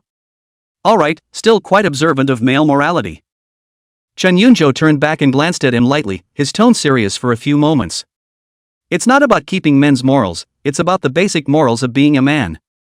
He straightened his books and continued, a moral man wouldn't be trifling and flirting around. The playful expression on Chu Ziheng's face slowly converged, replaced by a look of surprise and inquiry. He stared at Chen Yunjo for several seconds before smacking his lips. No, it's only been a few days since I've seen you, and Mr. Xia has conditioned you to have so much depth? When Chen Yunjo heard this, he shrugged his shoulders and spoke with a smile in his tone. Hey, you, a single dog, wouldn't understand. Saying that, he patted Chu Ziheng's shoulder. The smile on Chu Ziheng's face froze, and in his heart, he felt like he had received a 10,000-point blitz. Several hours passed quietly, and the afternoon sunlight gradually slanted westward, coating the campus of the University of A with a warm golden color. At the entrance of the school, the flow of people gradually increased, mostly students who had finished the day's lessons and were ready to leave the school. At that moment, a red beetle slowly parked on the side of the road, its small body stood out among the many vehicles. The car door opened and Xia Eveningqing got down from the driver's seat. She was wearing a designer dress, with a pair of gold glasses on her face and a cool temperament. She was just standing still when a low rumble characteristic of a sports car came from behind her. A purple supercar with sleek lines followed close behind, parked firmly behind the beetle. The car door raised upwards, and Xu Ziyu stepped down on her high heels. She was wearing a well-tailored professional suit today that outlined her delicate figure, her makeup was exquisite, and her gaze swept around, finally landing on Xia Eveningqing. Xu Ziyu took a few steps to walk in front of Xia Eveningqing, her line of sight glancing towards the beetle without a trace, her tone somewhat unnatural as she asked. Where's Nian? Xia Eveningqing looked at her sideways, her tone flat and unperturbed. In kindergarten. Xu Ziyu nodded, seemingly unable to find anything else to talk about, and a short silence fell between the two of them. Xia Eveningqing didn't care, she just raised her hand to look at the time on her wristwatch. Just then, a slightly shrill female voice interjected. Mr. Xia, Mr. Chu? Both of them looked at the sound at the same time, only to see a woman dressed in a flashy, bejeweled dress walking towards them with a smile on her face, followed by an assistant carrying a bag. The woman's name was Wang Xian, and she was the wife of the old boss of the Golden River Group, a veteran enterprise in Rongqing that cooperated with both the Chu and Xia clans. Wang Xian approached and greeted warmly. Mr. Xia, Mr. Chu, what a coincidence, why did you guys come to university, eh? Xu Ziyu replied with a standard social smile on her face. Mrs. Lin, I've come to pick up my brother. Pick up your brother? Wang Xian frowned. Chu Zai got into a university? Wasn't he sent abroad by old lady Chu a few years ago? Spinning around, she reacted violently. What happened at the Chu family dinner? Although she didn't go that night, she still heard about it from her husband's mouth, and didn't expect it to be true. She didn't ask many questions, just smiled and nodded. Chapter 67, Mr. Xia, you really deserve to die. Wang Xian's gaze then turned to Xia Eveningqing on the side and asked curiously. And you, Mr. Xia? Also here to pick up your brother? Xia Eveningqing's gaze calmly met Wang Xian's line of sight, and her tone was flat and unperturbed, as if she was just stating something that was no longer ordinary. I came to pick up my husband. Pick up? Husband? The smile on Wang Xian's face instantly froze, her eyes widening slightly as she repeated herself, as if she couldn't believe what she was hearing. She couldn't help but raise her pitch a few notches. Mr. Xia, when did you get married? Rongqing's business circle is not big, not small. Xia Eveningqing, the helmsman of Xia Group, young and beautiful, outstanding ability, has always been the object of many people's attention, but also a lot of young talents and even business tycoons' ideal marriage candidate. The news of her marriage would be absolutely explosive if it got out. Xu Ziyu, who was on the side, also turned her head violently to look at Xia Eveningqing, her eyes similarly filled with astonishment. She hadn't expected it at all, but Xia Eveningqing actually said it outright just like that? In the face of Wang Qian's follow-up question and Xu Ziyu's astonished gaze, Xia Eveningqing's face still did not have many ripples, only that pair of clear and cold eyes seemed to have flashed through a trace of extremely faint contemplation. Married? Like, not licensed yet. After a short period of silence, the corner of Xia Eveningqing's lips suddenly hooked up a shallow arc. That arc was small, but it was enough to make her whole person look a little softer. She subtly digressed without answering. Would Mrs. Lin like to see the pictures? Wang Xian raised her eyebrows slightly. Why did that sound like a bit of bragging to her? However, her heart's curiosity has been completely hooked up. Who do not want to know, can let Xia Eveningqing this iceberg female president heart, even without saying married man, in the end what is it like? She nodded immediately, a warm smile reappearing on her face. Yeah. Xia Eveningqing took out her cell phone with a natural movement, tapping her fingertips on the screen a few times, calling up the photo album, then enlarging a photo and handing it to Wang Qian. Wang Qian came closer, her eyes falling on the cell phone screen. The boy in the photo was wearing a simple white t-shirt, and the background seemed to be some sunny afternoon. He tilted his head slightly sideways, his smile clean and bright, and the sunlight on his well-defined face made him look vibrant and a little too young. Wang Qian's mind instantly flashed through her husband's increasingly fat body and receding hairline, and then looked at the photo of this energetic young man. Her heart was suddenly speechless. She raised her head and looked at Xia Eveningqing, her eyes complex and her tone tinged with jealousy. Mr. Xia, you are really damned. Instead of being the slightest bit upset, the shallow smile at the corner of Xia Eveningqing's mouth deepened a bit, carrying a few imperceptible points of smugness. She spoke softly, not loud enough for the two next to her to hear. 6 years younger than me. 6 years younger? Wang Qian froze, then widened her eyes. That is not. Only 18? A year younger than her own daughter? An 18-year-old baby dog? And so handsome? She looked at Xia Eveningqing again, repeating what she had just said almost through clenched teeth, the envy and jealousy in her tone about to overflow. Mr. Xia, you are really damned. Xu Ziyu, who was standing on the side, took all of this in, especially the undisguised, one could even say with a bit of braggadocio on Xia Eveningqing's face, causing her to be a bit dumbfounded. Is this really the rumored unsmiling, cool and detached president of Xia? Who trained her to be like this? Just then, two familiar figures walked out from the crowd at the school entrance. Chen Yunzhou was dressed in simple casual clothes with an upright posture, and he saw Xia Eveningqing standing next to the red beetle at a glance. as well as Wang Qian and Chu Ziyue beside her. When his gaze landed on Xia Eveningcheng, his eyes instantly lit up, the corners of his mouth unconsciously lifted upwards, and his footsteps obviously sped up a few points. Chu Ziheng followed him and also saw his own sister, Chu Ziyu, with no particular expression on his face, just following Chen Yunzhou's footsteps forward. Almost at the same time, Xia Eveningcheng also saw Chen Yunzhou, who was walking quickly towards this side. The corner of her lips rippled with a gentle smile, a smile that caused both Wang Qian and Chu Ziyu next to her to look slightly stunned. Xia Eveningcheng put away her cell phone, nodded her head towards Wang Qian and Chu Ziyu, and spoke in a tone that restored some of her usual coolness. "Mrs. Lin, Mr. Chu, I'll leave first." As soon as the words fell, Chen Yunzhou had already walked closer. Xia Evening Harvest greeted him and naturally stood side by side with him. Chen Yunzhou and Chu Zihang greeted each other, and then they did not stay too long and followed Xia Eveningcheng to the car. The red beetle started up quickly and smoothly merged into the evening traffic, heading in the direction of the kindergarten.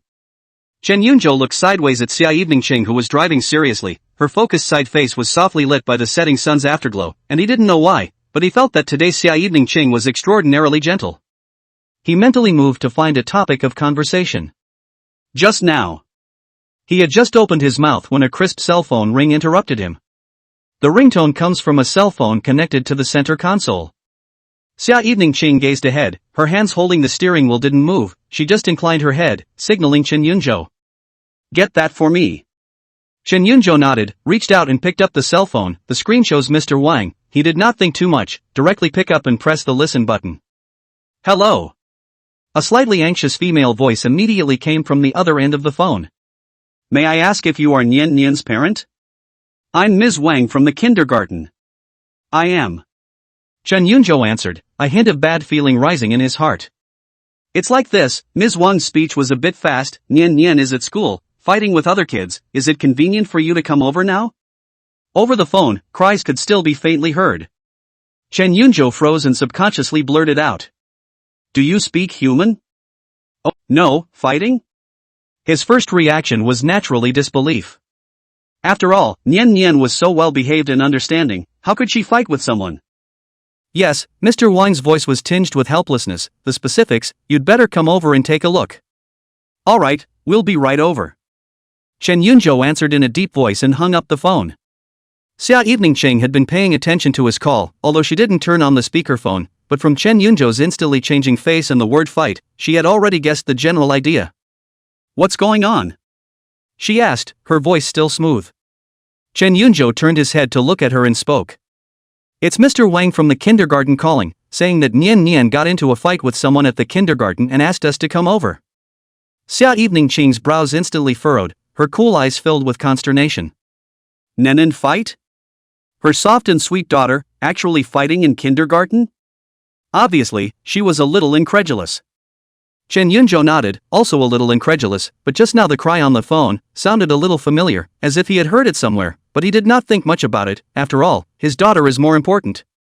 Xia Eveningcheng didn't say anything else, only her foot stepped on the gas a little deeper, and the two of them coincidentally showed a touch of worry on their faces. Soon the beetle stopped in front of the kindergarten. The two pushed open the car door and got out almost simultaneously, walking side by side toward the kindergarten. Straight toward the teacher's office, whose door was ajar. The duo walked in, and at a glance they saw a tiny figure sitting on a small chair, holding a flattened cupcake in his hand. She lowered her head, her tiny head almost buried into her chest, her red eyes, and the undried tear stains on her face, appeared especially clear under the bright lights of the office, and her pitiful appearance made Xia Eveningcheng and Chen Yunzhou's hearts clench at the same time. Chapter 68. Nian knocked someone's front teeth out?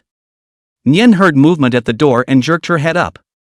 When she saw her mom and dad walking in side by side, her flattened little mouth instantly collapsed, the tears that had just stopped in her eyes once again surged out, and her face was filled with resignation.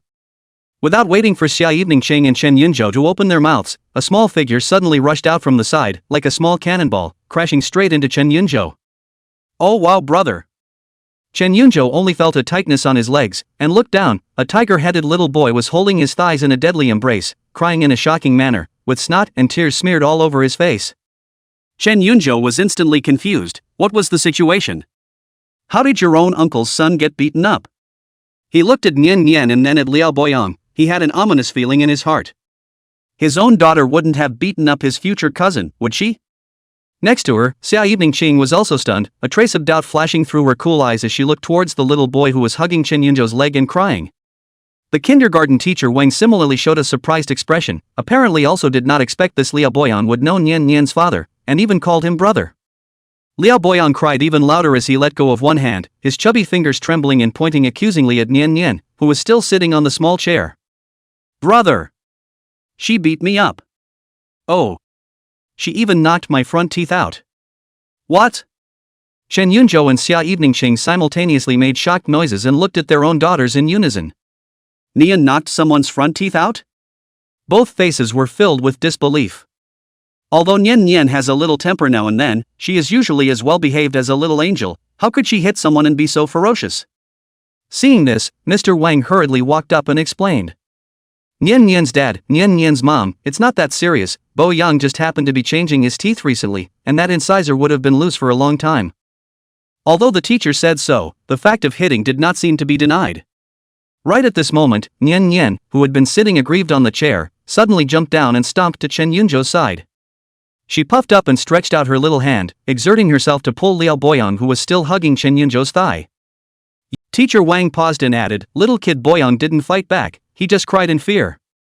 Chen Yunzhou heard the cause and effect and his gaze fell on his own daughter's small face. In his heart, he secretly slandered, "I can't imagine that Nian Nian looks so well behaved and soft, and this little temper comes up, it's really a bit like her mom, a bit of a tiger." Retracting his thoughts, he looked towards Liao Boyan, who was still standing aside, huffing and puffing as he looked at him. Chen Yunzhou squatted down, smiled at Liao Boyan, raised his hand and pinched his cheeks, speaking. "Let brother see if there's anything else that's uncomfortable?" Liao Boyan sniffled, with a heavy nasal sound, and shook his head. "No, it's fine." Chen Yunzhou was uneasy and took another close look at his little face and mouth, confirming that there were no other injuries before he was completely relieved. Seeing that Liao Boyan was indeed fine, Xia Eveningqing's lifted heart dropped quite a bit. But immediately after, she looked to the side of Nian Nian, who was still crying, and her tone became a bit more serious, saying, "Nian Nian, Mr. Wang said that little boy Boyan didn't do it on purpose. Even if he broke your cake, you can't hit someone." Nian Nian was already full of grievances, and when she heard her mother say this, her little head swished down and her shoulders collapsed, making her look even more pitiful. Chen Yunzhou sniffed and turned to gently pull his daughter, who had her head down and was silently shedding tears, into his arms. He looked over at Xia Eveningqing, his brows furrowing slightly as he tried to say something. However, when his gaze met Xia Eveningqing's, he saw the helplessness and panic on her face. Xia Eveningqing looked at her daughter's aggravated appearance, and met Chen Yunzhou's gaze with inquiry. A trace of guilt could not help but show in her eyes. Chen Yunzhou swallowed back the words that were on his lips. He could see that Xia Eveningqing was not unsympathetic to her daughter, it was just that she didn't seem to know much about how to grasp the balance and methods in this aspect of educating children. He reached out his other hand and gently held Xia Eveningqing's slightly cool hand, whispering in a soothing voice. "It's okay, let me handle it." Xia Eveningqing felt the warmth of his hand and was slightly stunned, her heart inexplicably at ease, then she gently nodded her head, but the flash of guilt and bewilderment on her face did not immediately disappear. Chapter 69. You can't hit her, because hitting someone, it really hurts. Chen Yunzhou picked up Nian Nian, who was still choking, and made her sit on his lap. Nian Nian's tiny body immediately found a support, stretching out her arms to tightly embrace Chen Yunzhou's neck, burying her small face in the nest of his neck, sobbing in a small voice, with a strong sense of grievance. Chen Yunzhou gently patted his daughter's back with gentle movements. After a while, the little man in his arms gradually stopped crying, only his shoulders were still shrugging slightly. Chen Yunzhou lowered his head and wiped her wet cheeks with his warm palm, softly asking. "Nenin must have been pretty pissed off just now when her cupcake got sat on, right?" Nian buried herself in his arms and nodded sullenly. Chen Yunzhou rubbed the top of her soft hair and continued to ask in a warm voice. "So, if Nimi was careless and breaks another child's favorite toy, what do you want that child to do to you?" Nian Nian raised her little head, her red eyes with a hint of bewilderment, not understanding why her father suddenly asked this. She furrowed her tiny brow, still thinking hard. That child can be angry, ignore her, or even make her pay for a new toy. However, one could not hit her, because hitting someone would really hurt, just like when Liao Boyan cried so hard just now. Thinking of this, Nian Nian's small face slowly colored with a layer of shame, and she also realized that what she had just done seemed wrong. Chen Yunzhou was keenly aware of the change of expression on his daughter's face, but he did not rush her to apologize.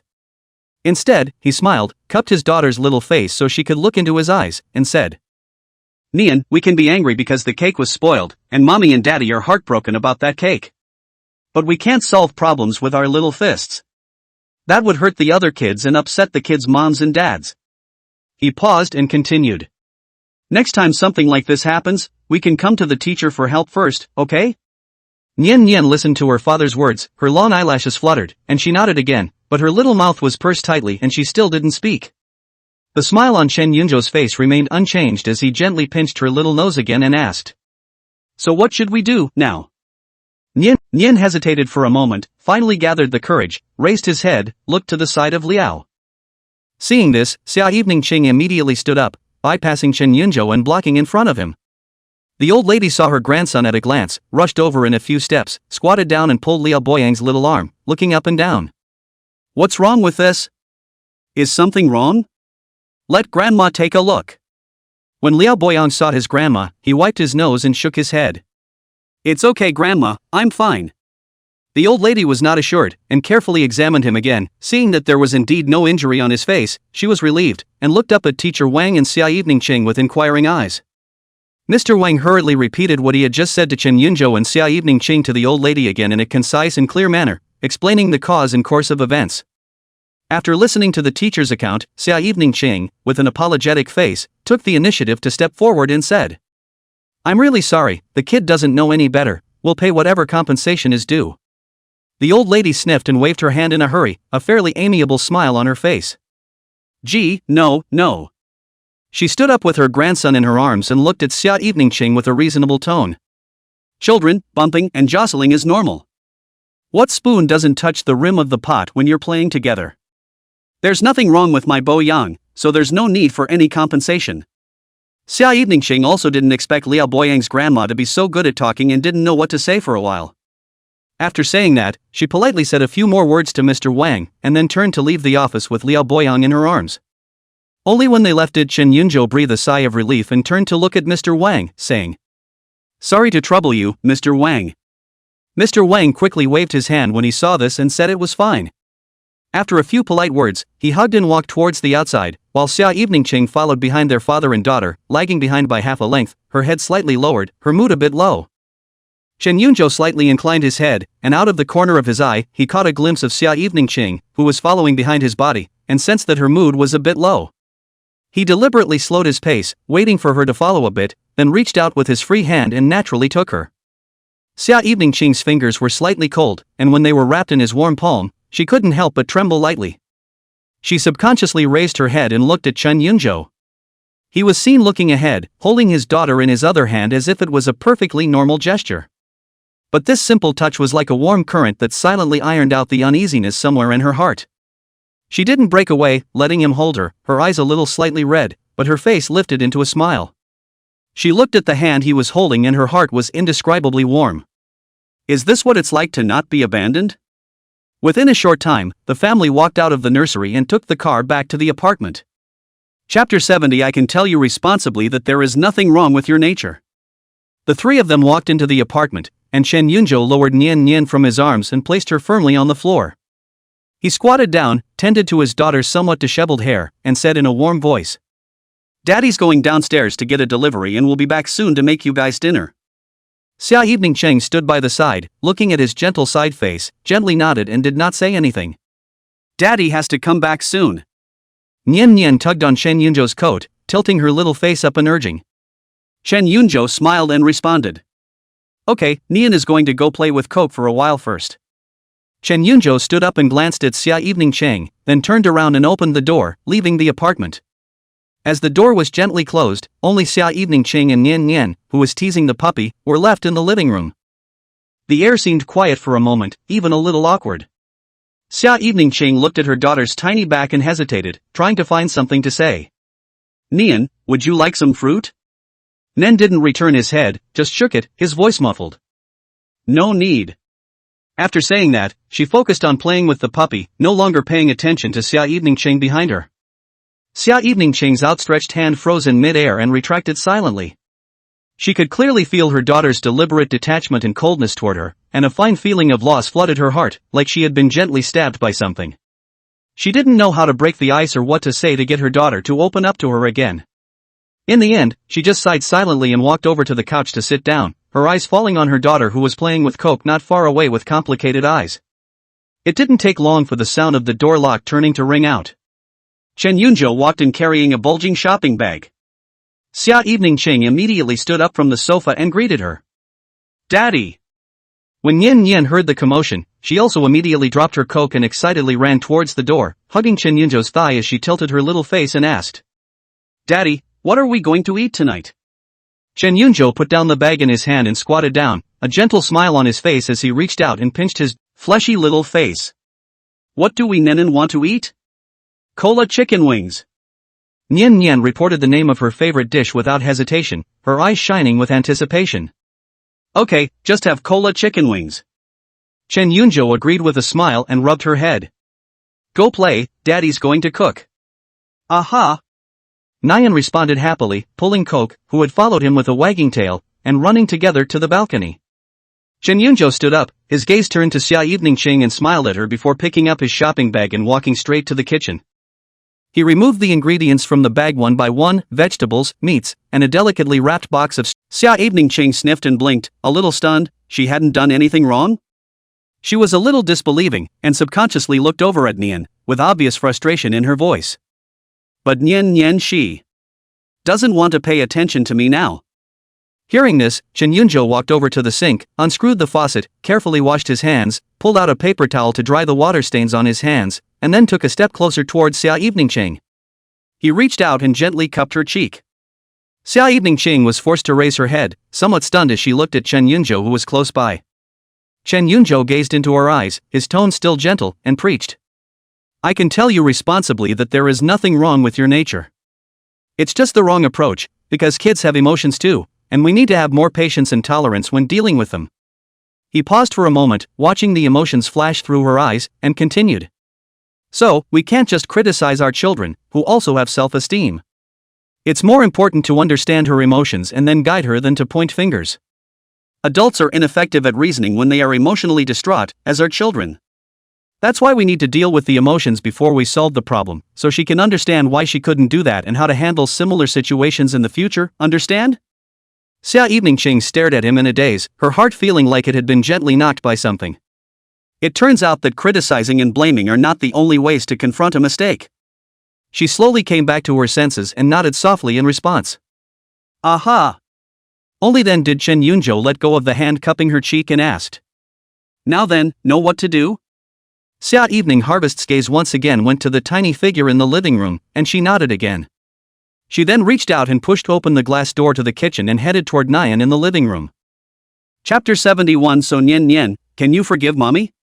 Chen Yunjo was a little uneasy because, from the conversation just now, he could sense that Xia Evening Ching was trying to curry favor with herself, especially when she said that Nian was ignoring her. She sounded very frustrated. Collecting his thoughts, he took off his apron and followed Xia Evening Ching towards the living room. Xia Evening Ching walked over to Nian and sat down beside her. She looked at Nian's small back, took a deep breath and softly shouted. Nian. Nian, who was teasing Coke, had a movement and slowly turned her head to look at Xia Evening Ching, with little expression on her little face and no words. Xia Evening Ching looked at her daughter's cold eyes, and a thin trace of loss flashed through her heart. Remembering what Chen Yunjo had just said in the kitchen, she reached out and took Nian's small hand, her tone gentle and apologetic. Nian, it must have been very aggravating at the time? When Nian heard the word aggrieved, her little mouth immediately deflated, lowered her eyes, still didn't say anything, and only held onto Xia Evening Ching's hand firmly. Xia Evening Ching felt the strength in her daughter's hands and knew that she wasn't completely resistant. She continued softly. Mom was also too anxious in her heart at that time, wanting to help you find a better solution, but didn't consider that Nian was also aggrieved at that time, and ignored your feelings. She looked at Nian's downcast little face, her voice softer, and asked. So Nian, can you forgive mommy?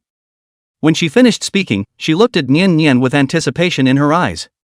Nian looked at Xia Evening Ching, and then raised her eyes to Chen Yunjo who was walking aside. Chen Yunjo smiled at his daughter's gaze and took a seat beside Xia Evening Ching, revealing a gentle smile as he reached out and touched her head, saying softly. Nian, Mom was in too much of a hurry to ignore the fact that Nian was also aggrieved at the time.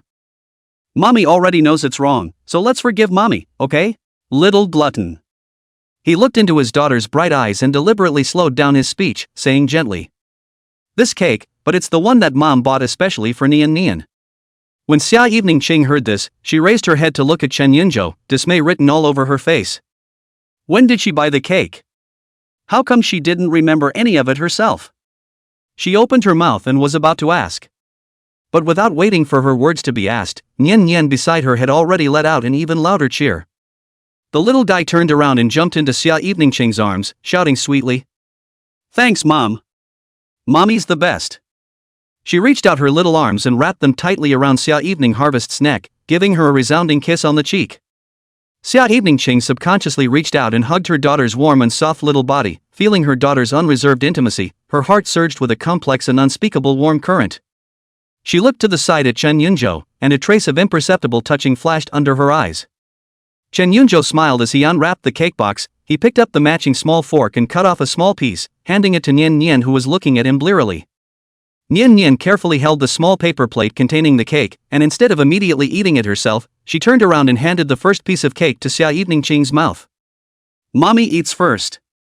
Xia Evening Ching looked at her daughter's expectant eyes, her heart warmed. She opened her mouth and ate the piece of cake with her daughter's heart. The sweet cream and strawberries fragrance instantly filled her mouth.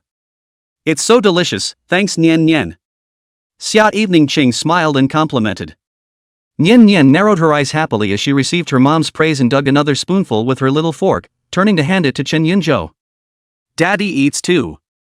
Chen Yunzhou smiled and lowered his head, cooperatively eating the cake his daughter fed him. Only after this was done did Nian lower her head contentedly, digging a small piece with a small fork and placing it in her own mouth, smacking her lips happily. Xia Evening Ching looked at her daughter's tiny movements, and remembered that the spoonful of cake that Chen Yunzhou had just eaten, using the fork that she had just used, her cheeks couldn't help but blush slightly. She lowered her eyes to hide the hint of a strange emotion underneath them, and was inexplicably a little happy. Chen Yunzhou watched his daughter eat contentedly and reached out to dote on her head. "Well, Daddy's going to go continue cooking, so you and Mommy can eat your cake first." When he finished, he stood up and retraced his steps to the kitchen. Xia Evening Ching's gaze followed his tall back, and the corner of her mouth unconsciously curved into a gentle arc. She lowered her head and smiled as she stroked her daughter's soft hair, an indescribable happiness growing quietly in her heart.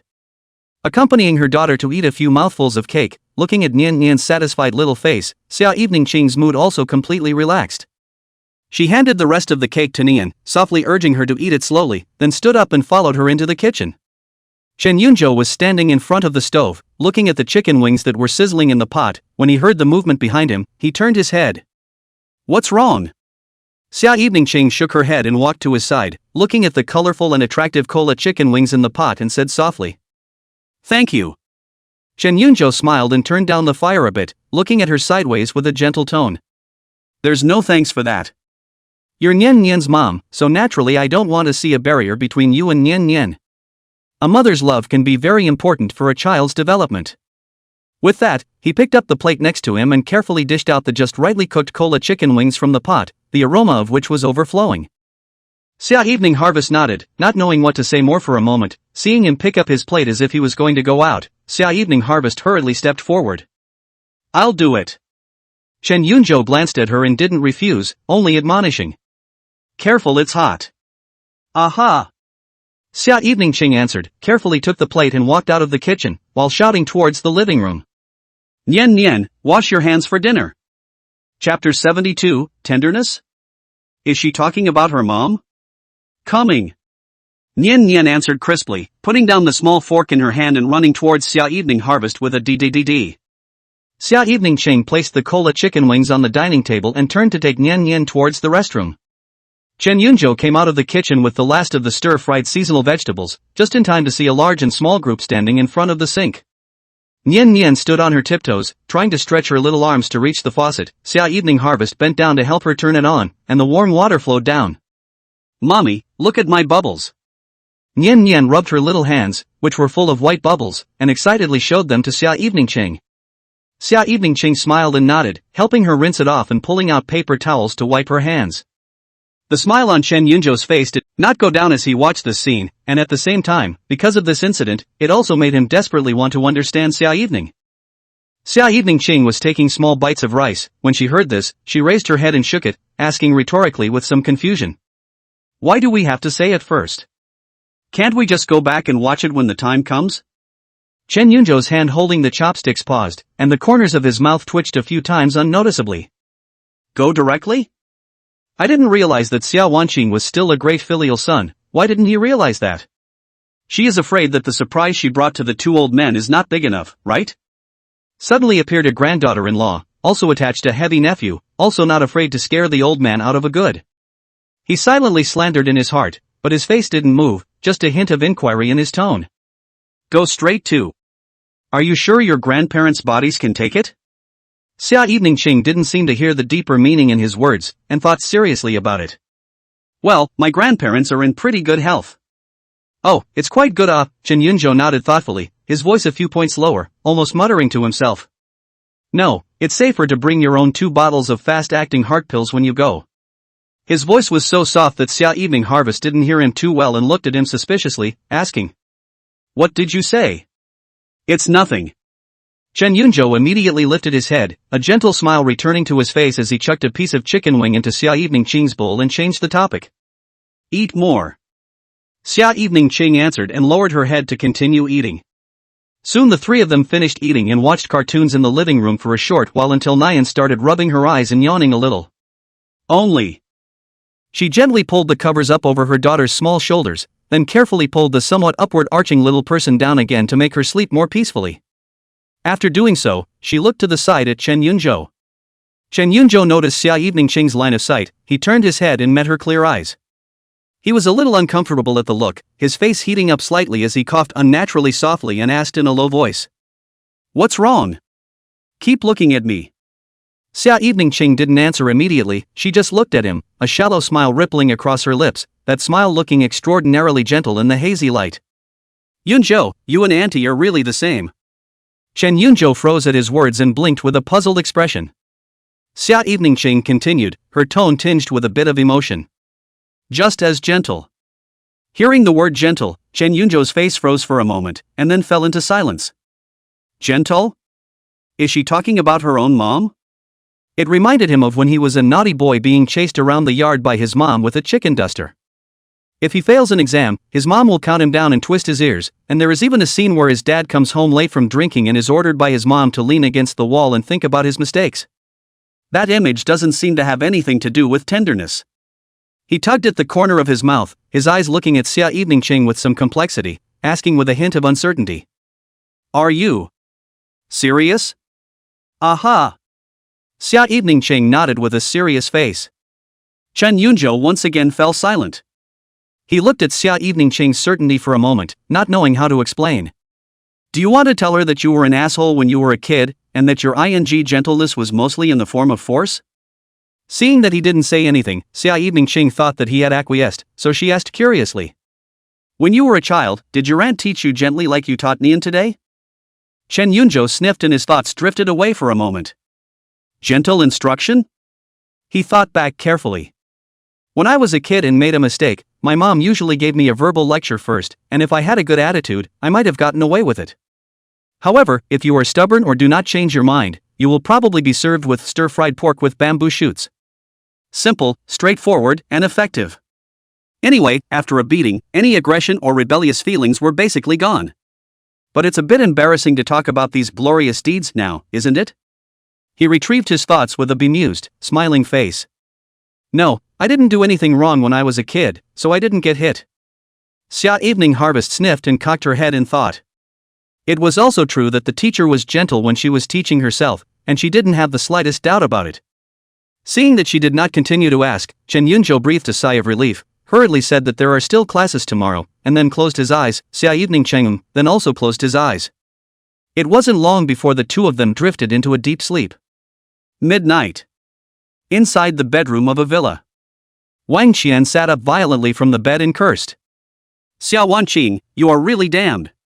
Chapter 73 That, call your sister too. The next morning, the sunlight poured through the cracks in the curtains and onto the faces of the sleeping trio. Chen Yunzhou woke up first, and the corners of his mouth rose slightly as he glanced sideways at the large and small sleeping faces beside him. He gingerly got up and washed, changed his clothes, and went back to the kitchen to briefly prepare breakfast. When Xia Evening Ching and Nian Nian woke up and ate breakfast, Chen Yunzhou admonished Xia Evening Ching for a few moments before picking up his backpack and heading out to school. The morning was a major, so he couldn't go to drop off Nian Nian. After all, he didn't want to flunk out. Not long after, Chen Yunzhou walked into the classroom, and just as he walked into the classroom, a voice suddenly rang out. "Yunzhou, this way." Chen Yunzhou followed the sound and looked over, only to see Chu Ziheng sitting by the window, waving hard at him with a wide-eyed smile. He smiled and stepped over, taking the empty seat next to him and asking casually, "Look at that spring in your step. You had a nice chat with your old man last night?" Hey, that's for sure." Chu Ziheng raised his chin proudly, then pulled out a brand new bank card from his pocket and waved it in front of Chen Yunzhou. "A great conversation with great results." Chen Yunzhou raised an eyebrow, reached out and took the card, weighed it and asked with a smile, "Oh? How much pocket money to soothe your broken heart?" Chu Ziheng mysteriously stretched out a finger. 10,000? Chu Ziheng nodded slightly with a smile on his face. Chen Yunzhou tossed the bank card to him and flirted. "Just give you 10,000 to get rid of it? You're a bit cheap to be your own son. Go!" Chu Ziheng slapped him in a good-natured manner, then came closer and lowered his voice. His face was unable to hide his excitement. "It's 10,000 a day." "How much?" Chen Yunzhou looked at him with some surprise. 10,000 a day. Chu Ziheng repeated, the smile on his face widening. 300,000 a month. "How about that? Is that enough?" Chen Yunzhou blinked, then lost his smile. "It's okay, 300,000 pocket money a month. Your old man does treat you quite well." Chu Ziheng hemmed and hawed, carefully taking the bank card back into his pocket, then touched Chen Yunzhou with his elbow, squeezing his eyebrows and asking, "Hey, what about you? How much pocket money does Mr. Xia give you a month?" Chen Yunzhou glanced at him and said faintly, "Didn't give it." "Didn't give?" Chu Ziheng froze for a moment, surprised. "No, Mr. Xia doesn't look like a stingy person either." The corners of Chen Yunzhou's mouth rose slightly as he took out a bank card from his wallet and casually handed it to him, speaking. "But she gave me this." Chu Ziheng took it. "I say, young Master Chu, you are now a person who earns $300,000 a month, and you still think of going to an internet cafe for a night?" Chu Ziheng was stunned by his question, then his eyes lit up violently and he slapped his thigh. "Right. Why didn't I think of that? I'm a rich kid now. Go to some internet cafe. I'll open one myself when the time comes." "Opened a chain. Opened right next to the college town." Chen Yunzhou silently rolled his eyes, his face filled with speechlessness. But Chu Ziheng quickly collected his thoughts and preached. "Oops, almost forgot to get to the point. Come to my house for dinner tonight night." Chen Yunzhou raised his eyebrows and asked, "Why did you suddenly remember to invite dinner?" Chu Ziheng heatedly smiled and explained. "This is not. My dad rearranged a place for me and my mom to live, and we will move in a few days. This place we're living in now, it's a little small, but we've been living there for so long we're getting attached, so we thought we'd liven things up before we move out, have a hot pot and some barbecue. How's that sound?" "Fondue with a roast does sound good." Chen Yunzhou thought about the arrangements for the evening, and there didn't seem to be anything special, so he nodded, "Okay." Chu Ziheng was delighted and preached. "Right, don't forget to bring Mr. Xia and Nian Nian with you. It's a lively crowd." Chen Yunzhou smiled and responded. "Okay, I'll talk to the girls later. Do you need me to bring something? Drinks or fruit?" No, my sister asked her assistant to buy everything. We have everything at home, you guys can come." Chu Ziheng waved his hand in a generous manner. Chen Yunzhou nodded and pressed on without being polite to him. Chu paused, seemingly remembering something, and with a not-so-nice expression on his face, he spoke. "That? Yunzhou, you call your sister too?" Chapter 74. I'm just making an analogy. "My sister?" Chen Yunzhou was slightly stunned, then agreed, "Okay, I'll ask her, but I may not be able to come." He didn't think much of it. After all, Shen Yunjin did take care of Chu Ziheng quite a bit when he was a child. Good. Chu Ziheng immediately smiled and looked very happy. Chen Yunzhou looked at his happy appearance, his words turned, his expression serious for a few moments. "By the way, Ziheng, there's something I want you to do a favor for." "You say it." Chu Ziheng patted his chest. "Have your sister, again, help inquire about Evening Star's parents." Chen Yunzhou lowered his voice. The smile on Chu Ziheng's face froze and he frowned, looking at him in disbelief. Didn't you inquire before? Why do you still need to inquire? Chen Yunjo looked at him and explained, Evening Harvest said that in a few days, she would take me to see her grandparents. Meeting the parents? Xu Zihang's eyes lit up. Yunjo, it's okay. This is a good thing. A good thing is a good thing, Chen Yunjo rubbed his brow, but therein lies the problem. Xu Zihang was even more confused and scratched his head. What's the problem? Seeing your grandparents shows that people recognize you. Chen Yunjo looked at his unenlightened appearance, somewhat speechless, and had to point out, she only mentioned her grandparents, not her parents, isn't that clear? Xu Zihang froze for a moment, carefully pondering Chen Yunjo's words. Only mentioning grandparents, not mom and dad, what does that have to do with anything? It seemed like he kind of got it, but then again, he didn't seem to fully understand. Chen Yunjo sighed and preached. The last time your sister inquired about the situation, it was so vague that it wasn't even informative. Xu Zihang didn't know much about this either, preaching. My oldest sister is coming to dinner tonight too, so ask her yourself then. Chen Yunjo sniffed and took a deep breath, forcibly resisting the urge to rub this guy on the ground. Serves the dog right for being single. He didn't bother to break it up with Xu Zihang anymore, took out his cell phone, tapped on the chat interface with Xia Evening Ching, and started editing the message. Do you have plans for tonight? Zihang's treating us before he moves. Want to go to dinner together? On the other side, Xia's group, the president's office. Xia Evening Ching was sitting behind a wide desk, intently reviewing the documents piled up in front of her. The sunlight filtered through the blinds, casting dappled light and shadows on her, outlining her cool, sideways face. Suddenly, the screen of the cell phone sitting on the corner of the table lit up with a soft vibration. She put down the pen in her hand and picked up her cell phone to look at it. It was a message from Chen Yunjo. Looking at the text on the screen, a trace of warmth unconsciously colored the bottom of Xia Evening Ching's cool eyes, and the corners of her mouth slightly curved upwards in an undetectable arc. She tapped her fingertips and replied with a quick word. Good. Looking at her cell phone, her mind wandered a bit. Just then, there was a soft knock on the office door. Enter. Xia Evening Ching collected her mind and resumed her usual coolness. Assistant Su pushed the door in, stood respectfully in front of the desk, and reported, Mr. Xia, Mr. Chu is here. Xia Evening Ching frowned slightly, a little surprised. Why did Chu Ziyu come? She didn't think much of it and barked out a command. Invite her in. Okay. Assistant Su answered and turned to leave. A few moments later, Assistant Su led Chu Ziyu, who was dressed in a competent professional outfit, in. Xu Ziyu's face was expressionless as she walked into the office, her gaze sweeping around the office and finally landing on Xia Evening Ching.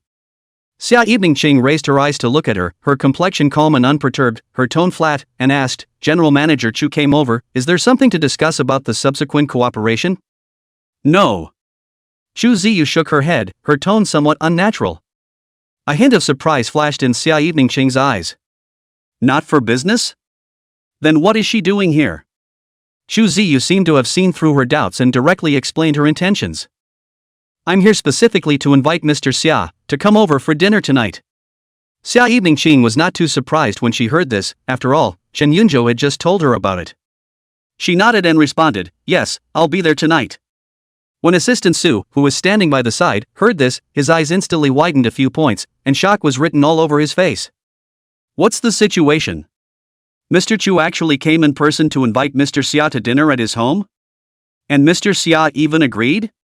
When did these two get so close? They're actually able to sit at the same table for dinner? This is incredible. Xu Ziyu didn't seem to expect her to agree so dryly, and subconsciously choked. I thought Mr. Xia wasn't always available. Xia Evening Ching didn't answer, just picked up the water cup on the table and gently took a sip. Seeing this, Xu Ziyu also had the sense not to say anything more and said, Then I won't bother Mr. Xia with his work, see you tonight. When she finished speaking, she was ready to turn around and leave. Wait. Just at the moment Xu Ziyu turned around, Xia Evening Ching suddenly opened her mouth and called out to her. Xu Ziyu stopped her footsteps and looked back at Xia Evening Ching with some puzzlement. Is there anything else for General Manager Xia? Xia Evening Ching looked at her, a hint of hesitation seemed to flash in her eyes, but she still opened her mouth to ask. Xu General. Have you talked to many boyfriends? Once this question came out, not only did Xu Ziyu freeze, even Assistant Su next to her almost didn't stand still. What does Mr. Xia mean by this? Why are you suddenly asking about Mr. Chu's personal affairs? Chu Ziyu's brows furrowed slightly, and the doubts under her eyes deepened. She didn't understand why Xia Evening Harvest would suddenly ask this, but nodded anyway. Xia Evening Cheng put down her glass of water, cleared her throat, and spoke in a somewhat awkward tone. I have a... Before the words were finished, Chu Ziyu looked like she instantly understood something. The corner of her mouth hooked into a playful smile and interrupted her, saying, a friend. Xia Evening Cheng was a little uncomfortable by her insightful eyes, her cheeks burning slightly as she nodded unnaturally. Well, she's a bit shy and doesn't quite know how to promote a relationship with her husband. After saying that, she raised her eyes to look at Chu Ziyu, but she happened to meet the other party's smiling eyes, as if her own little mind had been completely seen through. Xia Evening Cheng immediately averted her gaze and looked aside, but her ears quietly reddened. Chu Ziyu took 2 steps forward with interest, her arms wrapped around her chest as she looked at her with good humor, her tone carrying a few hints of derision. So, Mr. Summer wants a husband. It's my friend. Not me. When Xia Evening Cheng heard this, she immediately became anxious and immediately spoke out in defense. Well, it's your friend.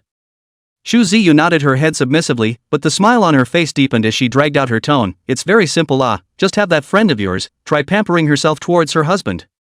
Spoiled? Xia Evening Cheng frowned, doubt written all over her cool face. There was even a trace of imperceptible resistance. It's that simple? To her, the act of pouting seemed out of character with her usual style of doing things, and it was hard to imagine what it would be like to apply it in reality. Chu Ziyu nodded affirmatively, her gaze meaningfully looking Xia Evening Cheng up and down. Of course, like General Xia. Oh no, like that friend of yours, so beautiful, a little to chin. To her husband to spread a pet, but not to charm him to dizzy, cannot find the north? At the mention of Chen Yunzhou's name, Xia Evening Cheng's heartbeat missed a beat, and the heat that had just faded from her face surged back up. She opened her mouth, trying to re-emphasize that it was really just friends. Chu Ziyu, however, didn't give her a chance to explain and said before her. I'm just making an analogy, I get it, it's your friend. Chapter 75. Maybe Nian Nian can still have more older siblings. Xia Evening Cheng forced herself to cough lightly, avoiding Chu Ziyu's line of sight, her voice a little lower than just now. But what if, that friend of mine, she's not very good at it? Won't? Chu Ziyu looked like she had heard something out of the blue, not even knowing how to be pampered? Isn't this a woman's natural skill? How could she not know how to do it? She froze slightly, then a playful smile appeared on her face as her eyes looked up and down her body. Xia Evening Cheng was even more embarrassed by her look, and the heat at the base of her ears almost spread to her neck. Chu Ziyu hooked her finger towards Xia Evening Cheng, her voice flirtatious as she spoke. Do you want sister to teach you? Xia Evening Cheng's eyes flickered slightly, seeming to be really somewhat moved, and she subconsciously nodded her head. Then reacting violently, his cheeks burned even hotter and he hastily tried to explain. No, I mean... I know. Chu Ziyu was the one who jumped in front of her and hastily added, the smile on her face as wide as a cat that had succeeded in stealing fish. When you learn it, you can teach it to your friend, right? Xia Evening Cheng opened her mouth and swallowed back when the words of retort reached her mouth.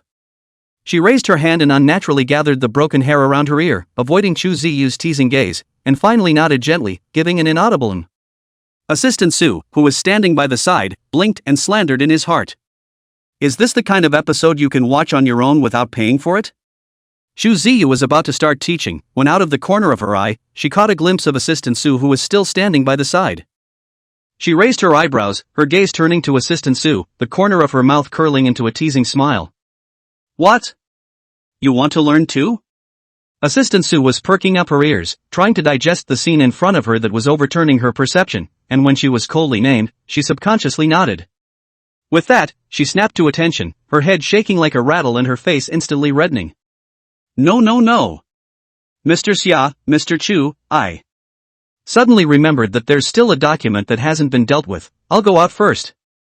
After saying that, without waiting for Xia Evening Cheng and Chu Ziyu to respond, Assistant Su was like wiping the oil from his feet and quickly slipped out of the office, and also thoughtfully brought the door with him.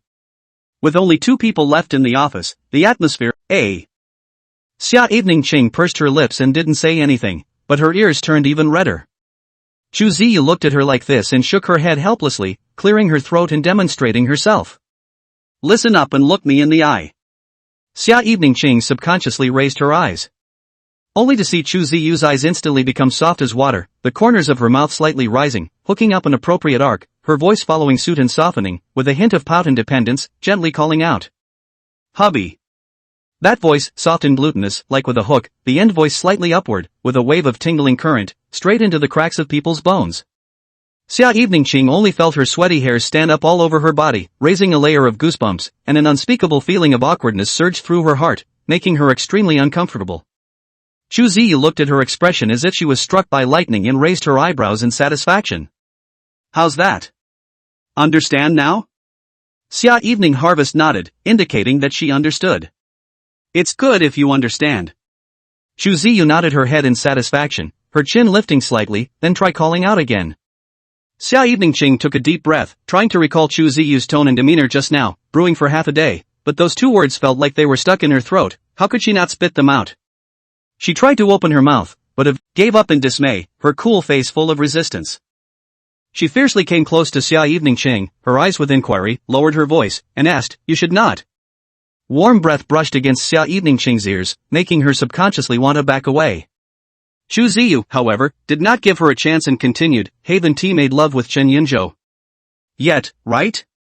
At the same time the words fell, Chu Ziyu's hand slapped her upturned buttocks twice without being light or heavy. Xia Eveningqing's body stiffened violently, as if she had been struck by an electric current, and her entire body tensed up. Almost immediately, she bounced back a step, pulling away from Chu Ziyu, her face instantly faded from blood color, and a deeper layer of scarlet red surged up, glaring at Chu Ziyu in shame and annoyance. "What are you? About?"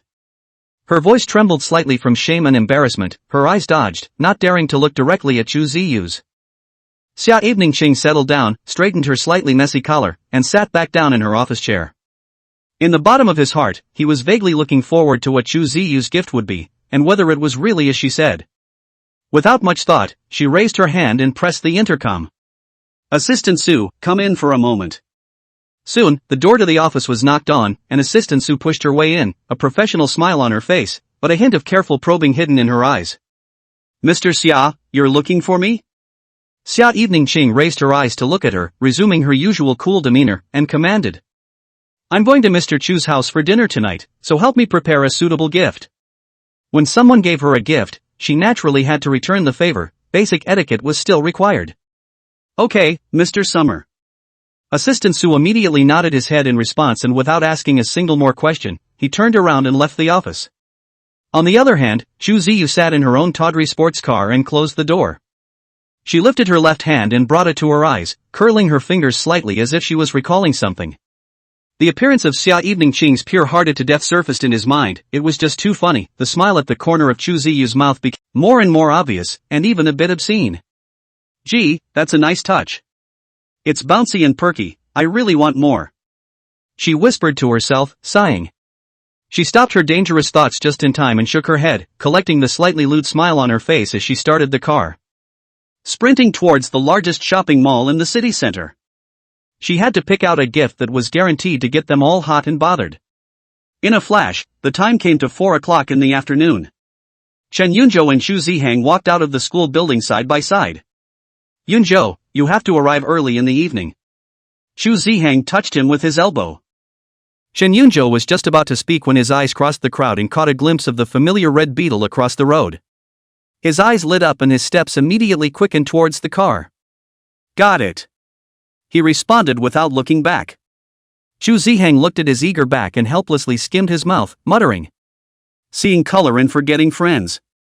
Chen Yunzhou quickly walked to the car, skillfully pulled open the passenger door and sat in. "Evening." He put on his seatbelt and looked sideways at Xia Eveningqing in the driver's seat, a smile on his face as he shouted.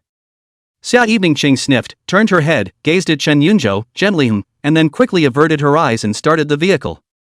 The red beetle merged into traffic and headed in the direction of the kindergarten. Inside the car, Xia Eveningqing gripped the steering wheel, her eyes seemingly focused on the road ahead, but the remaining light from the corner of her eyes was uncontrollably glancing again and again at Chen Yunzhou in the passenger seat. In the office in the afternoon, Xu Ziyu's bold words and that slightly out-of-the-ordinary teaching were like movie clips replaying in her mind. Especially that husband that Xu Ziyu had interpreted in 100 turns, soft and sticky to the bone, was like a magic sound that lingered on. Her cheeks heated up uncontrollably, and even the roots of her ears were tinged with a thin red.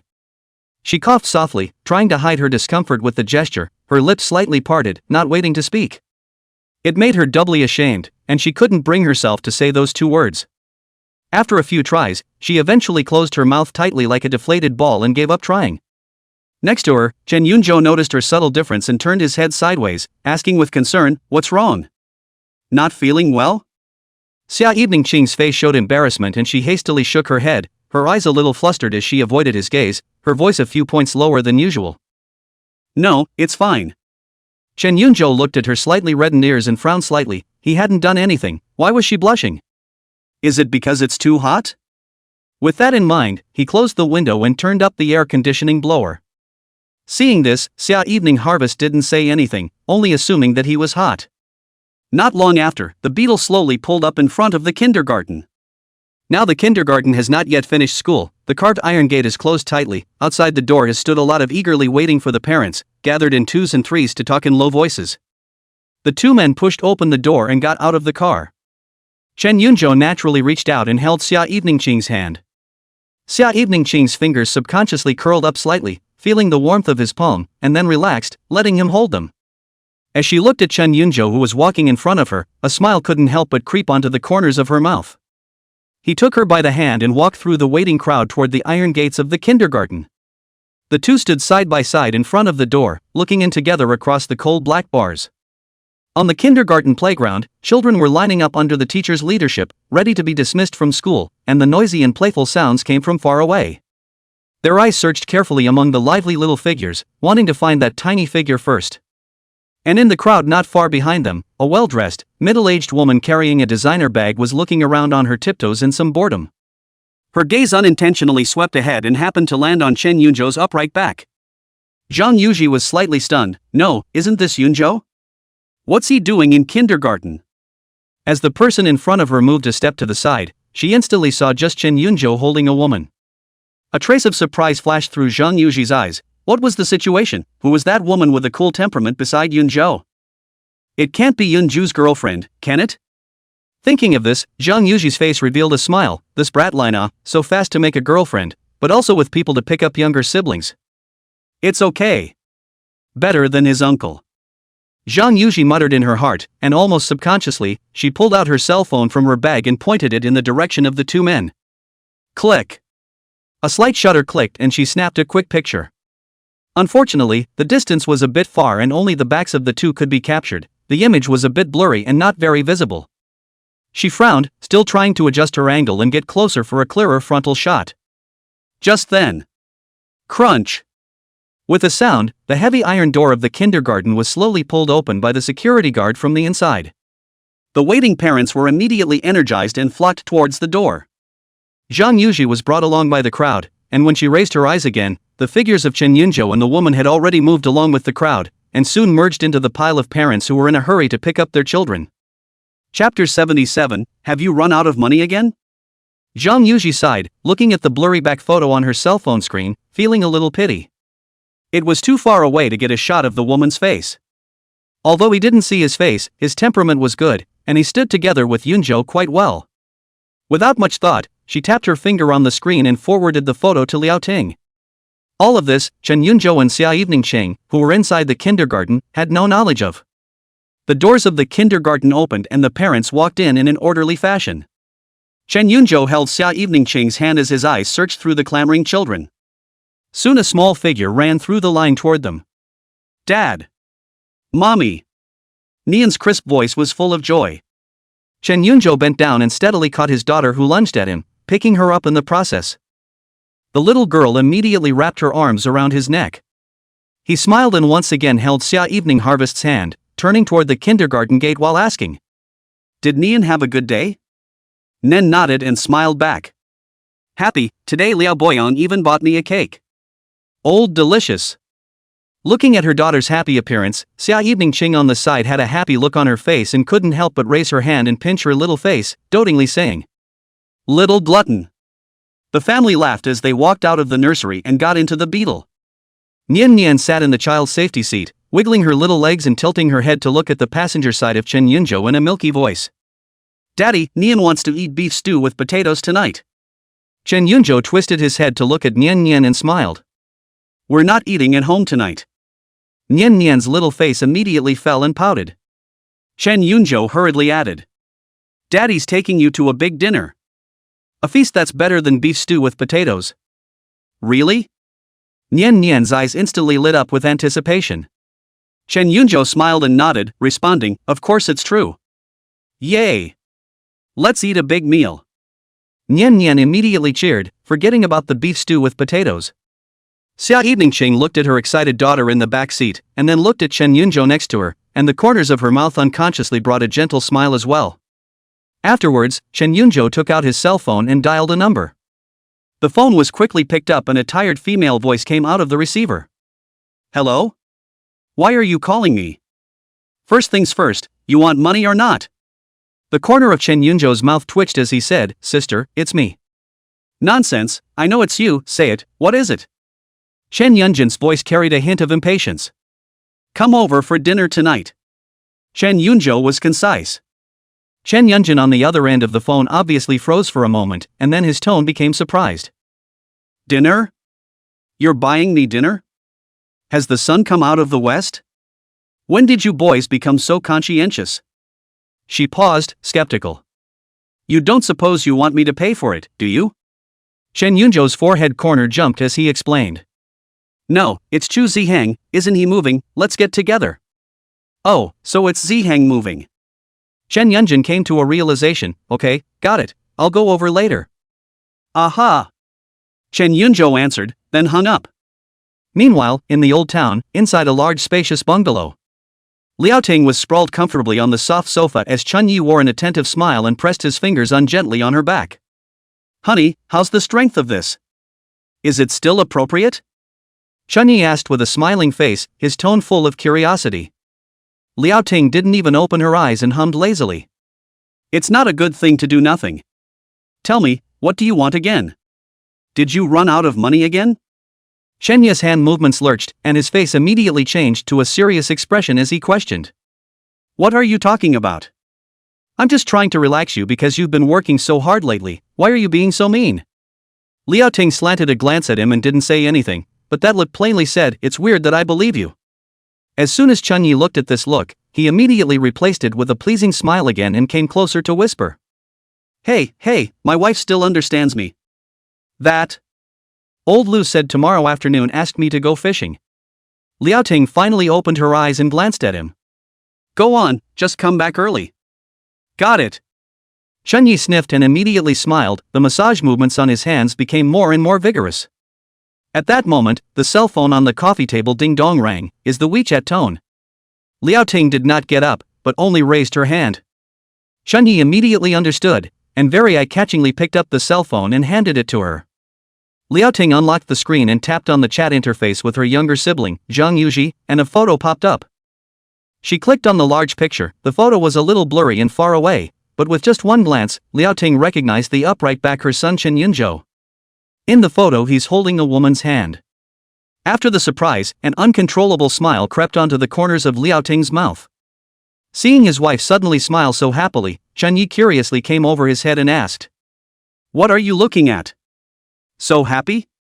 Liao Ting turned her cell phone screen toward him, pointed at the photo, and laughed, our son, he's found a girlfriend. Chun Yi carefully stared at the blurry photo for half a day, his brows gradually frowning as he asked. How did you recognize our son from his back? Liao Ting was speechless, and said without a trace of anger. I gave birth to my son, how could I not recognize him? You, on the other hand, usually go fishing, and you know what kind of fish it is even before that fish is hooked from a long distance away. How come you can't even recognize your own son now? With that, she reached out her hand and grabbed Chen Ye's ear with precision, exerting a slight force. Hey. Wife. Ouch. Chen Yeli hurriedly begged for forgiveness, piling up a smile on his face as he spoke. Just kidding. I'm just messing with you. I wouldn't recognize our son. Liao Ting snorted coldly and let go of her hand, but there was a warning in her eyes. I think you just have your mind on fishing. Alright, you're not allowed to go tomorrow. Huh? The smile on Chun Ye's face instantly froze, as if he had heard a bolt from the blue. He looked at Liao Ting incredulously and wailed, "Don't a wife. I have an appointment with old Lu." Liao Ting raised her eyebrows, unmoved. The appointment was pushed. Chen Yi immediately felt that the sky had collapsed, and his entire body wilted, leaning against the sofa with a lifeless face. His heart cried out madly, "Rebellious son! What's the point of falling in love? My fishing plan." Liao Ting didn't pay any more attention to Chen Yi next to her, and her attention returned to the cell phone screen. She scrutinized the back of the woman in the photo, held by her son. Although blurry, the figure, the more she looked at it, the more she felt that the back seemed like she had seen it somewhere before. She patted Chen Yi and asked, "Hey, don't you think this girl's back looks a bit familiar?" Chen Yi was immersed in the grief of losing the joy of fishing, and raised his head absent-mindedly at the words, glancing casually towards his cell phone screen. The photo was already blurry, and with his mind completely elsewhere, he only shook his head perfunctorily. "What's so familiar? It's just a back, you're looking at it wrong." Liao Ting frowned and stared at the photo for a few more seconds, always feeling that she had seen it somewhere but couldn't remember for a moment. Could she really have misread it? He thought about it and put the phone aside without digging deeper. There was always a way to meet up anyway, there was no rush. Chapter 78, This son of A, was he just shy? And on the other side, inside the apartment, Chen Yunzhou and Xia Eveningsheng had already changed their clothes for going out and were preparing to leave. Nian Nian thumped over, her little hand still grasping the coke. She tilted her little face up and looked towards Chen Yunzhou and Xia Eveningsheng, her voice carrying a bit of petulance. "Dad, Mom, why don't we take Coke with us?" Kola, who was squatting at her feet, heard this and looked fiercely at Nian Nian, his eyes instantly lit up as if to say, "Fruity? Righteous father?" Chen Yunzhou didn't immediately agree, but looked at Xia Eveningsheng beside him. Xia Eveningsheng similarly looked at Chen Yunzhou, then smiled and nodded, not refusing her daughter's small request. Seeing this, Chen Yunzhou then smiled and said to his daughter, "Could be. Yay!" Nen jumped happily. Coke heard it and got excited, too, circling around Nian's little legs happily, his tail wagging like a little fan. The family, with Coke, then left the neighborhood and got into a beetle on the side of the road. Soon the vehicle arrived at the neighborhood where Chu Zihang's home was located. Chu Zihang's family lived on the second floor. The house area was not particularly large, but it was better than having a spacious terrace, and at the moment the terrace was lit up with warm yellow lights, which looked godmother. Nian Nian shouted in surprise, dropping the bag of chips in her hand and running towards Chu Ziyu. Chu Ziyu put down the fruit plate and bent down to touch Nian Nian's head, his face filled with a doting smile. "Nian Nian is here, did you miss your godmother?" With that, she pinched Nian's cheeks. "Want to?" Nian nodded her head vigorously, her voice loud. Chu Ziyu heard, very happy, although she did not fully accept the identity of Nian Nian's godmother, but can't help Nian Nian is cute. The most important thing is to hear Nian Nian called godmother. There is a kind of painless motherhood feeling. Who wouldn't want a sweet-smelling, soft-smelling daughter? Most importantly, you don't have to give birth yourself. But what puzzled her the most was that Xia Eveningsheng, a woman who couldn't even be pampered, had given birth to a daughter who was actually so good at being pampered? Thinking about this, she couldn't help but look at Xia Eveningsheng, who was sitting beside Chen Yunzhou. Xia Eveningsheng happened to look at her, the two of them locked gazes. Xia Eveningsheng violently recalled this morning's image and instantly reddened her face. She held up her glasses and averted her gaze at the same time. When Chu Ziyu saw this, the smile on her face grew a few points thicker. Just then, knock, knock, knock. The knock on the door came again. Chen Yunzhou was about to get up, but Chu Zihang, who was sitting at the other end of the sofa, moved even faster and stood up, almost snatching his words. I'll drive, I'll drive." He walked quickly to the door, and even the subtle movement of straightening his collar could be seen. Chen Yunzhou raised an eyebrow, looking at Chu Zihang's somewhat perverse positivity, and did not make a sound. The door was opened, and standing in the doorway was Chen Yunjin, who was carrying a fruit basket in one hand and a bag in the other. When Chu Zihang saw her, his cheeks seemed to blush slightly with an unnatural blush, his eyes dodged a little, and his voice was a few points lower than usual as he shouted. "Yun, Sister Yun Jin, you're here." Chen Yunjin nodded and gave a faint hum as she crossed over to him and walked into the house. Chen Yunzhou in the living room took in the scene and his brows instantly furrowed. This motherer, was he just shy? He muttered in his heart, his gaze sharpening as he looked at Chu Zihang.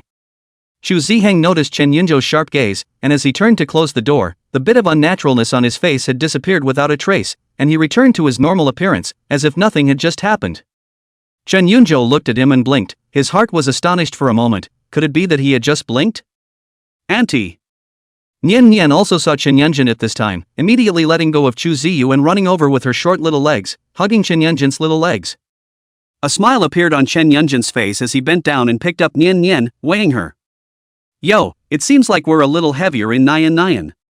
She held Nian Nian in her arms, her gaze naturally falling onto Chu Ziyu, who had just come out of the kitchen, and then looked at Chu Zihang, asking with a hint of a probing smile. Girlfriend? Chu Zihang froze at his words, then a trace of panic flashed across his face as he hurriedly waved his hand in explanation.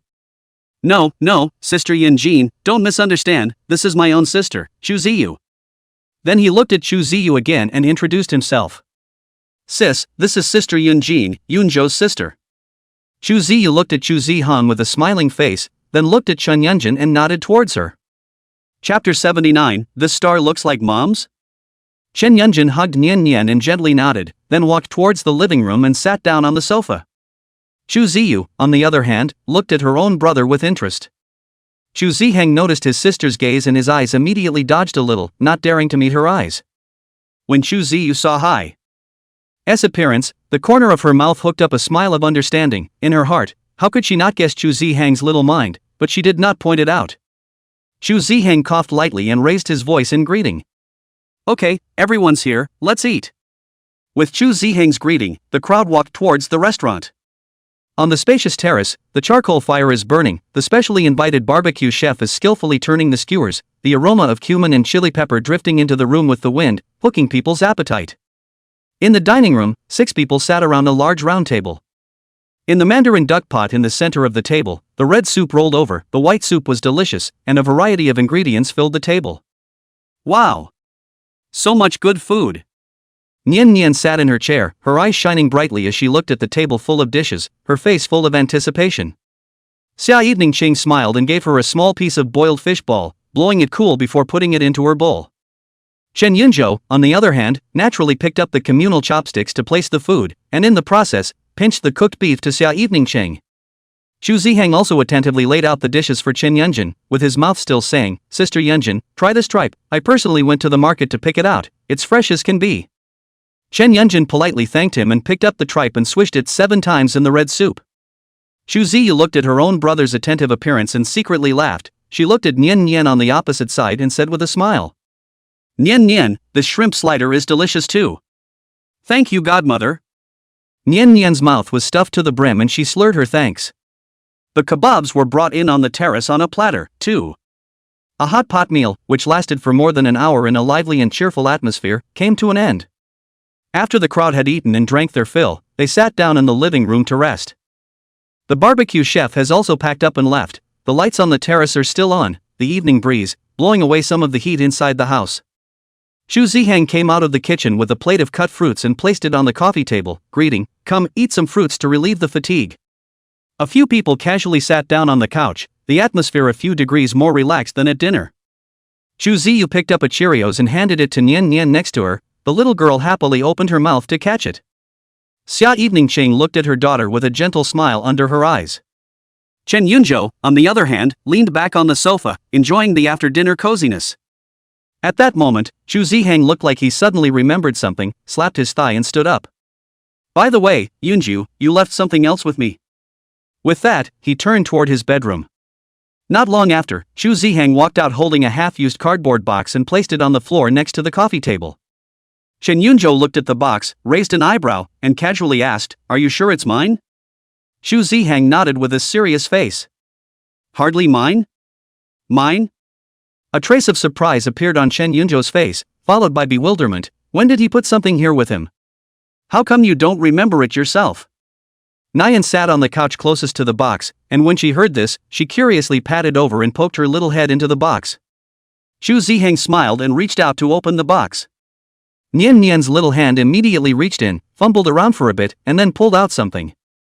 It was a clear, star-shaped glass jar filled with colorful, neatly folded little stars that twinkled in the light. Wow! Nian Nian's eyes instantly lit up as she raised the glass jar high in the air and showed it to everyone as if offering it as a treasure. Mommy and Daddy, look, this is so beautiful. Xia Evening Ching and Chu Ziyu's gazes both looked over as well, and they saw Nian Nian holding a jar full of stars in her hands. Chen Yunjin also looked sideways, and when she saw the jar of stars, the corners of her mouth instantly raised in a smile. while Chen Yunjo's entire body was slightly stunned the moment he saw that glass jar. His eyes widened in some disbelief. Wasn't this folded when he was a kid? No, this dog actually kept it? Without waiting for him to open his mouth, Chen Yunjin, who was sitting on the sofa, smiled and looked at his own brother, his tone carrying a few obvious hints of flirtation. Yo, you still got this? Not still thinking about your unnamed white moonlight, are you? When she finished, she couldn't help but let out a soft laugh with a hint of urgency. Chen Yunjo's face immediately became a little embarrassed by her words, especially when he felt that Xia Evening Qing's gaze had also landed on him. He hurriedly approached Chen Yunjin and lowered his voice, mumbling in a low voice. Sis, you're my own sister. Are you going to stand by and watch your brother and I be separated from our family? With an indifferent face, Chen Yunjin gently patted Chen Yunjo's shoulder and spoke with a soothing tone. Gee, who didn't have a secret favorite when they were little? Besides, you didn't even have hair at that time. What do you know about liking? Don't worry, Evening won't be angry. Saying that, she looked to the side at Xia Evening Harvest. Xia Evening Qing didn't respond immediately, even the curvature of her mouth didn't change, it was only that the pair of gazes looking at Chen Yunjo through the lenses became a few points more dangerous. Chen Yunjo only felt as if he was on the back of his head as he laughed dryly and tried to explain. It's all about being a kid and not knowing. Without waiting for him to continue, Nian Nian tilted his little head and furrowed his little brow, pointing his little finger at the stars in the glass jar, and then looking up at Xia Evening Qing, muttering in a milky voice. Ha! This star, it looks like Mom's? At these words, the air in the living room seemed to freeze instantly. Everyone's eyes focused on Chen Yunjo in unison. The smile on Chen Yunjo's face instantly froze, and he looked at Nian Nian with a confused expression, subconsciously asking back. What seems to be? Chen Yunjin took back the hand that was placed on his brother's shoulder, the smile on his face was converged, with a few complexities in his eyes, he patted him again, this time with a heavier force, and preached. Okay you, Chen Yunjo, really something. Her tone could not be heard as complimentary or sarcastic. How dare you use the stars you stacked on someone else's crush back in the day and turn around and use them to coax your wife? You're really good. Xu Zihang stood by the side, looking at Chen Yunjo's embarrassment, did not say anything but silently gave him a thumbs up, eyes full of admiration. Xu Ziyu, on the other hand, picked up her teacup and gently blew on the hot air, sweeping over the crowd out of the corner of her eye, with a look of staying out of the way, but the smile, if any, at the corner of her mouth betrayed her mood to watch the show. Xia Evening Qing remained silent, but her face, which was still quite mild, was completely cold at this moment. She lowered her eyes, no longer looking at Chen Yunjo, and the hand on her knee, unconsciously tightened a little. The bottom of his heart felt like it was clogged with something, and a wave of inexplicable sourness and aggravation, as well as a trace of unspeakable sadness, flooded over him. Chapter 80, actually still the red line held by Mom. Chen Yunjo looked at Xia Evening Qing's visibly lowered look, his heart tightened, wanting to explain, but not knowing where to start. It's true that he folded that jar of stars when he was a kid, but that has nothing to do with any white moonlight at all. Just as he was scratching his head in anxiety, Chen Yunjin added another good-natured stab. She elbowed Chen Yunjo gently, raised her eyebrows, and asked.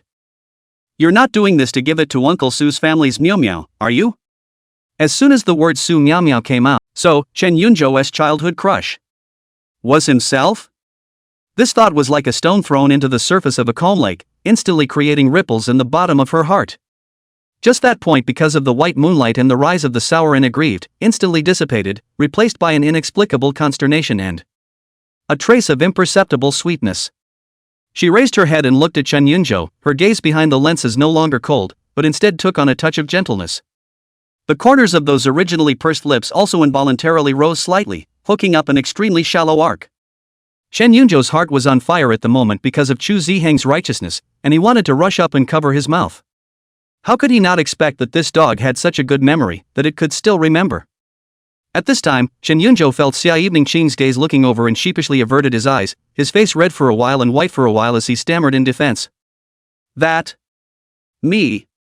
I was young. Xia Evening Qing looked at Chen Yunjo's embarrassed and juvenile appearance, the smile at the corner of her mouth deepened a few points, but she just looked at him quietly and did not speak. Chen Yunjo was looking at her heart hairy, a heart of 7 up and down, then just when the crowd siege a few points more nervous. He cleared his throat and was about to say something else to salvage the situation when he felt a slight tug on his pants leg. Nian Nian did not know when she ran to his body, tilting her little face, her big eyes flickering as she looked at him and asked. Daddy, can I give this pretty star to Nian? Chen Yunjo was stunned, and before he could say anything, Xia Evening Cheng had already smiled and reached out her hand, taking the glass jar from Nian Nian's hand.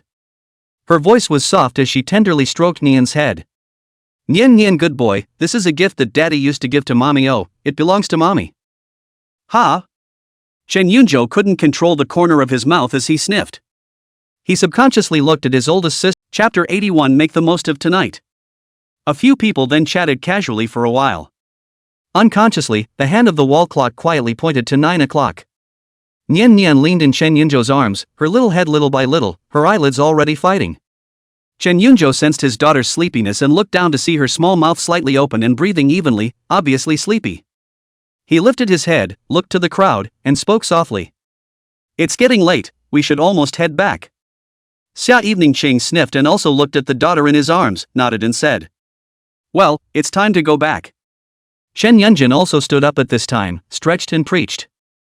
I have to go too, I have an early meeting tomorrow. Xu Ziyu and Xu Zihan looked at each other and followed suit. Xu Ziheng smiled and said, let's send you guys down. The group then headed downstairs together. Outside the door of the flat, the evening breeze brushed by with a hint of coolness. The neighborhood was softly lit and the trees swayed. Xia Evening Cheng walked over to her beetle and was about to pull open the door when Xu Ziyu called out to her. Mr. Xia, wait a minute. Xia Evening Harvest looked back at her with some confusion. Xu Ziyu quickly walked towards a smooth-lined sports car parked not far away, opened the trunk, and took out an exquisitely packaged flat box from inside, handing it to Xia Evening Cheng with a smirk on his face. It's a gift for you. Make the most of it tonight. Xia Evening Cheng met her gaze and was a bit shy, but still reached out to take it and smiled. Thanks. She didn't open it right away, and with a few moments of anticipation in her heart, she smoothly placed the box on the back seat. Afterward, Xia Evening Cheng sat in the driver's seat. Chen Yunjo carefully and gently placed the already sleeping Nian Nian into the child's safety seat in the back seat and covered her with a small blanket. With a light leap, Coke got into the back seat and plopped dutifully down at Nian's feet. After doing this, Chen Yunjo then sat in the passenger side. Chen Yunjin, on the You really don't remember any of it? Chen Yunjo frowned, not reacting to what she meant by this, and asked weakly. Should I remember? Seeing his puzzled face, Xia Evening Cheng laughed out softly and shook her head without speaking. She smiled and picked up the gift box aside and looked at it. Seeing something in her hand, Chen Yunjo cleared his throat, pointed to the exquisitely packaged flat box, and asked. What is it? Xia Evening Cheng replied casually. A gift from Nenen's godmother. With that, she reached out her slender fingers and untied the ribbon on the box, then gently lifted the lid. The moment the lid of the box was opened, a brilliant purple color caught the eyes of both of them. It was fabric minimal, very boldly designed skeletonized purple lace underwear. The lightweight gauze, the delicate lace, and the style that challenges the visual nerve are all indicative of its purpose. To top it off, there was a bunny ear and a bunny tail next to it, as well as a small leather whip. The air in the living room seemed to freeze at that moment. Chen Yunjo only felt a buzzing sound in his brain, as if he had been hit by something, and his entire body froze in place. His eyes widened as he stared straight into the thin, cicada-like purple of the box, the knot in his throat rolling up and down uncontrollably. Xia Evening Cheng also froze, 2 blushes quickly flew up on her white cheeks, and even her ears were slightly hot. She subconsciously tried to close the lid of the box, but her movement was half a beat slower. Almost simultaneously, the two raised their eyes very silently, their eyes meeting in the air. The moment the 4 eyes met, it was as if an invisible current ran through them. Chen Yunjo's cheeks swish also red, more so than Xia Evening Cheng, all the way to the root of his neck. His eyes dodged and his heart beat like a drum, completely not daring to look into Xia Evening Cheng's eyes again. However, as hard as he tried to banish that purple color from his mind. His mind uncontrollably floated the image of Xia Evening Cheng's fair skin, exquisite figure, wrapped in that purple skeletonized underwear, hidden from view. She stood in front of herself, her eyes flowing, her red lips slightly opened.